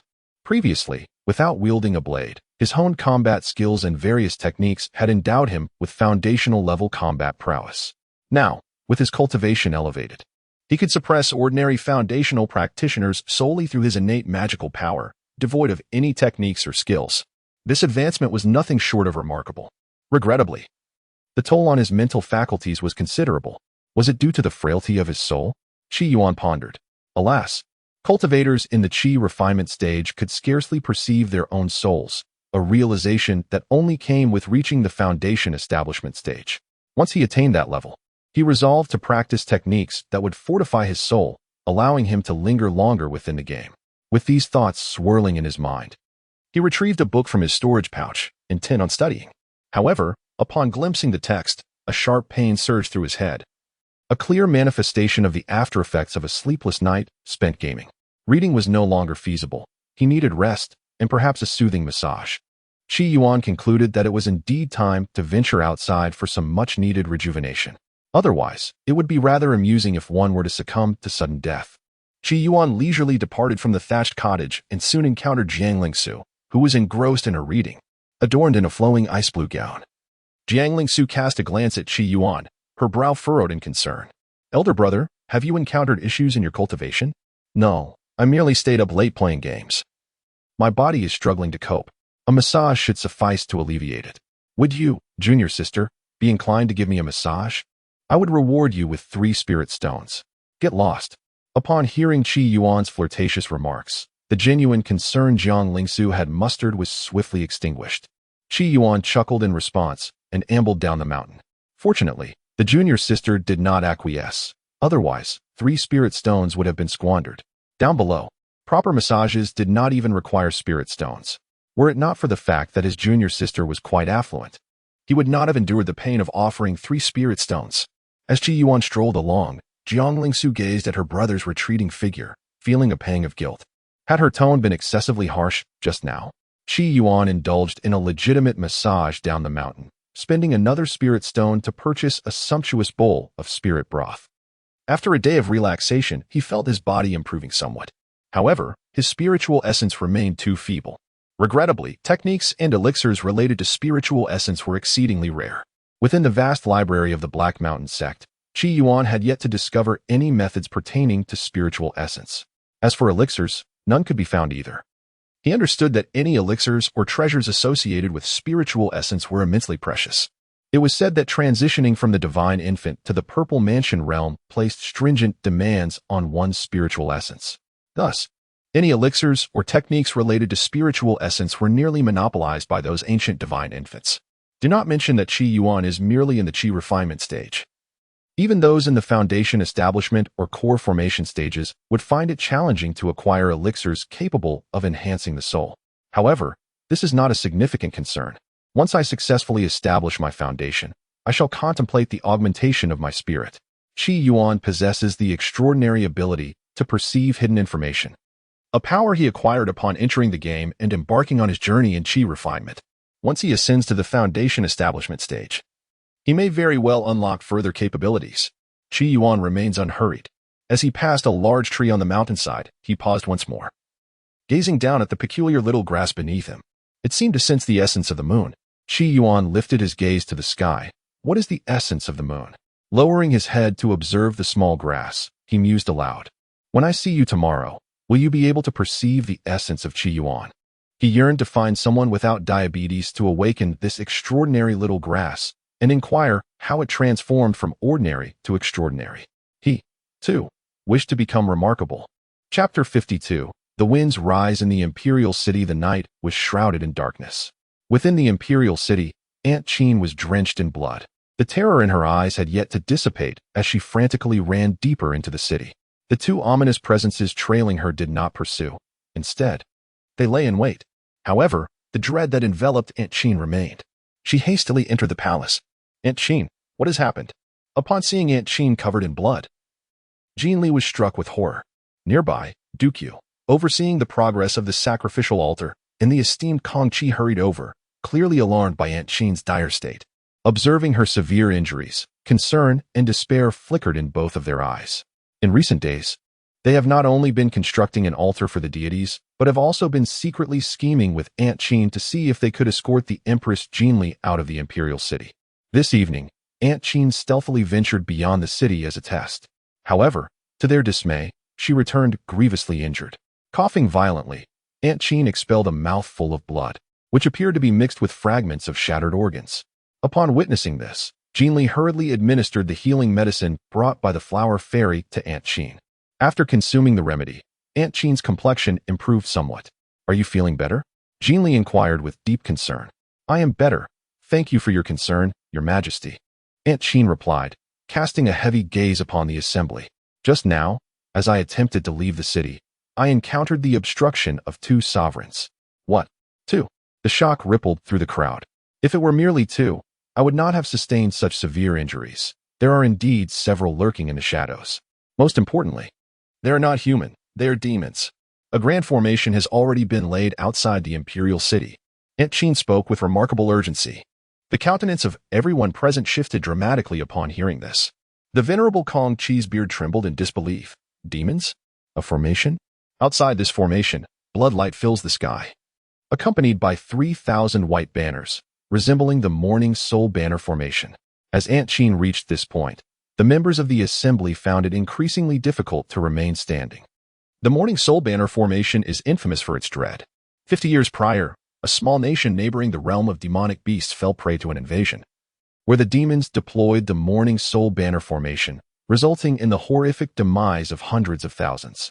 This event incited the fury of the human nations across the Moonwatch continent, who formed a coalition to wage war against the demon race.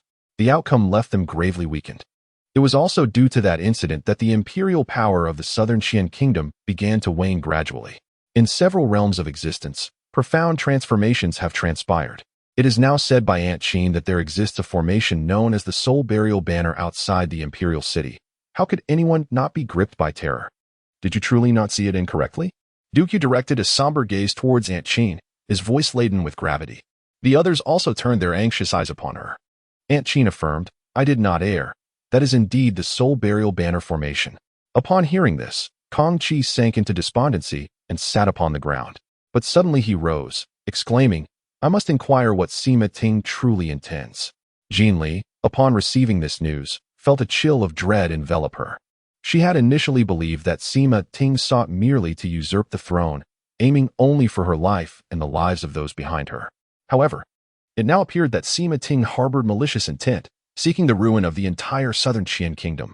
Yet, with so many demon clans and even a monarch entering southern Qian, did the Heavenly Fate Sacred Gate remain oblivious? An inexplicable coldness gripped Jin Li, as she recognized that this matter ran far deeper than she had imagined. Nevertheless, her gaze fell upon the nearly completed altar for the deities, and a fierce determination ignited within her eyes. Let us set this matter aside for now. We must first complete the altar. Her voice was resolute, imbued with an undeniable authority. Kong Qi, once lost in despair, now stood resolutely, as you command. Yet, his spirit felt entirely depleted. Qi Yuan, if it were you, what course of action would you take? Within the Prime Minister's residence, Sima Ting lowered his head, exuding an air of extreme obsequiousness.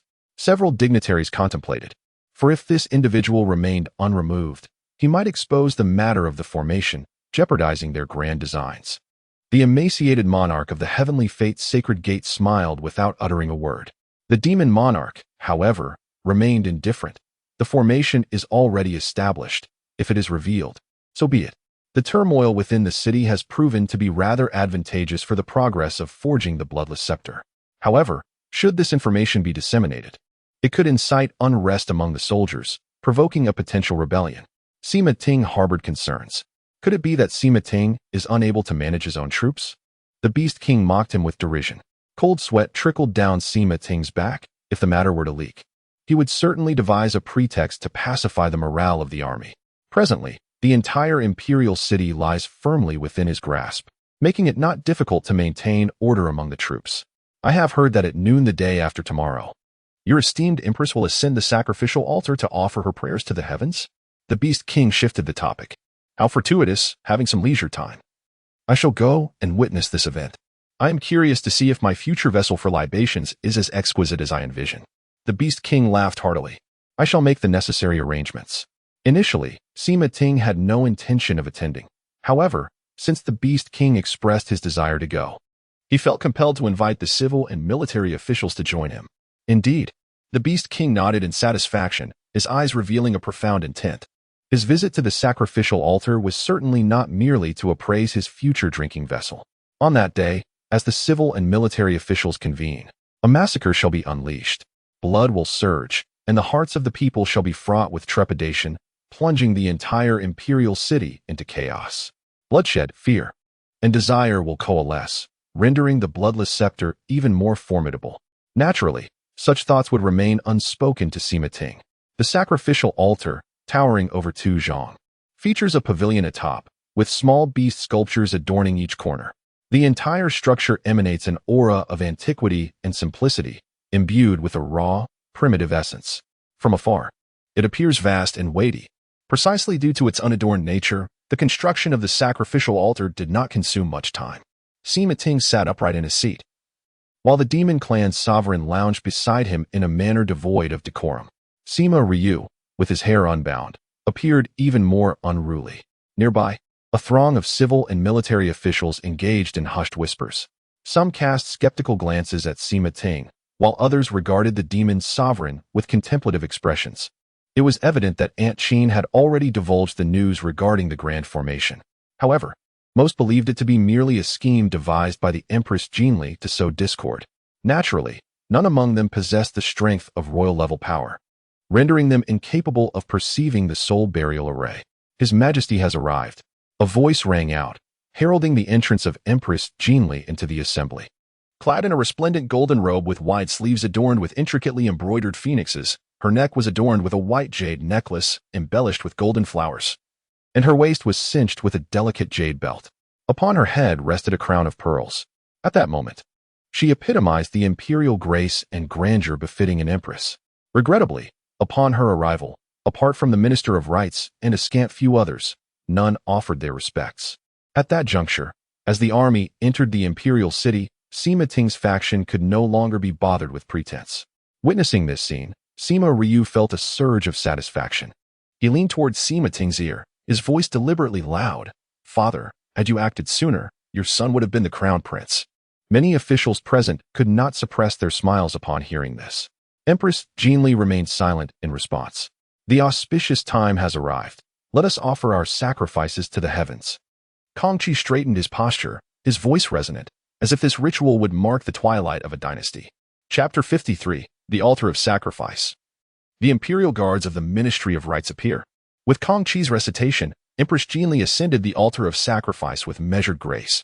What should have been a solemn national ritual was reduced to a mere formality, performed solely by the Minister of Rites, a lamentable sight indeed. Qin Yi and Duke Yu stood below the platform, gazing at the figure of Jinli above, their eyes reflecting a profound sense of helplessness. As Jinli ascended the sacrificial altar, beseeching the divine forces of the court to descend, it all appeared to be but a fleeting illusion, akin to a dream or a mirage. Meanwhile, some civil and military officials flanking Sima Ting observed Jinli with an air of detached amusement. Particularly, those aware of the altar's origins could not suppress their mockery, while others felt a twinge of poignant sorrow, recognizing the empress's desperate plight. Alas, beauty and misfortune are often intertwined. Empress Jinli was destined to become a mere footnote in the annals of this empire. Under the watchful gaze of the multitude, Empress Jinli steadily ascended the sacrificial platform. This time, her steps were firm. Within her heart, a torrent of emotions surged, with concern for Qi Yuan prevailing above all. Yet, in the face of pressing matters, urgency bore no fruit. She cast aside her tumultuous feelings and, adhering to Qi Yuan's prescribed rituals, commenced the sacrifice with a reverent demeanor, holding a slender jade tablet. As she reached 2/3 of the steps, Kong Qi lay prostrate on the ground, his body curled, tears streaming down his aged face. This was his most humbling ceremony, even more so than the empress's ascension to the throne. Regrettably, this would likely be his final rite, as it also marked the last ceremonial tribute for the southern Qian kingdom. He would, like the empress, fade into the pages of history, scarcely leaving a trace. Sima Ryu sat among the officials, his posture languid and careless. Pointing at the altar, he mused, "Do you think that if Her Majesty were to leap from this platform, it would resonate through the ages?" The last empress of the empire, taking a fateful leap from the sacrificial altar, could very well become an everlasting lamentation. The sovereign of the demon clan opened his mouth, revealing a set of sharp, pristine teeth. "I hope she does not fall headfirst. Otherwise, my exquisite wine vessel may shatter." He spoke while indulging in his drink. However, his method of imbibing was rather peculiar. He crushed the cup with his teeth and swallowed it whole. This bizarre act drew the attention of many. Sima Ryu observed the demon sovereign consuming the wine cup and then glanced at the elegant figure of Empress Jinli, adorned with flowing hair. A sense of inexplicable dread surged within him. He recognized that this extraordinary man before him seemed to belong to the heavenly fate sacred gate, prompting him to remark, "Your taste is indeed unique, a true connoisseur." The demon sovereign poured a cup of wine for Sima Ryu, and the two continued to drink at their leisure. As for the empress on the altar of offerings, who would pay her any heed? Empress Jinli ascended the altar, towering 2 zhang high. With her left hand, she raised a jade scepter, while her right hand cast a jade ring into the stone cauldron, which immediately shattered into countless pieces. Her voice rang out, clear as a mountain spring, yet imposing as a resounding bell. "O divine presence, have compassion for my thoughts. Grant me solace with the jade scepter." As her words echoed, flames danced eagerly. My heart raced, seeking solace from the heavens. "O resplendent heavens, cast your light upon this offering." The invocation was brief, with part of the incantation provided by Kong Qi. Among the elements of the ceremony, the most crucial came from Qi Yuan, consisting of merely 2 lines. Empress Jinli earnestly recited the first line. The final line required no recitation. It sufficed to contemplate it within her heart. "By the decree of Qi Yuan, commander of the Garment Division, let the elite troops of the Garment Division heed my command." With these words spoken, the sun above remained unchanged. The officials, both civil and military, appeared utterly disinterested, as if none truly regarded this sacrificial ceremony with any seriousness. It seemed that Duke Yu had anticipated this scene long before, and the last flicker of hope in his eyes had already faded. The altar for the deities could not summon the legendary Ibu Forbidden Army. However, what if the formidable and enigmatic Qi Yuan were to arrive? Given his prowess, he might struggle against the combined might of the demon monarchs, and the external formations were beyond the capacity of any singular supreme ruler to unravel. Yet, he could facilitate the escape of Empress Jinli, which would be the most favorable outcome. Jinli's ascension to the throne was coerced, and she was ill-suited for the role of empress. Hence, the destiny of the South Qian kingdom remained uncertain. Kong Qi lay prostrate on the ground, his eyes weary and pained, his expression devoid of both sorrow and joy. At that moment, Jinli felt an inexplicable connection to something beyond her understanding. She sensed that with but a thought, the Ibu Forbidden Army, as described by Qi Yuan, would materialize before her. Her trust in Qi Yuan had grown nearly unconditional. However, she did not immediately utter the final incantation, instead directing her gaze towards the assembly of officials gathered beneath the sacrificial altar. With a voice both cold and imbued with a hint of righteous fury, Jinli addressed Sima Ting. I ask you, is there not a mourning banner formation beyond the imperial city? Have you conspired with the demon race to lay this trap outside the city, intending to plunge all subjects of South Qian into eternal damnation? Though Jinli's cultivation was not particularly high, her voice resonated like thunder, reverberating throughout the assembly. Many of the officials were visibly moved, while others regarded this as the final, desperate struggle of Empress Jinli. Some discreetly cast glances at Sima Ting, awaiting his response. Sima Ting rose to his full height, his tall stature rendering him a striking figure against the backdrop of the court. In the face of Empress Jinli's inquiries, he remained unperturbed. Your Majesty, why do you resort to slander? As a sovereign, one must act with integrity and righteousness to vanquish malevolence. Deceitful machinations are unbecoming of a ruler. Your Majesty, having been nurtured by the hands of women, you exhibit indecisiveness and a lack of sagacity, rendering you unworthy of the throne. I merely inquire, is there a formation of the soul burial banner beyond the city walls? Empress Jinli pressed on with her questioning. The entirety of Nangan is under the stewardship of the Prime Minister. Why would he jeopardize his own foundation by colluding with the demon clan? At this juncture, Sima Ryu, unable to contain his disdain, stood and exclaimed, Empress Jinli, your antics are rather tiresome. I had anticipated witnessing your invocation of the so-called divine army from the altar of sacrifice to eliminate us one by one. His words elicited a chorus of laughter, as nearly all present regarded the Empress with disdain. The surname of the Nangan kingdom had, for over 2 decades, belonged to the Sima clan. Yet, Empress Jinli remained unflinching, her countenance stern. Is there a formation outside the city? Her repeated inquiries led many officials to believe that Empress Jinli was at her wit's end. Some secretly chuckled, while others lamented her tragic beauty, feeling pity for her plight. At that moment, the demon sovereign, who had been quietly indulging in his drink, unexpectedly spoke up. Fair Empress Jinli, you speak truthfully. Beyond the royal city lies the soul burial banner formation laid by my kin. This proclamation stunned the assembly into silence. Who was this individual? The soul burial banner formation was indeed real. A wave of astonishment swept through the civil and military officials, swiftly followed by a palpable sense of dread. The sovereign of the demon clan bore a fierce smile as he addressed Sima Ting. Am I speaking the truth? Sima Ting, upon hearing this, displayed an expression devoid of joy or sorrow, simply replying, Indeed. The officials present were filled with trepidation, and a cacophony erupted in the hall. In that moment, the demon sovereign bellowed, a pack of useless fools. With a swift motion, he unleashed the formidable power characteristic of a monarch-level warrior. In an instant, dozens of officials fell victim to his onslaught. A cruel grin danced in the demon sovereign's eyes, reveling in the chaos. Let it descend further into disorder. Let the blood flow more freely, he thought as he struck down several hundred officials aligned with Sima Ting's faction. In that moment, many of these officials lay lifeless amidst pools of blood, their demise utterly tragic. Observing the mayhem, the demon sovereign's smile broadened, the greater the turmoil within the imperial city, the more potent the bloodless royal staff he intended to forge. After his indiscriminate slaughter of the officials, his gaze settled upon Aunt Qin, who stood guard beside the altar. A look of disdain flickered in his eyes. In her prime, Aunt Qin would have posed a challenge to him, but in her current wounded state, she was no match. "I come for the chalice," declared the demon's sovereign, as his form expanded dramatically, towering at 3 zhang, surpassing even the altar. In the presence of a monarch-level force, he afforded her a semblance of respect, his visage resembling that of a ferocious beast, mocking the world around him. Witnessing this, Aunt Qin leapt into the air, her slender figure positioning itself before the altar. At that moment, she heard the solemn and grave incantation of Empress Jin Li. "All troops, heed my command, slay."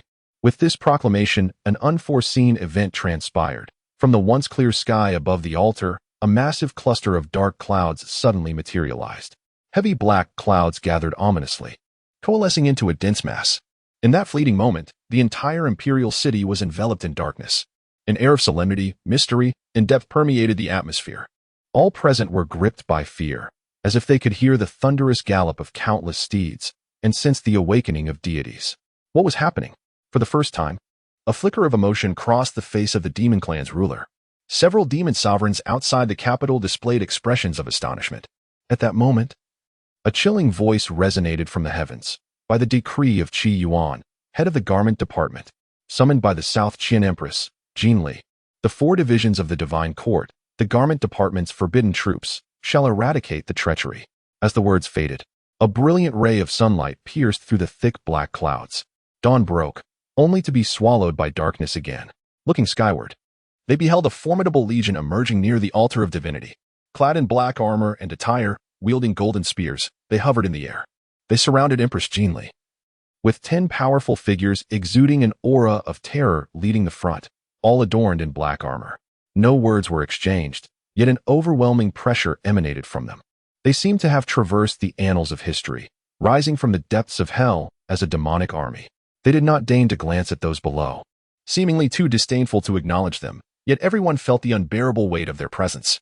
At this moment, the forbidden troops of the garment department formed a battle array, brandishing long spears and golden halberds, proclaiming their arrival to the world. Duke Yu gazed at this spectacle with wide eyes. The 4 divisions of the divine court, the forbidden troops of the garment department had truly arrived.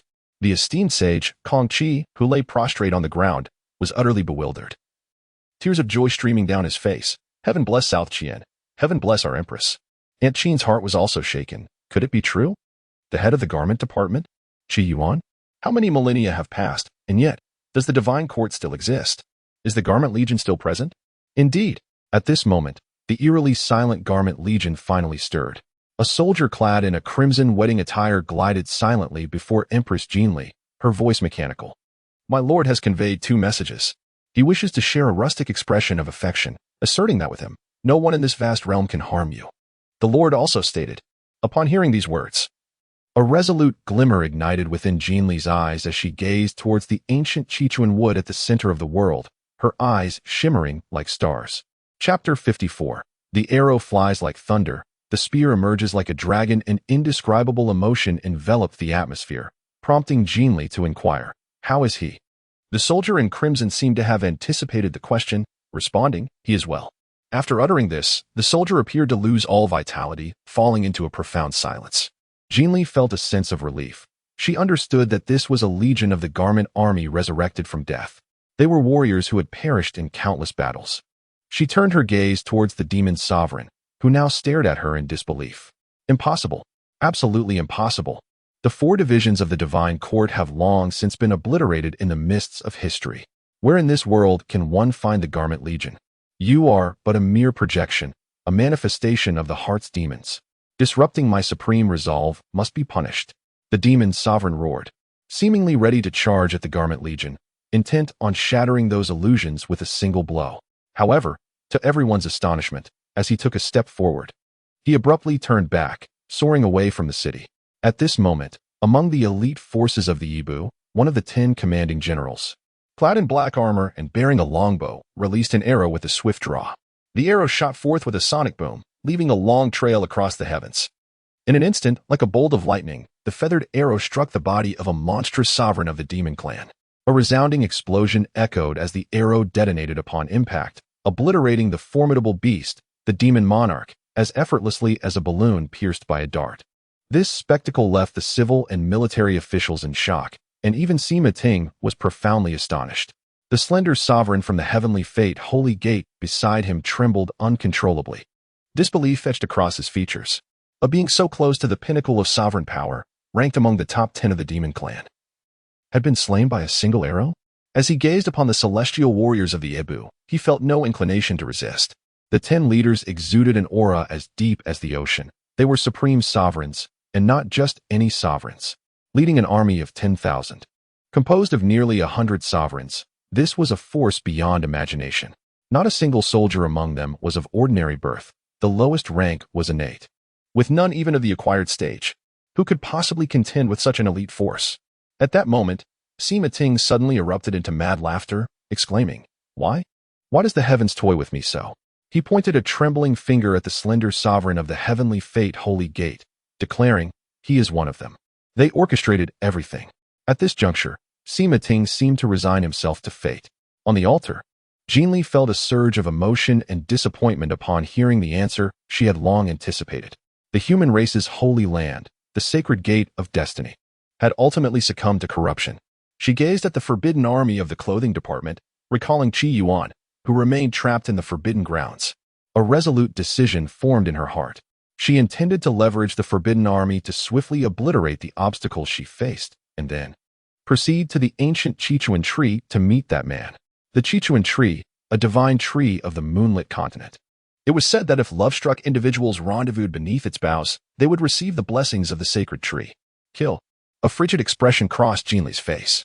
She would once again assume the role of the Empress of Nangon. Raised under the veneration of the populace, she must act for the welfare of her nation. As Jinli's voice rang out, the silent forbidden army advanced. A commanding general, wielding a spear, impaled the frail emperor to the ground. Withdrawing the spear, Sima Ting was also struck down. Witnessing this scene, the civil and military officials dared not flee. They could only tremble in fear or kneel in supplication, seeking Jinli's forgiveness. Jinli looked upon the terrified faces and the officials sprawled in pools of blood, her eyes devoid of compassion. Outside the city, the soul-bearing banner formation and several demon monarchs were the true issues she needed to address. Everyone, slay the enemies. Jinli commanded with authority. In that moment, the grievances that had been suppressed for 17 years seemed to erupt forth. Alas, if only she could see that person, it would be complete. Little bride? Qi Yuan stood in the void, gently patting little bride. At this moment, she clung to him like an octopus, drifting into a peaceful slumber. Qi Yuan gazed at the little bride, lost in thought. Alas, if only you possessed a visage. Qi Yuan mused silently. He refrained from disturbing the little bride, for he discerned that she, much like himself, seemed to be drained and yet to recover. It was his first encounter with this state of the little bride. Leaving Qi Yuan with a perplexed expression, it appeared that he could no longer afford to be belligerent. He resolved that henceforth, it would be wise to remain cautious. At that moment, the little bride, who had been in a deep slumber, suddenly stirred. Had she possessed eyes? Qi Yuan would have surely noticed her long eyelashes fluttering before she opened her eyes. Upon witnessing her awakening, Qi Yuan bestowed upon her a gentle smile. You are in trouble. You have left the garment restriction, and it is likely that you shall not see your kin for some time. Within the garment restriction, numerous other bridal apparitions resided. The little bride clung tightly to Qi Yuan, resembling an affectionate puppy. Who knows if you will adapt well? The place we are heading to is known as the 5 Elements Forbidden Land. I wonder if there are many monsters lurking within the 5 Elements Forbidden Land? Should the 5 Elements Forbidden Land indeed harbor numerous beasts, Qi Yuan resolved to minimize their fusion, believing he could prevail on his own. After all, had he not already breached the garment restriction without the little bride? She was somewhat clumsy, often knocking things over as she walked, and she would frequently stumble without cause. Furthermore, her delicate and petite frame made Qi Yuan apprehensive about her ability to endure. Naturally, he recalled a certain television show featuring siblings, where the elder brother proclaimed that even without that sword, he could vanquish the enemy forces. The outcome, however, was tragic. The sisters sacrificed the sword, and the brother perished in battle. Such a conclusion was certainly not to Qi Yuan's liking. The realm of the 5 elements. I have arrived. Qi Yuan grasped the small, icy hand of his bride, and together they finally stepped into the realm of the 5 elements. This place was markedly different from the Xianyuan and Yiguan prohibitions. As Qi Yuan surveyed the surroundings, he noticed the absence of flowers, grasses, and trees, as well as other creatures. The environment before him was truly peculiar. On one side, there was a river of lava, ablaze with fierce flames. On another, there lay a glacial expanse, spouting crystalline springs, and on yet another side, a gold mine sparkled with grains of gold, some of which flowed in a liquid state. The realm of the five elements was indeed a convergence of elemental forces. He held tightly to his bride's hand as they traversed this enigmatic land. After all, given her impulsive and naive nature, what if she were to stumble into the flames, singeing her garments? Naturally, the concern was more for her well-being than mere clothing. At that moment, an ancient voice resonated in Qi Yuan's ear. Master of the Garment Division, I have awaited your arrival for quite some time. Chapter 55. Mistaken Identity. Qi Yuan turned towards the source of the voice, feeling a sudden sharpness in the air.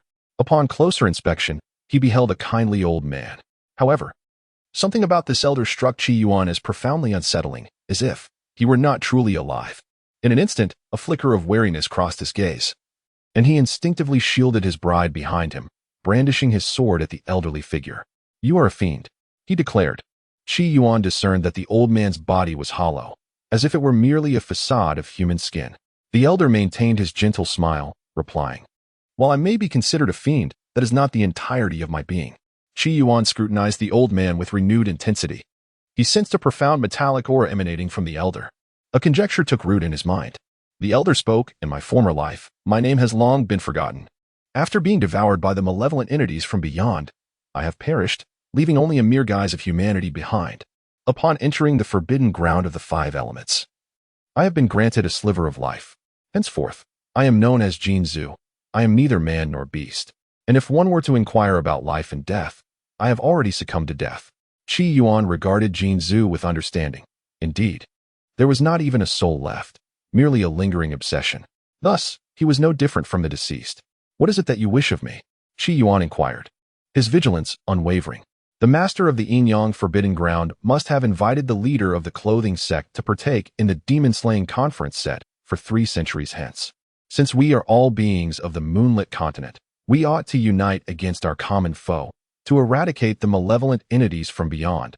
Otherwise, we may meet the same fate as my former self, perishing and leaving behind nothing but a skin. Jinzu sighed. Qi Yuan gazed at Jinzu. Although he was merely a remnant of skin, he did not evoke a sense of horror. On the contrary, he found Jinzu far more agreeable than the elders and disciples of the Black Mountain sect. I shall surely vanquish the malevolent entities, Qi Yuan declared resolutely. The formidable foe must be confronted. His foundation of the heavenly path was anchored in defeating this great adversary. Upon hearing this, Jinzu's countenance softened further, now that the leader of the clothing sect has arrived at the forbidden ground of the five elements. We are willing to open the realm of elemental trials. Within this realm, the energies of the five elements abound. By harnessing them, one may strengthen oneself and elevate one's cultivation. Our forbidden ground harbors many young prodigies who are diligently training within. For countless years, formidable beings have made breakthroughs into the celestial domain and even the divine realm. There remain 300 years until the Demon Extermination Conference. The Lord of the Garment sect may enter the realm of the five elements for a century of cultivation, potentially enhancing their prowess. Are there monsters within? Qi Yuan inquired. Jinzu momentarily fell into a daze, yet replied, Indeed. No problem. If there are monsters, we can gain levels, he added, maintaining a perpetual smile. Lord of the Garment sect, please accompany me. However, Qi Yuan did not move, but regarded Jinzu intently. I have another purpose for coming to the realm of the five elements. The realm of the five elements is distinct from the Garment and Xinyuan bands. As in other realms, one can control it merely through slaying monsters. Of course, the Garment realm has its exceptions, requiring a marriage. It seems there are numerous strong beings lurking within the realm of the five elements. Unlike the conventional monsters, one cannot simply eradicate them, and doing so may not yield experience points. How can control be established? Please enlighten me, Lord of the Garment sect. Jinzu's demeanor was congenial. I wish to fully master the realm of the five elements. Is there any method to achieve this? Qi Yuan gazed intently at Jinzu. Upon hearing this, Jinzu appeared momentarily taken aback, clearly caught off guard by such a request. A displeased voice emerged from behind, a girl clad in green, appearing rather naive, resembling a short yet fiercely determined young girl. Her face wore an expression of anger as she exclaimed, How outrageous! You, a mere lord of the Garment sect, have the audacity to covet our realm of the five elements. To wish for control over it is sheer folly. Do you comprehend what this implies? I fear you may be a spy sent by the malevolent forces from beyond the realm. Otherwise, why would you suddenly appear here? Had it not been for Jinzu's presence, the woman in green might have leaped forth to strike Qi Yuan's head. Jinzu gazed at the young girl with a tender smile, admonishing, "Little green, do not frighten our guest." He then turned his attention to Qi Yuan, remarking, "The leader of the E sect desires to master the 5 elements forbidden zone. Indeed, this presents quite a challenge. It will depend on your innate talent. Should you, as the leader, exhibit unparalleled aptitude in the realm of the 5 elements, what would prevent you from commanding it?" Qi Yuan's gaze drifted beyond Jinzu, seemingly penetrating the depths of the forbidden zone. He beheld numerous coffins, along with many dormant presences, each exuding an aura surpassing level 90. Among them, some exceeded even the grotesque garb monarch, likely reaching above level 95. Within the forbidden zone, it appeared that you were not the mightiest. Can you truly entrust the dominion of the 5 elements forbidden zone to me? Naturally, I can make that decision. Jinzu replied confidently. Very well, it is settled. Qi Yuan responded, sensing that it would not be long before he could conquer the forbidden zone. The woman in green regarded Qi Yuan with evident dissatisfaction and turned to Jinzu, communicating telepathically, "Grandfather Jinzu, how could you make such an agreement with him?" Jinzu chuckled amiably, offering no words in reply. Under his guidance, the group ventured deeper into the forbidden zone. Throughout their journey, Qi Yuan observed his surroundings. The forbidden zone lacked other monsters. However, it was riddled with natural disasters, proving exceedingly perilous. It was likely that beings of level 50 or 60 would face a significant risk of demise if they ventured recklessly within. After approximately a quarter of an hour, Jinzu led the group to a valley where over 70 coffins lay scattered. Qi Yuan understood that within these coffins lay numerous formidable beings. Jinzu remarked, "Currently, the powerful figures of the moonlit continent have largely congregated within the realms of the 5 elements and yin-yang. They rest within their coffins, both in slumber and in cultivation. When the demon-slaying conference commences, they shall emerge from their coffins. At that time, the leader of the E tribe must join them in vanquishing the malevolent forces from beyond." Upon hearing this, Qi Yuan remained silent. 300 years was a span he could scarcely afford to wait. How old was he at present? In 3 centuries, an entire dynasty could rise and fall. Jinzu continued to speak to himself, then approached one of the coffins and gently rapped on it. However, there was no response. Observing this, he knocked more forcefully. It still received no reply. A look of doubt crossed Jinzu's face. At that moment, a neighboring coffin suddenly creaked open, revealing a rugged, carefree man who sat upright and exclaimed, "Jinzu, have you lost your memory from your previous life? You managed to knock on the wrong coffin lid." Jinzu, upon seeing the rugged man, displayed a hint of embarrassment. "Ahem, my apologies, it was an accident." The rugged man then turned his gaze towards Qi Yuan, his eyes reflecting a scrutinizing gaze. "Not bad. Although aided by the empress of the bridal gown, you possess great potential. It was worth my expenditure of essence to open the 5 elements realm for you. I hope that in 300 years, you will emerge as a formidable figure." Chapter 56. The power of the 5 elements having spoken, the rugged man abruptly expectorated a thick phlegm. Yet, the phlegm transformed into a swirling mass of multicolored gas. Jinzu collected the gas, exchanged a few words with Xiao Lu, and then led Qi Yuan deeper into the sanctuary. Moments later, the coffins in this place suddenly had all their lids lifted. One by one, figures emerged, exuding an aura of terror. A rugged man spoke, his voice tinged with astonishment. "I never imagined he has already stepped into the realm of the divine. Truly a prodigy, second only to you." All eyes turned to you. One of the 2 peak divine powerhouses in the 5 elements forbidden land. In the world today, there exist only 3 peak divine powerhouses. Clad in a robe of white adorned with feathers, Yu's beauty was striking, resembling an enchanting celestial being.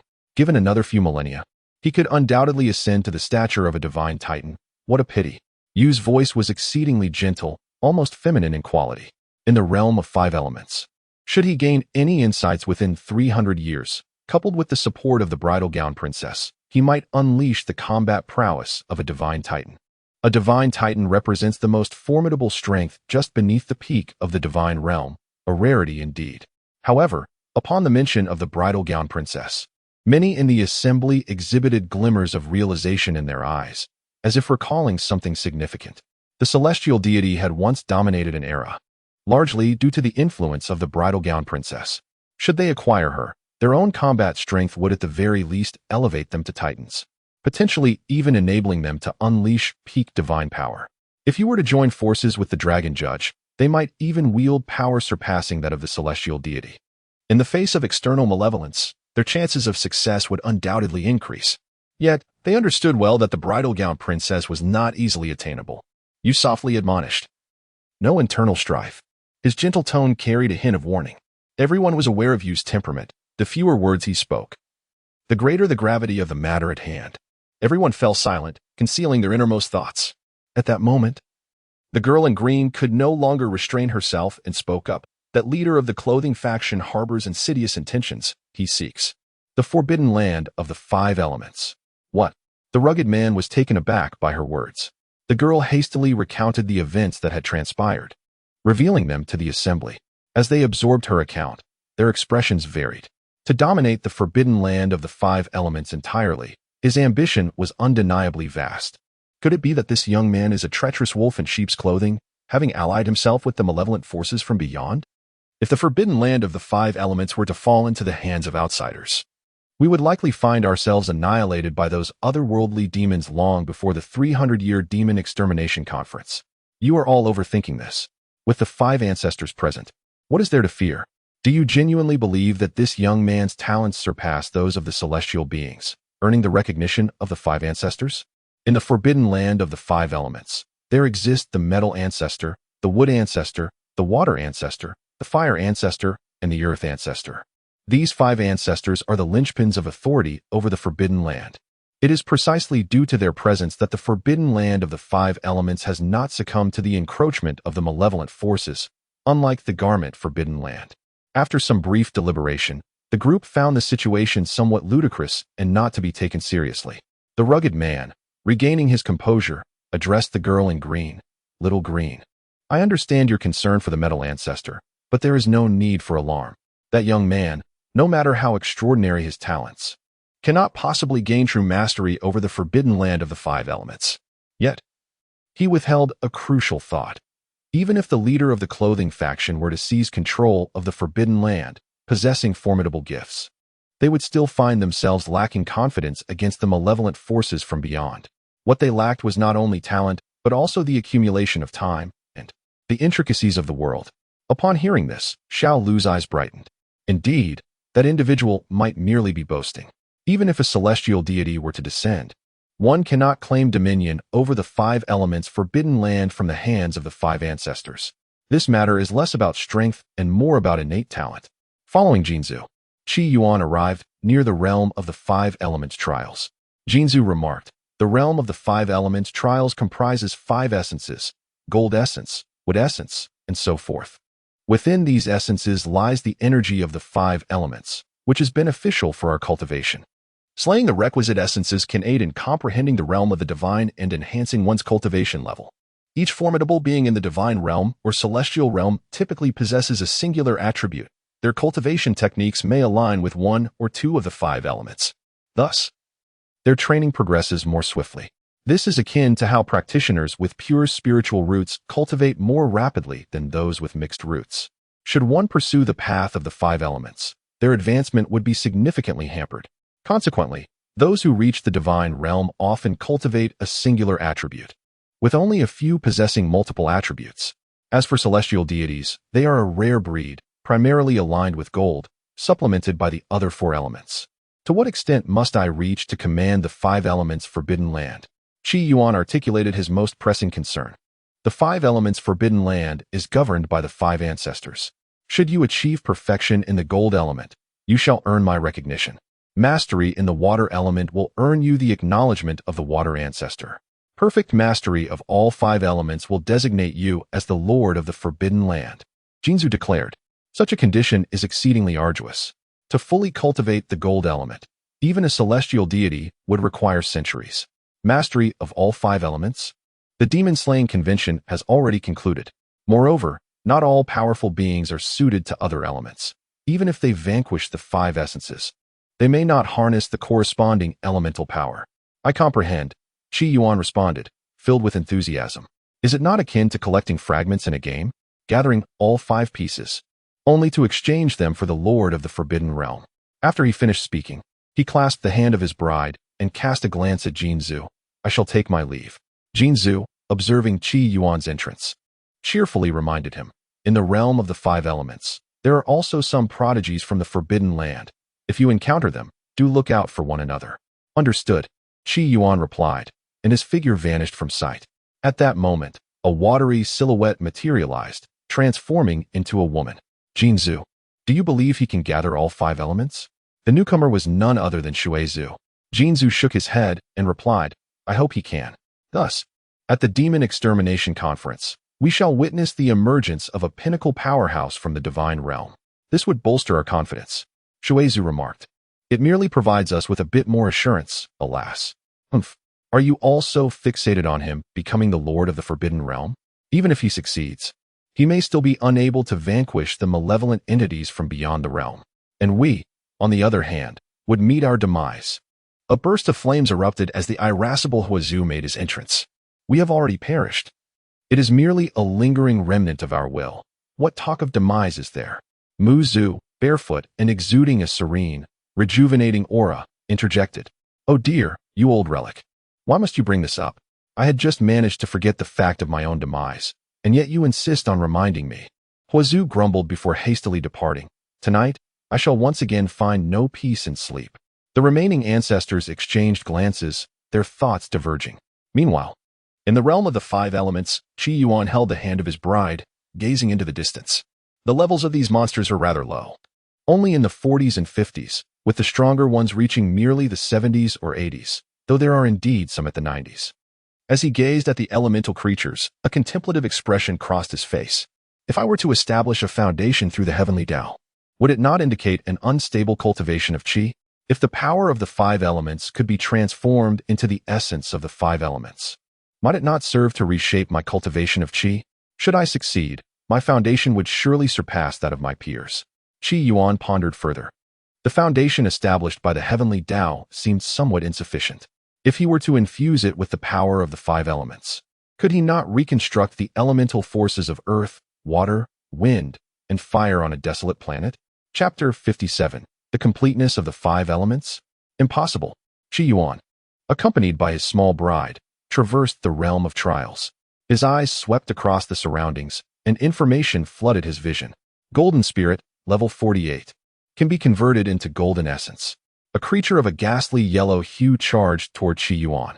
Its entire body was adorned in a golden sheen, seemingly composed of solid gold for its bones and liquid gold for its blood, exhaling a vaporous essence of gold. Its appearance was somewhat repulsive. Qi Yuan regarded the golden spirit with disdain and swiftly struck with his sword, causing the colossal creature to collapse with a resounding thud. Experience, 100. Golden essence, 1 strand. Not bad, he mused, though he wondered how much golden essence would be required for the completeness of the gold element. A single golden spirit provided Qi Yuan with a strand of golden essence, which he considered quite satisfactory. Upon acquiring the golden essence, he sensed a subtle enhancement in the sharpness of his attacks, albeit faint yet palpable. Clutching his treasured sword and leading his small bride, he ventured deeper into the realm of trials, where the elemental spirits were more abundant, along with greater experience and golden essence. He sought to gather more of the essence of the 5 elements, aiming for their complete harmony. Should he succeed, the realm of the 5 elements would be entirely under his dominion, and the fragments of the heavenly path would be within his grasp. With a fierce determination, Qi Yuan, accompanied by Xiaojia, engaged in battle within the 5 elements training ground for 3 consecutive hours. Initially, Qi Yuan refrained from merging with Xiaojia, believing she had yet to fully recover and that such a union would deplete her energy. However, he eventually chose to merge with her, recognizing the potential danger of leaving her alone. Given her naive disposition, there was a risk she might inadvertently stumble into perilous waters while seeking refuge. Furthermore, the adversaries he faced were not of the caliber of the grotesque-clad emperor, thus the cost of merging was nearly negligible for Xiaojia. Once merged, Qi Yuan could not help but reflect on the deepening bond forged through their prolonged companionship. Undoubtedly, Xiaojia played a pivotal role in his triumph over the attire-clad emperor. Who wouldn't cherish such a steadfast ally? Standing 10 meters tall within the realm of the 5 elements, Qi Yuan became a formidable force. wielding his sword to vanquish 2 earth spirits with a single strike. In the throes of battle, his fervor intensified, though he lamented the scarcity of 5 elemental spirits encountered. Much of his time was devoted to seeking them out. As the day came to a close, Qi Yuan, as was his custom, disengaged from the merger with Xiaojia. His endeavors in the 5 elements training ground had borne fruit. Following his previous victory over the grotesque-clad emperor, he had reached level 91, now tantalizingly close to level 92. Today, he stepped into the realm of level 92. Merging with Xiaojia allowed him to exhibit a combat prowess equivalent to level 97, akin to that of a titan in the divine realm. In addition, he amassed a considerable amount of elemental essence, 20 strands of gold essence and 11 strands of wood essence. The remaining essence of the 3 energies resides within this numerical range. With such an abundance of elemental energy, Qi Yuan vaguely senses that to achieve perfection in the metal essence, he requires 50 times what he currently possesses. This implies that by vanquishing 1,000 elemental spirits, he could attain complete mastery of the 5 elements. However, it would take at least 50 days to reach this state of perfection, which seems exceedingly slow. The design of this game appears to be rather simplistic, as it constantly compels players to gather fragments, and even spending money cannot provide instant gratification. The pace must be accelerated. Currently, the most pressing issue is that the number of elemental spirits in the realm of elemental trials seems rather limited. He wonders where a substantial congregation of them might be found. Otherwise, if he were to diligently grind for 5 or 6 days, he might just achieve mastery of the 5 elements and gain control over the elemental forbidden grounds. If memory serves him right, there are other prodigies present in the realm of elemental trials. Having spent considerable time there, they are exceedingly familiar with its intricacies. He plans to seek them out tomorrow to inquire about the whereabouts of the elemental spirits' lairs. Qi Yuan excavated a pit and, cradling his companion, dove back into it. Embracing her, he opened the chat interface and began conversing as he usually would. He felt that he was on the verge of completing the game. Has the elite guard arrived at your location? Their strength is adequate, I presume. Once your matters are resolved, let us meet up. Upon exiting the game world, the sky remained undarkened. Qi Yuan cast a glance at the summit of the 7-colored peak, where the palace resembled a celestial abode, although the sun had not yet set. A full moon seemed to hang in the sky. The moon beside his master shone particularly brightly. Qi Yuan could not help but express his wonder. For some reason, after logging out of the game, he felt an inexplicable emptiness within his heart. Indeed, the essence of the 5 elements has manifestly influenced reality. Qi Yuan's attention was swiftly diverted. His prior cultivation focused on a fire attribute technique, and the spells he could practice were intrinsically linked to fire. Now, he sensed an ability to manipulate water and wood as well. With the newfound powers of water and wood, could he not aspire to become a healer? Previously, he was an ardent practitioner, secretly honing his swordsmanship, which could be deemed a dual cultivation. Now, with the addition of healing, what might this be termed? 3. Qi Yuan mused that he was on the verge of assembling the trifecta of the cultivation world's taboos. For 3 consecutive days, Qi Yuan adhered to a disciplined routine. By day, he indulged in gaming, and upon concluding his sessions, he perused the martial arts tomes acquired from the Black Mountain sect. Life meandered at a leisurely pace. The only regret that lingered for Qi Yuan was his failure to encounter other prodigies in the realm of elemental training. The collection of the 5 essences progressed sluggishly, with the highest attainment, the golden essence, barely reaching 7%. In the realm of elemental training, 3 figures stood amidst the frigid expanse. A refined gentleman clad in white robes engaged in a struggle with a water essence. Nearby, 2 formidable beings from the divine domain stood guard, preventing other water essences from intruding, lest they disrupt the elegant man's concentration.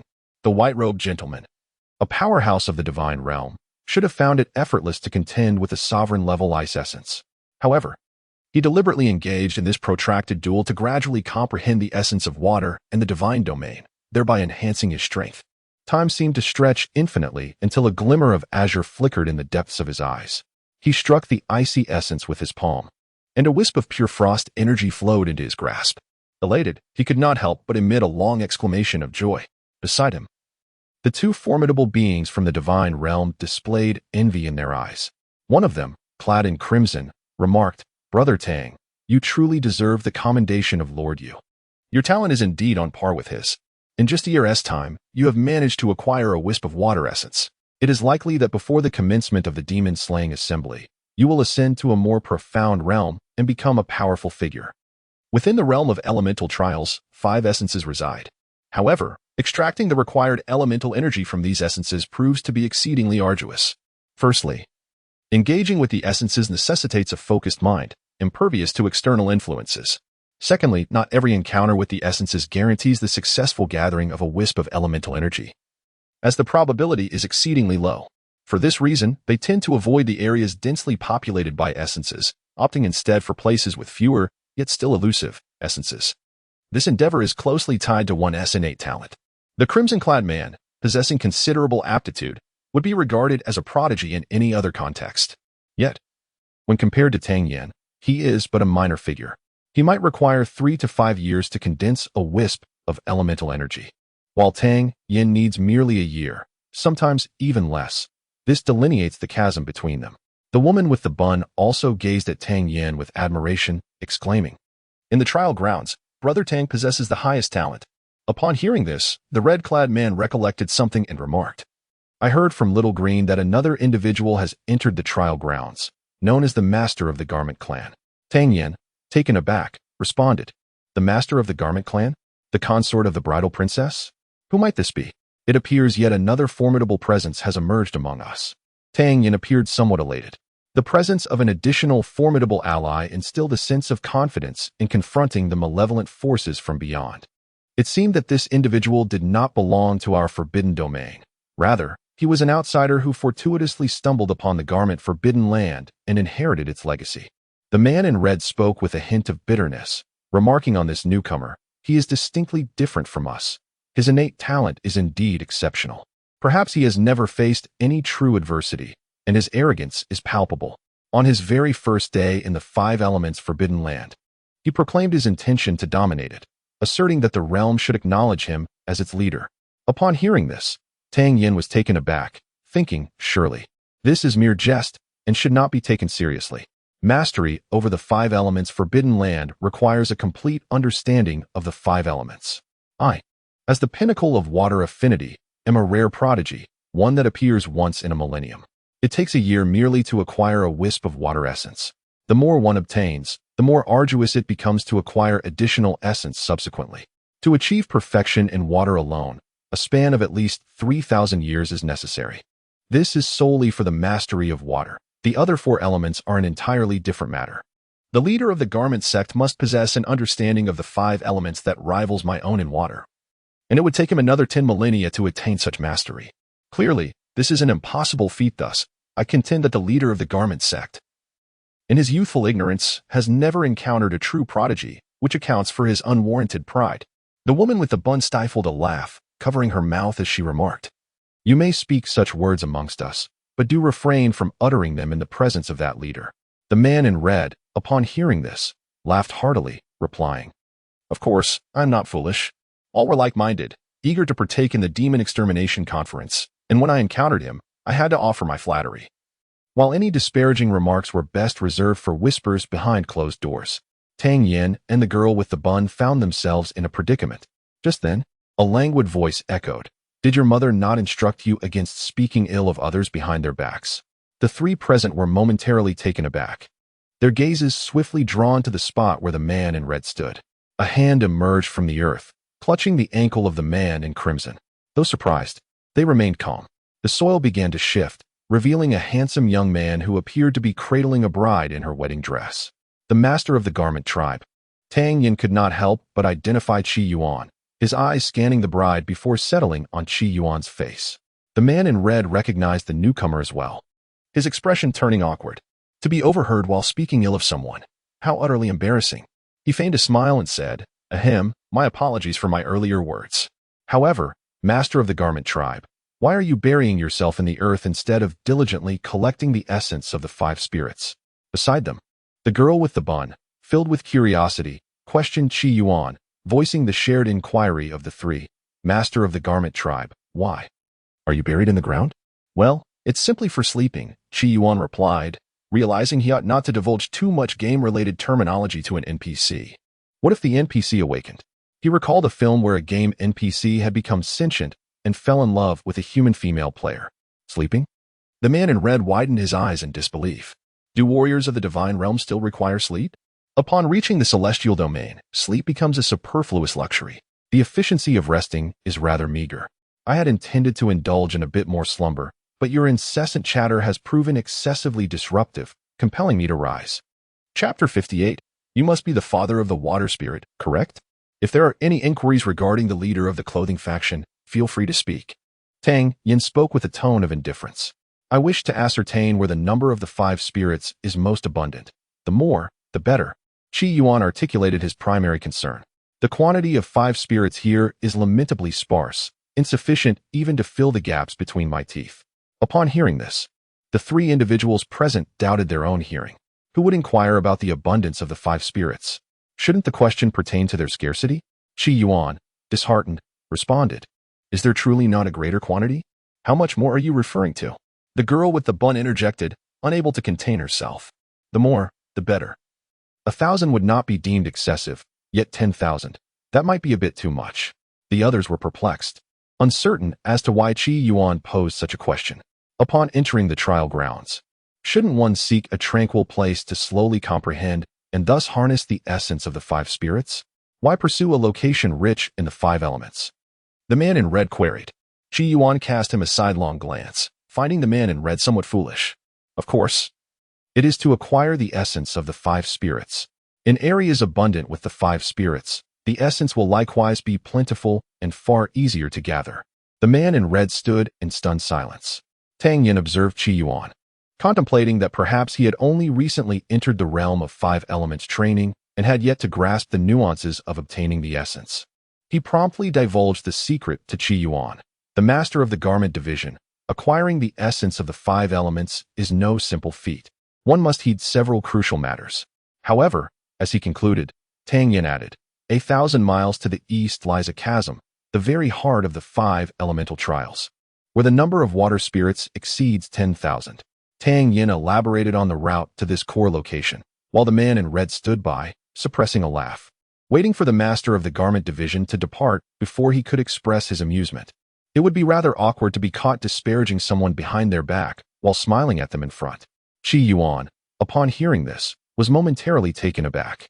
Is it truly so challenging to obtain the essence of the 5 elements? His expression remained unchanged as he gazed at the ensnared water spirit behind the woman with the bun. Do you still require this one?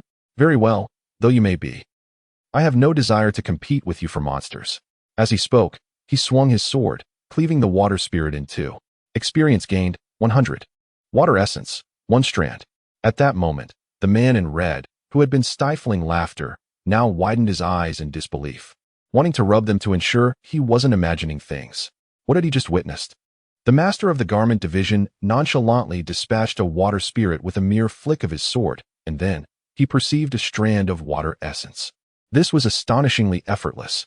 Such talent? Unthinkable. It must be mere coincidence. The man in red reflected, and Tang Yin, along with the woman with the bun, shared similar thoughts. The master of the garment division's innate prowess was remarkable. They had not anticipated that he could comprehend the water essence in just a matter of moments. Tang Yin expressed his admiration.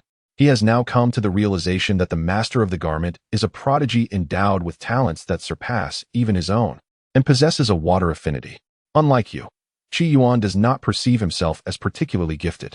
What distinguishes him from these individuals is his status as a player. Slaying monsters grants him rewards, whereas these NPCs must engage in profound introspection to attain their insights. Qi Yuan's words left the 3 present momentarily speechless, particularly the girl with the bun, who felt that the master of the garment spoke as provocatively as the man in red, their words leaving one at a loss for a suitable retort. At that moment, Qi Yuan turned his gaze towards the man in red. Do you still require those 3 water spirits behind you? The man in red promptly shook his head. No. Qi Yuan smiled. Then I shall graciously accept them. He brandished his sword and advanced towards the 3 water spirits. The man in red was momentarily taken aback. What was the master of the garment attempting to do? Could it be? As Qi Yuan approached the water spirits, he swiftly struck with his sword 3 times. The 3 water spirits, already ensnared, perished instantly. Experience points and water essence were claimed by Qi Yuan. Tang Yin was left dumbfounded, the girl with the bun was stunned, and the man in red was rendered utterly speechless.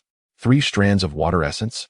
With just 3 strikes, the 3 water spirits fell, and the master of the garment had managed to comprehend 3 strands of water essence. When did understanding the essence of water become so effortless? Was it truly as simple as slaying the spirits? They had always prepared meticulously to gain the essence of the 5 elements, seeking suitable spirits, creating a tranquil environment, and gradually gaining insights through repeated failures, ultimately achieving success only occasionally. Yet here he was, effortlessly slaying one spirit after another to grasp the water essence. What sort of being was he? It appears that there is a problem with the realm of the 5 elements. The man in red eagerly sought a water spirit to slay with a single strike, hoping to comprehend the essence of water. Unfortunately, the nearby water spirits had all been vanquished by Qi Yuan. Having dispatched 3 water spirits, Qi Yuan handed the great sword to Xiao Jia and remarked, "Is it truly so difficult to obtain the essence of water?" The 3 present fell into silence. Tang Yin, too, felt that the power of the water spirit he had perceived that day had lost its allure. They exchanged glances, uncertain of what to say. Humans are not the same. Do not lose heart. Persevere, young men. Thank you for the information, but I must take my leave. With that, Qi Yuan embraced Xiao Jia and made his way towards the heart of the realm of the 5 elements, where countless spirits awaited him. Meanwhile, the 3 were left in a daze. Did I just experience an illusion, imagining I saw the leader of the garment clan? The man in red spoke first. Tang Yin remained silent. The woman with the bun then said, "I might have seen the same illusion as you." The usually refined Tang Yin could not help but exclaim, "The leader of the garment clan is truly born." With a sigh, he continued, "The leader of the garment clan is undoubtedly a natural water elemental, the progeny of the water spirit, nay, the father of the water spirit, the ancestor of the water spirit." The man in red struggled to comprehend this. Even if he were a natural water elemental, could he truly wield the essence of water with a single sword strike? Could it be that something is amiss in the realm of the 5 elements? Just then, a water spirit appeared not far from the trio, charging towards the man in red. Indeed, it seemed that he was the focus of its ire. The astute man in red was the first to notice, and he exclaimed with excitement, "I must go." He dashed forward, fearing that someone might snatch the opportunity from him.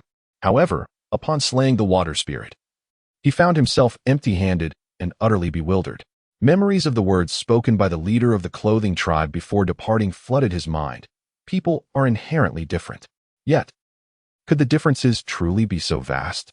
At that moment, Tang Yin suggested, "I propose we venture to the core realm. What do you think?" The man in red and the girl with the bun nodded eagerly. Excellent. After all, each person is unique. They could not predict when they might next experience the essence of water, and a journey to the core realm would not be a waste of time. Witnessing someone wield a sword to defeat a water spirit and grasp the essence of water was an opportunity they could not afford to miss. Should they let this moment slip by, it might never come again in their lifetimes. As water elementals, how could they allow themselves to forfeit such a historic event? 1,000 miles was not an arduous distance for Qi Yuan, especially since he encountered other spirits along the way, which he eagerly collected. After all, even the smallest gains are worthwhile. Tang Yin and the others pursued him, but regrettably, their speed could not match that of Qi Yuan. Even as he stopped occasionally, they found it impossible to catch up. Nevertheless, during their pursuit, they relayed information to those outside. The leader of the clothing tribe possessed extraordinary talent. Should he achieve mastery in water manipulation and align with the bride of the emperor, he could potentially unleash formidable power at the pinnacle of divine realms. Alas, he was still too young. Given a bit more time, he would surely surpass even the gods. Unbeknownst to Qi Yuan, 3 individuals were trailing closely behind him. He did not fly directly to the core region. At this moment, he was on the brink of reaching the 93rd level. He intended to break through to the 93rd level en route before heading to the core region. Otherwise, no matter how formidable the weapon, it would be rendered ineffective against the onslaught of thousands of Wuhuos. Enhancing his combat prowess prior to venturing into the core region was undoubtedly the wise course of action. Consequently, when Tang Yin and his companions arrived at the core region, they did not notice Qi Yuan's presence. The man in red glanced at the core region from a distance, sensing its terrifying aura. Could it be that the leader of the Ibu deceived us? Perhaps he employed an illusion. He hasn't arrived at all. The woman with the bun shot a disapproving look at the man in red. Distancing herself slightly, "You should speak less. Are you not aware that you attract the most attention from the Wuhuos?" Tang Yin nodded in agreement. The man in red had a penchant for drawing attention, and his mere presence often incited the wuhuos to attack. While this might be manageable elsewhere, they were in the core region, where even divine-level wuhuos could be encountered. You are worrying unnecessarily. Those past occurrences were mere coincidences, the man in red asserted. No sooner had he spoken than a thunderous roar erupted from the core region. Tang Yin and the woman with the bun exchanged glances with the man in red before hastily fleeing. At that moment, thousands of wuhuos surged forth from the core region, a tumultuous tide resembling a stampede of horses. The man in red, with a woeful expression, pleaded, "Wait for me. This truly has nothing to do with me. Please, stop talking. Oh no, don't come this way. Stay away from me." Tang Yin shared his disdain as the three of them fled frantically, pursued by the relentless horde of wuhuos. Approximately an hour later, Qi Yuan, escorting Xiao Jia, stealthily arrived at the heart of the land, surveying the vacant expanse before him. A look of perplexity crossed his countenance. Could it be, he mused, that I have arrived at the incorrect location? Nevertheless, his gaze swept across the distant mountain range, a hint of suspicion lingering in his eyes. He distinctly sensed the residual aura of the five essences. The ground was still warm, indicating their recent presence. Could it be, he pondered, that they have departed to partake in a revelry? This thought provoked Qi Yuan to gnash his teeth, exclaiming, "To engage in such festivities without extending an invitation is utterly outrageous." He proceeded to venture into the core of the land. For reasons unknown, upon his arrival, he experienced a sensation of heat coursing through his body. The five essences within him seemed to surge with vigor. Moreover, within the abyss, something appeared to glimmer faintly. Chapter 59, White Daydream Incantation for K Chapter. Qi Yuan cautiously entered the heart of the land. Before him lay an unbroken chain of mountains. He halted his steps upon a level patch of ground. Beyond this point lay an unfathomable abyss. Its depths were obscured, shrouded in swirling mists. Within, neither flora nor fauna could be discerned. Yet, the subtle presence of five distinct hues could be detected, each representing the power of the five elements. These five colors resembled molten pigments in constant flux. Should one descend into this abyss, it is likely that even their very bones would be dissolved. Were Qi Yuan still uninitiated in the arts of cultivation, the sight of the abyss would undoubtedly induce tremors in his legs, perhaps even compelling him to leap into its depths. However, at this moment, he felt no such inclination. According to the conventions of most games, he mused, should I not first vanquish the five essences before gaining access to the ultimate reward? To his surprise, the five essences were nowhere to be found. He could bypass the slaying of monsters and proceed directly to this place. Qi Yuan lifted Xiao Jia around the waist, cautioning her, "Be careful." He leapt into the abyss. In an instant, he felt as though he had collided with a delicate membrane, pushing through it. As he surveyed his surroundings, Qi Yuan discovered a plethora of vibrant colors. It appeared to be a pool, bubbling with five distinct hues. A tingling sensation coursed through his body. Glancing at Xiao Jia, he noticed that the red upon her form intensified, reminiscent of an entire sauna. She seemed to struggle to acclimate to this place. United in purpose, Qi Yuan chose to merge with Xiao Jia, not to enhance his power or defense, but to safeguard her.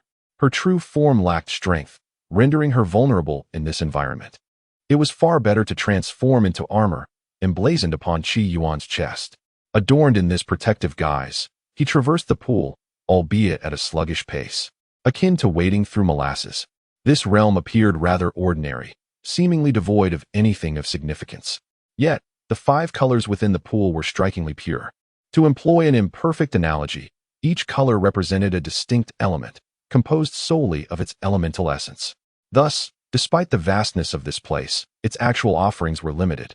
As his gaze swept across the expanse, a series of prompts materialized. This is golden flow sand, a result of the sun's scorching rays amalgamating gold essence. Bathing in golden flow sand can enhance the likelihood of comprehending gold essence. This is wood flow sand, formed from the sun's brilliance gathering wood essence. Bathing. This is water flow sand. What he beheld were the quintessences of the five elements, products born from the so-called sun's incineration. These substances held the potential to elevate one's understanding of the quintessence of the five elements. Perhaps the three individuals that Qi Yuan encountered previously hold significant value. Yet for him, they are of little use. My drop rate is a steadfast 100, rendering the five elemental sands utterly futile for me. Can one truly surpass a drop rate of 100? Nonetheless, Those 3 NPCs I encountered that day might prove beneficial. Their drop rates are likely less than 1. A rather dismal fate. As Qi Yuan pondered, he swiftly reached out and grasped a handful of 5 elemental sands. While they may be useless to him, they hold value for others, thus collecting a handful is certainly not a loss. After all, returning empty-handed from this place would be far too uninteresting. Suddenly, Qi Yuan paused. He noticed something other than the 5 elemental sands. The radiance of the sun. Touching it may allow one to hear fragments of the sun's lingering thoughts. A fortunate individual may even acquire some useful techniques. Qi Yuan gazed at a wisp of light ahead, no larger than a firefly. He grasped the light, and a series of disjointed murmurs fell upon his ears. The moonlit continent is my foundation. How dare you? Outer demonic beings, the radiance of the sun. I am unwilling. Fragments of these spectral remnants echoed in Qi Yuan's ears, causing him to sway slightly. Standing amidst the 5 elemental sands. Has the toll become too great? He had lingered in this game for far too long today. It was time to exit. After this thought, Qi Yuan began to analyze the fragmented phrases he had heard. It seemed to narrate a confrontation between a formidable warrior and another, culminating in a fierce battle. Ultimately resulting in defeat? Outer demonic beings? Does it refer to the formidable boss of this game? This great sun? Could it possibly be a celestial deity? Engaged in a fierce battle with the otherworldly fiend, he suffered a dismal defeat, inflicting merely a burn on the fiend's leg. It appears that this otherworldly creature possesses considerable strength. Perhaps the celestial deity is at level 99? When combined with the prowess of the bridal princess of that time, estimated to be at level 104, it is astonishing that he was still vanquished by the fiend, merely injuring it. It seems that in order to confront this great boss solo, I must attain level 100 to have any hope of success. Moreover, after all these years, who can ascertain whether this boss's level has increased? Regrettably, there are too few monsters in the 4 forbidden grounds. Otherwise, I would insist on reaching level 999 before attempting to challenge that great boss. A fragmentary technique entered Qi Yuan's mind. The daydreaming technique? Upon discovering the name of this technique, Qi Yuan was taken aback. Daydreaming is hardly superior to mere daydreams. No wonder the celestial deity could not triumph over the otherworldly fiend. Qi Yuan scoffed, thinking that this deity was even less reliable than himself. Subsequently, he absorbed the incomplete information of this technique. The daydreaming technique, indeed worthy of its name. Although the content was largely fragmented, the snippets provided Qi Yuan with a sense of its appropriateness. This technique, seemingly created by the great sun, emphasized the consumption of all things. The initial sections were relatively coherent, yet the latter portions were wildly imaginative, aiming to devour the myriad stars in the sky to strengthen oneself. The universe is vast. Shall I only consume a mere morsel? Regrettably, this technique is destined for failure. Qi Yuan's gaze traversed the abyss, fixating on the myriad stars that adorned the celestial dome. This is the moon, a mere reflection of the moon. This is the soul-severing star, a mere reflection of the soul-severing star. The sky was ablaze with stars, yet they were not genuine, merely projections illuminating the heavens. The stars and the moon were illusions. How could one partake in them? However, had he resided on the blue planet, this technique might have yielded significant results. With such an abundance of stars, consuming one each day could sustain him until the demise of the blue planet, an endless feast. Qi Yuan's thoughts wandered into the realm of fantasy. Exiting this realm would prove to be somewhat taxing. After acquiring the fragmented technique of the Daydreaming Illusion Sutra, Qi Yuan vacated the abyss and sought a secluded spot, diligently excavating a sizable pit to entomb himself and his little bride. Once he logged out of the game, he felt a semblance of relief in his body. After establishing his foundation, he resolutely decided to cultivate techniques that would enhance his spiritual essence. The Daydreaming Illusion Sutra was excessively incomplete, yet certain aspects resonated with the Qi Yuan canon. Nevertheless, he must first seek out similar techniques to refine and complete his understanding. Qi Yuan was a man of meticulous planning. Alas, the Black Mountain sect surely possessed no comparable techniques. He could inquire with Jiang Lingsu. His junior sister appeared to be affluent and well-informed. After tidying himself up, he prepared to visit the adjacent thatched cottage to meet Jiang Lingsu. Meanwhile, within the thatched cottage, a layer of frost cloaked Jiang Lingsu's visage. As she opened her eyes, the frost dissipated, revealing a hint of sorrow on her youthful face. Is this the price of wielding the Qian Kuan mirror? After awakening her bloodline, she was granted the opportunity to wield the celestial mirror, glimpsing a fragment of the future. However, Such a treasured artifact is not something one of her cultivation level can command at will. Consequently, she incurred a significant ailment. Fortunately, this time it was relatively mild and bearable, yet in more intense moments, the pain could render one unconscious. To alleviate this suffering, the intervention of a water-attributed celestial root cultivator of the Purple Mansion realm was necessary. The Jiang clan is acquainted with several formidable cultivators of the Purple Mansion realm, and there are elders of that level within the clan, yet none possess a water-attributed celestial root. Even if there were, it would be an egregious expense to summon a Purple Mansion cultivator merely to alleviate such trivial discomfort. Sensing something, Jiang Lingsu rose and walked outside to the courtyard, where she encountered Qi Yuan. "Senior brother, are you looking for me?" Qi Yuan glanced at Jiang Lingsu, scrutinizing her face. "Junior sister, you appear unwell. Would you like me to brew you some chicken soup?" Qi Yuan offered with great earnestness. Jiang Lingsu, feeling a bit helpless, replied, "Senior brother, there's no need. I simply haven't slept well. What brings you here? Please, speak plainly." Not wishing to conceal his intentions, Qi Yuan candidly expressed his purpose. Upon hearing his inquiry, Jiang Lingsu regarded him with a peculiar look. The technique senior brother inquired about seems non-existent in this world. If such a thing were to exist, it is said that in ancient times, beneath the East Sea, there was a clan known as the Giants, whose techniques bore some resemblance. Alas, that clan has long since perished, and it remains uncertain whether any legacy survives in this world. Thank you for your information, junior sister. Qi Yuan felt a tinge of disappointment, yet he acknowledged its normalcy. Not every issue could be resolved merely by his intervention. He turned to Jiang Lingsu, junior sister. Should you encounter any troubles, do not hesitate to confide in your senior brother. My strength is adequate, and I can certainly assist you with ordinary matters. The notion of caring for a wealthy companion is a responsibility shared by all. Moreover, junior sister has rendered me considerable support. I comprehend the principle of reciprocity. As expressed in the adage, you offer me a peach, and in return, I present you with a delicate jade. Upon hearing his words, Jiang Lingsu smiled gently. Thank you for your kindness, senior brother.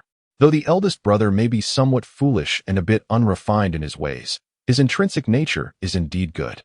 Qi Yuan felt an unusual surge of joy. The cold hand of Xiaojia, tucked within her sleeve, grasped the hem of Qi Yuan's garment. A wooden plaque adorned with a crying face slipped from her sleeve, symbolizing her unwillingness.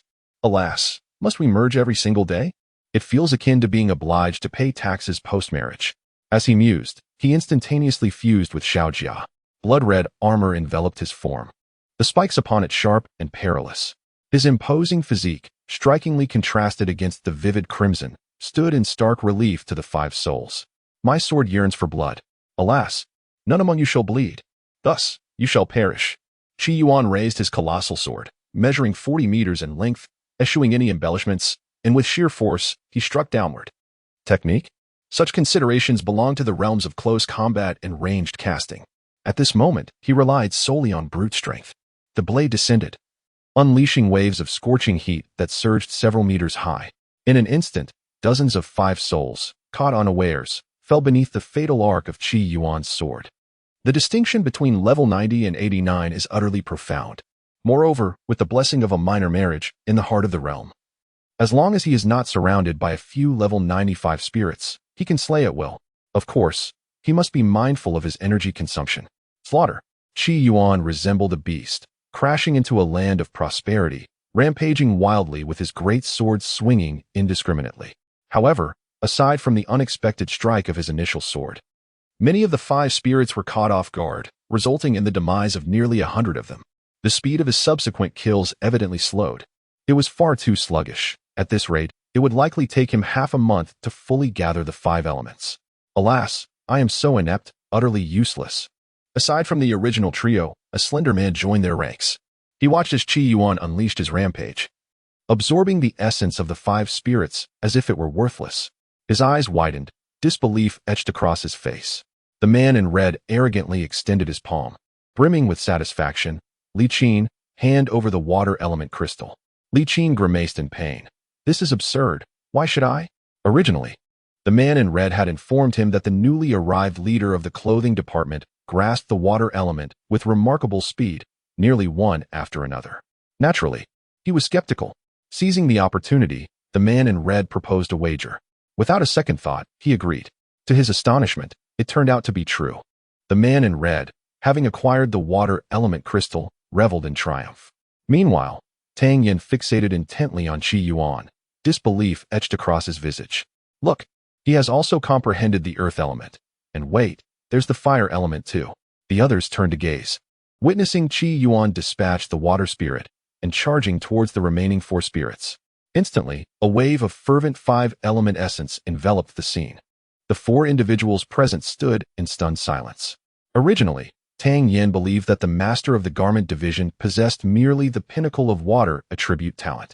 However, it now appears that this encompasses the utmost mastery of all 5 elements. Beside him, a man in red, witnessing this scene, could not help but exclaim, "Does this not imply that he may achieve the perfection of the 5 elements in less than a month?" Upon uttering these words, the red-clad man felt a flush of embarrassment. Just previously, he had spoken ill of the master of the garment division, labeling him as arrogant, delusional, and fantasizing about attaining the completeness of the 5 elements. Yet, it seems that such dreams are not mere fantasies, they are indeed a reality. Furthermore, it is possible that the master of the garment division could accomplish this in a mere month or 2. Tang Yin gritted his teeth, his usually refined demeanor vanishing in this moment. To attain the completeness of the 5 elements, he could truly master the forbidden grounds of the 5 elements. Such talent? Such extraordinary aptitude. As he spoke, tears of joy suddenly welled up in his eyes. Could it be that heaven has shown mercy upon us? The might of the extraterrestrial demons is unfathomable. Even at their peak, the celestial beings fell victim to these malevolent forces. Subsequently, powerful beings who had reached the limits of their time ventured into the forbidden lands to uncover the true nature of the extraterrestrial demons. Yet, most returned empty-handed. They could not even defeat the foremost of the demon spawn, the once mighty celestial being with golden armor. The extraterrestrial demons seem to possess an immortal essence, impervious to death. If even the demon spawn cannot be vanquished, how could one hope to overcome the extraterrestrial demons? Chapter 60. The yin and yang of prolonged waiting, conversations become eccentric. 3 centuries hence, at the Demon Extermination Conference, there will also be formidable individuals proficient in divination, sacrificing their vitality to glimpse a fragment of the future. The outcome revealed through divination is a tenfold certainty of death. Indeed, there exists neither vitality nor hope. Yet, in spite of this, these formidable individuals resolutely convened and united. With no escape in sight, they would carve a path of blood. And now, Tang Yin beheld something extraordinary. He witnessed a prodigy, endowed with talents surpassing even the celestial beings, emerging into the world. Was this not a manifestation of divine favor? The other 3 were similarly affected. They understood well the significance of achieving the completion of the 5 elements. This signified that the leader of the clothing faction had the opportunity to transcend the celestial realm, as well as to truly contend against the malevolent entities from beyond. Perhaps, the Demon Extermination Assembly would no longer be a matter of certain death, but rather a chance at survival amidst overwhelming odds. Tang Yin stated coldly, "This matter must be conveyed to you and Lord Longan." As he spoke, he transmitted the discoveries of the day outward. In the 5 elements forbidden ground, within the valley, dozens of coffins lay silently. Suddenly, the lid of one coffin was lifted. A figure of striking beauty, ambiguous in gender, sat up. Draped in feathered garments, the exquisite being was none other than Yu, one of the 2 pinnacle powers of the 5 elements forbidden ground. He gazed at the other coffins, his expression as calm as a still pond. After a brief moment, the remaining coffins were also opened. A robust man rose and spat a thick phlegm onto the ground, exclaiming, "Lord Yu, did we not just conclude a gathering? Why have we been summoned again?" An elderly man, appearing dazed, mumbled, "What time is it? Is the Demon Extermination Assembly upon us?" The other powerful individuals turned to Yu, their expressions filled with confusion. For with only 300 years remaining until the Demon Extermination Assembly, they would not awaken unless there was a significant event. "Do you recall the master of the garment department from days gone by?" His voice was gentle. "What has become of him?" The burly man inquired with curiosity. The other formidable figures present exchanged glances, pondering the connection to the master of the garment department. Could it be that he is indeed a spy for the malevolent beings from beyond? News from Tang Yin reveals that the master possesses the most exceptional water affinity talent, surpassing even his own. Yu replied calmly, "Surpassing Tang Yin? His talent is undeniably extraordinary. Given a millennium, he could very well ascend to the status of a new celestial being." "What a pity," lamented a prominent figure. "Just how much stronger?" Another asked. You responded nonchalantly, not by much, but with a single water essence, he can glean a thread of water spirit energy. Silence enveloped the room, a profound stillness. After a brief moment, the burly man managed to speak. Does this not imply that within a month, he could achieve mastery over water? Is that not preposterous? Far too outrageous. Who has ever attained such mastery in merely a month?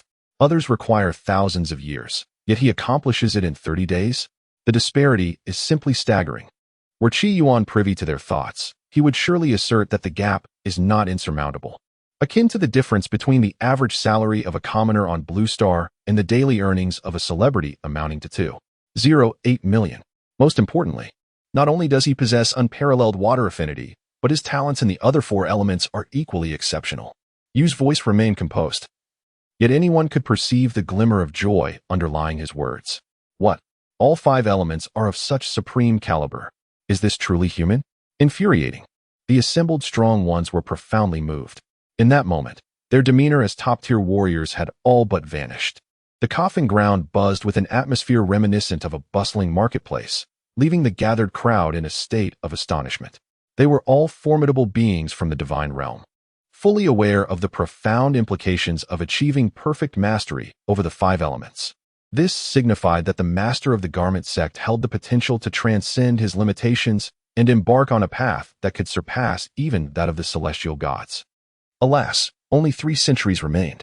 Suddenly, one individual let out a deep sigh, and a trace of sorrow flickered across the faces of the divine realm experts present. The master of the garment sect's talent far exceeded that of the celestial gods. However, having only recently ascended to the divine realm, the arduous journey of honing his skills within a mere 300 years posed a formidable challenge, not to mention the quest for further advancement. At the very least, 3 more centuries were needed. You spoke up, her voice gentle yet unwavering, asserting that as long as the master of the garment sect was present, they must focus on how to break the impasse. The Demon Extermination Conference was a perilous endeavor where survival was uncertain. Therefore, they would exert every effort and pay any price to transform the odds from 10 to 1 against survival to a more favorable outcome. Initially, they had sought refuge in the Forbidden Lands, resisting the malevolent forces from beyond, primarily to preserve their own lives.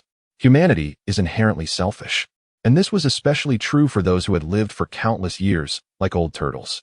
Eventually, the struggle against the external evil transformed into a sense of mission, evolving into an obsession. To claim they fought for the sake of all beings might sound grandiose, yet it held a kernel of truth. I propose. Divine reflection, you softly declared. A profound silence enveloped the gathering. Even the sound of a pin dropping could be heard. Those who refused shall face death, she warned, her gaze sweeping across the assembly, her tone transforming into one of fierce authority for the first time. I have no objections. Neither do I. As long as it means we can vanquish that wretched evil from beyond, I would gladly do anything. The divine realm experts chuckled, their spirits lifted, with no one daring to voice dissent. Shining is a secret technique exclusively mastered by the formidable beings of the divine realm. They possess the extraordinary ability to imprint all their insights and experiences deep within the soul of another individual, sharing every perception and memory without reservation.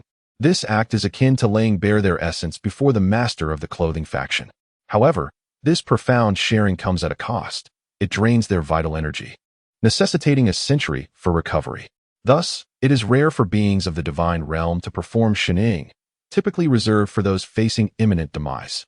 You gazed at the assembly and gently spoke. I appreciate your cooperation. At that moment, a robust man inquired, where has Lord Longpin gone? Why is he absent from his coffin? You cast his eyes toward the direction of the Yin-Yang Forbidden Land. He has ventured into the Yin-Yang Forbidden Land. The inhabitants there are not easily swayed. He must persuade them to grant shining for the master of the clothing faction. A collective gasp escaped the crowd.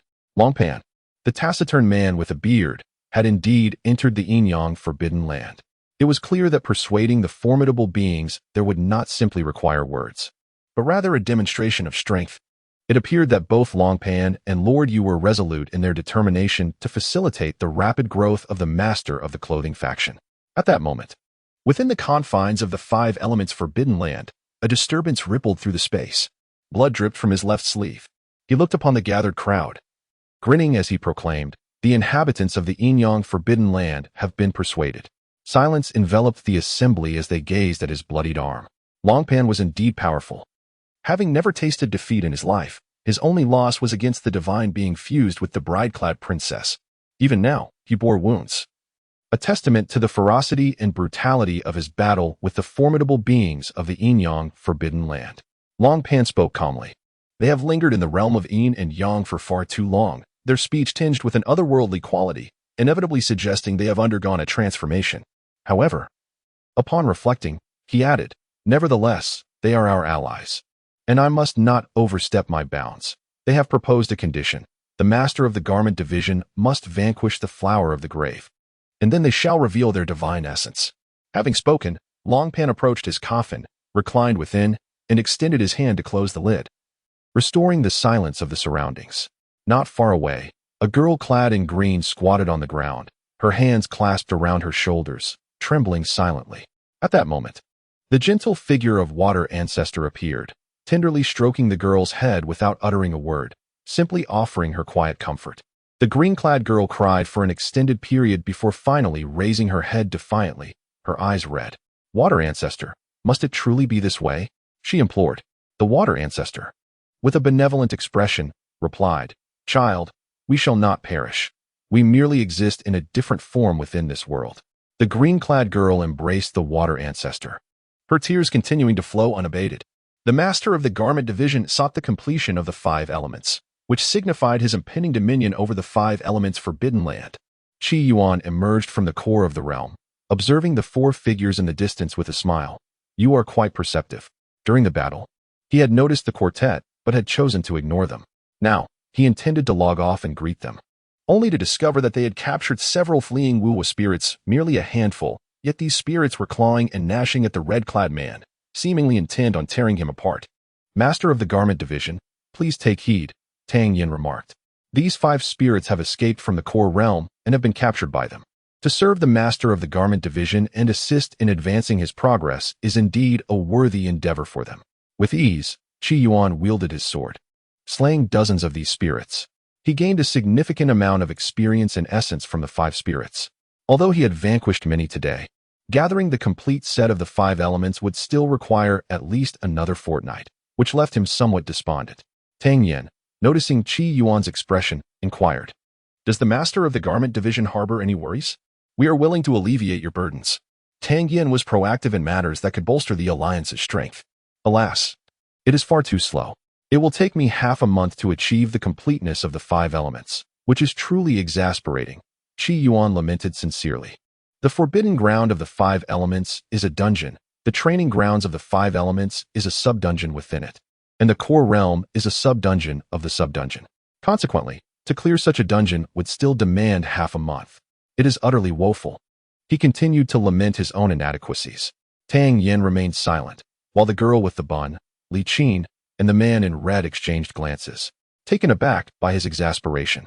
"You truly are born to complain," he exclaimed in frustration, feeling that the master of the garment division's words were exceedingly vexatious. "Half a month for the completeness of the 5 elements? Isn't that too slow? To gather 5 individuals with different attributes for a joint expedition would take 3,000 years. What kind of logic is that?" Regaining his composure, Tang Yin stated, "I will summon others to assist the master of the garment division in capturing some spirits for you to slay." He refrained from discussing enlightenment and simply mentioned the act of slaying. After all, for the master of the garment division, slaying was tantamount to enlightenment. "I am truly grateful to you all." Qi Yuan felt fortunate for his intelligence, having gathered a substantial amount of the 5 elements flowing sand. "This little trinket was discovered in the core region and may prove useful to you, so I offer it as a gift." Qi Yuan tossed the 5 elements flowing sand to the 4 individuals present. Chapter 61. Indeed, it is complete. 5 elements flowing sand. The eyes of the 4 participants sparkled with excitement. This is indeed the 5 elements flowing sand, which, when carried, enhances the probability of comprehending the essence of the 5 virtues. In the realm of 5 elements cultivation, it is a treasure beyond compare. How could the leader of the clothing faction possess it? He is formidable, and yet he has the 5 elements flowing sand. I encountered this yesterday in the core region. It holds little value for me. It should be of some use to you, hence I bestow it upon you." Upon hearing this, the 4 individuals dispelled their initial speculations. However, upon hearing the latter part of his statement, they fell silent once more. Useless. Useful. Indeed. The leader of the clothing faction has 100% probability of comprehending the essence of the 5 virtues. Thus, it is indeed of no value to him. With this in mind, they held the essence of the 5 virtues, feeling somewhat less exhilarated. At that moment, Tang Yin suddenly recalled something and exclaimed, "Leader of the clothing faction, are you not dissatisfied with the slow pace of achieving the 5 elements completion? Upon seeing this 5 elements flowing sand, I have a suggestion, though I am uncertain of its applicability." Qi Yuan's eyes brightened. It seemed the 5 elements flowing sand had been aptly bestowed. Indeed, in the realm of games, one must engage in various endeavors, for one may inadvertently trigger new narratives. "What suggestion do you propose?" Qi Yuan inquired. "The conditions for the formation of the 5 elements flowing sand are exceedingly stringent, if it is formed. It indicates the presence of something that instills fear in the 5 souls nearby. The leader of the clothing faction should venture to the location where the 5 elements flowing sand has formed and seek out that entity, dependent on that object. The master of the garment can swiftly vanquish the 5 spirits and comprehend the essence of the 5 virtues." Tang Yin candidly shared his knowledge. Upon hearing this, Qi Yuan found it to be quite reasonable. The formation of the flowing sands of the 5 elements is attributed to the scorching of the great sun. This indicates that the 5 spirits indeed fear the great sun. The great sun serves as the nemesis of the 5 spirits. If he were to possess the great sun, would it not enable him to rapidly sweep through and eliminate all the 5 spirits within the 5 elements' forbidden ground, eradicating them entirely? After all, they had hosted a gathering without inviting him. Qi Yuan harbored a strong desire for retribution. However, the great sun. Qi Yuan immediately recalled the white sun illusion technique. "Thank you, everyone. I shall take my leave." With that, Qi Yuan dashed away, seeking a safe place to bury himself. The 4 individuals remaining on the scene gazed at Qi Yuan's retreating figure. Their expressions varied. On the 7-colored peak, Qi Yuan recorded the incomplete white sun illusion technique. He scrutinized the contents with a look of hesitation. Am I truly to practice this? Might there be unforeseen consequences? He glanced at his own Qi Yuan classic. In truth, the issues were not severe. Practicing the Qi Yuan classic occasionally led to mental disarray and memory loss. Yet, I feel quite well at the moment. My spirits are high. Perhaps this is not so bad. Moreover, I need not fully cultivate it, merely simulate the essence of the great sun. Then, wielding the great sword, I can startle those 5 spirits. After persuading himself, Qi Yuan immediately refocused his attention on the white sun illusion technique. He did not engage in complete cultivation, but concentrated on simulating the aura of the great sun. This form of practice was rather superficial. Not a complete mastery of the technique, but it proved to be effective. Within just half a day's time, Qi Yuan successfully completed the simulation, his face brimming with joy. A chill crept upon him as Qi Yuan withdrew from his meditative state, a sensation akin to a blade slicing against his skin. Am I truly in a state of emptiness? Qi Yuan pondered, momentarily struck by the thought. Am I indeed in a state of emptiness? He felt as though he had inadvertently glimpsed the essence of the universe. The legendary emptiness might very well be a deceptive void, a cosmos in desperate need of rejuvenation. He donned additional layers of clothing, but the chill that enveloped him had yet to dissipate entirely. In the courtyard, he kindled a fire. As the flames danced to life, he stepped outside and encountered Jiang Lingsu, who bore a pallid visage. "Junior sister, are you unwell?" he inquired with concern. No, I'm fine," Jiang Lingsu stammered, momentarily taken aback by her senior brother's presence. For reasons unbeknownst to her, she had been increasingly plagued by an internal frost. The coldness now pervaded her very being. Noticing that her senior brother also appeared chilled, she could not help but speculate. Could her frost have begun to influence the surrounding environment? It seemed her bodily affliction had grown rather severe. "If you feel cold, why not join me in my courtyard? I have just kindled a fire for warmth," Qi Yuan suggested earnestly. "There's no need," Jiang Lingsu replied, curling in on herself, fearful that her coldness might affect her senior brother. Observing Jiang Lingsu's retreating figure, Qi Yuan remarked, "On 7 Colors Peak, there are 2 sources of chill. One is my junior sister, the other is our master. No, there is also that moon." He gazed at the cold moon perched atop the palace at the peak and exclaimed, "My fervor is akin to a flame. It shall surely melt the icy grasp of the world. Especially as I simulate the essence of the great sun, my confidence swells." And thus, he ventured into the game. As usual, Qi Yuan fused with Xiao Jia and ventured into the heart of the core. The 5 spirits, including Jin Pe and Mu Pe, upon seeing Qi Yuan, were filled with a fierce animosity. They roared and charged toward him. Observing this, Qi Yuan remained unfazed. "Great son," he bellowed. A layer of white radiance manifested upon the blood-red sword. This luminescence possessed no significant offensive power and did not enhance the sword's might. However, upon its emergence, the once ferocious five spirits appeared as though they had encountered their nemesis. Fear was evident in the ocular-like organs of these creatures. The closer they approached Qi Yuan, the more peculiar their forms became. As they neared him, their bodies grew limp, resembling shifting sands. In that moment, they were akin to lambs awaiting slaughter. It truly works. Qi Yuan rejoiced. Grasping the grand sword, he unleashed chaos in the core. He slaughtered relentlessly. Any of the five spirits he pursued swiftly lost their combat capability and were effortlessly dispatched by him. Qi Yuan, caught in a fervor of bloodlust, continued his rampage. His experience points surged, and he amassed an increasing amount of the five elemental essences. Exhaustion set in. Qi Yuan, weary from the relentless killing, reflected on the ordinary human experience. Even the slaughter of a few thousand pigs would lead to fatigue, if not utter collapse. He recalled historical accounts where a few hundred had triumphed over tens of thousands. He mused that those great armies were foolish, as they might as well extend their necks for the enemy's blades, allowing the adversaries to tire themselves out, thus securing victory for those still standing. On this day, Qi Yuan wreaked havoc, elevating his level to 94, with his experience points significantly increased. However, he eventually logged off, unable to withstand the strain on his body.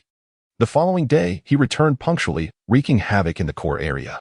By noon, Qi Yuan had slain a water spirit. He paused for a moment, his eyes shimmering with five distinct colors, the completion of the five elements. Indeed, with the assistance of the Great Sun, he dominated the realm of the five elements. In just a day and a half, he had achieved perfection in the five elements. At that moment, a voice transmission from Tang Yen reached him. "Congratulations, Master of the Garment Division, on your mastery of the five elements. Please, Master, hasten out of the training grounds. We have a grand gift awaiting you in the realm of the five elements. From now on, the realm of the five elements shall be under your command." As Qi Yuan reached the pinnacle of the five elements, five radiant halos appeared around him, symbolizing the tangible embodiment of the five essence Qi. Qi Yuan glanced at Tang Yen, his eyes now filled with a bloodthirsty fervor. "I am aware of this matter, but I shall not depart just yet. I will finish slaying these five spirits before I leave." Upon concluding his statement, he immersed himself once again in the slaughter of the five spirits. The external malevolence was exceedingly formidable. At present, he was only at level 94, not a match for them. He needed to eliminate some monsters here swiftly to accumulate more experience. Tang Yen retreated a step, observing Qi Yuan's towering and formidable figure. "The master of the garment division is consumed by rage, unable to cease," he mused. "Continuous slaughter can lead cultivators to become ensnared in a state of mindlessness, transforming them into merciless killing machines." Nearby, a man in red swallowed hard, remarking, "The master of the garment division is truly ruthless." He now felt some regret for having spoken ill of the master behind his back, especially since the master had overheard him. If the Lord of the Garment sect were to become bloodthirsty and annihilate the five spirits of the core realm, would he not strike him down with a single sword as well? A sense of trepidation enveloped him. "Father, father, father." The Lord of the Garment sect is dashing and charismatic. Truly, he is a dragon among men and the king among monkeys. Suddenly, recalling that he was soon to present a divine image to the Lord of the Garment sect, he hastily began to suggest to himself, continually referring to the Lord of the Garment sect as father in his mind. Surely, if the Lord received such information, he would forgive him, wouldn't he? Level 95? Qi Yuan was unaware of how long he had been killing. Yet, fewer than 1,000 of the five spirits remained in the core realm. His eyes glowed crimson, and five luminous rings surrounded his body, marking him as no ordinary individual. Yet still, it was insufficient. He was too weak. Currently, with the assistance of his little bride, he could only muster the power of level 100. With such strength, he could contend against the pinnacle of the five elements' forbidden domain. But he felt uncertain when facing the extraterrestrial demons. Only upon reaching level 999 would he possess a modicum of confidence. At level 90,000, he would feel a flicker of security. Only at the astronomical level of 90,000 raised to the power of 90,000 would he dare to take a life and proudly leave his name behind, the Slayer, Qi Yuan. However, he understood the impossibility of such a feat. The creatures of the four great forbidden lands were limited in number. He steeled himself and gazed upon the remaining 1,000 or so five spirits, charging forth to vanquish them. Ultimately, Qi Yuan felled the golden spirit and ceased his swordplay. Almost at level 96, he sighed. His rapid ascension during this venture into the five elements forbidden domain was remarkable. In merely a few days, he had reached level 96 and breached the five elements forbidden domain. For Qi Yuan, this was indeed a fortuitous occurrence. Now, it was time to seize complete control over the five elements forbidden domain. In the realm of the five elements, a grand gift awaited me. Yet its nature remained shrouded in mystery. The weight of countless slaughters had imbued Qi Yuan with an aura of chilling ruthlessness. As though he were on the brink of losing his sanity, he and the little bride disentangled from their union, and at that moment, Tang Yan and the others soared forward. The leader of the clothing sect regarded Qi Yuan, his eyes inadvertently betraying a flicker of fear, as they were intimidated by the murderous intent emanating from him. Only the little bride, as always, clutched the hem of Qi Yuan's garment, standing resolutely behind him. All is settled here. Let us depart, Qi Yuan declared. Indeed, the group concurred, and together they exited the five elements forbidden land. Upon their emergence, Qi Yuan's gaze fell upon a familiar figure. The girl in green, her eyes red-rimmed, glared at him from a distance with palpable venom. If you fail to slay the outer demons, I shall be bound to you for eternity, she proclaimed fiercely before hastily turning away, her diminutive and slender form appearing forlorn. Chapter 62. If one day, the false becomes true, and the void transforms into reality. Having uttered her harsh words, the girl departed, offering Qi Yuan no opportunity for a response. He squinted, observing her retreating silhouette, struck by the intensity of emotion displayed by this NPC from his world for the first time. In contrast, Tang Yan exhibited neither joy nor sorrow. He was already aware that the five ancestral spirits of metal, wood, water, fire, and earth were mere remnants of obsession. They had perished long ago at the hands of the outer demons. His rationality remained intact, unlike the little green girl, who was prone to melancholic sentiments.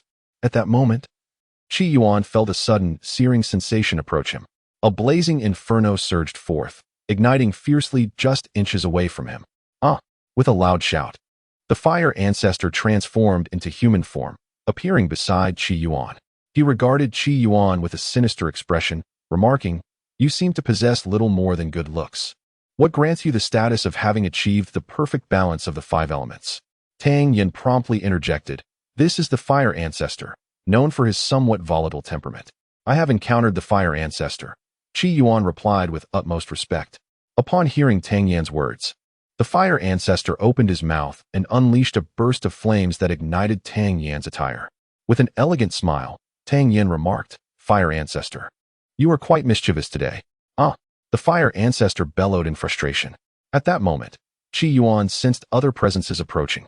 The earth beneath them began to undulate, as if a groundhog were traversing below. Gradually, it materialized into a small girl resembling a weeble. The weeble girl had a round belly and was shorter than even Little Green. She gazed at Qi Yuan in silence. "This is the Earth Ancestor," Tang Yan introduced. "I have met the Earth Ancestor," Qi Yuan said, bowing. "Young man, I merely took a brief nap, and here you are, fully realized in the five elements. I thought I had slumbered for thousands of years, only to discover it has been but 3 days. Truly unexpected." A voice resonated from afar as the gold ancestor approached gracefully. He appeared much as he had on the day of their first meeting, clad in a well-tailored, traditional attire. Beside the gold ancestor stood 2 figures, a mature lady in a flowing aquamarine gown, the water ancestor, and a whimsical figure adorned in vibrant colors. Barefoot and wearing a broad smile, the wood ancestor. "I have encountered all 3, Qi Yuan stated earnestly, bowing deeply. Observing this, Tang Yan and the other prodigies quietly departed from the scene. Qi Yuan, holding little bride's hand, stood before the 5 ancestors. Jinzhu stepped forward, his demeanor kind and gentle. "On that day, I made a pact with the leader of the clothing tribe. Now, I have come to fulfill that agreement." He spoke plainly, diving straight into the matter at hand. Beside him, Huazhu cursed under his breath, eager to interject, but was abruptly silenced by a kick to his backside from the girl-like Tu Zhu, who resembled a toppling toy. Huazhu fell silent, though his discontent lingered as he glared at Qi Yuan. At that moment, the dignified Shui Zhu spoke, leader of the clothing tribe. Could you assure us of your participation in the demon-slaying conference 300 years hence to eradicate the extraterrestrial evildoers? Qi Yuan. Possessing mastery over the 5 elements forbidden grounds would ensure their obliteration from this realm, along with any lingering obsessions. I shall surely slay the extraterrestrial evildoers. Qi Yuan did not mention the demon-slaying conference, focusing instead on the extraterrestrial evildoers. He was determined to eliminate them. They were the game's ultimate boss. And only by defeating them could he acquire the complete fragments of the Heavenly Dao, thus laying the foundation for the Dao. Excellent. Shui Zhu replied, nodding in satisfaction. Jin Zhu, Mu Zhu, and Tu Zhu also nodded in agreement, while Hua Zhu, visibly reluctant, finally acquiesced under Tu Zhu's stern gaze. At that moment, Qi Yuan turned to Jin Zhu and slowly inquired, "You have encountered the extraterrestrial evildoers. How formidable do you believe they are?" His curiosity about the combat prowess of these beings was palpable.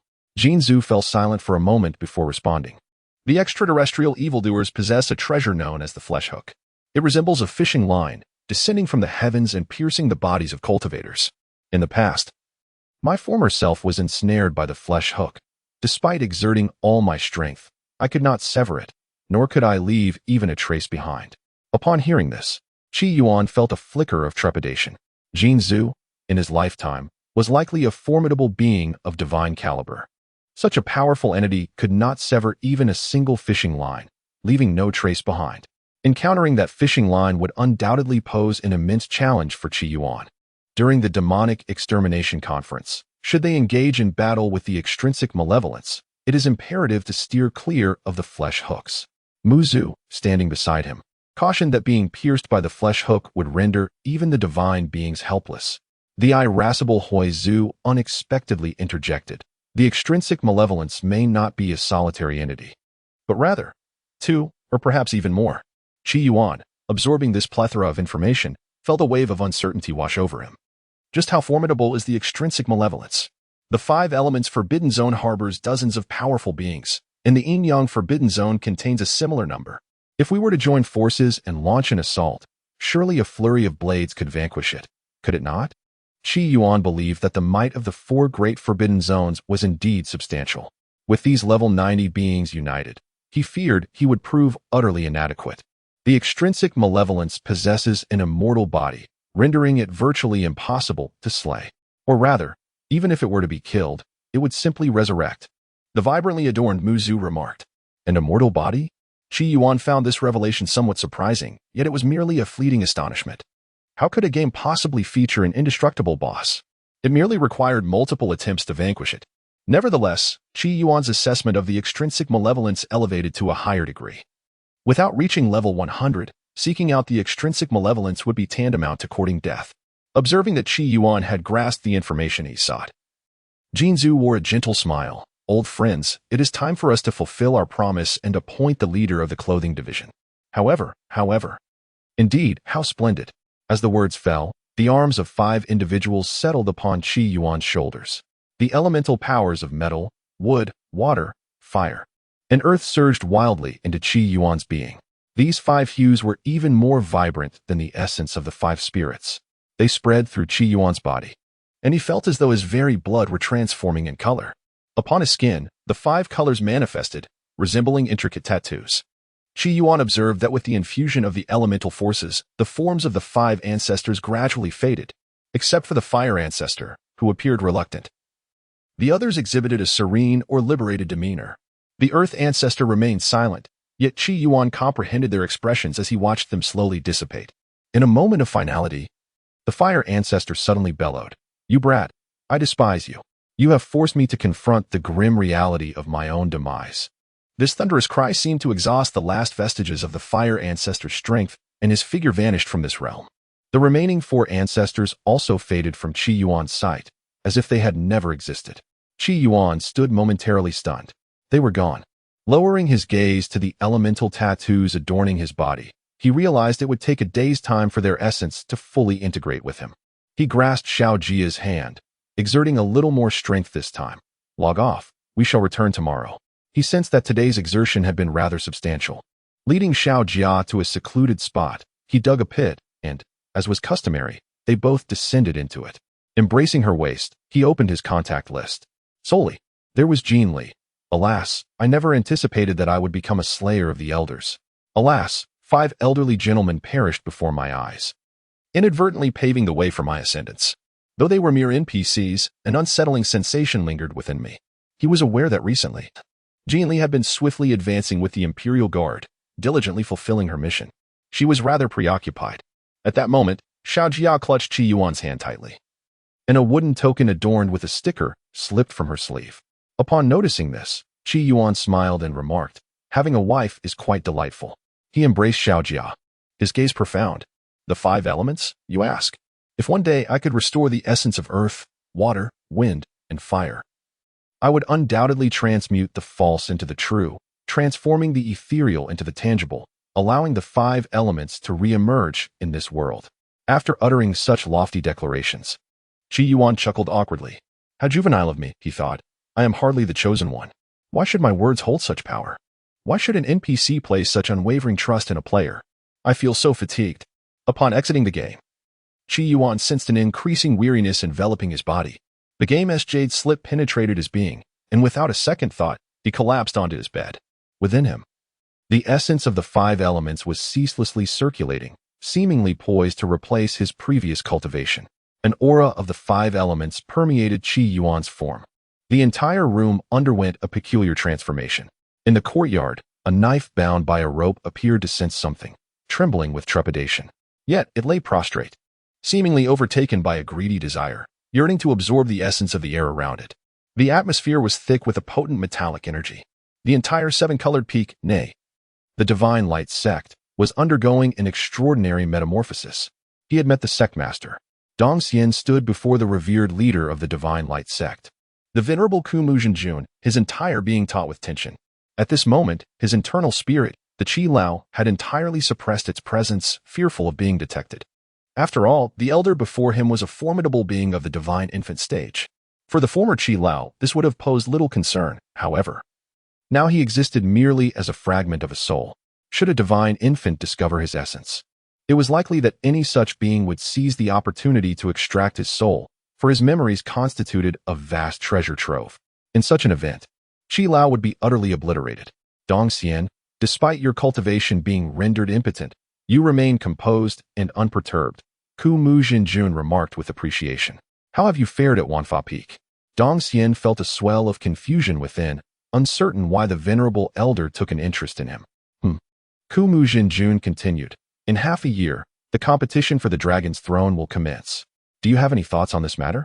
Currently, the Great Shang Kingdom finds itself in a precarious state. The aging emperor is nearing his end, and the affairs are largely overseen by the empress, who has no heirs, leaving the position of crown prince unestablished. Several ambitious princes covet the exalted title of the 9-5 Supreme. After deliberation, the royal court of Great Shang has initiated the contest for the dragon's throne. Various princes shall lead their followers in combat within the celestial dragon realm, with the victor being proclaimed the crown prince of Great Shang. Initially, this announcement was met with discontent among the princes. As the celestial dragon realm imposes restrictions, no cultivator over the age of 30 may enter. This limitation implies that only foundational practitioners may participate, while the princes at their peak command subordinates who are primarily of the essence dance stage. This undoubtedly severed their advantages. However, the queen's stance remained resolute, and the 3 major cultivation sects of the Great Shang Kingdom also expressed their support for this decision. The princes could only reluctantly acquiesce. It was precisely due to the struggle for the dragon that Dong Xian was compelled to distance himself from the court and join the Divine Light sect. Otherwise, he would not have survived to see that moment. Dong Xian harbored a sense of resistance towards the competition for the dragon. Upon hearing the sect's inquiry, he promptly shook his head, declaring, I dare not. A glimmer of sharpness flashed in the eyes of the Divine Light sect's leader. Now, you are a disciple of the Divine Light sect. Daring or not, you must dare. Upon hearing this, Dong Xian felt a surge of surprise followed by a wave of excitement. Did the Divine Light sect intend to support him in becoming the crown prince of the Great Shang? After all, he was merely a youth, reluctantly exiled and forced to leave the capital. He even had to annul his engagement with his betrothed. For someone of his age, this was indeed a source of shame. He had once contemplated relying on the assistance of the elder Qi to cultivate to the divine infant realm, with the hope of returning home in glory. But that could be hundreds or even thousands of years in the future. Would the beloved he once knew still be the same then? Now, upon hearing that the leader of the Divine Light sect wished to support him as a disciple of the Great Shang, even if he remained composed, his heart was stirred. 6 months later, the competition for the dragon commenced. The leader of the Divine Light sect calmly stated, "We shall dispatch 2 foundation-building disciples and 1 Yuan Dan elder to assist you." Upon hearing this, Dong Xian's breath quickened. Although the strength of those sent by the Divine Light sect was average, it represented the sect's stance and support, which was more than sufficient. "Thank you, sect leader." Dong Xian, being young at heart, took a gamble. The battle in the Heavenly Dragon Immortal Realm required foundation-building prowess. The 2 foundational disciples may either be dispatched by me or you may select them yourself. However, should you choose, you must present something compelling to sway them. As I shall not intervene, the master of the Divine Light sect reiterated, "I will select the disciples myself." Dong Xian declared, his ambitions soaring. Although the disciples sent by the sect leader were undoubtedly commendable, they might not represent the very pinnacle of talent. With the assistance of Master Qi, he felt confident in his ability to choose more suitable candidates.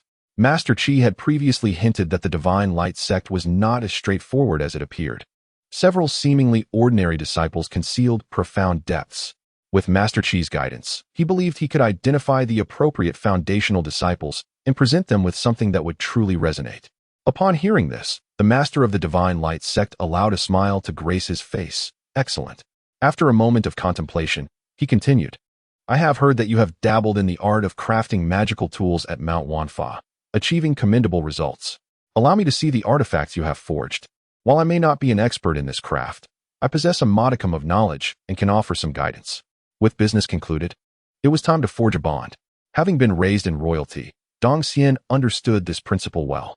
After a moment's reflection, he produced a mystical measuring tool from his possession. This treasure, known as the Xiantian measuring tool, had been crafted with the assistance of Master Qi and represented Dong Xian's pride and joy. The tool was forged from 37 different metals, rendering it virtually indestructible, capable of withstanding a strike from any foundational magical artifact without shattering. Dong Xian cradled the Xiantian measuring tool in his hands, his face radiating pride. Yet, in the next instant, he found himself in a state of shock. The master of the Divine Light sect was equally taken aback, as the one-straight measuring tool inexplicably shattered into 3 pieces. Unexpectedly, the 3 segments of the Xiantian treasure measure converged to form a stick figure, which promptly sprinted out of the grand hall. Dong Xian was left bewildered. Has my magical artifact awakened sentience? Am I truly this formidable? Has the artifact concealed its prowess? Chapter 63. Whether the Divine Light sect is in chaos is for Qi Yuan to decide. Simultaneously, peculiar occurrences unfolded throughout the Divine Light sect. 2 Qi refinement disciples were engaged in a sword duel when, unexpectedly, their swords slipped from their grasp and began to duel autonomously in midair. The onlookers were rendered speechless. Yi Buxiu and Li Fan had evidently concealed their true abilities, mastering the art of sword control at the 3rd level of Qi refinement. An alarming revelation. This individual must not be allowed to remain. No, he is destined for greatness. On the ground, Yi Buxiu was taken aback, and Li Fan was equally astonished. When had they acquired the art of sword control, and why were they unaware of it? As the crowd gasped in astonishment, a sudden, thunderous shout echoed from above. "Quickly pursue. My alchemical furnace has escaped with a batch of elixirs inside." The onlookers turned their gaze skyward to witness a streak of luminescence soaring above, an alchemical furnace, seemingly afflicted by a malady, darting wildly through the air. The elder was frantically chasing after his runaway furnace. Before the crowd could fully comprehend the situation, even more bizarre events unfolded. "By the heavens, my sword has fled. Ah, my silver. How has it ascended to the skies? Oh, the hairpin I intended for my master's wife. Why has it also taken flight?" Countless metallic objects soared into the heavens, as if possessed by madness, flitting chaotically in the air. This spectacle captured the attention of numerous elders. Numerous reclusive elders have emerged from their seclusion, not out of desire, but rather due to the inexplicable flight of certain treasures from their storage bags. Standing atop the clouds, the venerable Kumu Jinjuan was joined by several elders who soared to his side. From the heavens above, they gazed down upon the Xinguang sect, their expressions a tapestry of emotions. The current state of the Xinguang sect resembled a chaotic dance of demons. Countless metallic objects soared toward the sky, bouncing erratically above. Their forms an eclectic array of oddities. "Oh, my iron hand, why have you forsaken me? lamented a one-armed man, tears streaming down his face. Goodness, Mr. Jiao. Is that truly crafted from innate fire iron? Which sister disciple possesses such ferocity? Exclaimed another. Whose flamboyant golden trousers are those? So ostentatious. Is it possible that our magical artifacts have attained sentience and are plotting rebellion? The disciples below were utterly astonished, engaging in fervent discussions, unable to comprehend the unfolding events. Upon the seven-colored peak, the blade gazed enviously at the soaring artifacts above. Contemplating its own desires, it too wriggled free from its restraints and stealthily ascended into the sky. After all, with everyone in a frenzy, surely a mere ordinary blade could mingle unnoticed? Meanwhile, above the clouds, several elders stood behind the sect master. Their eyes filled with perplexity. Master, this is indeed an extraordinary occurrence, remarked an elder with a white beard. Just moments ago, while engrossed in his cultivation, he felt a sudden chill beneath him as his undergarment took flight. That garment, which he had invested a substantial fortune in crafting as a defensive artifact, had been imbued with numerous precious metals. Yet, it vanished as swiftly as it had appeared. The remaining elders, witnessing the chaotic scene below, were equally bewildered. They were all, to varying degrees, affected by the incident. At that moment, the master of the Divine Light sect extended his divine consciousness, seemingly searching for something. Unfortunately, his efforts yielded no results. It was likely that the emergence of a precious metal artifact had precipitated such a situation.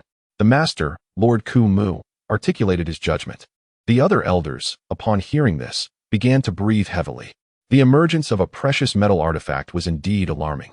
Alas, despite their searching glances, they could not discern its location. Meanwhile, atop the seven-colored peak, Jiang Lingsu hurriedly approached the courtyard of Qi Yuan, exclaiming, "Senior brother, something terrible has happened." Qi Yuan, roused from his slumber, rubbed his bleary eyes and inquired, "What is it?" "Your pet, that is to say, your kitchen knife, has attained sentience." "Ah?" Qi Yuan paused for a moment, then replied, "Oh, I see. The knife was already awakening its intelligence. One might say it has indeed become sentient. Is that not quite normal? Why the fuss?" Seeing Qi Yuan remain so composed, Jiang Lingsu was taken aback. She had already sensed that the Divine Light sect appeared to be experiencing disturbances due to the emergence of a precious metal artifact, which had incited chaos among all metal-type treasures. Aiming to startle her senior brother, she had not anticipated that he would be entirely unfazed. Bewildered, she urged, "Senior brother, you must take a look. Your pet and the other magical artifacts are dancing in the sky." Upon hearing this, Qi Yuan finally turned his gaze towards the distant sky. Upon witnessing the scene, he was momentarily stunned. The sky was teeming with magical artifacts, along with a haphazard assortment of other items. Some cultivators seemed to be frantically chasing after their artifacts, only to be led in circles by their own possessions.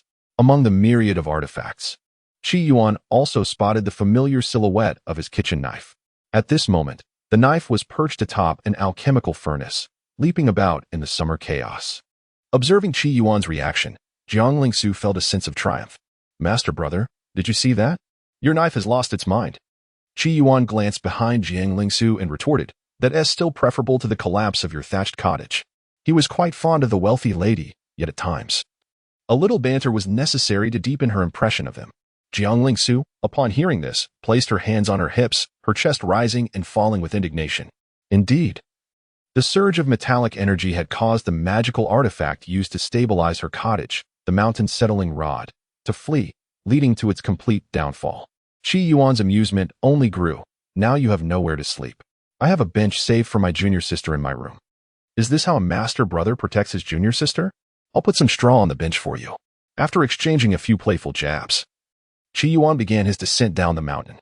Who would have thought that a single nap could lead to such chaos? He gazed at his hands, sensing a golden liquid coursing within. Following the completion of the 5 elements, he had received a gift from the 5 ancestors. His qi had transformed. The energies of the 5 elements had supplanted his previously ordinary qi, with gold being the first to undergo this transition. The remaining 4 were also in the process of shifting, suggesting that the future of the Divine Light sect would experience 4 more upheavals. Qi Yuan felt a twinge of unease as he looked up at the sky, which was filled with an array of bizarre entities, some of which could lead to social demise for cultivators. For instance, there were golden undergarments and the likes of Mr. Horns, none of which seemed to have an owner pursuing them. As Qi Yuan appeared amidst the crowd, he instantly garnered the attention of many. Currently, The foremost disciples of the various peaks of the Divine Light sect are all absent, with only Qi Yuan remaining atop the peak. "Greetings, senior brother," they called out. "Are you here in search of your pet? I spotted your kitchen knife resting atop the alchemical furnace." "Where is the alchemical furnace?" "Just over there." Everyone turned to observe, and to their surprise, the knife had already fallen a short distance from Qi Yuan. "How audacious," he thought, "to sneak out while I was asleep." Qi Yuan cast a glance at the knife, as well as at the hovering magical artifacts around him. For some inexplicable reason, a thought took root in his mind. If he wished, he could covertly sabotage these artifacts. Could it be that after achieving mastery of the 5 elements, he had acquired the ability to manipulate metal? Although it was not complete control, the higher the level of the artifact, the less effective his interference would be. Yet, this was already quite formidable. One must understand that during a battle of magic, circumstances can shift in an instant. If a treasured artifact, upon which one's very life depends, were to suddenly malfunction, the repercussions could be catastrophic. The knife hesitated momentarily. Those nearby, seeing this, chuckled softly. "Senior brother, it seems your pet knife has also succumbed to the influence of the metal element, acting of its own accord. Perhaps it would be best to wait for the commotion to subside before seeking it." Qi Yuan, undeterred, strode directly toward his kitchen knife. The other disciples shook their heads at this scene, choosing to remain silent. It was no secret that senior brother had a penchant for eccentricity. Let him be. If he failed to retrieve the knife, it would merely be a minor inconvenience. However, under the gaze of the onlookers, Qi Yuan approached the knife, muttering as he extended his hand, "If you misbehave, you shall be grounded for 3 days." He spoke, gripping the knife tightly, and in that fleeting moment, it felt as though time had come to a standstill. No one paid any more attention to Qi Yuan. Those who did merely attributed it to coincidence. Was it over? "My sword, my sharp sword." Some looked on with disdain. "Stay away. I do not know you. You have mistaken me for someone else. I am not your master." The person uttering these words captured the attention of many, especially that of Mr. Jiao's master, who turned out to be an elder, causing some disciples to swallow hard. No wonder it was forged from innate fire iron. Some rejoiced while others despaired. Suddenly, someone exclaimed in delight, "My magical artifact has grown stronger. My goodness, the rank of my great blade has actually risen." Everyone soon realized that after the chaotic dance of the magical artifacts, theirs had all gained a certain degree of enhancement. The turmoil within the Divine Light sect had temporarily subsided, yet the unrest persisted. The elder's rasping voice echoed, "It may be that a golden treasure has emerged, or perhaps, well, the second possibility is not worth mentioning." Upon hearing this, Dong Xian paused in surprise. Where was the golden treasure? Dong Xian wore an expression of eager anticipation, yearning to obtain that golden treasure. If I am not mistaken, it could very well be the kitchen knife in Qi Yuan's hand. What? Dong Xian was utterly astonished. The kitchen knife held by senior brother Qi Yuan was actually a golden treasure. That knife was no ordinary item. It could potentially slay a foundation establishment cultivator with just a grasp from a Qi refining practitioner. A cultivator at the early stages of foundation establishment could kill those at the late stages, and even, the elder lamented wistfully, such a treasure is exceedingly rare. It is astonishing to encounter it in the remote land of the great merchant kingdom. Upon hearing this, Dong Xian's eyes sparkled with realization. Could it be so powerful? Does this not imply that if he sought assistance from his senior brother Qi Yuan, his chances of success in the dragon seizing contest would significantly increase? However, Qi Yuan is not easily swayed. His sole obsession lies within the realm of gaming. Gaming? Dong Xian pondered whether he should present the game he had cherished for years, one he had never dared to reveal, to his senior brother. It is, after all, a limited edition, a forbidden item. One cannot purchase it on the market. Once I ascend to the position of Crown Prince, why would I waste my time on games when I could engage with reality instead? With a firm resolve, Dong Xian decided to find an opportune moment to present the game to Qi Yuan, to forge a connection first. In the contest for the dragon, he would undoubtedly need to impress with something of genuine value. Chapter 64. Divine Reflection. The 5 elements continued to evolve gradually. Qi Yuan had once again immersed himself in the game. This time, he awoke with his beloved bride in his embrace. A notification appeared. The forbidden dungeon of the 5 elements has been cleared. Rewards obtained. Reward 1. Heavenly Dao Fragments 10. Reward 2. Heart of the 5 elements. This time, the Heavenly Dao Fragments were untainted. 10 fragments were well within his expectations. The heart of the 5 elements. A gift from the 5 ancestors. Perhaps, according to the description, This heart of the five elements would greatly assist Qi Yuan in the conversion of Qi. The essence of the five elements is unlike anything ordinary, with interactions of mutual restraint and generation. Without the heart of the five elements, Qi Yuan's conversion of Qi into the essence of the five elements would prove rather troublesome. The first type may progress swiftly, but the subsequent types would likely be sluggish. The heart of the five elements not only shortens the time required, but also averts numerous complications. Are there only one forbidden zone and two absolute realms remaining? Qi Yuan sighed. Through Tang Yen, Qi Yuan had learned that the so-called extraterritorial demons resided within the realm of utter desolation. Therefore, Qi Yuan merely needed to conquer the Yin-Yang forbidden zone and the heavenly absolute, ultimately suppressing the extraterritorial demons to acquire all fragments of the heavenly Dao. However, prior to this, he needed to make a visit to the coffin gathering place. The powerful beings of the five elements forbidden zone still owed him a grand gift. Half an hour later, Qi Yuan stood beside Tang Yen, somewhat astonished. He had not anticipated that these formidable beings from the five elements forbidden zone intended to grant him divine reflection.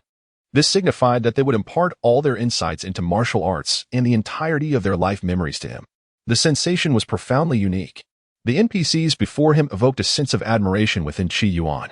Such selflessness and sharing everything was something he found beyond his own capabilities. The Lord of the Garment Clan, we shall bestow upon you divine reflection. Our cultivation insights and experiences will be transmitted to you. This will expedite your progress in cultivation. Do you consent? The voice was gentle. From within the coffin, dozens of eyes fixed their gaze upon Qi Yuan. To be candid, it was somewhat unsettling at night.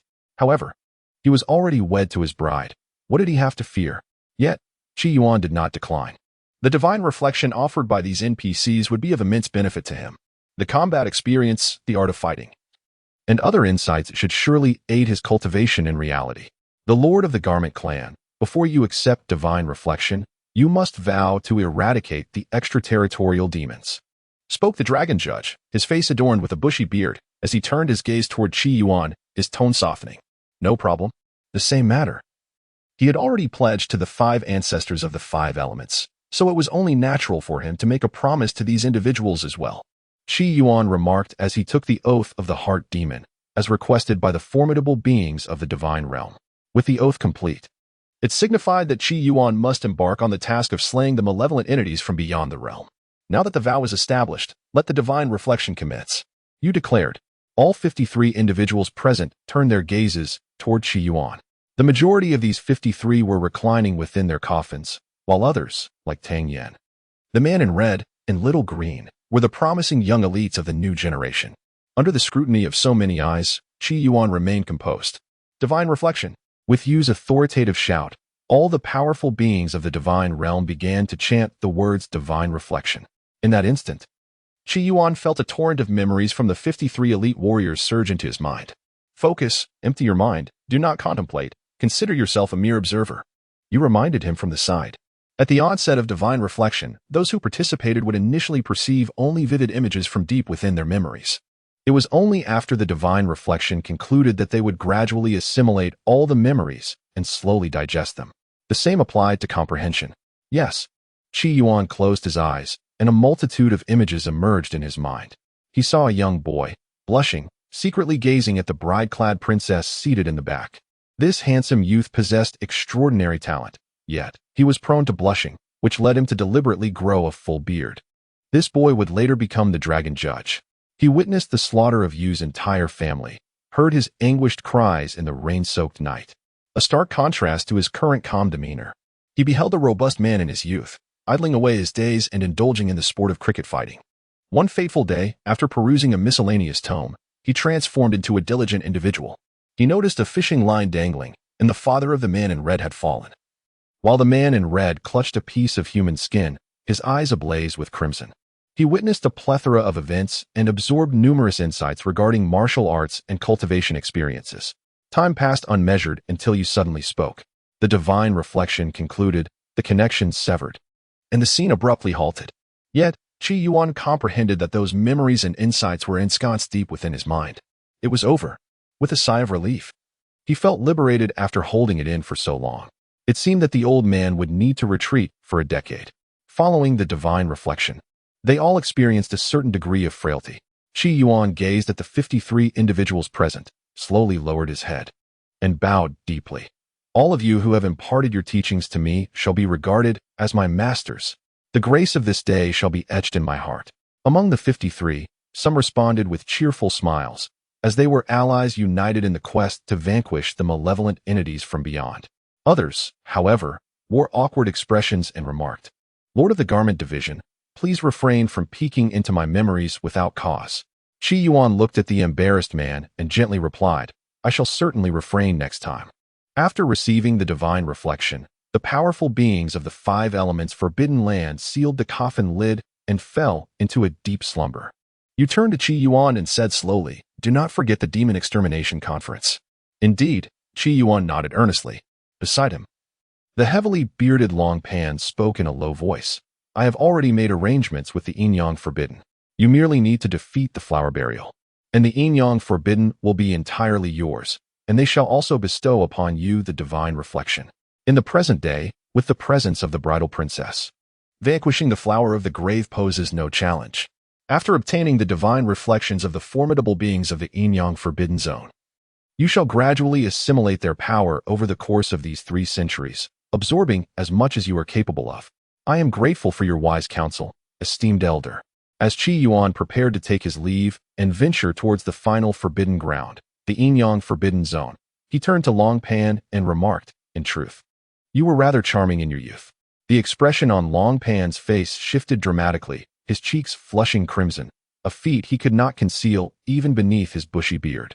Qi Yuan chuckled softly before departing.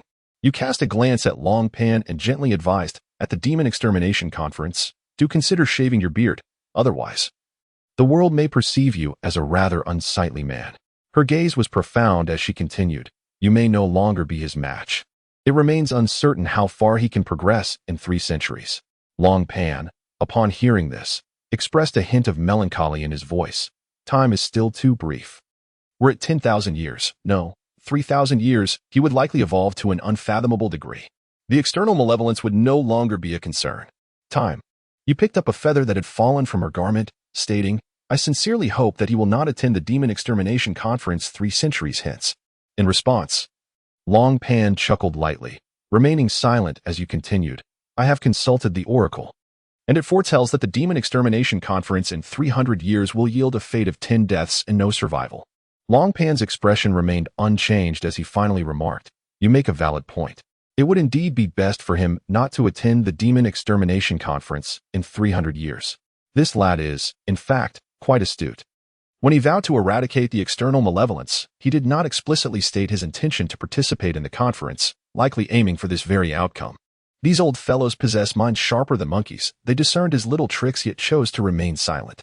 Is a monkey truly clever?" The Lord of the Garment Department inquired. "Little bride, do you consider me a rival to the malevolent beings from beyond?" Qi Yuan embraced Little Bride as they traversed towards the Yin Yang Forbidden Zone. Little Bride remained reticent, a wooden plaque slipping from her sleeve. "Will you join me in battling the monsters?" Qi Yuan felt a twinge of embarrassment. Suddenly, he sensed a profound indebtedness towards these NPCs. "Indeed, my resolve is still not sufficiently robust. Nevertheless, no matter what, I must vanquish that formidable boss."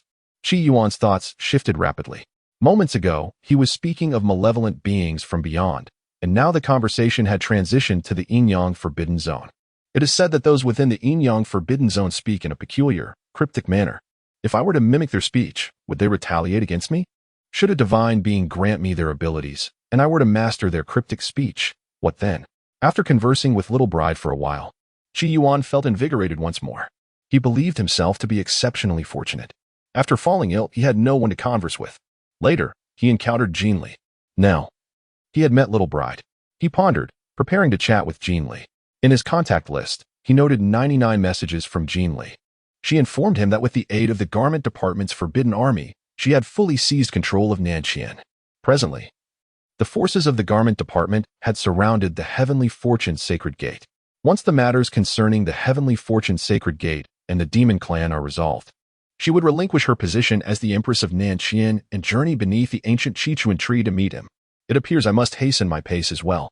Qi Yuan contemplated this. A young girl had forsaken her throne just to meet me. Is this not more fervent than deliberately answering questions incorrectly in an examination to attend the same school? It is indeed more fervent. At this moment, Qi Yuan finally stepped into the yin-yang forbidden zone, one of the 4 great forbidden lands. This realm is characterized by its division, one half enveloped in darkness, the other bathed in light, alternating between the two. This reminded Qi Yuan of the blue star. Alas, the yin-yang forbidden zone is not a sphere. Even if Qi Yuan ascended to the heavens to observe, it would not resemble a sphere. Defeating the flower of morning and obtaining divine reflection poses no issue. However, how shall I master the yin-yang forbidden zone? Qi Yuan was reluctant to continue as an assassin.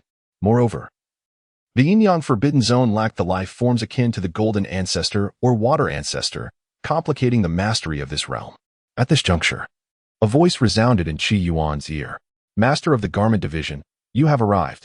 The speaker was a woman with cascading tresses, her beauty striking, with a visage that exuded an ethereal chill, embodying a fractured beauty. The flower of morning? Qi Yuan realized she would be his adversary within the yin-yang forbidden zone. Defeat me, and you shall command the yin-yang forbidden zone, the flower of morning declared coldly. Without a moment's hesitation, she launched herself at Qi Yuan. My friends say my monthly votes are far too few. Chapter 65. Having refined my energy, is it not reasonable to transform it into a sword? The flower of morning is a formidable force from the era of the celestial deities. Her prowess ranks highly even during the divine court period. Of course, what people remember most are her entangled love and hatred with the celestial deities.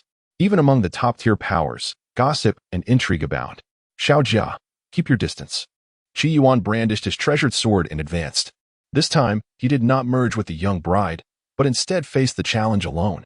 To be honest, this was his first encounter in the game with a sentient being endowed with wisdom. Your talent is commendable, yet your achievements are merely a result of the divine gifts bestowed upon you, are they not?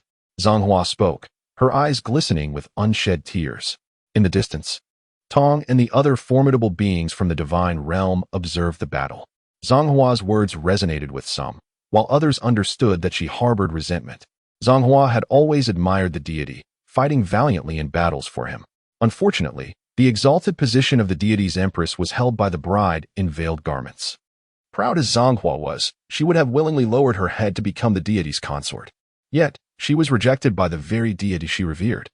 Her feelings toward the deity and the veiled bride were complex. Now, the master of the garment clan, the husband of the veiled bride, had suddenly risen to prominence. Surely, this was due to the numerous gifts left by the deity for the garment clan, perhaps even a treasure that enhanced one's innate abilities. Furthermore, Zhanghua had never held a fondness for the garment clan, and her aversion towards the new veiled bride, the daughter of the deity, only deepened. Therefore, even when Long and subdued Tong, the others remained silent, she still stepped forward. Aside from talent, what do you possess? Have you ever experienced the chaos of the Western Sea?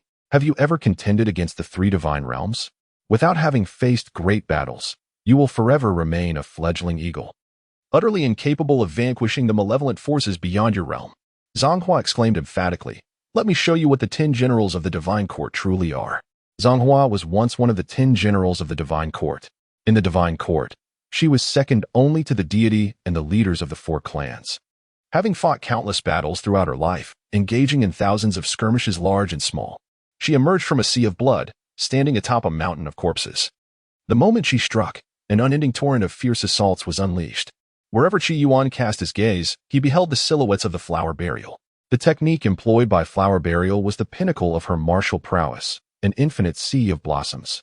Petals danced through the air as hundreds of flower burials moved within, each launching a distinct offensive towards Qi Yuan. Unless one's martial spirit vastly surpassed that of flower burial, discerning the genuine form from the illusions was utterly impossible. This technique was exceptionally advantageous against novices in combat. Qi Yuan brandished his sword, positioning it defensively before him. Having slain thousands of monsters in the Xian Yuan Forbidden, the garment restriction, and the 5 elements forbidden land, he had encountered numerous battles. His combat experience undoubtedly surpassed that of the disciples and even the elders of the Divine Light sect. However, the adversaries he had faced were predominantly mindless creatures, incomparable to flower burial. In truth, the realm of battle experience was not even on the same plane. With a powerful thrust, Qi Yuan aimed his sword. Amidst the myriad of afterimages, he pinpointed flower burial's true form, for his eyes discerned the subtle cues. As he struck, A flicker of astonishment crossed Flower Burial's eyes. Caught unprepared, she instinctively countered with a palm strike. The clash of blade against flesh should have heralded the sword's triumph. Yet a cunning smile danced in Flower Burial's gaze. You are still too young. The force surged through the sword, penetrating deep into Qi Yuan's chest.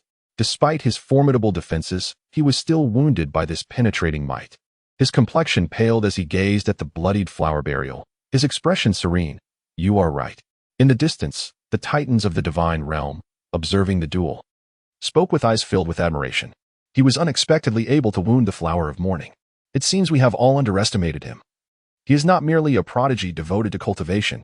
In this boundless sea of flowers, even I, an old man, cannot discern the true form of the Flower of Morning. How did he manage this? He is still too young, having fallen victim to the schemes of the Flower of Morning. What a pity, he remains too naive. 300 years is far too brief, far too brief. You spoke, his expression inscrutable. The emergence of the master of the garment sect has achieved perfection in the 5 elements in merely a few days. Such a talent is unparalleled in history, both past and future. Given enough time, it is likely, unfathomable. All eyes were fixed upon the Flower of Morning and upon Qi Yuan. At this moment, Qi Yuan closed his eyes.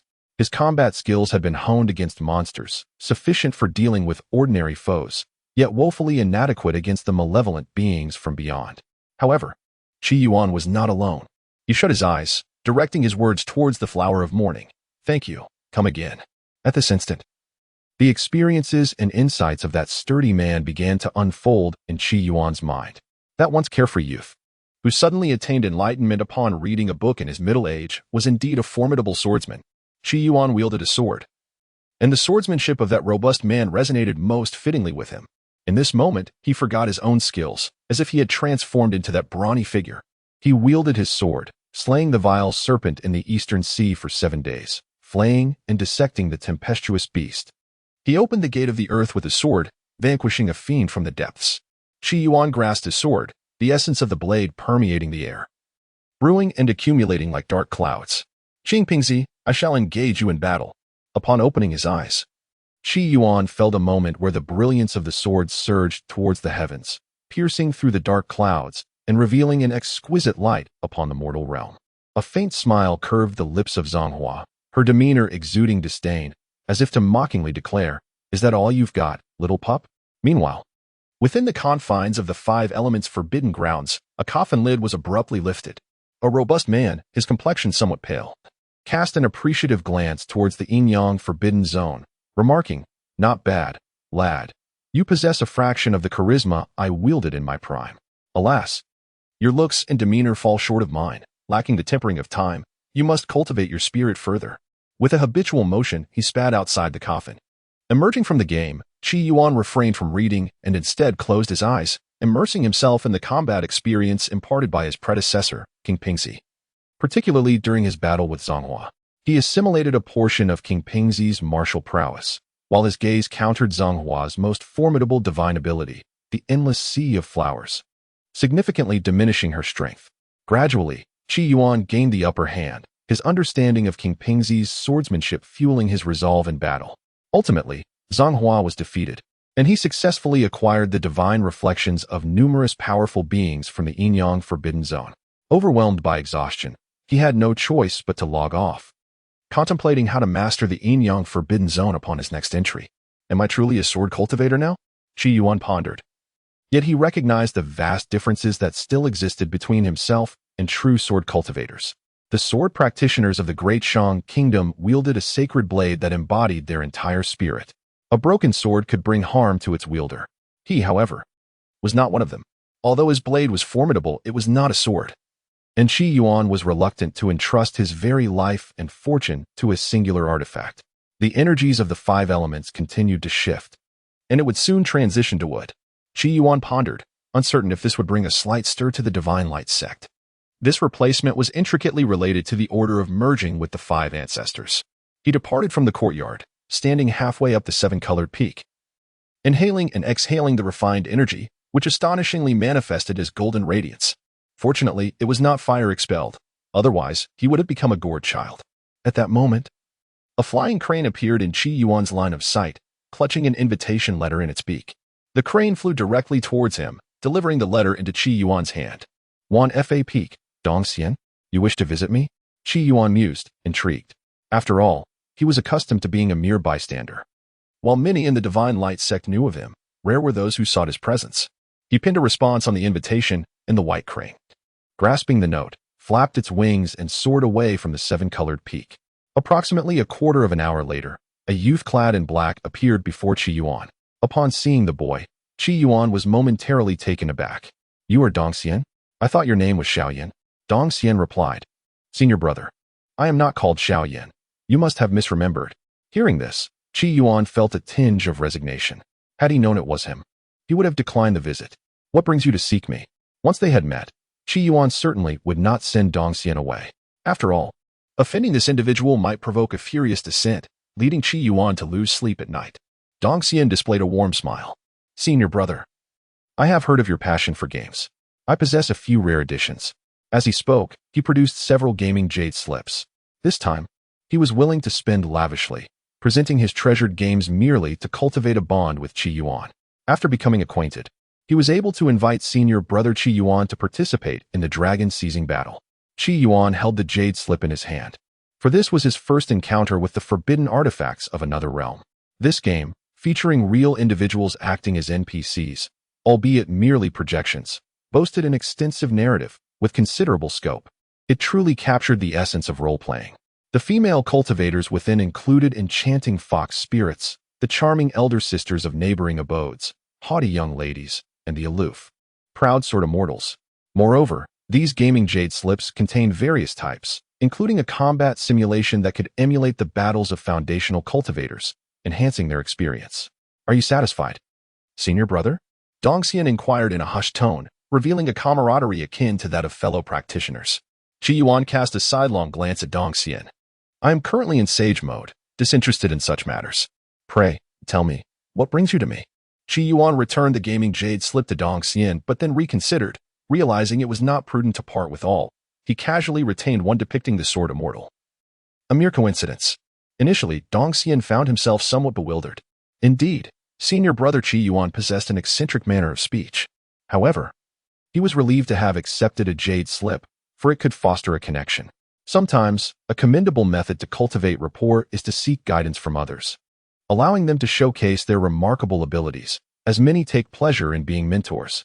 I have heard that your swordsmanship is quite exceptional. I sought your counsel on the matter. Dongxian began, pausing momentarily. Suddenly, the urgent voice of the elder artifact resonated in his mind. Swordsmanship. Inquire about swordsmanship. Though perplexed, Dongxian adhered to the elder's instruction. He resolved to seek guidance on swordsmanship from senior brother. The swordsmanship is commendable. May I inquire about your techniques? Is it my fault, or is it yours? Qi Yuan observed Dongxian, sensing that this individual possessed the semblance of a protagonist, yet seemed somewhat lacking in intellect. However, he chose not to dwell on it. After all, what would he argue with someone whose mental faculties appeared impaired? As for swordsmanship, it so happens that I possess some knowledge in that realm, Qi Yuan remarked. His sword skills were indeed impressive. Not only did he excel in the heavenly slash technique he had mastered, but the sword techniques recalled by Qingping Zi were also formidable. What aspects would you like to explore? Qi Yuan inquired. Old Qi did not respond telepathically. He merely wished to observe Qi Yuan's swordsmanship. After all, there were rumors of the annihilation of the Black Mountain sect, and for reasons unknown, he felt an inexplicable connection to Qi Yuan. Perhaps it was linked to the person behind Qi Yuan. He aimed to discern clues through Qi Yuan's swordplay. Dongxian pondered for a moment and then spoke. Currently, I am merely at the Qi refining stage and cannot nurture a magical sword as a sword cultivator would. However, I aspire to achieve the same prowess, where a single strike causes birds to fall. Are there any sword techniques that can accomplish this? Dongxian fabricated a tale, ultimately focusing on swordsmanship. Qi Yuan, upon hearing this, regarded Dongxian with mild astonishment. You, my young friend, indeed possess potential akin to Xiaoyan. The strength of a sword cultivator lies in their magical sword. Unfortunately, it is nearly impossible for a Qi refining cultivator to wield one. Firstly, magical swords are exceedingly rare and beyond the means of Qi refining practitioners. Secondly, their lack of sufficient spiritual power and inability to extend their consciousness render them incapable of controlling a sword. Thus, the combat effectiveness of a Qi refining sword cultivator is, in truth, quite average. It is only upon reaching the foundation establishment stage that a sword cultivator's true prowess is revealed. Qi Yuan continued. Though we may lack a magical sword, we can still possess a Qi sword. What is the Qi sword?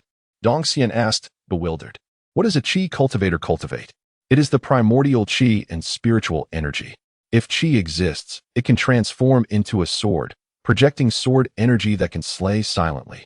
Qi Yuan spoke confidently. The ultimate mastery of King Pingxi's swordsmanship lies in transforming Qi into a sword. Without a physical sword, the Qi itself becomes the weapon. The highest realm is to become the sword oneself. This bears resemblance to certain sword cultivators who forge themselves into a magical sword, although the paths differ. The destination is the same. Transforming Qi into a sword is indeed remarkable, but one must tread carefully. To transform Qi into a horse is not a favorable endeavor. Qi Yuan cautioned earnestly. Dong Xian, however, was utterly perplexed. Though he understood each word spoken by Brother Qi Yuan, their collective meaning eluded him. Brother Qi Yuan, what does it mean to transform Qi into a sword? And what is the significance of not transforming Qi into a horse? Dong Xian found himself in a state of confusion. He could not comprehend why Qi cultivators would not simply refine spiritual energy into magical power, but instead spoke of transforming Qi into a sword. Brother, your understanding is lacking. I implore you to explain further, Dong Xian requested. Very well. I shall personally demonstrate what it means to transform Qi into a sword. With just one demonstration, you shall grasp the concept. It is not overly complex, Qi Yuan replied. Having only witnessed King Pingxi's swordsmanship once, Qi Yuan claimed to comprehend it.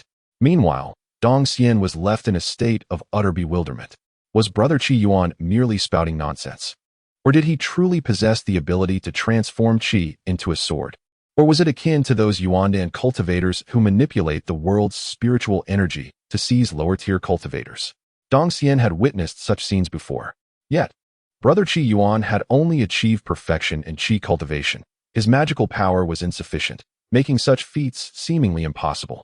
Even if it were achieved with great difficulty, the power would undoubtedly be astonishing. Junior brother Dong Xian, behold. Qi Yuan's expression turned grave as he extended his hand, forming a sword-like gesture. A glimmer of golden light erupted from his palm. Chapter 66. The Heavenly Thunder is but a hound, transforming Qi into a sword. Qi Yuan, already proficient in the essence of metal, possessed a vigorous flow of golden energy within him. The golden energy and magical power could be interchanged. As he pointed, the golden radiance manifested, and a resplendent golden sword materialized in his grasp. This golden sword was composed entirely of the essence of metal, its sharpness unparalleled. Beside him, Dong Xian gazed in astonishment at this spectacle. What is this? Has senior brother Qi Yuan truly transformed his Qi into a sword? How is it possible? The ancient spirit within his soul contemplated this, as it seemed reminiscent of martial arts' divine abilities. Qi Yuan, wielding the sword formed from Qi, proclaimed slowly, "Watch as I sever the birds soaring in the heavens with a single stroke." He raised the golden sword towards the sky. However, at that moment, a sudden bolt of lightning struck from the clear blue sky, hurtling towards Qi Yuan. On such a bright day, how could there suddenly be thunder? And why was it aimed at him? This startled Qi Yuan. Oh no, I raised it too high and attracted the lightning. He swiftly tossed the golden sword away, sending it soaring into the distance. In an instant, the lightning struck the golden sword. The blade shattered, transforming into golden energy that dissipated into the air. The heavenly thunder vanished as well. Dong Xian, witnessing this scene, was utterly bewildered. Meanwhile, the ancient spirit in his mind conveyed a warning. It seems that Qi Yuan has likely practiced some peculiar forbidden technique, enabling him to transform his Qi into a sword, but has thus drawn down divine retribution. Hence the lightning strike. This method of transforming Qi into a sword is one that must never be emulated, cautioned the ancient spirit. Dong Xian instantly comprehended that he had encountered references to heavenly thunder within the royal texts. In contemporary times, such celestial phenomena rarely manifested among mortals. However, should one engage in the practice of peculiar forbidden techniques, the emergence of heavenly thunder would inevitably ensue. Contemplating this, Dong Xian hastily exclaimed, "Senior brother Qi Yuan, we must refrain from employing the method of transforming Qi into a sword. It is a forbidden practice, one that the heavens will not tolerate." To be candid, Dong Xian remained somewhat apprehensive, fearing that Qi Yuan might be struck down by lightning. Would the master of the seven-colored peak still show him mercy? Meanwhile, The ancient artifact spirit within Dong Xian's mind found the situation exceedingly perplexing. Logically, when forbidden techniques were practiced, it was the practitioner who should face divine retribution. Qi Yuan had discarded the sword formed by Qi. Why then did the lightning only strike the sword and spare the wielder? Listening to Dong Xian's words, Qi Yuan appeared bewildered. Should it not be that I raised the sword high, and as a conductor, it attracted the heavenly thunder? Could it be that this truly is a forbidden technique? Beside him, Dong Xian did not fully grasp the initial part of Qi Yuan's statement, but understood the latter. He insisted, Senior Brother Qi Yuan, it would be prudent to practice this method sparingly in the future. Dong Xian felt fortunate that he had allowed Senior Brother Qi Yuan to demonstrate first. Had Qi Yuan imparted the technique to him, and he practiced it in ignorance, he might have perished before even transforming the sword. The reference Qi Yuan made to the Qi-transformed steed likely implied that riding such a horse would render one vulnerable to lightning strikes, offering little chance of escape. Farewell, Senior Brother, Dong Xian said, bowing to Qi Yuan and swiftly distancing himself. Indeed, a madman is not only formidable, but also perilous to remain close to for too long. Meanwhile, Qi Yuan sat on the ground atop the seven-colored peak, deep in contemplation about the transformation of Qi into a sword. Suddenly, he rose to his feet, wielding a sword of vapor. Without warning, celestial thunder descended once more. Qi Yuan hastily discarded the sword, and in an instant, the thunder shattered it into fragments. Witnessing this scene, Qi Yuan realized the truth. Indeed, it was a forbidden technique. However, rather than expressing despair, his eyes sparkled with exhilaration. Truly, I am a genius. I have conceived yet another divine art. This technique shall be named, I am the Father of Thunder. Wherever I point, it strikes. He then summoned a golden sword, and celestial thunder fell from the heavens once again. Strike there, he commanded. As the golden sword was tossed, the thunder swiftly struck, obliterating the seemingly indestructible blade. No, a name change is in order. This thunder behaves like a dog, and I cannot assume the role of its father. His sword resembled a bone, while the thunder acted as the eager canine. Once he cast it away, the thunder pounced upon it. Quite amusing indeed. I am, without a doubt, a prodigy, having devised yet another arcane technique. The might of this thunder surpasses that of his vaporized sword. Alas, such a technique cannot be utilized within the confines of the game. Otherwise, it would surely astonish the extraterrestrial demons of the primordial realm. Yin Yang Tong gazed at Qi Yuan and spoke slowly. The Yin Yang stone is now in your possession.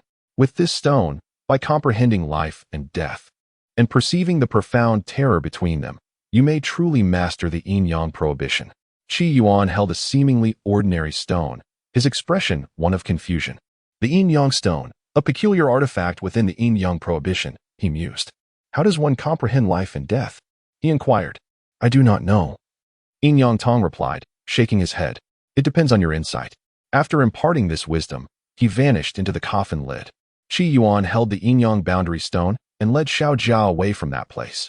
Contemplating life and death, he wondered if this would lead to his demise. Grasping the Yin Yang boundary stone, he pondered for a moment before plunging the great sword into his own body, creating a gaping wound. Blood flowed forth, and Xiao Jia, upon witnessing this, displayed an expression of urgent concern. In an instant, she enveloped Qi Yuan's form, donning him in crimson armor that swiftly healed his injuries. Xiao Jia voluntarily merged with him, adopting a defensive stance. Upon seeing this, Qi Yuan felt a pang of inexplicable sorrow. His wounds were now replaced by the armor. Xiao Jia, I am sorry. I should not have harmed myself. Seemingly hearing his words, Xiao Jia disengaged from their fusion, pressing closely against him in silent companionship. Qi Yuan embraced her, relieved to see that she bore no injuries. It was my fault. I acted thoughtlessly. I am now a married man and cannot act solely on my whims. As he spoke, a smile broke upon his face. Xiao Jia, perplexed by his mirth, remained close to him, while Qi Yuan found himself lost in thought. How should he master the Yin Yang forbidden arts? Must he truly grasp the essence of Yin and Yang and speak in an ambiguous manner? As a person of positive energy, how could he converse in such a cryptic way? It seemed impossible. At that moment, an unexpected occurrence transpired. Had he changed maps? Suddenly, he found himself standing within a teleportation array, and the destination was the perilous realm of the four bands and two absolutes, the heavenly abyss. He had yet to fully comprehend the Yin-Yang forbidden arts, yet he had been whisked away to a new map. Had he truly cleared this instance? Qi Yuan felt utterly bewildered. Is it true that mastering the Yin-Yang Realm Stone equates to unlocking the Yin-Yang Forbidden? Yet, I have yet to receive the reward for the Heavenly Dao Fragment. This game is quite flawed. It must have a bug. Qi Yuan pondered, convinced that the game had indeed encountered a glitch. After a moment's reflection, he sent a message to Jin Li. Be cautious. This game is riddled with bugs. I have yet to breach the Yin-Yang Forbidden, yet I find myself transported to a new map. The Heavenly Absolute vanished. Once he dispatched the message, he embraced his young bride. Shortly thereafter, Jin Li's response arrived. Heavenly Absolute? You must be careful. Would you like me to send the Imperial Guards to assist you? She chose the word send rather than dispatch, for she always remembered that the Imperial Guards originally belonged to Qi Yuan. No, they are too weak, Qi Yuan decisively declined. The strongest among the Imperial Guards was merely the Supreme Sovereign, lacking even the status of the Celestial Domain. Having accepted the divine reflections of the crowd, Qi Yuan gradually acclimated to the NPC's hierarchy of levels. Meanwhile, Jin Li, upon reading Qi Yuan's message, fell into a moment of silence before continuing. Within the Heavenly Absolute, peril abounds. There exists an ascension platform. You must never ascend it. Ascending, they say one would transcend and leave this world. While it is termed ascending, the specifics remain shrouded in mystery. On the other side, Jin Li, who had been tirelessly traversing and battling, felt her once tranquil heart stir with ripples. She raised her gaze to the window, where the ancient camphor tree seemed to envelop the entirety of the Moonwatch continent.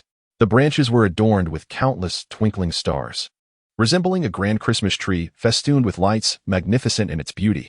Very well, when the time comes, we shall meet beneath the ancient camphor tree.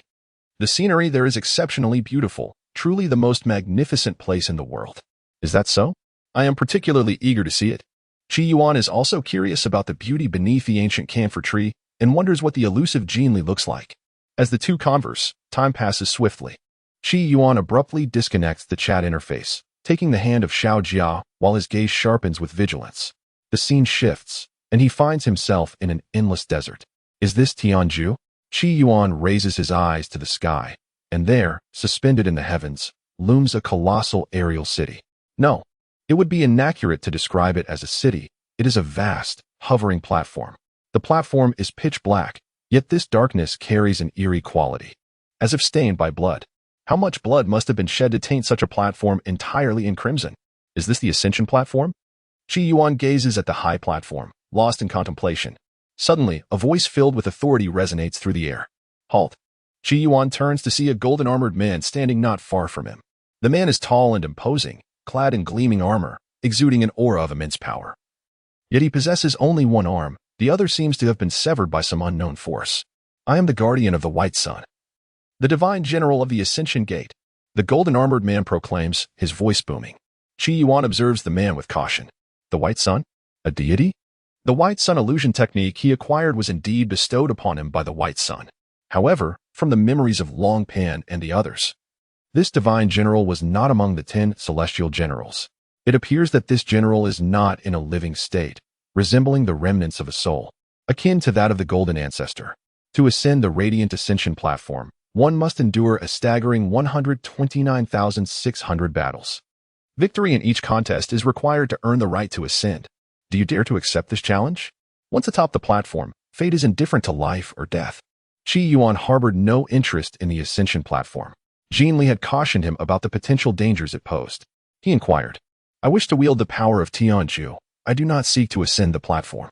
How can I attain dominion over Tianzhu?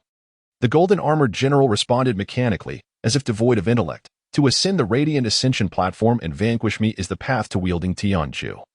You shall be the master of Tianzhu. Is that so? Qi Yuan fixed his gaze upon the golden-armored general. It appeared that ascending the platform was inevitable. By the way, NPCs should not deceive, right? Surely, the game designers would not stoop to such depths to torment players. Recalling the game's visuals and its conventional plot lines, Qi Yuan mused that the illustrators of this game must have been riding on the backs of the planners to get to work. Chapter 67. Qi Yuan, I am the pinnacle of morality. With these thoughts swirling in his mind, he turned to the general. To slay the guardian of the Radiant Ascension at the platform grants control over Tianzhu. It seems this NPC speaks the truth. Very well, I accept the challenge. Qi Yuan firmly grasped Xiao Jia's hand, determined to bring her along, lest she stumble and fall again. Last time, during his battle with Zhang Hua, he hadn't taken Xiao Jia with him, and when they reunited, she had likely tripped several times, covered in dust and dirt, appearing pitiful and heart-wrenching. The golden-armored general regarded Qi Yuan, his voice booming. Let the battle commence. Death is but a fleeting shadow. With this proclamation, Qi Yuan beheld a staircase materializing upon the ascension platform. Boom, boom, boom, as if the footsteps of a colossal beast reverberated across the ground. The staircase extended endlessly from the heavens to the earth. After a brief span of approximately a quarter of an hour, the steps unfurled beneath Qi Yuan's feet. A celestial staircase emerged, stretching from the sky to the depths below. The sheer number of steps astonishingly aligned with the figure of 129,600. Upon ascending the stairs, the battle commenced. The victor would advance to the next level. The armored man began to elucidate the rules. Qi Yuan refrained from immediately ascending, instead inquiring, "Am I permitted to rest during the competition?" With each victory, one could descend the steps. Yet one must not linger in the external world for more than a day, lest they be forcibly summoned. Be mindful. The staircase's year equates to a single day in the outside realm. Ah, that shall suffice, Qi Yuan thought, his heart settling with resolve. He turned to Xiao Jia, a smile gracing his face. This time, I shall fight alongside you. He silently added a thought. To stand shoulder to shoulder with all those from the 5 elements forbidden grounds and the yin-yang forbidden lands. This endeavor of 129,600 battles would serve as a perfect opportunity to hone his combat experience, refining the insights gleaned from the 84 warriors. His encounter with the flower burial had already imparted considerable wisdom. Thus, ascending the ascension platform presented a splendid chance. The combat experience he lacked should be sufficiently cultivated, and after enduring so many battles and slaying numerous foes, he anticipated a substantial gain in experience. With this sentiment in mind, Qi Yuan stepped onto the first tier of the staircase. Instantly, his perspective transformed. It felt as though he stood upon the ascension platform itself. Qi Yuan surveyed his surroundings and discovered that he was situated in what resembled an arena. Surrounding the arena were thousands of seats. The seating arrangement was tiered, some seats exuding an air of sophistication while others appeared rather commonplace. It was as if, in days gone by, this very place bore witness to the fierce duels of gladiators. Now, however, it lay desolate, devoid of any spectators. This solitude provided a modicum of comfort to Qi Yuan, whose social anxiety found some relief in the absence of onlookers, sparing him from potential embarrassment. At that moment, a thunderous heartbeat reverberated through the air, and Qi Yuan beheld a towering figure, bare-chested and robust, reminiscent of a sumo wrestler hailing from a prosperous land, charging towards him. This was no mere mortal, but rather a specter, or perhaps a creature capable of imparting experience. With a swift motion, Qi Yuan merged with Xiao Jia. He closed his eyes, for in that instant, he ceased to be himself. He transformed into Long Pan. To gain insight, one must learn from the strong. The memories and combat experiences of Long Pan surged into Qi Yuan's consciousness like a cascading spring. In that moment, he forgot his own techniques, embodying Long Pan's essence. He pondered, how would Long Pan confront this adversary? With that thought, Qi Yuan sprang into action. He turned his back to the muscular man, extending his hand behind him to grasp the brute's throat. With a powerful throw, the man crashed to the ground with a resounding thud. Blood spilled forth, staining the arena crimson. Victory was Qi Yuan's, yet he pondered the necessity of such a maneuver from behind. Was he turning his back on the world? It certainly carried an air of sophistication. Oh, no, it was he who felt a flush of embarrassment. In that fleeting moment, Qi Yuan discerned the pivotal truth. With his first victory secured, the second battle commenced. He lifted his foot, seemingly ascending to the next tier. Another foe emerged, this time a fearsome beast resembling a crocodile. Once again, Qi Yuan closed his eyes. 7 days later, Qi Yuan emerged from the realm of gaming, venturing outside for a breath of fresh air. He encountered Jiang Lingsu and couldn't help but exclaim, "Junior sister, you have turned green." At that moment, Jiang Lingsu, clad in a flowing azure robe, exuded an ethereal charm. Yet the most striking feature was the verdant foliage adorning her head.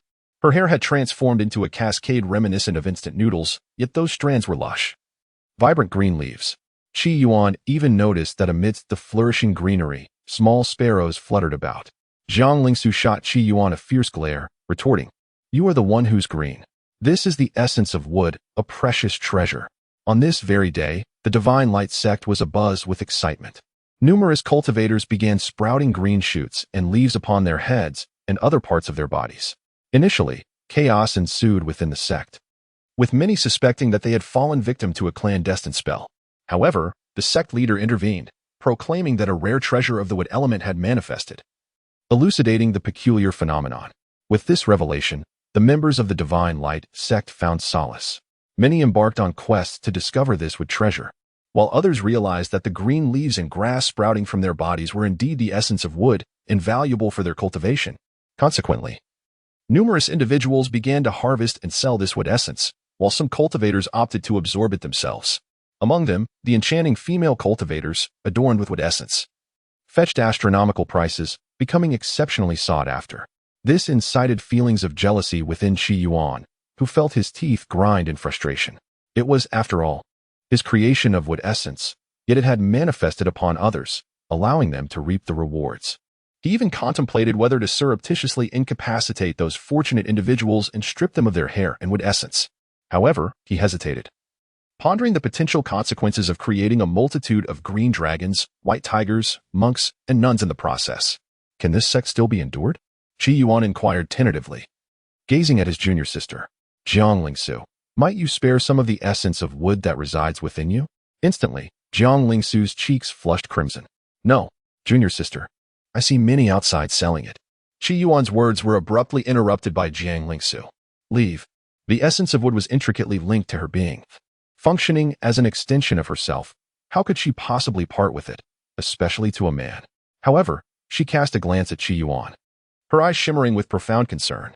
Elder brother, your aura has grown increasingly bloodthirsty of late. Qi Yuan recalled his exploits in the game, where he had traversed the ascension platform, slaying countless beings.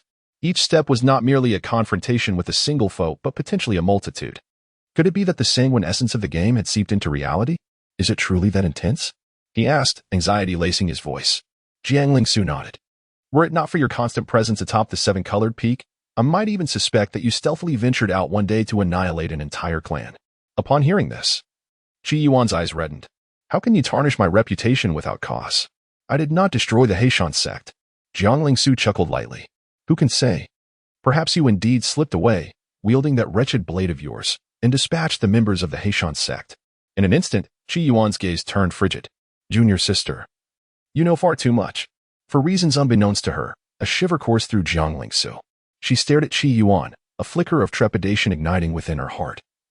Yet she continued, Elder brother, I cannot fathom why you exude such a potent aura of lethality. However, it would be prudent for you to dispel or conceal such malevolence. Otherwise, it may prove detrimental to your cultivation, giving rise to inner turmoil. More importantly, should you encounter certain peculiar and formidable practitioners, they might take it upon themselves to act as enforcers of justice and eliminate you. A flicker of apprehension and resistance coursed through Jiang Lingsu's heart at this thought. She was well acquainted with such practitioners, who belonged to a singular organization. The members of this group harbored intense disdain for evil, yet their reputation was far from commendable. They proclaimed themselves as messengers of justice, but their actions were exceedingly tyrannical. There was once a practitioner who eradicated a bandit stronghold, only to be slain by members of this organization on account of the overwhelming sin of blood that clung to him. Their definition of justice was the only one that mattered. They deemed anyone who had committed excessive slaughter, regardless of the circumstances, deserving of death. What? There are such individuals who seek to subdue me? Qi Yuan murmured, visibly unsettled. Jiang Lingsu was at a loss for words. She found it difficult to comprehend how such a deluded senior brother could carry such a heavy aura of bloodshed. Could it be that excessive engagement in games could affect one's reality? Indeed, such individuals existed, and not merely one. They were part of a collective. So, senior brother, do you intend to annihilate their entire clan? They are not as feeble as the Black Mountain sect. They boast numerous formidable practitioners at the divine infant stage. Jiang Lingsu remarked with a smile. Upon hearing this, Qi Yuan sank to the ground, despondent. I am utterly useless. Too weak and helpless to eliminate these vile beings overnight and eradicate their entire lineage. However, a thought struck him, and he declared, such despicable individuals must be vanquished. I should join forces with righteous practitioners to bring them to justice. Standing on the moral high ground, Qi Yuan inquired, how infuriating to think someone could emulate me. Only I possess the authority of the moral high ground. Those who imitate me shall thrive, while those who resemble me shall perish. This organization, if I were not its leader, they would surely meet their doom. Even as I ascend to leadership, I shall expunge the wicked and the dissenters from existence. Expunge from existence? Jiang Lingsu was taken aback. Senior brother, you were truly ruthless. By the way, what is the name of this organization? The Palace of Light. The Palace of Light? Why not call it the Society of Light? Qi Yuan murmured, then declared, I have taken note of them. Let me not encounter them, lest they face dire consequences. However, upon reflecting, Qi Yuan felt a pang of worry and leaned closer to Jiang Lingsu's ear, whispering, Junior sister. They do not possess an innate sage, do they, capable of sensing my earlier mention of them? No. Qi Yuan sighed in relief. That is good. Yet, I remain uneasy. They will not suddenly arrive at Seven-Colored Peak? They will not. Jiang Lingsu thought it wise not to alarm her senior brother further. Hearing her words, Qi Yuan felt reassured. Ah, you are right. I must rid myself of the sin of blood. Yet, Jiang Lingsu quietly added, however, I have heard that one from the Palace of Light has arrived in the Great Shang, seemingly intending to involve themselves in the dragon contention. What? Qi Yuan was startled. No worries. Their strength is not formidable. They are merely at the Foundation Establishment stage. Is no one else coming? No. However, recalling that the game remains unfinished, he resolved to temporarily set aside this matter. After all, he spent his days atop the Seven-Colored Peak, where it was unlikely that he would encounter meddlesome affairs. Moreover, he bore no grudges against the Radiant Palace, having never laid eyes upon it. He was too proud to position himself upon a moral high ground. The situation was different with the Black Mountain sect.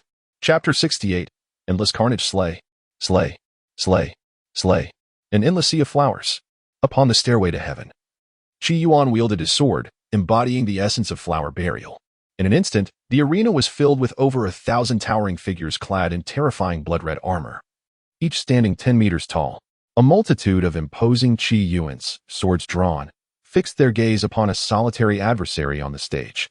Before them stood a colossal beetle, measuring a mere 0.5 meters in height, a mutated specimen of the beetle clan, towering over ordinary beetles by several times. At that moment, it stared at the vast, looming phantoms above, its head brimming with questions. Qi Yuan pointed his sword at the giant beetle, declaring, as the saying goes, the early bird catches the worm. How could you be so oblivious, standing there like a foolish giant? You are indeed the blue giant of the beetle clan. If the 0.5-meter beetle could speak, it would undoubtedly retort, how dare you, standing 10 meters tall, call me a foolish giant? With the enhancement of the endless sea of flowers, the swords of the 1,000 Qi Yuans converged into one point, thrusting towards the giant beetle. The beetle met its demise. A forensic examination revealed its body riddled with holes, leaving no piece of intact flesh. After dispatching his foe, Qi Yuan took a deep breath. His understanding of flower burial had deepened yet again. Today, he had endured over 100 battles, continuously reflecting upon the combat techniques and cultivation experiences of flower burial. At this moment, I can boldly declare that there is no one who understands the art of flower burial better than I. Onward to the next battle. Qi Yuan, with his imposing stature, prepared to step into the fray once more. He has astonishingly reached level 97, his power attaining an extraordinary magnitude. Long Pan, at level 99, stands at the pinnacle of the divine realm. Is level 100 a new echelon? Yet, is the divine realm truly confined to levels 90 to 100? Such brevity seems rather insufficient. Moreover, while fused with Xiao Jia, I am capable of exhibiting strength equivalent to level 102. Yet I do not perceive the profound enhancement associated with such a significant transition. As battles raged on the ascension platform, and as his level ascended, Qi Yuan uncovered numerous perplexities.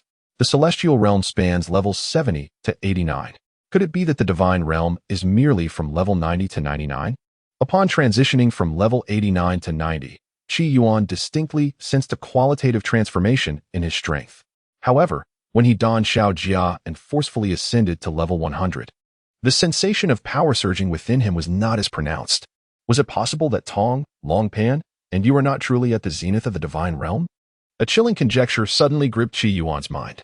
If they are not the apex of the divine realm, why then do they perceive themselves as such? Could it be that an unparalleled being has altered their understanding? Or perhaps they are being restrained in their ascension. This sensation is akin to a cultivator at the 5th level of Qi refinement, forcibly led by a stronger entity to believe that the 5th level is the pinnacle of Qi refinement. Then, one day, they would embark on the Foundation Establishment stage. What awaits them, I fear, is inevitable downfall.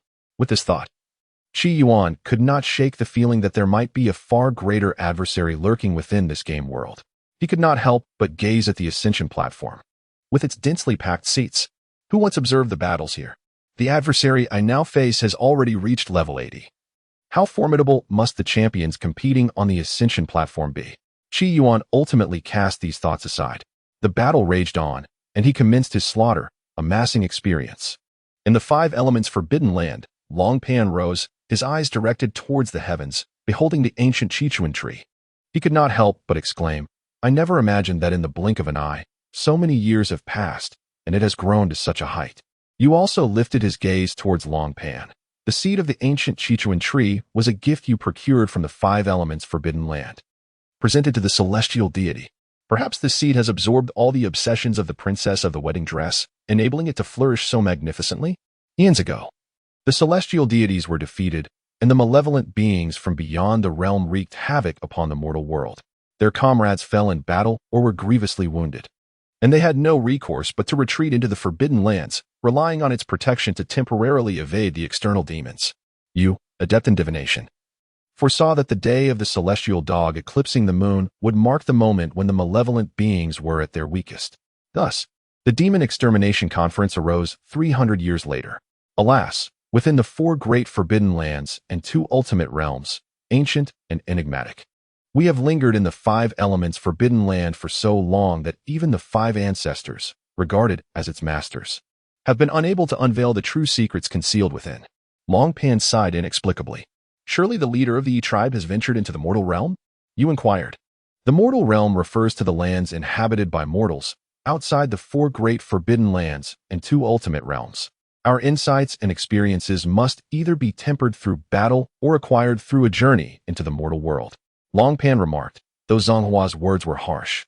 His intentions were commendable. They understood that Zhonghua's battle against the leader of the garment sect was to aid in the absorption of insights and experiences. This endeavor demanded immense energy from Zhonghua, as she was accumulating her strength in anticipation of the demon-slaying conference, aiming to deliver her most formidable strike. The depletion of her power meant a diminishment that would be arduous to replenish.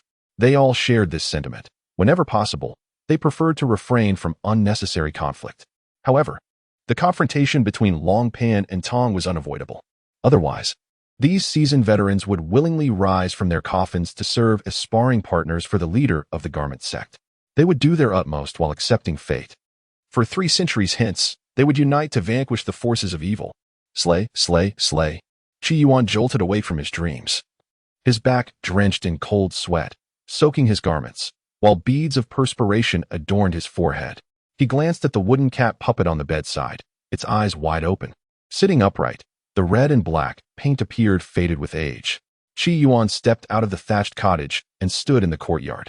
The cool moonlight bathed him, and he felt a chill. Indeed, the weight of taking many lives led to nightmares. I remain excessively positive they are merely remnants of the past. With a flick of his wrist, a water mirror materialized before him. He gazed into the reflection, revealing an extraordinarily handsome visage, a hint of allure in his eyes, and an undercurrent of murderous intent surrounding him.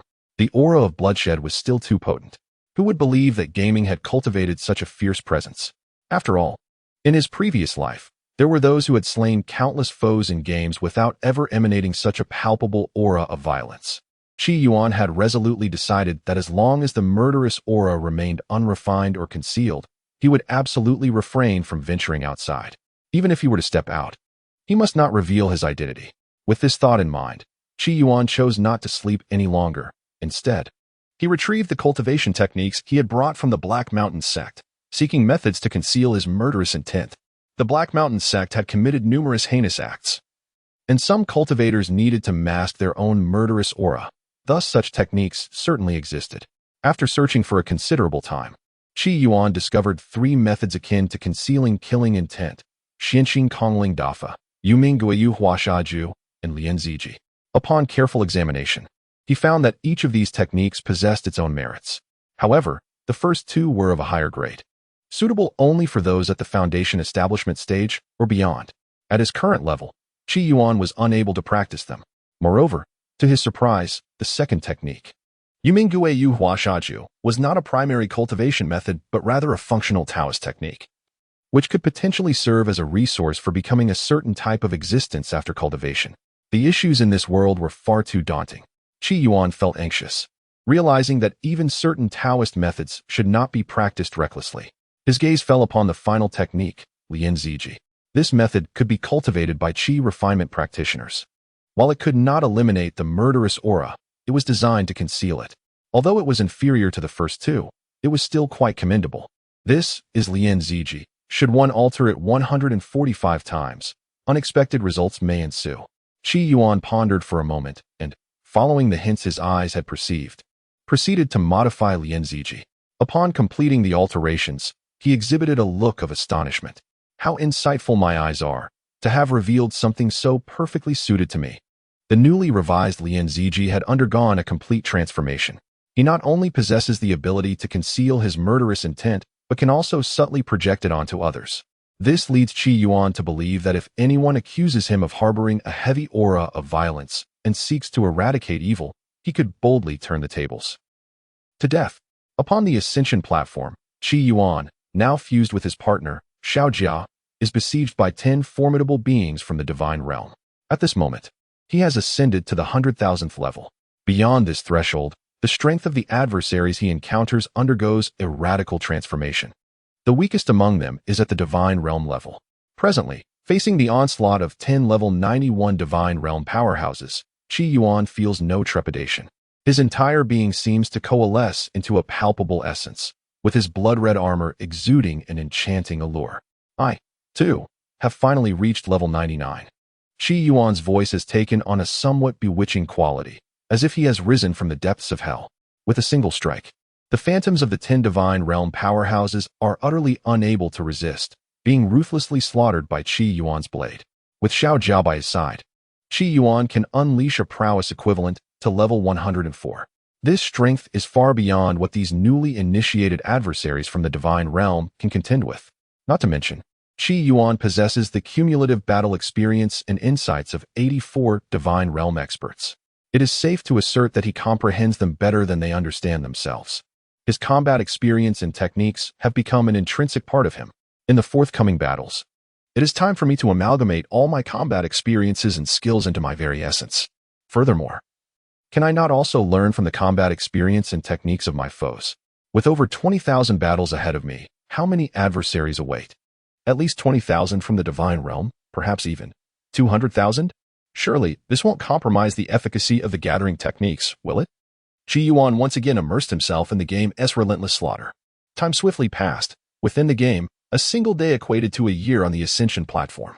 And eventually, a single day could translate to a decade or even a century on the platform. The latter information had not been divulged to Qi Yuan by the golden armored god general. Perhaps because the general himself could not fathom that Qi Yuan would ascend to such lofty heights.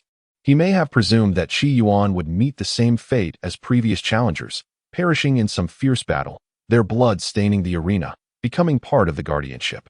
Qi Yuan persisted in his tireless slaughter within the game, oblivious to the countless lives he had extinguished.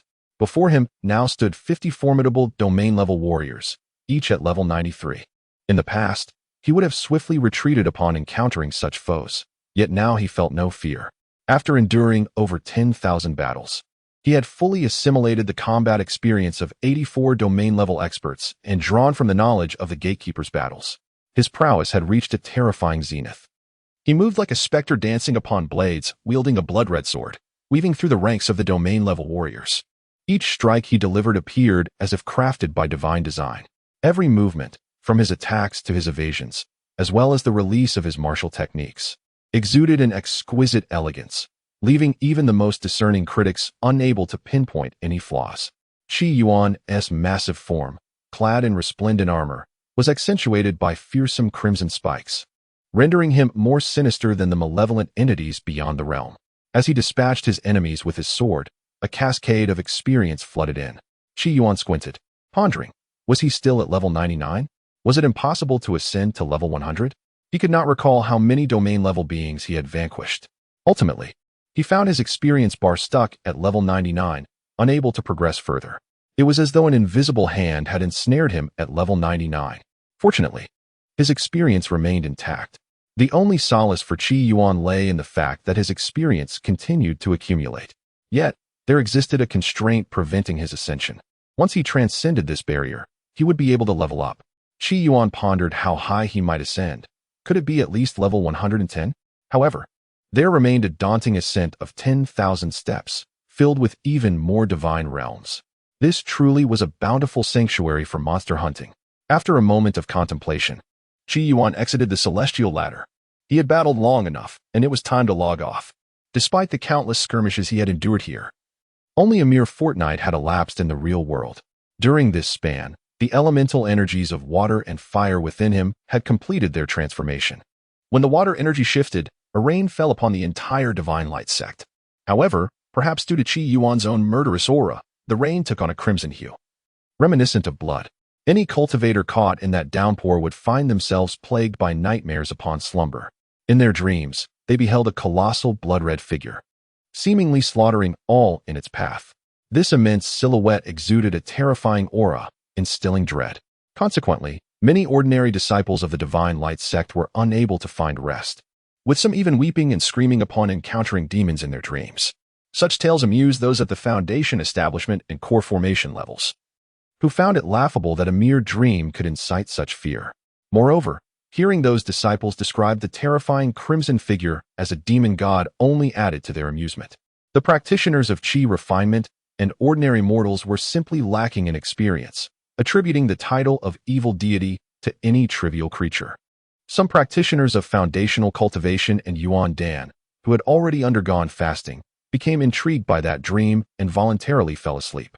Upon encountering the terrifying blood-red figure, their reactions were no stronger than those of Qi refinement disciples or ordinary mortals.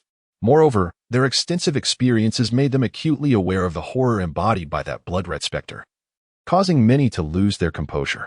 For several consecutive days, the disciples of the Divine Light sect refrained from sleeping at night, instead honing their skills with dark circles under their eyes, until normalcy was finally restored 5 days later.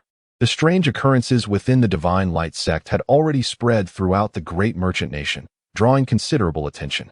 At that moment, Qi Yuan opened his chat interface, embracing the slender waist of his beloved, and shifted into a more comfortable position to engage in idle banter with Jin Li. Alas, there are too many enemies of Tianju. The constant killing has become tiresome. Qi Yuan could not help but vent some negativity to Jin Li. In the past, he rarely expressed such sentiments. Now, after each battle, he sought her out to converse for a while, easing the tumult within his heart. Of course, even when not embroiled in conflict, he had grown accustomed to chatting with Jin Li. She was particularly understanding, sometimes listening, and at other times sharing her thoughts. I feel that in another half-month, I shall be able to break through Tianju. Qi Yuan sent his message. Chapter 69. A formal request with the assistance of your elite troops. I have already taught the Heavenly Fortune Sacred Gate a lesson. The 3 supreme monarchs of the demon clan have also been slain by your elite warriors. In another half-month, my task will be complete. Jin Li was also beginning to adopt Qi Yuan's manner of speaking. Very well, she replied, holding the exquisite jade artifact in her hand. In the present day, wielding command over the Imperial Guard, she can truly be regarded as the sovereign queen of Nanjian. The intoxicating allure of power is indeed captivating. However, having always cherished the tranquility of mountain springs and gentle breezes, and being acutely aware of her own role, she soon awakened from this reverie. With matters settled here, it was time to depart. I have never been a competent ruler. Leaving is simply leaving. She had exerted herself to manage the affairs at hand, relying on the Imperial Guard to eliminate the demon clan, suppress the sacred gate of destiny, and mitigate certain crises, leaving future matters to those who follow. At this moment, Jin Li sat by the window, gazing at the distant ancient Sichuan wood, lost in thought. Master brother, a message for you. In the early morning, Qi Yuan was roused from his dreams. Having taken countless lives in the game, he had grown accustomed to it, and the nightmares had ceased. Yet, the toll of such deeds was exhausting. He found himself sleeping longer than usual these past few days. Now awakened, he rubbed his bleary eyes and pushed aside the hair that fell across his brow. What is it? Qi Yuan felt a twinge of morning grumpiness. However, recalling that there was indeed a matter at hand, he suppressed this irritation. Upon stepping out of the thatched cottage, he beheld the graceful figure of Jiang Lingsu standing in the courtyard. with peach blossoms in full bloom and delicate brows that arched like willows. She appeared both playful and charming. Such beauty is a feast for the eyes, and his morning irritability dissipated somewhat. Master brother, this is a message for our revered master. Jiang Lingsu handed the missive to Qi Yuan, explaining that the sect leader had sent it with Qing Ying, adding that the leader had a message for him. Oh, what message? Qi Yuan took the missive, which appeared quite elegant and sophisticated, adorned with an ink wash painting on the exterior. The master said, "You may open the invitation and take a look," Jiang Lingsu remarked. Qi Yuan was momentarily taken aback, pondering the master's intentions. As he opened the invitation and scrutinized its contents, his brow furrowed immediately. He felt justified in his earlier irritability. A sudden alarm struck him. Could it be that when he heeded his junior sister's words and mentioned the Guangming Palace, the powerful beings from there sensed it and sent an invitation to meet his master? The invitation was issued under the auspices of Guangming Palace.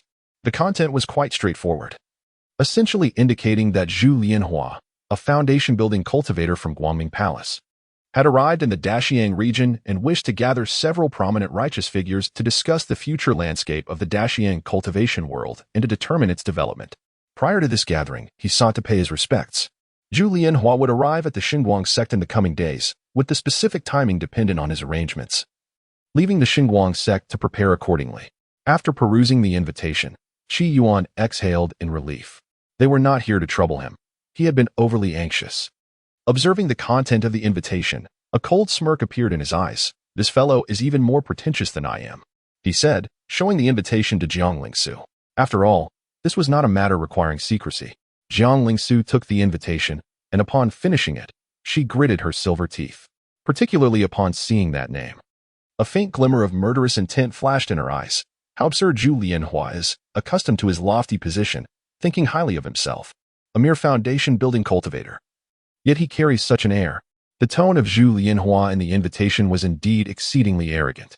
Moreover, the precise timing of their arrival remains uncertain, leaving Qi Yuan and his companions to prepare for their reception.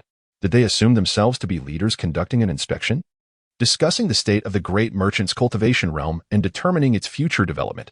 Such an attitude would undoubtedly provoke any cultivator from the great merchant's nation to retort. Who do you think you are, and what qualifications do you possess? In the invitation, Zhu Lianhua's arrogance is vividly displayed. Great minds think alike. Qi Yuan wholeheartedly agreed with his junior sister's sentiments. Jiang Lingsu continued, "The people from the Radiant Palace have always behaved this way, particularly when visiting smaller locales. Their representatives often carry an air of superiority. Regrettably, they possess the audacity to back it up. It would be prudent for us not to offend them, lest we invite unforeseen troubles." Jiang Lingsu harbored a certain apprehension towards the Radiant Palace, though it was merely that apprehension. "I shall deliver the invitation to our master," Qi Yuan declared, feeling a sudden uplift in spirits as he clutched the invitation. Perhaps he would have the chance to see his revered mentor once more. After several months apart, he felt an intense longing. Upon reaching the mountainside, he encountered yet another barrier obstructing his path. Holding the invitation aloft, he called out, "Master, the people from the Radiant Palace wish to pay their respects. This is the invitation." As he spoke, he raised the invitation, his gaze fixed ahead, yearning to catch a glimpse of his master. At that moment, a gentle breeze swept by, causing the invitation to flutter. The moon atop the peak seemed to cast a silvery beam, illuminating two characters, not seen. After a brief pause, the light dissipated once more. "Not seen, I understand," Qi Yuan murmured, disappointment settling in as he failed to glimpse his mentor. He examined the invitation, feeling its texture. It appeared quite valuable. Perhaps he could sell it later and exchange it for a spirit stone. A day later, within the bustling marketplace surrounding the Divine Light sect, an extraordinary figure emerged, accompanied by a foundation-building cultivator. This cultivator had achieved the pinnacle of foundation building, yet appeared obsequious in the presence of another cultivator of mid-foundation building. "Friend Zhu, this is the marketplace beneath the Divine Light sect. However, it is quite dilapidated, lacking in valuable items, falling short of your esteemed Bright Palace." The fully fledged foundation cultivator spoke openly rather than through telepathic means. Unfortunately, the people in the marketplace had never heard of the Bright Palace and were indifferent to his words. Only a cloaked figure, shrouded in mystery, seemed to take note, his heart momentarily racing before he feigned nonchalance. Zhu Lianhua surveyed the marketplace and remarked lightly, "It's passable." enough to tread upon. I hope to uncover some hidden treasures. His visit to the Divine Light sect served two purposes. Firstly, to pay respects to the sect's foremost powerhouse, the master of the seven-colored peak. Secondly, he had heard recent rumors of a precious artifact emerging within the sect, accompanied by several unusual phenomena. Such an artifact rightfully belonged to the virtuous.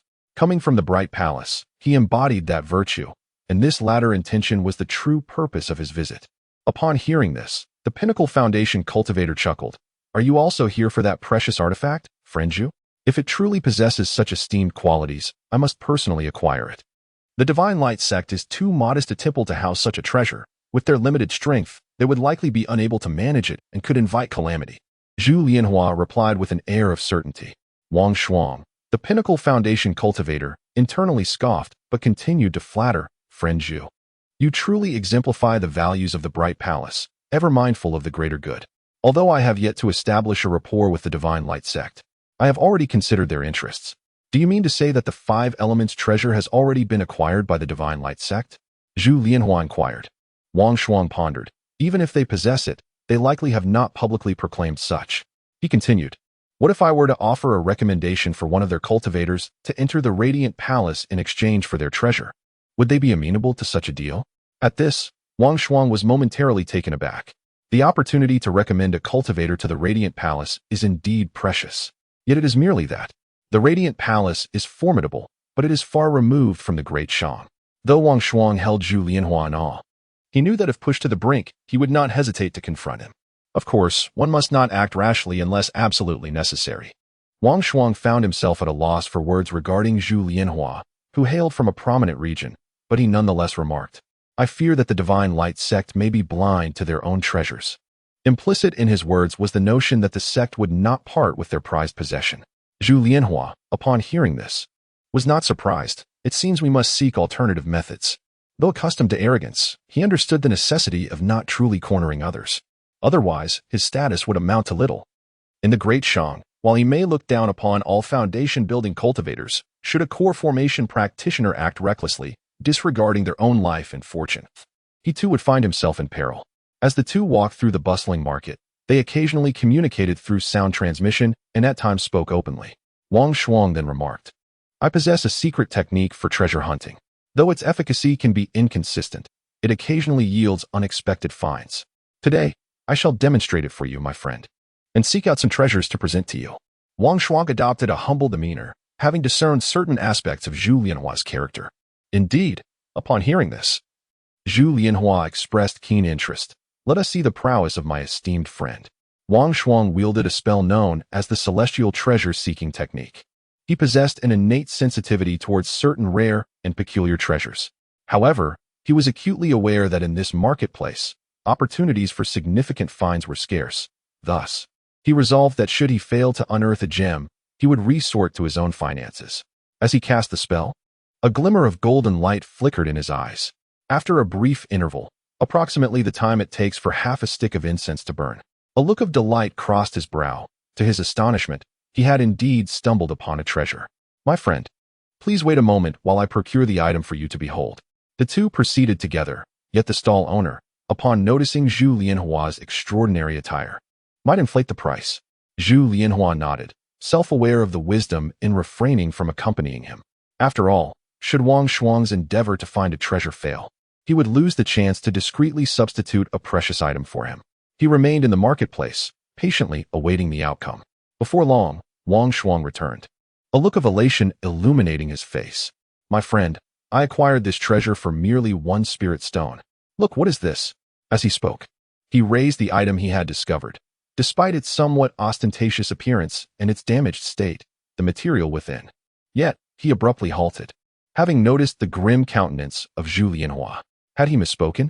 A twinge of fear gripped Wang Shuang. My friend, Zhu Lianhua seized the item from Wang Shuang's hands, his expression inscrutable. Where did this come from? Wang Shuang's heart sank, and he cautiously inquired, Do you recognize this treasure? This is no treasure at all, Zhu Lianhua exclaimed, casting the object to the ground.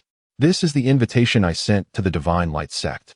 He was seething with anger, clearly exasperated. Wang Shuang was momentarily taken aback upon hearing this. He had not anticipated that the treasure he stumbled upon was, in fact, The invitation from Zhu Lianhua to the Divine Light sect. This was utterly absurd. Chapter 70. They are plotting a grand conspiracy. To have my invitation torn asunder and sold in the marketplace, what does this signify? It implies a blatant disregard for me and for the Radiant Palace. Zhu Lianhua was infuriated. When had he ever endured such humiliation? Wang Shuang, standing beside him, felt a twinge of awkwardness. The Divine Light sect was truly incompetent. He was aware that Zhu Lianhua had sent an invitation to the seven-colored peak, but he had not expected it to be torn and subsequently leaked into the marketplace. He carefully organized his thoughts and said, "It is said that the eldest disciple of the seven-colored peak is rather eccentric and conducts affairs in an unusual manner. I fear it was he who sold this invitation." Wang Shuang refrained from mentioning the peak master of the seven-colored peak, hoping to redirect the tension towards Qi Yuan.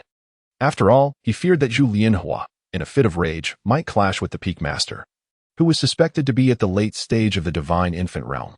However, having a dispute with a mere Qi refinement disciple was inconsequential.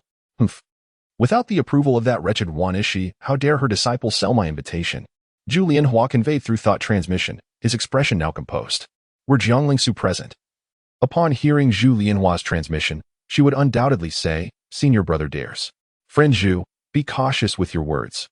We are in the marketplace beneath the Divine Light sect. We are merely communicating through thought. What is there to fear?" Zhu Lianhua persisted in his thoughts. Wang Shuang, upon hearing this, felt an even greater disdain. It was evident that they were fearful, unwilling to confront him directly, yet still acting so arrogantly. "Friend, shall we proceed to the Divine Light sect?" Wang Shuang tentatively inquired whether they should confront their adversaries in righteous indignation. He observed Zhu Lianhua, fearful that a surge of passion might prompt Zhu to create a tumult within the Sacred Light sect. Zhu Lianhua's expression fluctuated between contemplation and ire, until he finally spoke. "To approach them now would be to invite humiliation upon myself. Yet, I shall remember this affront.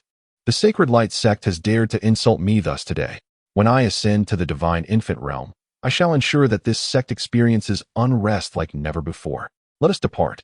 Zhu Lianhua opted to bide his time, prioritizing the completion of the task entrusted to him by his master.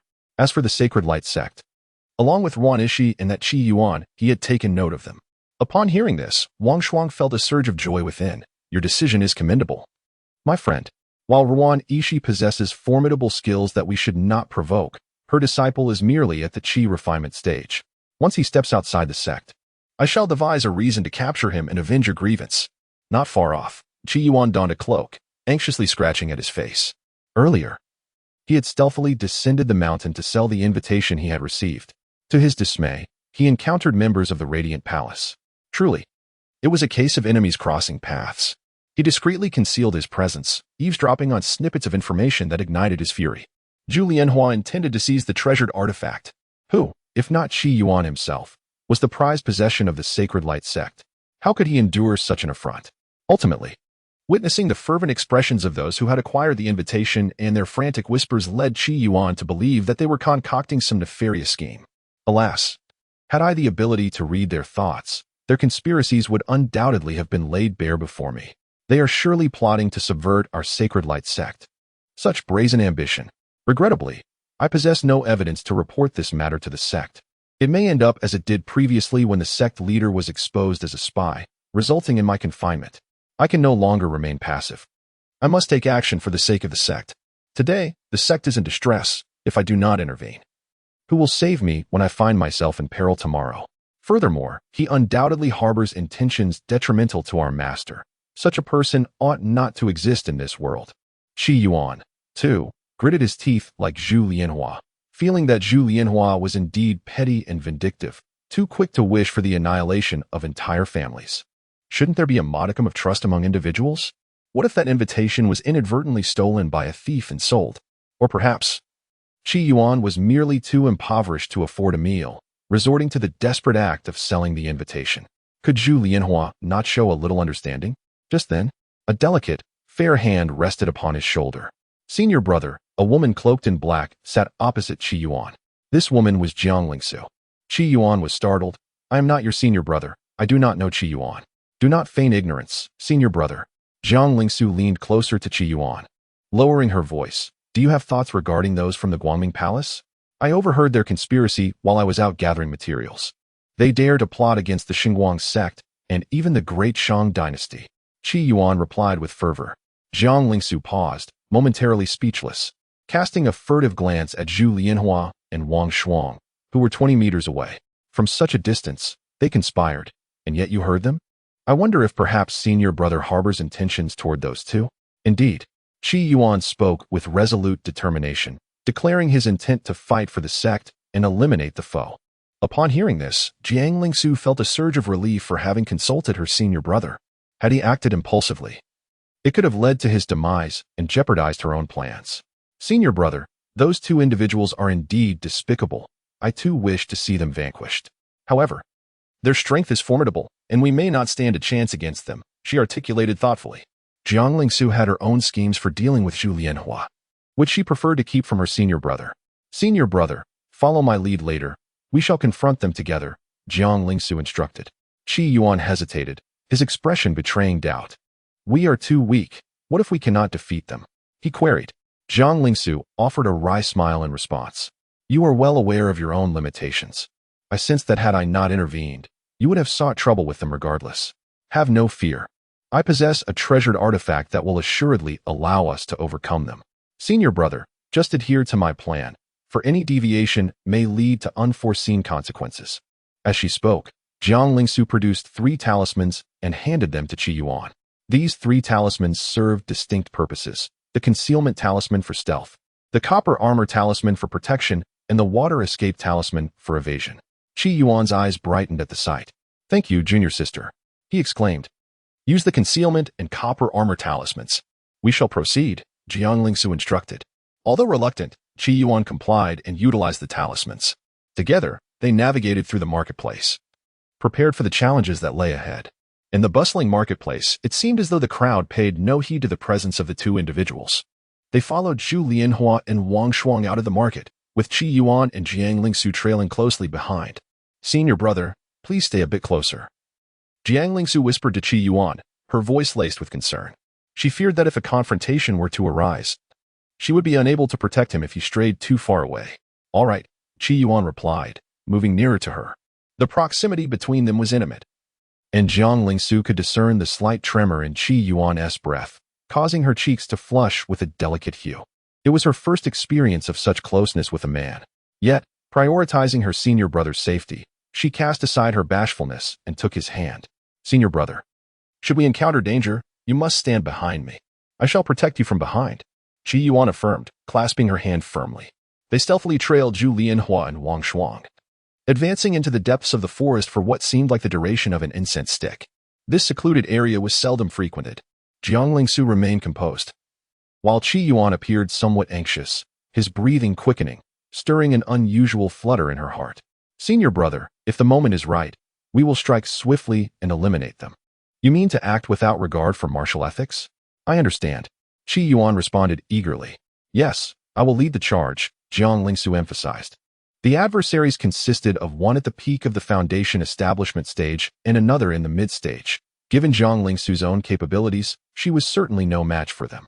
However, her array of treasures could easily overwhelm the 2 Foundation Establishment cultivators. They proceeded quietly, soon delving deeper into the woods.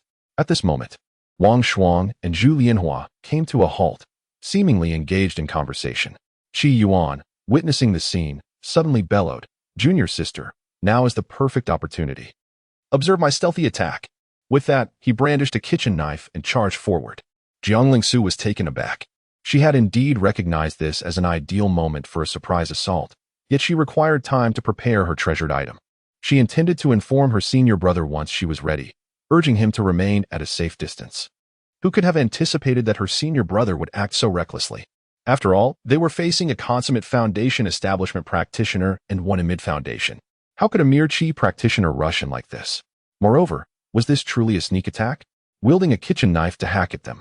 At that instant, Jiang Lingsu had no time for further contemplation. With her senior brother already in action, she could not afford to delay.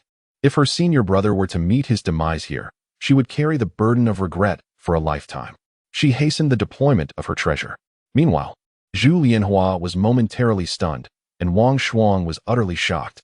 He was Qi Yuan, the esteemed disciple of the seven-colored peak. What? Upon hearing this, Zhu Lianhua felt an ominous premonition. A Qi practitioner wielding a kitchen knife against two Foundation Establishment cultivators surely concealed a sinister plot. Let us flee. Without a second thought, they swiftly made their escape. In the distance, Jiang Lingsu observed their actions and comprehended their intentions, exhaling a sigh of relief. She resolved not to intervene further. Should she leave the two behind, her senior brother would be vulnerable without her support. Let them evade this calamity. Jiang Lingsu gazed at her senior brother, feeling a subtle dissatisfaction within her heart. At that moment, Qi Yuan, noticing their attempt to flee, let out another thunderous shout. Where do you think you're going? His speed surged dramatically in that instant. Even surpassing the two fleeing Foundation Establishment cultivators, he sought to annihilate my divine light sect, courting death. With a single stroke, he cleaved down, leaving Zhu Lianhua in stunned disbelief as his head tumbled to the ground. Those who assist tyrants deserve death. The momentum of the blade did not wane, as it also bisected Wang Shuang. In an instant, Qi Yuan's strike claimed the lives of both Foundation Establishment cultivators. Even in their final moments, they believed themselves ensnared in some grand conspiracy.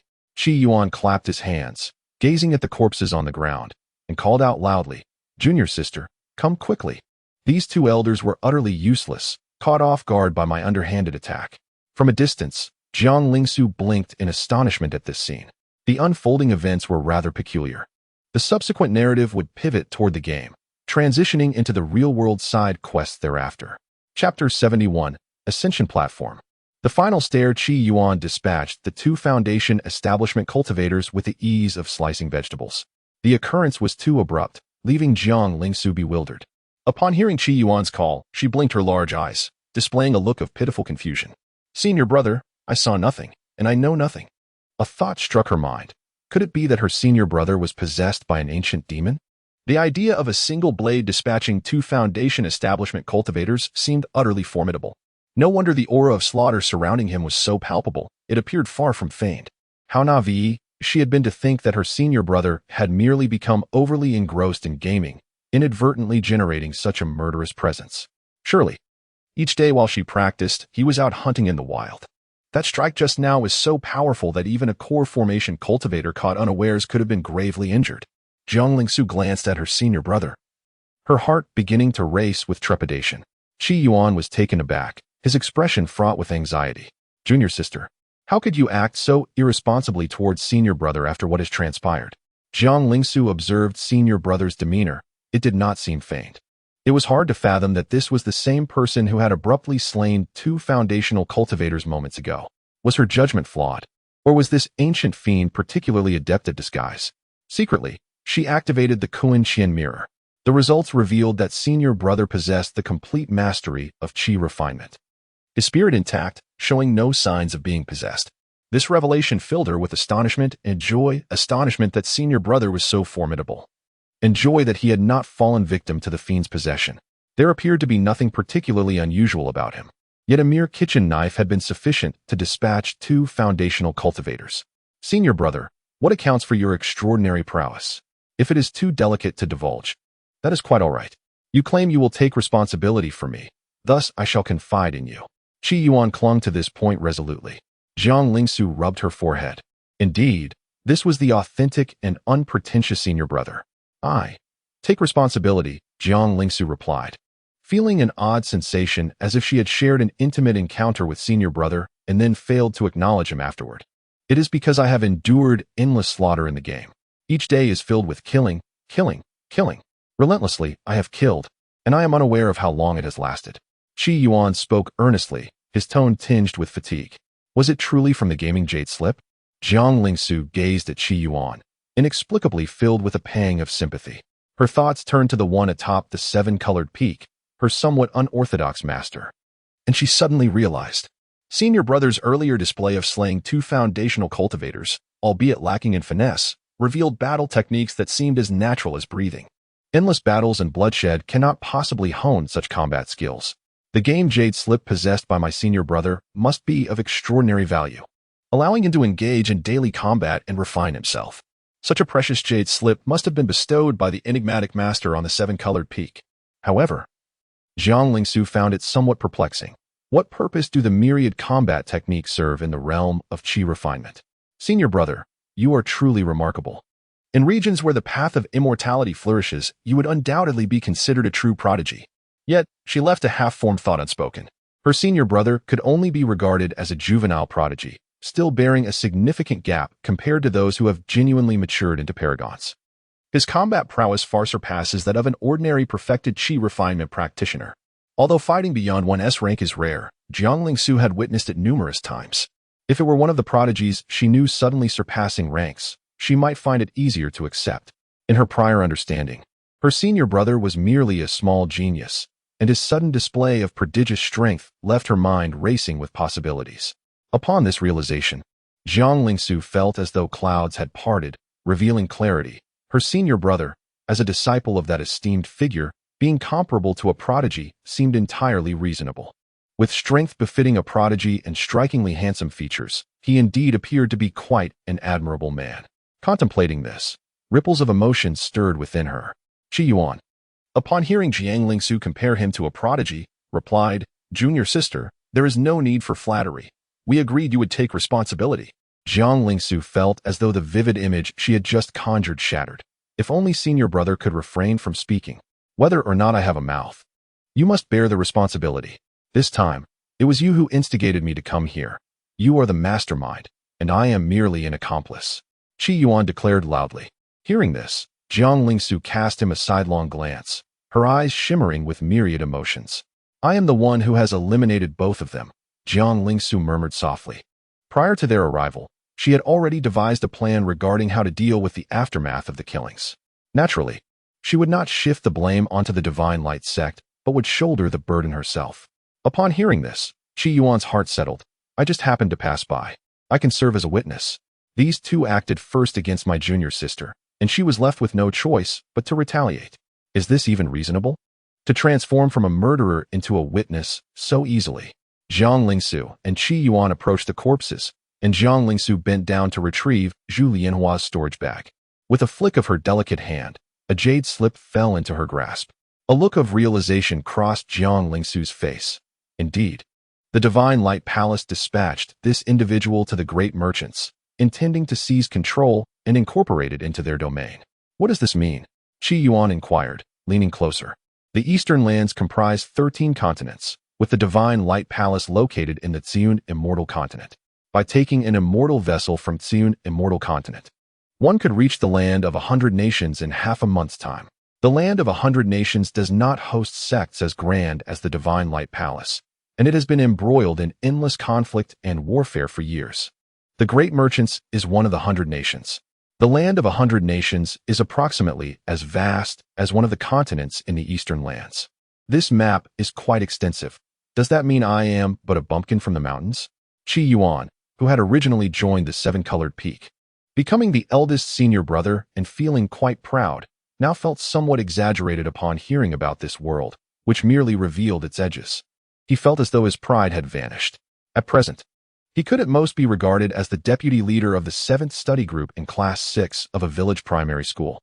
To speak of his downfall of the Black Mountain sect, it was akin to harboring a grudge against the chubby boy next door and in a fit of rage, storming into the boy's chicken coop under the cover of night to give the chickens a thorough thrashing. Master brother, do not underestimate yourself. The power of the myriad nations is not to be dismissed lightly. The only regret is the absence of cultivators from the Purple Mansion realm, Jiang Lingsu consoled.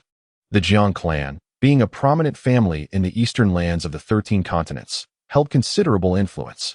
Yet, in the eyes of true masters, they could be extinguished with a mere flick of the fingers. Jiang Lingsu even suspected that the impending calamities of the Kanglan realm had likely been foreseen by unparalleled experts. However, even if those formidable beings were aware, they would not necessarily share their knowledge with those deemed weak. I am not belittling myself. I actually feel quite well, Qi Yuan remarked. Initially engulfed by disappointment, he soon felt a profound sense of security. The larger the world seemed, the less conspicuous he felt, and thus, the lesser the chance of encountering those terrifying powerhouses. He resolved to cultivate in obscurity. The Radiant Palace sought to support certain nations within the myriad realms, prompting Zhu Lianhua to be dispatched for this purpose. Interfering in my nation's internal affairs? That warrants death, Qi Yuan thought, feeling justified in his intentions. The audacity to aspire to be the overlord above me. This radiant palace is truly repugnant. As for me, I am a member of the Divine Flower Society, a group that has always been at odds with the Radiant Palace. Their ambitions are precisely what I intend to thwart. Jiang Lingsu smiled slyly. With a flick of her wrist, a peculiar petal fell from her palm, embedding itself in Zhu Lianhua's chest. The latter part of her statement was trivial and easily manageable. Qi Yuan's attention was captured by the former part. Divine Flower Society? What is this? The Divine Flower Society, an alliance of aspiring cultivators, stands in stark contrast to the more rigidly structured Bright Palace. The Divine Flower Society boasts a loose organization, devoid of intricate rules. Members engage in discreet exchanges, concealing their identities while sharing resources. Jiang Lingsu remarked. Qi Yuan felt a stir of interest. It sounds rather appealing. Junior sister, may I join? Qi Yuan yearned for cultivation techniques, wishing to become part of this assembly to acquire some. Upon hearing this, Jiang Lingsu replied, Senior brother, your talent is commendable, but your background is somewhat lacking. Qi Yuan was taken aback. Does cultivation truly regard one's origins? Is there not a saying that noble lineage does not determine one's worth? This Divine Flower Society lacks vision. Without unity, it cannot prosper. Not accepting him? That is a grave oversight. Jiang Lingsu chuckled softly. It is natural to consider such matters. The world is replete with prodigies, yet resources are scarce. However, fret not. Once you reach the foundation establishment stage, I shall vouch for you, and you should be able to join the Divine Flower Society. Ah, the Divine Flower Society seems quite intriguing. Thank you, junior sister. Qi Yuan, the Dragon Slayer, ultimately becomes the dragon himself. Very well, senior brother. It is time for us to depart, Jiang Lingsu stated. Qi Yuan paused, feeling a tinge of embarrassment as he asked, Junior sister, should we not scavenge? The junior sister, being affluent, might disdain such endeavors. Yet he, a mere pauper, could scarcely afford a meal without scavenging. His storage bag held little of value, save for a precious jade slip of cultivation technique. The other, even more destitute, possessed nothing but scraps. Jiang Lingsu gestured, and a haphazard array of items tumbled forth, including a collection of odd and misshapen spirit stones, most of which had fallen from Wang Shuang's storage bag. Qi Yuan's eyes sparkled. Is this truly mere refuse? However, upon recalling his own blade and his nightly forays into the refuse heap outside his junior sister's thatched hut, he fell silent. Indeed, these items were of such little worth to her that they scarcely qualified as trash. Children from impoverished families mature early. Qi Yuan quietly picked up the spirit stones. Senior brother, this is the primary technique of the Radiant Palace, the Xiantian Radiance Art, which is classified as a low-grade profound-level technique, merely average. However, it contains a particular secret method, the Brilliant Sword, which is rather intriguing. Jiang Lingsu tossed the jade slip to Qi Yuan. The more Qi Yuan pondered, the more he felt like a rustic bumpkin, stripped of pretensions. In the Divine Light sect, the finest techniques were merely jade level and of middle quality.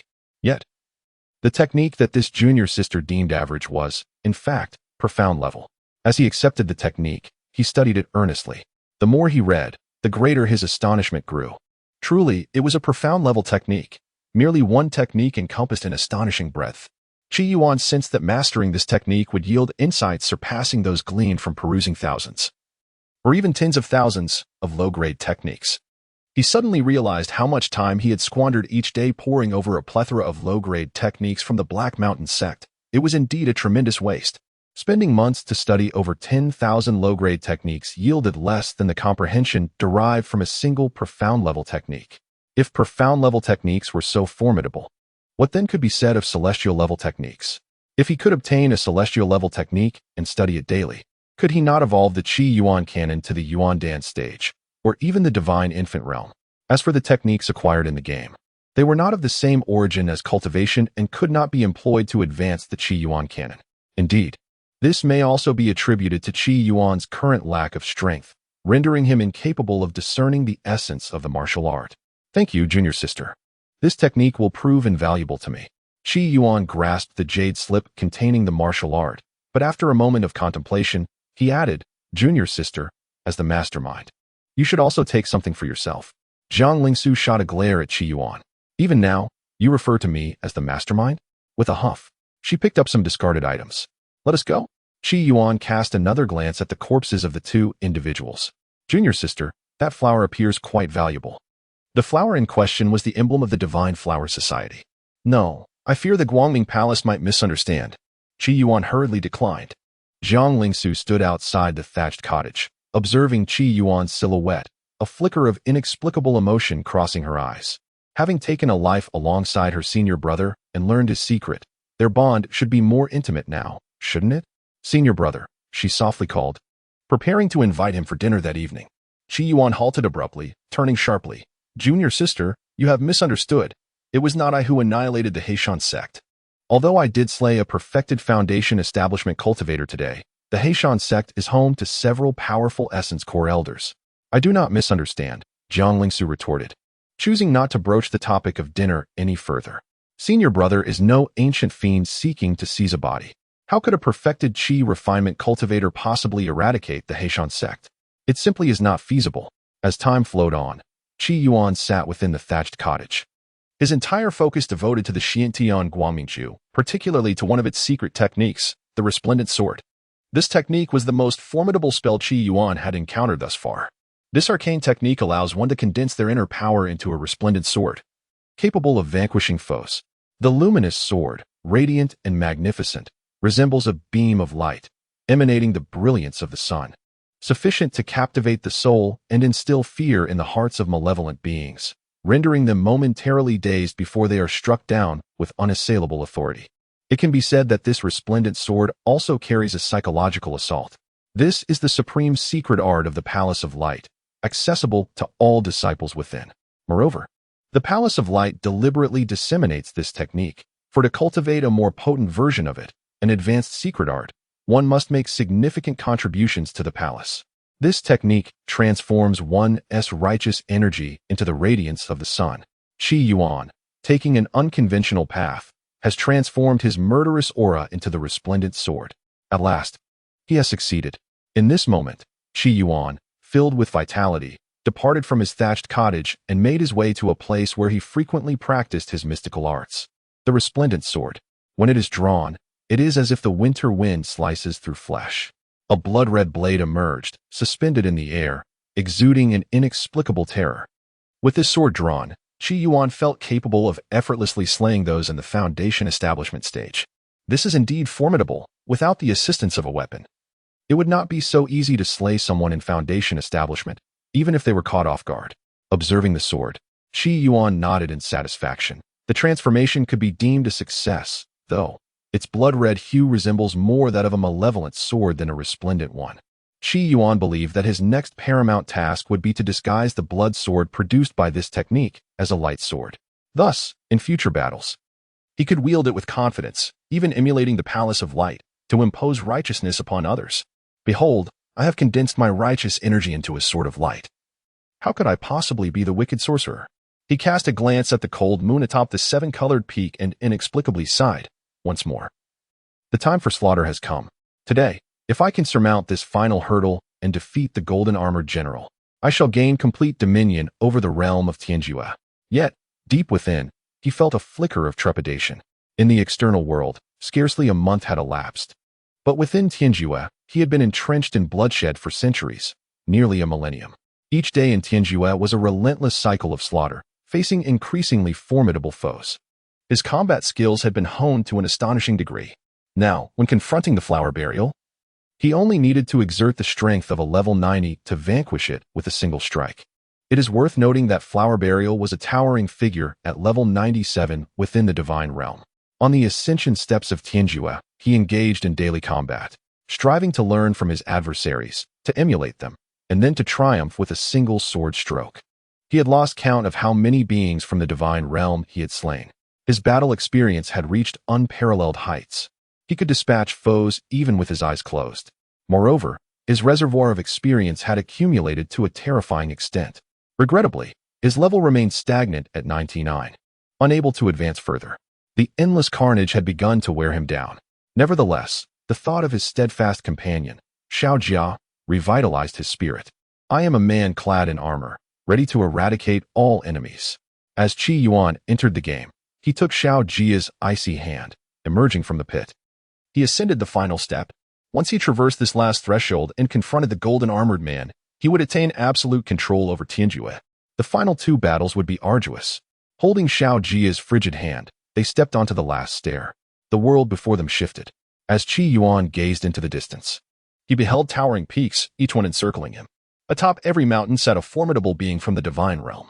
The aura emanating from these entities was unmistakably powerful.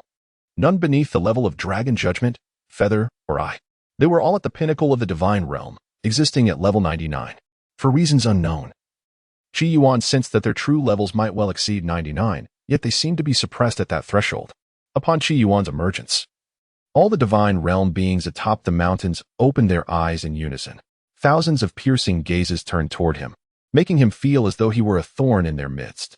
It was reminiscent of the tale in Journey to the West, where one intrudes upon the sacred mountains, confronted by a multitude of deities and bodhisattvas.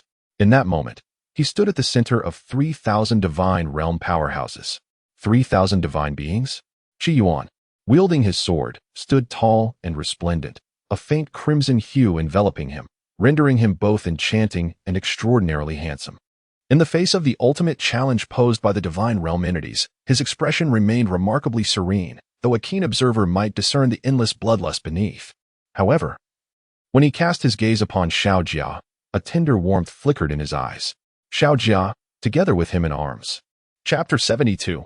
Breaking through the heavenly barrier to meet genially adorned in crimson armor that enveloped his form. Qi Yuan had now grown to an imposing height of 137 meters. The red spikes on his shoulders glimmered under the sunlight, translucent and alluring, as if they were on the verge of dripping blood. Holding a massive longsword, he advanced with the gait of a demon emerging from the depths of hell. Qi Yuan brandished his sword, his voice gravelly and profound. Kill. In this moment, there was only one command. Kill. Kill. Kill. 3,000 mountain peaks surged towards Qi Yuan, as formidable beings from the divine realm launched relentless assaults from all directions. Qi Yuan opened his crimson eyes, perceiving countless afterimages and an array of martial arts techniques. Kill. With a single hand, he raised his longsword and leapt fiercely into the air. The immense force shattered the ground beneath him. The colossal crimson armor soared upward. At that moment, all techniques appeared utterly futile. His gargantuan form, towering at 137 meters, descended with a force that instilled terror. Not to mention, this behemoth unleashed an extraordinarily powerful strike. Die. Everything in his sight was destined for annihilation. Qi Yuan lost count of how many he had slain. Yet within the realm of the game, on the ascension platform, everyone he laid eyes upon met their demise at his hands. Death upon sight. As his sword cleaved downward, the massive mountain shattered into countless fragments. Rocks and earth flew asunder, reduced to mere debris. The master of the peak was instantly crushed by his strike. Qi Yuan resembled a deity of death, or rather, a demon of slaughter. The immense crimson sword swept through the air, delivering blow after devastating blow. The 3,000 peak beings of the divine realm united in their assault against him. A ceaseless barrage of martial arts techniques rained upon Qi Yuan, akin to a spider's web ensnaring a colossal creature. With sword in hand, he swept through their attacks, obliterating all with sheer force. With each downward slash, irrespective of the martial arts techniques or forbidden spells, they were severed like threads, dissipating into nothingness. Mountains crumbled. Rivers surged backward. The divine realm was drenched in blood. Confronted by 3,000 peak beings, Qi Yuan resembled a wolf amidst a flock of sheep. A formidable beast, he stood upon the earth, gazing down from the clouds, wielding his colossal sword to slay the masses. His combat skills and indomitable spirit have been refined to perfection through an astounding 129,600 battles. His clashes at the pinnacle of the divine realm embody a violent aesthetic, brutal, audacious, and tyrannical, yet are suffused with an unparalleled finesse, seamless and innate, akin to art itself. Slay. Slay. Slay until the heavens are overturned, until the sun and moon are shrouded in darkness, until the world is thrown into chaos. United in arms, Qi Yuan and Xiao Jia joined forces to vanquish 3,000 in the divine realm. Within the confines of the 5 elements forbidden land, Long Pan's eyes glimmered with a hint of concern. Have you sensed that the confinement of the 5 elements forbidden land is gradually waning? In a millennium, it may well transform into a mere ordinary forbidden ground, accessible even to the supreme rulers. Do you suspect the presence of extraterritorial fiends? You interjected, stating that by then, The Demon Extermination Conference will have long concluded. The gradual unraveling of the 5 elements forbidden land's confinement over a millennium serves little purpose. You make a valid point. Long Pan ceased this line of discussion, pondering how the Lord of the Garment Department fares in his earthly trials, and how much our divine reflection has absorbed. He has only been gone a month? You are overthinking this. There are still 300 years left. I hope he can ascend to the pinnacle of the divine realm, thus granting us a greater assurance when confronting the extraterritorial fiends. You sighed. Long Pan's expression grew grave as he contemplated. After the celestial god went to confront the extraterritorial fiends, he transmitted a message to you. Aside from what you previously mentioned, is there truly nothing else? For instance, details regarding the strength and specific numbers of these extraterritorial fiends? Upon hearing this, you fell silent for a moment. No. I have conveyed everything that the celestial god relayed to you. Why must you conceal the truth? Long Pan sighed upon hearing this. No. Suddenly, a colossal sword descended from the heavens, shattering the final peak. Its tip ground down the last formidable being within the 3,000 divine realms. Indeed, it was not a mere puncture. The being could not accommodate such a gaping wound and was utterly obliterated. Qi Yuan stood resolutely, his entire being suffused with a dense aura of blood, as if it might solidify into substance. In the external world, half a day had passed, while within the ascension platform, an entire year had elapsed. Qi Yuan fought tirelessly, ultimately vanquishing all 3,000 divine realms. His blood-red armor, now parched, bore the marks of dark stains. He drove his sword diagonally into the peak and sat down, gasping for breath. The air expelled from his nostrils and mouth sent nearby rubble and soil scattering. He plunged his hand into the lake, drawing water to splash upon his face repeatedly, causing the water level to drop significantly and revealing the underlying silt. Only then did Qi Yuan feel a sense of coolness envelop him. Having triumphed over the 3,000 divine realms, he had ascended through 129,600 steps. Beyond lay the true ascension platform. Defeating the golden-armored divine general would grant him complete mastery over Tianju. The final step was guarded by the essence of the 3,000 divine realms. What horrors awaited him in that last golden-armored divine general? Qi Yuan dared not imagine. Fight! Qi Yuan felt no fear.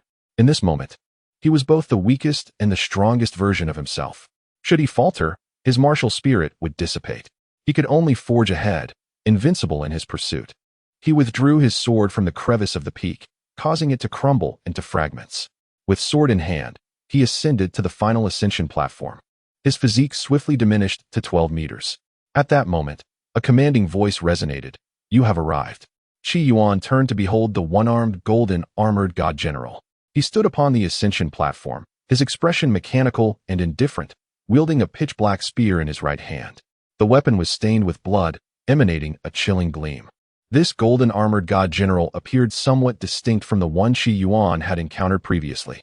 After all these years, it was unexpected that anyone could ascend to the platform. The god general spoke, his mechanical voice tinged with an air of solitude. Qi Yuan inquired, "Where does one go upon ascending the platform?" The god general's expression remained impassive. Yet for the first time, a peculiar smile flickered across his face. It is said to be the starry sky, but he fell silent. Qi Yuan pressed. But what? In truth, it means becoming the disciple of our Lord, ultimately entering his belly. The god general, spear in hand, aimed it at Qi Yuan. At these words, a chill coursed down Qi Yuan's spine. Who is the master of heavenly ruin? Who forged this arena of combat? He was utterly unaware. However, the master of earthly ruin is now an otherworldly demon. The world is in chaos, with day and night turned upside down. Thus, it is weaklings like you who are granted the opportunity to ascend the true ascension platform, to stand before me. The god general's voice was mechanical and cold. Make your move and bring this tedious battle to an end. The spear, sharp and gleaming with a ghostly light, was brandished by the one-armed god general, who stood resolutely in place, exuding an invisible pressure that surpassed the might of 1,000 armies. Qi Yuan squinted, and information appeared. Remnant soul of the ruined golden-armored god general, level 119. Level 119? He stood in this world, witnessing for the first time such a formidable powerhouse. In his past experiences, he had never encountered anyone capable of surpassing the 100th level. Even he himself was unable to breach that threshold. Now, he found himself facing a being of the 119th level, a mysterious and potent force. Qi Yuan felt a surge of primal fear, his body quaking, every muscle taut with tension. All his focus, all his mental acuity, were directed towards the golden-armored deity before him. He brandished a sword, vigilant and ready to strike. In that moment, every ounce of his murderous intent and battle resolve reached its zenith. He understood that this confrontation was fraught with peril, almost certain death. Thus, when Qi Yuan made his move, it was with the most formidable blow he could muster. The colossal sword, empowered by numerous martial arts and techniques, unleashed the mightiest strike of this realm. The blade plunged directly into the golden-armored deity's form. What? The golden-armored deity shattered into fragments. Where is he? With that single strike, Qi Yuan beheld the astonished gaze of the golden-armored deity, witnessing his disintegration. Yet, how could a being of such terrifying strength, at the 119th level, possibly be felled by his sword? He was acutely aware that this was merely an illusion. Come forth. Show yourself. I see you. Qi Yuan, wielding his massive sword, once more unleashed his signature sword technique, the Summer 8 Cuts. This style, wild and riddled with flaws, paradoxically instilled within him an unparalleled sense of security. It was as if anyone who dared approach would inevitably fall victim to his Summer 8 Cuts. At that moment, a voice echoed in Qi Yuan's mind. Slay the remnants of the shattered golden-armored deity and gain the opportunity to ascend to the 100th level. Do you wish to proceed? Qi Yuan was momentarily taken aback. Am I slain? Vanquished in an instant? No, that cannot be. The terror etched upon his face deepens. Is this the prowess of a level 119 warrior? He perceives even my innermost thoughts and uncovers the grim reality of his existence as a mere game NPC. To simulate a game master to deceive me, such a cunning stratagem. The moment I lower my guard, you shall undoubtedly strike with the ferocity of a tempest. Qi Yuan gazes disdainfully at the heavens. He stands still, time elapsing unmeasured. A flicker of doubt crosses his features. Could I have overthought this? He muses, bending down to search the ground for something. Perhaps an hour passes, and Qi Yuan's eyes fall upon the shattered remnants of the golden-armored figure. Or rather, not remnants, but mere fragments. Shock washes over him. Truly deceased? Just like that? He finds it incomprehensible. I have been foolish, indulging in unfounded fears. Fortunate that the arena is devoid of onlookers, lest my visage as a youthful emperor be utterly tarnished. Merely a case of self-inflicted fright. It is only now that Qi Yuan redirects his focus to the notification he had just received. Slaying the golden-armored divine general grants an opportunity to ascend to level 100? He is momentarily stunned. He had reached level 104 through his companion, Xiaojia.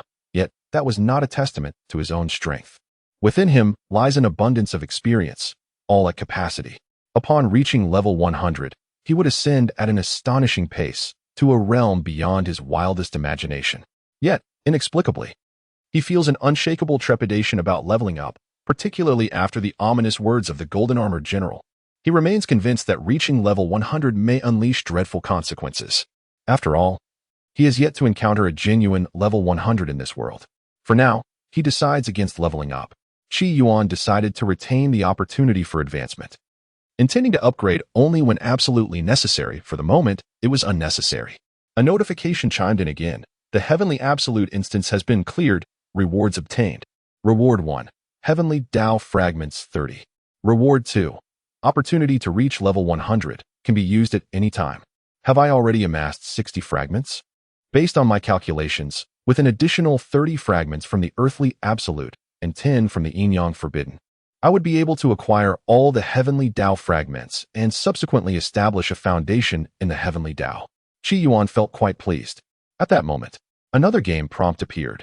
Upon stepping onto the Ascension platform, the confinement of the Heavenly Absolute will dissipate in 1 hour, allowing you to depart freely to the mortal realm. After a month of experiencing the mundane world, you will be transported to the Earthly Absolute. The mortal realm? Upon hearing this, Qi Yuan's eyes sparkled with excitement. I can finally meet Jin Li. However, is there only 1 month to prepare before facing the boss in the Earthly Absolute? Regardless, I must prioritize the meeting. Qi Yuan thought, hastily conveying the news to Jin Li. Jin Li, I have conquered the Heavenly Absolute, and I can now leave this desolate place. I have a month to spend in the mortal world. Let us go to ancient Kachunmu to meet. By the way, you left the southern Qian kingdom not long ago to head to ancient Kachunmu. Have you arrived yet? Meanwhile, in a small town beneath the ancient Kachunmu tree, Jin Li sat by a lakeside. Not far away, several children were playing joyfully, and one child splashed in the water, only to be pulled out by their mother, who delivered 2 sharp smacks on the backside. Clearly, a loving mother-s reprimand. A great bird soared down from beneath the ancient Qise tree, plunging into the water with a resounding splash, seemingly having caught a small fish. By the lakeside, numerous young couples were engaged in clandestine meetings. Are you coming to see me? Jean Li's heart tightened. Yes, I have a month. Where shall we meet? Please provide coordinates. I am in July Town, beneath the Qise tree in the Moon Dynasty. It is easy to find. After leaving Tianjue, head southeast, and you will arrive here. I will be waiting for you by Half Moon Lake. Jean Li trembled slightly, unable to conceal the excitement within. All right, I have noted it down. Qi Yuan replied, then inquired. What is it like outside? Are things expensive? Is the food good? Is the scenery beautiful? The scenery here is exquisite. The Qise tree is truly magnificent. It is the sacred tree of the Wangyue continent, and the Moon Dynasty is adjacent to it. Unlike the southern Qian kingdom, there is no chaos here. Everyone lives in peace and prosperity. There are many delicious dishes, and today I tried a crispy sweet duck, which was quite delightful. I am attempting to learn how to prepare it, and when you arrive, I will cook for you. All right, I hope it isn't too terrible. Otherwise, I would have to pretend to enjoy it while eating it all, which would be quite distressing. Oh, this is my first time meeting an online friend. To be honest, I am quite thrilled. So am I. What do you look like? Oh, how forward of me. I suppose. I'm not too bad? No worries. I am quite handsome, and I won't find you lacking. Having asked you so many questions, would you care to inquire about me as well? For instance, my height, annual income, whether I possess a car or a house, the amount of the betrothal gift. It feels rather reminiscent of a matchmaking scenario. Online, one should seek a partner. What does that entail? It signifies the pursuit of companionship. However, I digress. Today has been quite exhausting, and I must take my leave to rest for a while. By tomorrow, I shall likely emerge from this predicament. Should I not lose my way, we shall meet again tomorrow. If I do stray, then perhaps we shall reconvene in 3 days or 7. Having concluded his thoughts, Qi Yuan signed off. Jean Li, clad in white, sat by the lakeside, lost in contemplation. Your Majesty, that esteemed individual is coming to meet you. Aunt Qin appeared beside Jean Li. Upon hearing this, Jean Li smiled gently. Indeed, and Aunt Qin, please refrain from calling me Your Majesty. Simply address me as Li. I am no longer the Empress of Nanjian, nor am I suited to the role of an Empress. Aunt Qin chuckled softly, well acquainted with Jean Li's disposition. You seem rather preoccupied. What troubles your mind? And nothing. Aunt Qin replied. Your Majesty possesses a body of great worth, and your beauty is indeed captivating, worthy of anyone. Jean Li remained silent, her thoughts unspoken. Aunt Qin continued. That esteemed gentleman's ability to lend the formidable imperial guard to you reflects his earnest intentions. You need not harbor further worries. Such distraction may lead to your decline even before you meet him. The two departed from the lakeside, heading towards the courtyard they had purchased. At that moment, a group of children wearing masks passed by Jean Li. The masks are diverse and varied, as children adorned with them grasp sticks in their hands, humming melodies while being guided by a private tutor towards a particular destination. Aunt Qin, what are they doing with those masks? Jean Li inquired with curiosity. It seems they are going to pay homage to a certain deity, Aunt Qin replied, possessing some knowledge, but not extensively. Which deity is it, and why must they wear masks? It appears that the deity also wears a mask. And why do they all carry sticks? I am uncertain. What does that deity oversee? It does not govern matters of fate and love. However, in 3 days, there will be a temple fair in this town, and if that esteemed personage attends, you two may witness the fair together. This town seems to house numerous statues and many temples with vibrant incense offerings. Those wearing masks seem to attract few devotees. Only that private tutor appears to believe in that deity. Ah, a temple fair? That indeed sounds intriguing. We should go and see. The following day, amidst the serene expanse of the sky, Qi Yuan stretched languidly. He stood by the lake, gazing at his reflection in the water. He still appeared as charming as ever. Rising from his spot, a thought occurred to him. Shouldn't I bring some gifts for the gathering? It would be impolite otherwise. Alas, I have nothing on me. Standing by the lakeside, he pondered for a moment. His figure vanished, traversing the realms of the sky. Before long, a wooden hairpin appeared in Qi Yuan's hand. The hairpin was quite ordinary, yet crafted from a myriad of precious plants. A handcrafted hairpin should suffice, right? It won't be ridiculed online as cheap like others, will it? Jean Li is not that kind of person. It's nothing. He pondered for a moment and sent Jean Li a message. I have brought you a token of our meeting. A handcrafted wooden hairpin. Please do not disdain its simplicity. After sending the message, he departed from Tianju and made his way outside. After several breaths, Qi Yuan finally stepped out of Tianju. A desert, perhaps? He gazed up at the sky, ancient poetry flooding his mind. In the vast desert, solitary smoke rises straight. The setting sun dips into the long river. Before him lay a golden expanse of sand. Where has my game interface gone? Qi Yuan stood in bewilderment. Upon stepping out of Tianju, his game interface had vanished. Chapter 73, A Slightly Eerie World. The absence of the game interface ignited a sense of caution within Qi Yuan. Does it mean that outside the forbidden land and the absolute land, I am devoid of a game interface? Does this imply that I am no different from an NPC? Qi Yuan was momentarily lost in thought, but soon accepted this reality. Without the game interface, I can still vanquish the malevolent forces from beyond. He recalled the words of a certain mentor and chose not to dwell on the matter further. The only regret was the inability to contact Jean Li. Surely, such melodramatic misunderstandings as mistaken identities would not occur. He had heard numerous tales of failed matchmaking and mistaken encounters. Xiaojia. Qi Yuan gently called out, grasping Xiaojia's hand. Obediently, Xiaojia shrank down, eventually transforming into a bridal tattoo upon Qi Yuan's chest. He also donned the faceless mask acquired from the grotesque emperor. Now, clad in pitch-black blood armor and wearing a mask, he resembled a demonic guard from the court. In this moment, his form diminished, transforming into that of a mundane being. I now appear akin to a formidable antagonist. The faceless mask, capable of momentarily obstructing the perceptions of otherworldly malevolence, was donned. The grotesque emperor, in his former existence, was a prodigious talent. Such an extraordinary youth is most attested by the malevolent beings from beyond, as they descend from the skies to extract flesh and blood, leaving behind only a mere human skin. It is only with the faceless mask that the grotesque emperor could shield himself from the detection of these otherworldly fiends. Regrettably, he ventured into the tainted realm of attire and was rashly drawn into the celestial domain, where his flesh was siphoned away. Qi Yuan, now a level 99 powerhouse, walking among mortals, attracts the attention of these malevolent entities. Thus, he wears the faceless mask upon his visage. Grasping a grand sword, he gazes towards the southeast, where a colossal ancient Chinese parasol tree comes into view. Alas, a great distance away, there are no spiritual vessels available, and I am not skilled in their creation. Even if I could forge one, it would serve no purpose. Hence, I must rely on my own legs for the journey. The realm of the game and the realm of reality are two distinct worlds.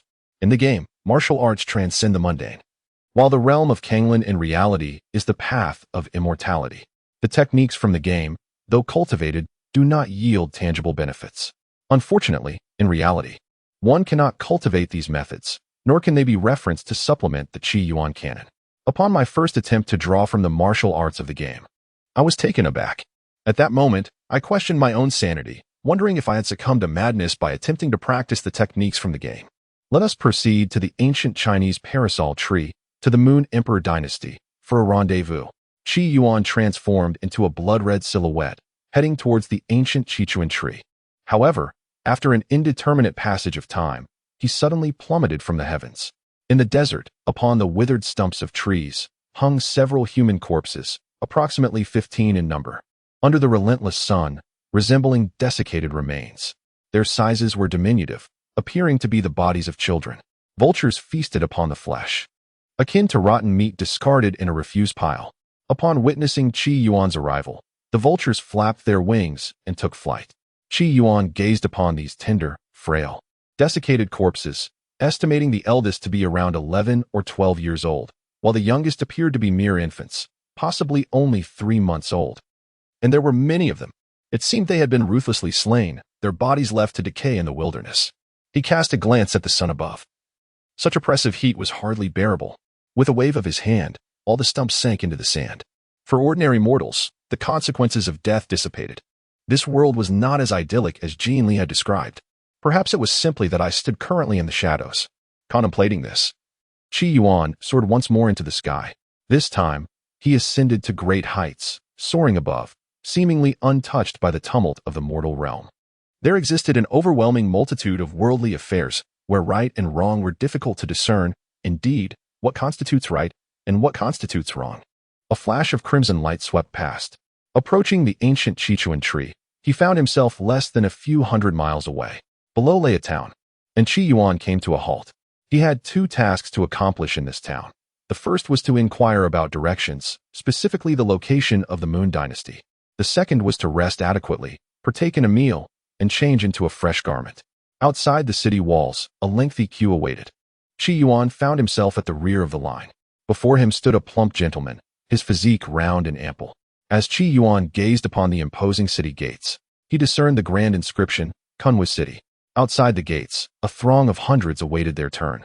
The sun hung high in the sky, casting its warm rays upon the scene.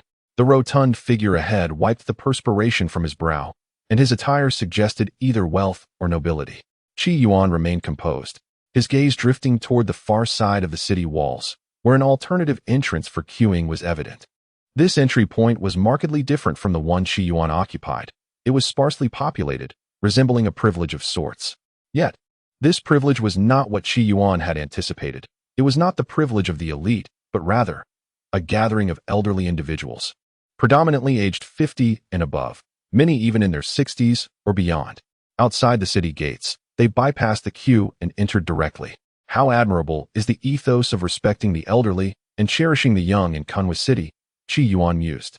At that moment, the plump man before him turned his head and remarked, "My friend, you do not seem to be from around here?" Upon noticing Qi Yuan's mask, the man's eyes widened in surprise, though he quickly regained his composure. "What you said earlier is only partially correct," he continued. "Oh, which part?" Qi Yuan inquired. "Respecting the elderly is indeed true, but cherishing the young is where the error lies," the man replied. "In Kunwu City, once one reaches the age of 50, there is no need for labor. One is provided for in terms of sustenance.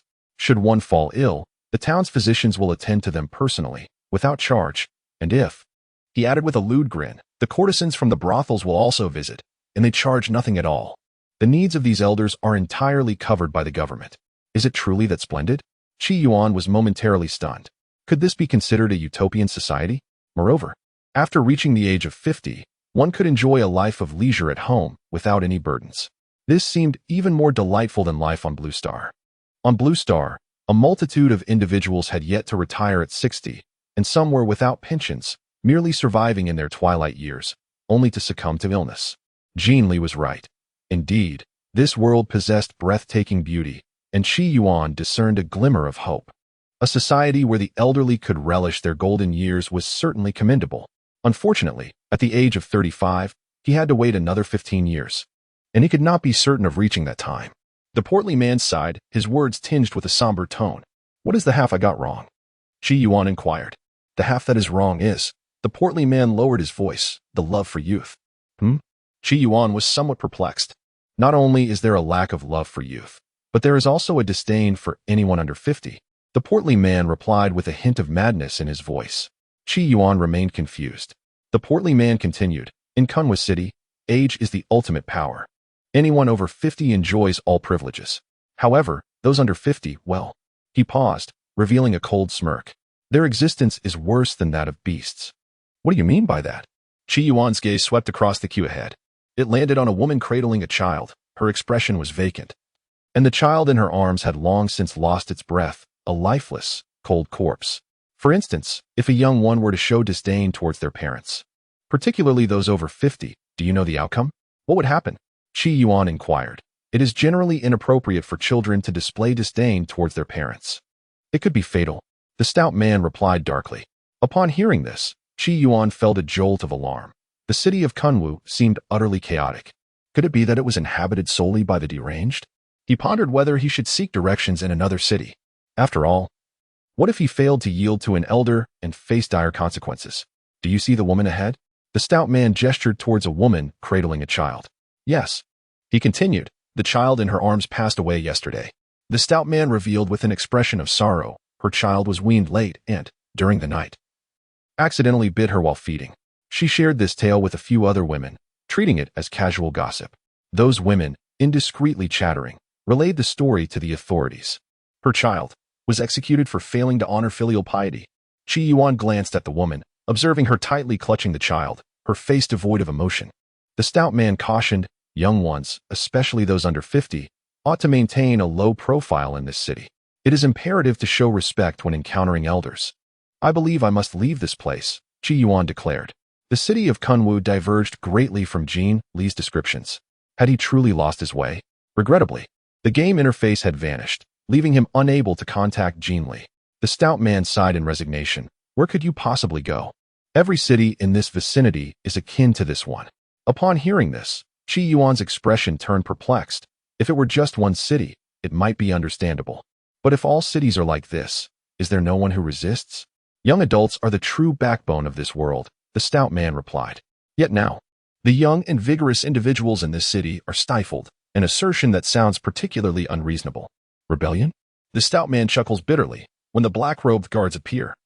Even the mightiest warriors are doomed to perish. What means do we possess to resist? Although we navigate our existence with utmost caution, there remains a flicker of hope. If we can endure until the age of 50, then all will have been worthwhile. Upon hearing this, Qi Yuan silently noted the name of the black-robed guards. The procession ahead continued to advance, while more individuals arrived from behind. Observing the growing crowd, the stout man refrained from further comment. Qi Yuan stood motionless, lost in contemplation. Suddenly, an epiphany struck him. I have slaughtered for centuries at the Ascension platform. I am the oldest of the old, the epitome of the privileged elite. In an instant, Qi Yuan found justification to persuade himself. Why stand in line? He considered taking the senior's designated passage. However, after a moment's reflection, he dismissed this notion. I appear far too youthful. They would certainly not believe me. I am from the divine realm. Why should I queue? Qi Yuan stealthily infiltrated the city, unnoticed by anyone. Once within the city walls, he donned a mask and mingled among the throng. On the streets, vendors hawked their wares, various finished medicinal products and an assortment of snacks. In the restaurants, steam billowed from the bamboo steamers, resembling a white mist. From a distance, Qi Yuan caught the rich aroma of the renowned white noodles. He observed that the vendors, assistants, and shopkeepers were predominantly young, with not a single elder in sight. The streets were teeming with aged men, many of whom were supported by their young sons, who exhibited a tender care in their demeanor. It was indeed a scene of filial piety and familial affection. Yet, for reasons unbeknownst to him, Qi Yuan felt an unsettling distortion. He dismissed the thought and promptly made his way to the tavern, ordering a meal and changing into a fresh outfit. Upon exiting the establishment, he sighed, acknowledging his own timidity. Despite his age, he could not bring himself to indulge in a free meal without paying. The food there was subpar, leaving him to wonder how Jin Li's culinary skills fared. He mused about the flavor of her crispy sweet duck, which he imagined must be delectable. Alas, it had been far too long since he last reached out. Would she think he had forsaken her? He needed to swiftly inquire about the location of July Town in the Moonlit Dynasty. What if, upon meeting her, they found themselves developing feelings for one another? Qi Yuan was aware that two individuals who had engaged in prolonged and harmonious online conversations often found mutual attraction upon meeting face-to-face, provided neither possessed glaring flaws. However, he reminded himself that they had yet to meet. What was he even contemplating? Leaving the tavern, Qi Yuan proceeded to a shop named Kunwu Winsong, a place he had learned about from the tavern's server. This establishment was reputed for its intelligence and held considerable influence in Kunwu City. As he stood before the shop, a melodious voice greeted him. A tall woman emerged from within, her face obscured by a black veil, rendering her features indistinct. Qi Yuan discerned that she was a royal-level powerhouse. Notably, upon noticing his mask, she exhibited a brief reaction, which swiftly dissipated, concealed expertly. Qi Yuan spoke. I wish to procure a map of this vicinity. The woman in the black veil, upon hearing his words, gently parted her crimson lips and replied, Please, esteemed guest. Wait a moment. With that, she turned and entered the shop, opening a drawer to lay a map before Qi Yuan. Might this satisfy you, esteemed guest? She inquired softly. Qi Yuan was momentarily taken aback. Such was not the customary way of conducting business. In this martial world, warriors possessed remarkable memories, and a map, once viewed, would lose its significance.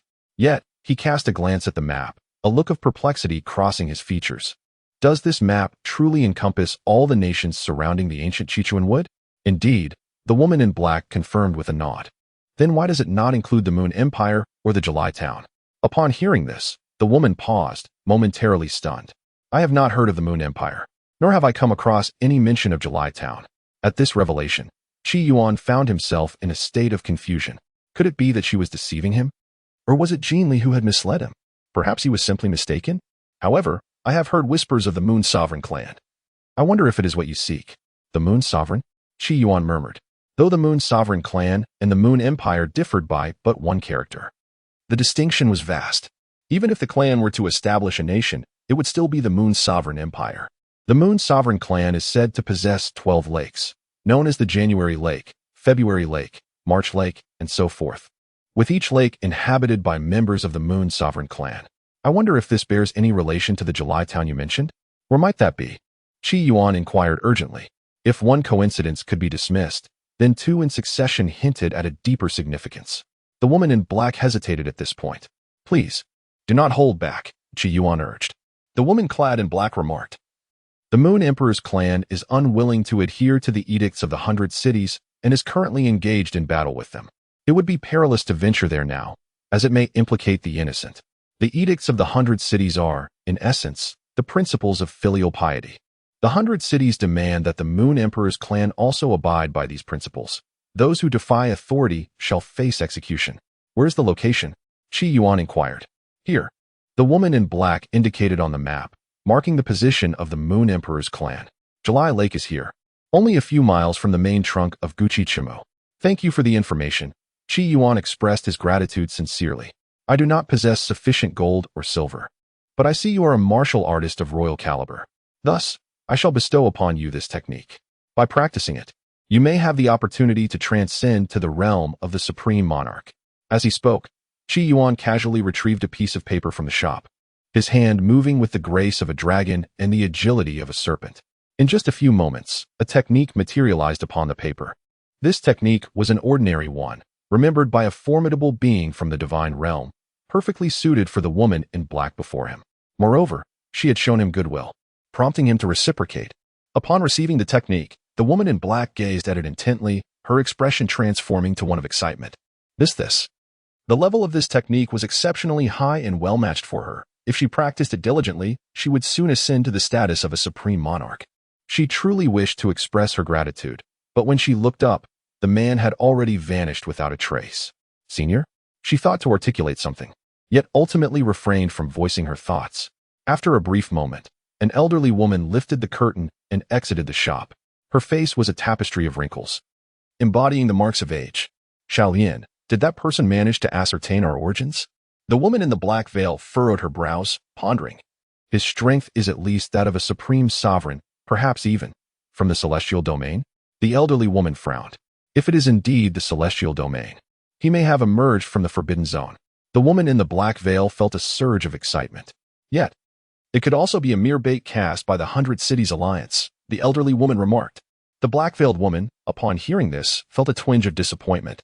It has been nearly a millennium since we last communicated with the great ones of the Forbidden Zone. The power of the black-robed guards is growing ever stronger. Can we truly prevail?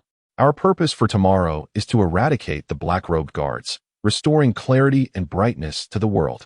The elderly woman's eyes gleamed with fierce determination. Her son, daughter, and husband had all perished at the hands of the black-robed guards. She was irreconcilable with them. Indeed, the woman in the black veil replied, silently nodding. Xiaolian, close the shop. We must pay a visit to the Moon Sovereign clan. The elderly woman resolved, having struck upon a realization. Very well. We might also seize the opportunity to observe the confrontation between the 100 Cities Alliance and the Moon Sovereign clan, to discern whether that faceless figure is truly one of the great ones from the Forbidden Zone or merely bait from the black-robed guards, she said in a solemn tone. As the moon ascended to the treetops, the lake shimmered with glimmers of light. Jin Li sat upon by the lakeside, occasionally glancing up with a hint of disappointment, only to be replaced by a glimmer of hope. Aunt Qin stood not far away, observing Jin Li's demeanor, letting out a soft sigh, the reasons for which remained a mystery. At that moment, a voice whispered in Aunt Qin's ear, "Old Madam Qin, it has been a long time." Upon hearing the ethereal and melodious sound, Aunt Qin's body suddenly stiffened. "Is it you?" The High Priest. Chapter 74. Embracing Shadows and Sleepless Nights. Night has fallen. There must be numerous mosquitoes by the lake. I wonder if Jin Li is still waiting for me. How vexing.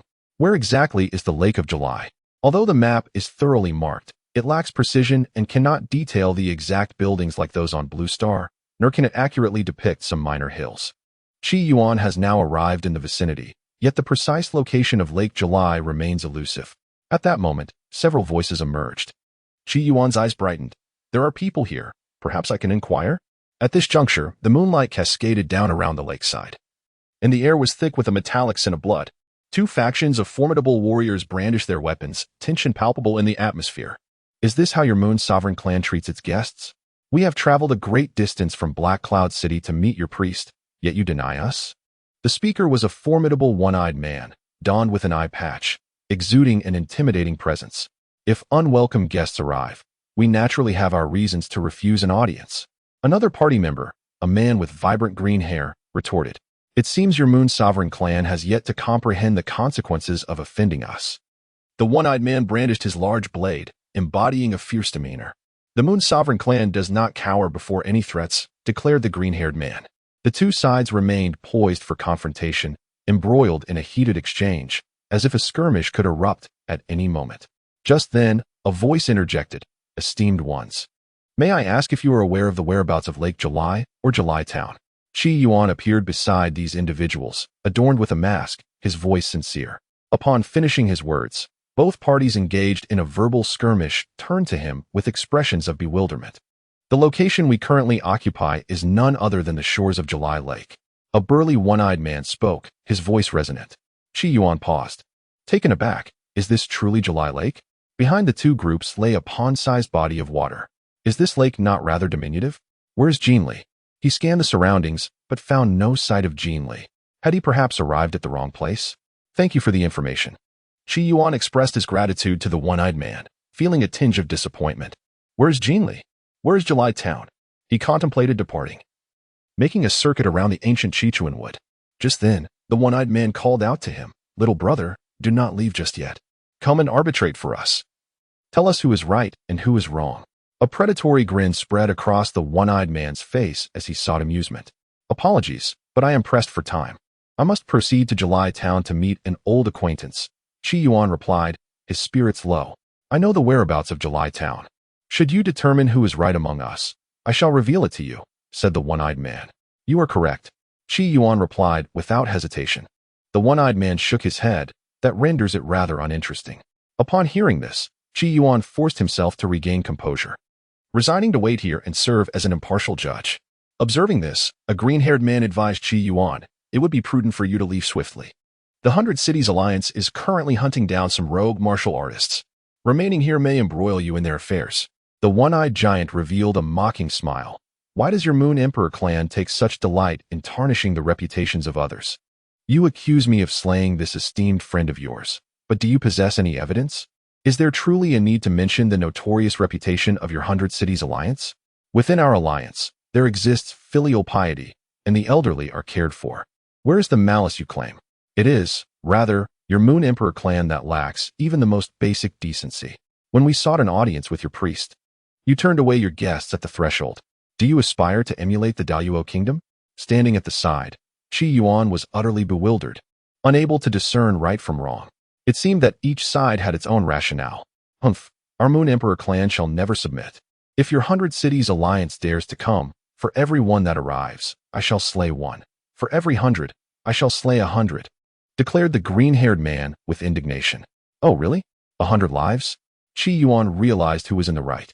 At that moment, the one-eyed giant smiled coldly. The royal family of the Daoyuo kingdom, 3,000 souls, were all slaughtered at our hands. Upon hearing this, Qi Yuan was thoroughly astonished. There was someone even more formidable present. Anxious for any further developments, he exclaimed, I understand now. They are correct, and you are mistaken. He pointed at the members of the 100 Cities Alliance, asserting their error.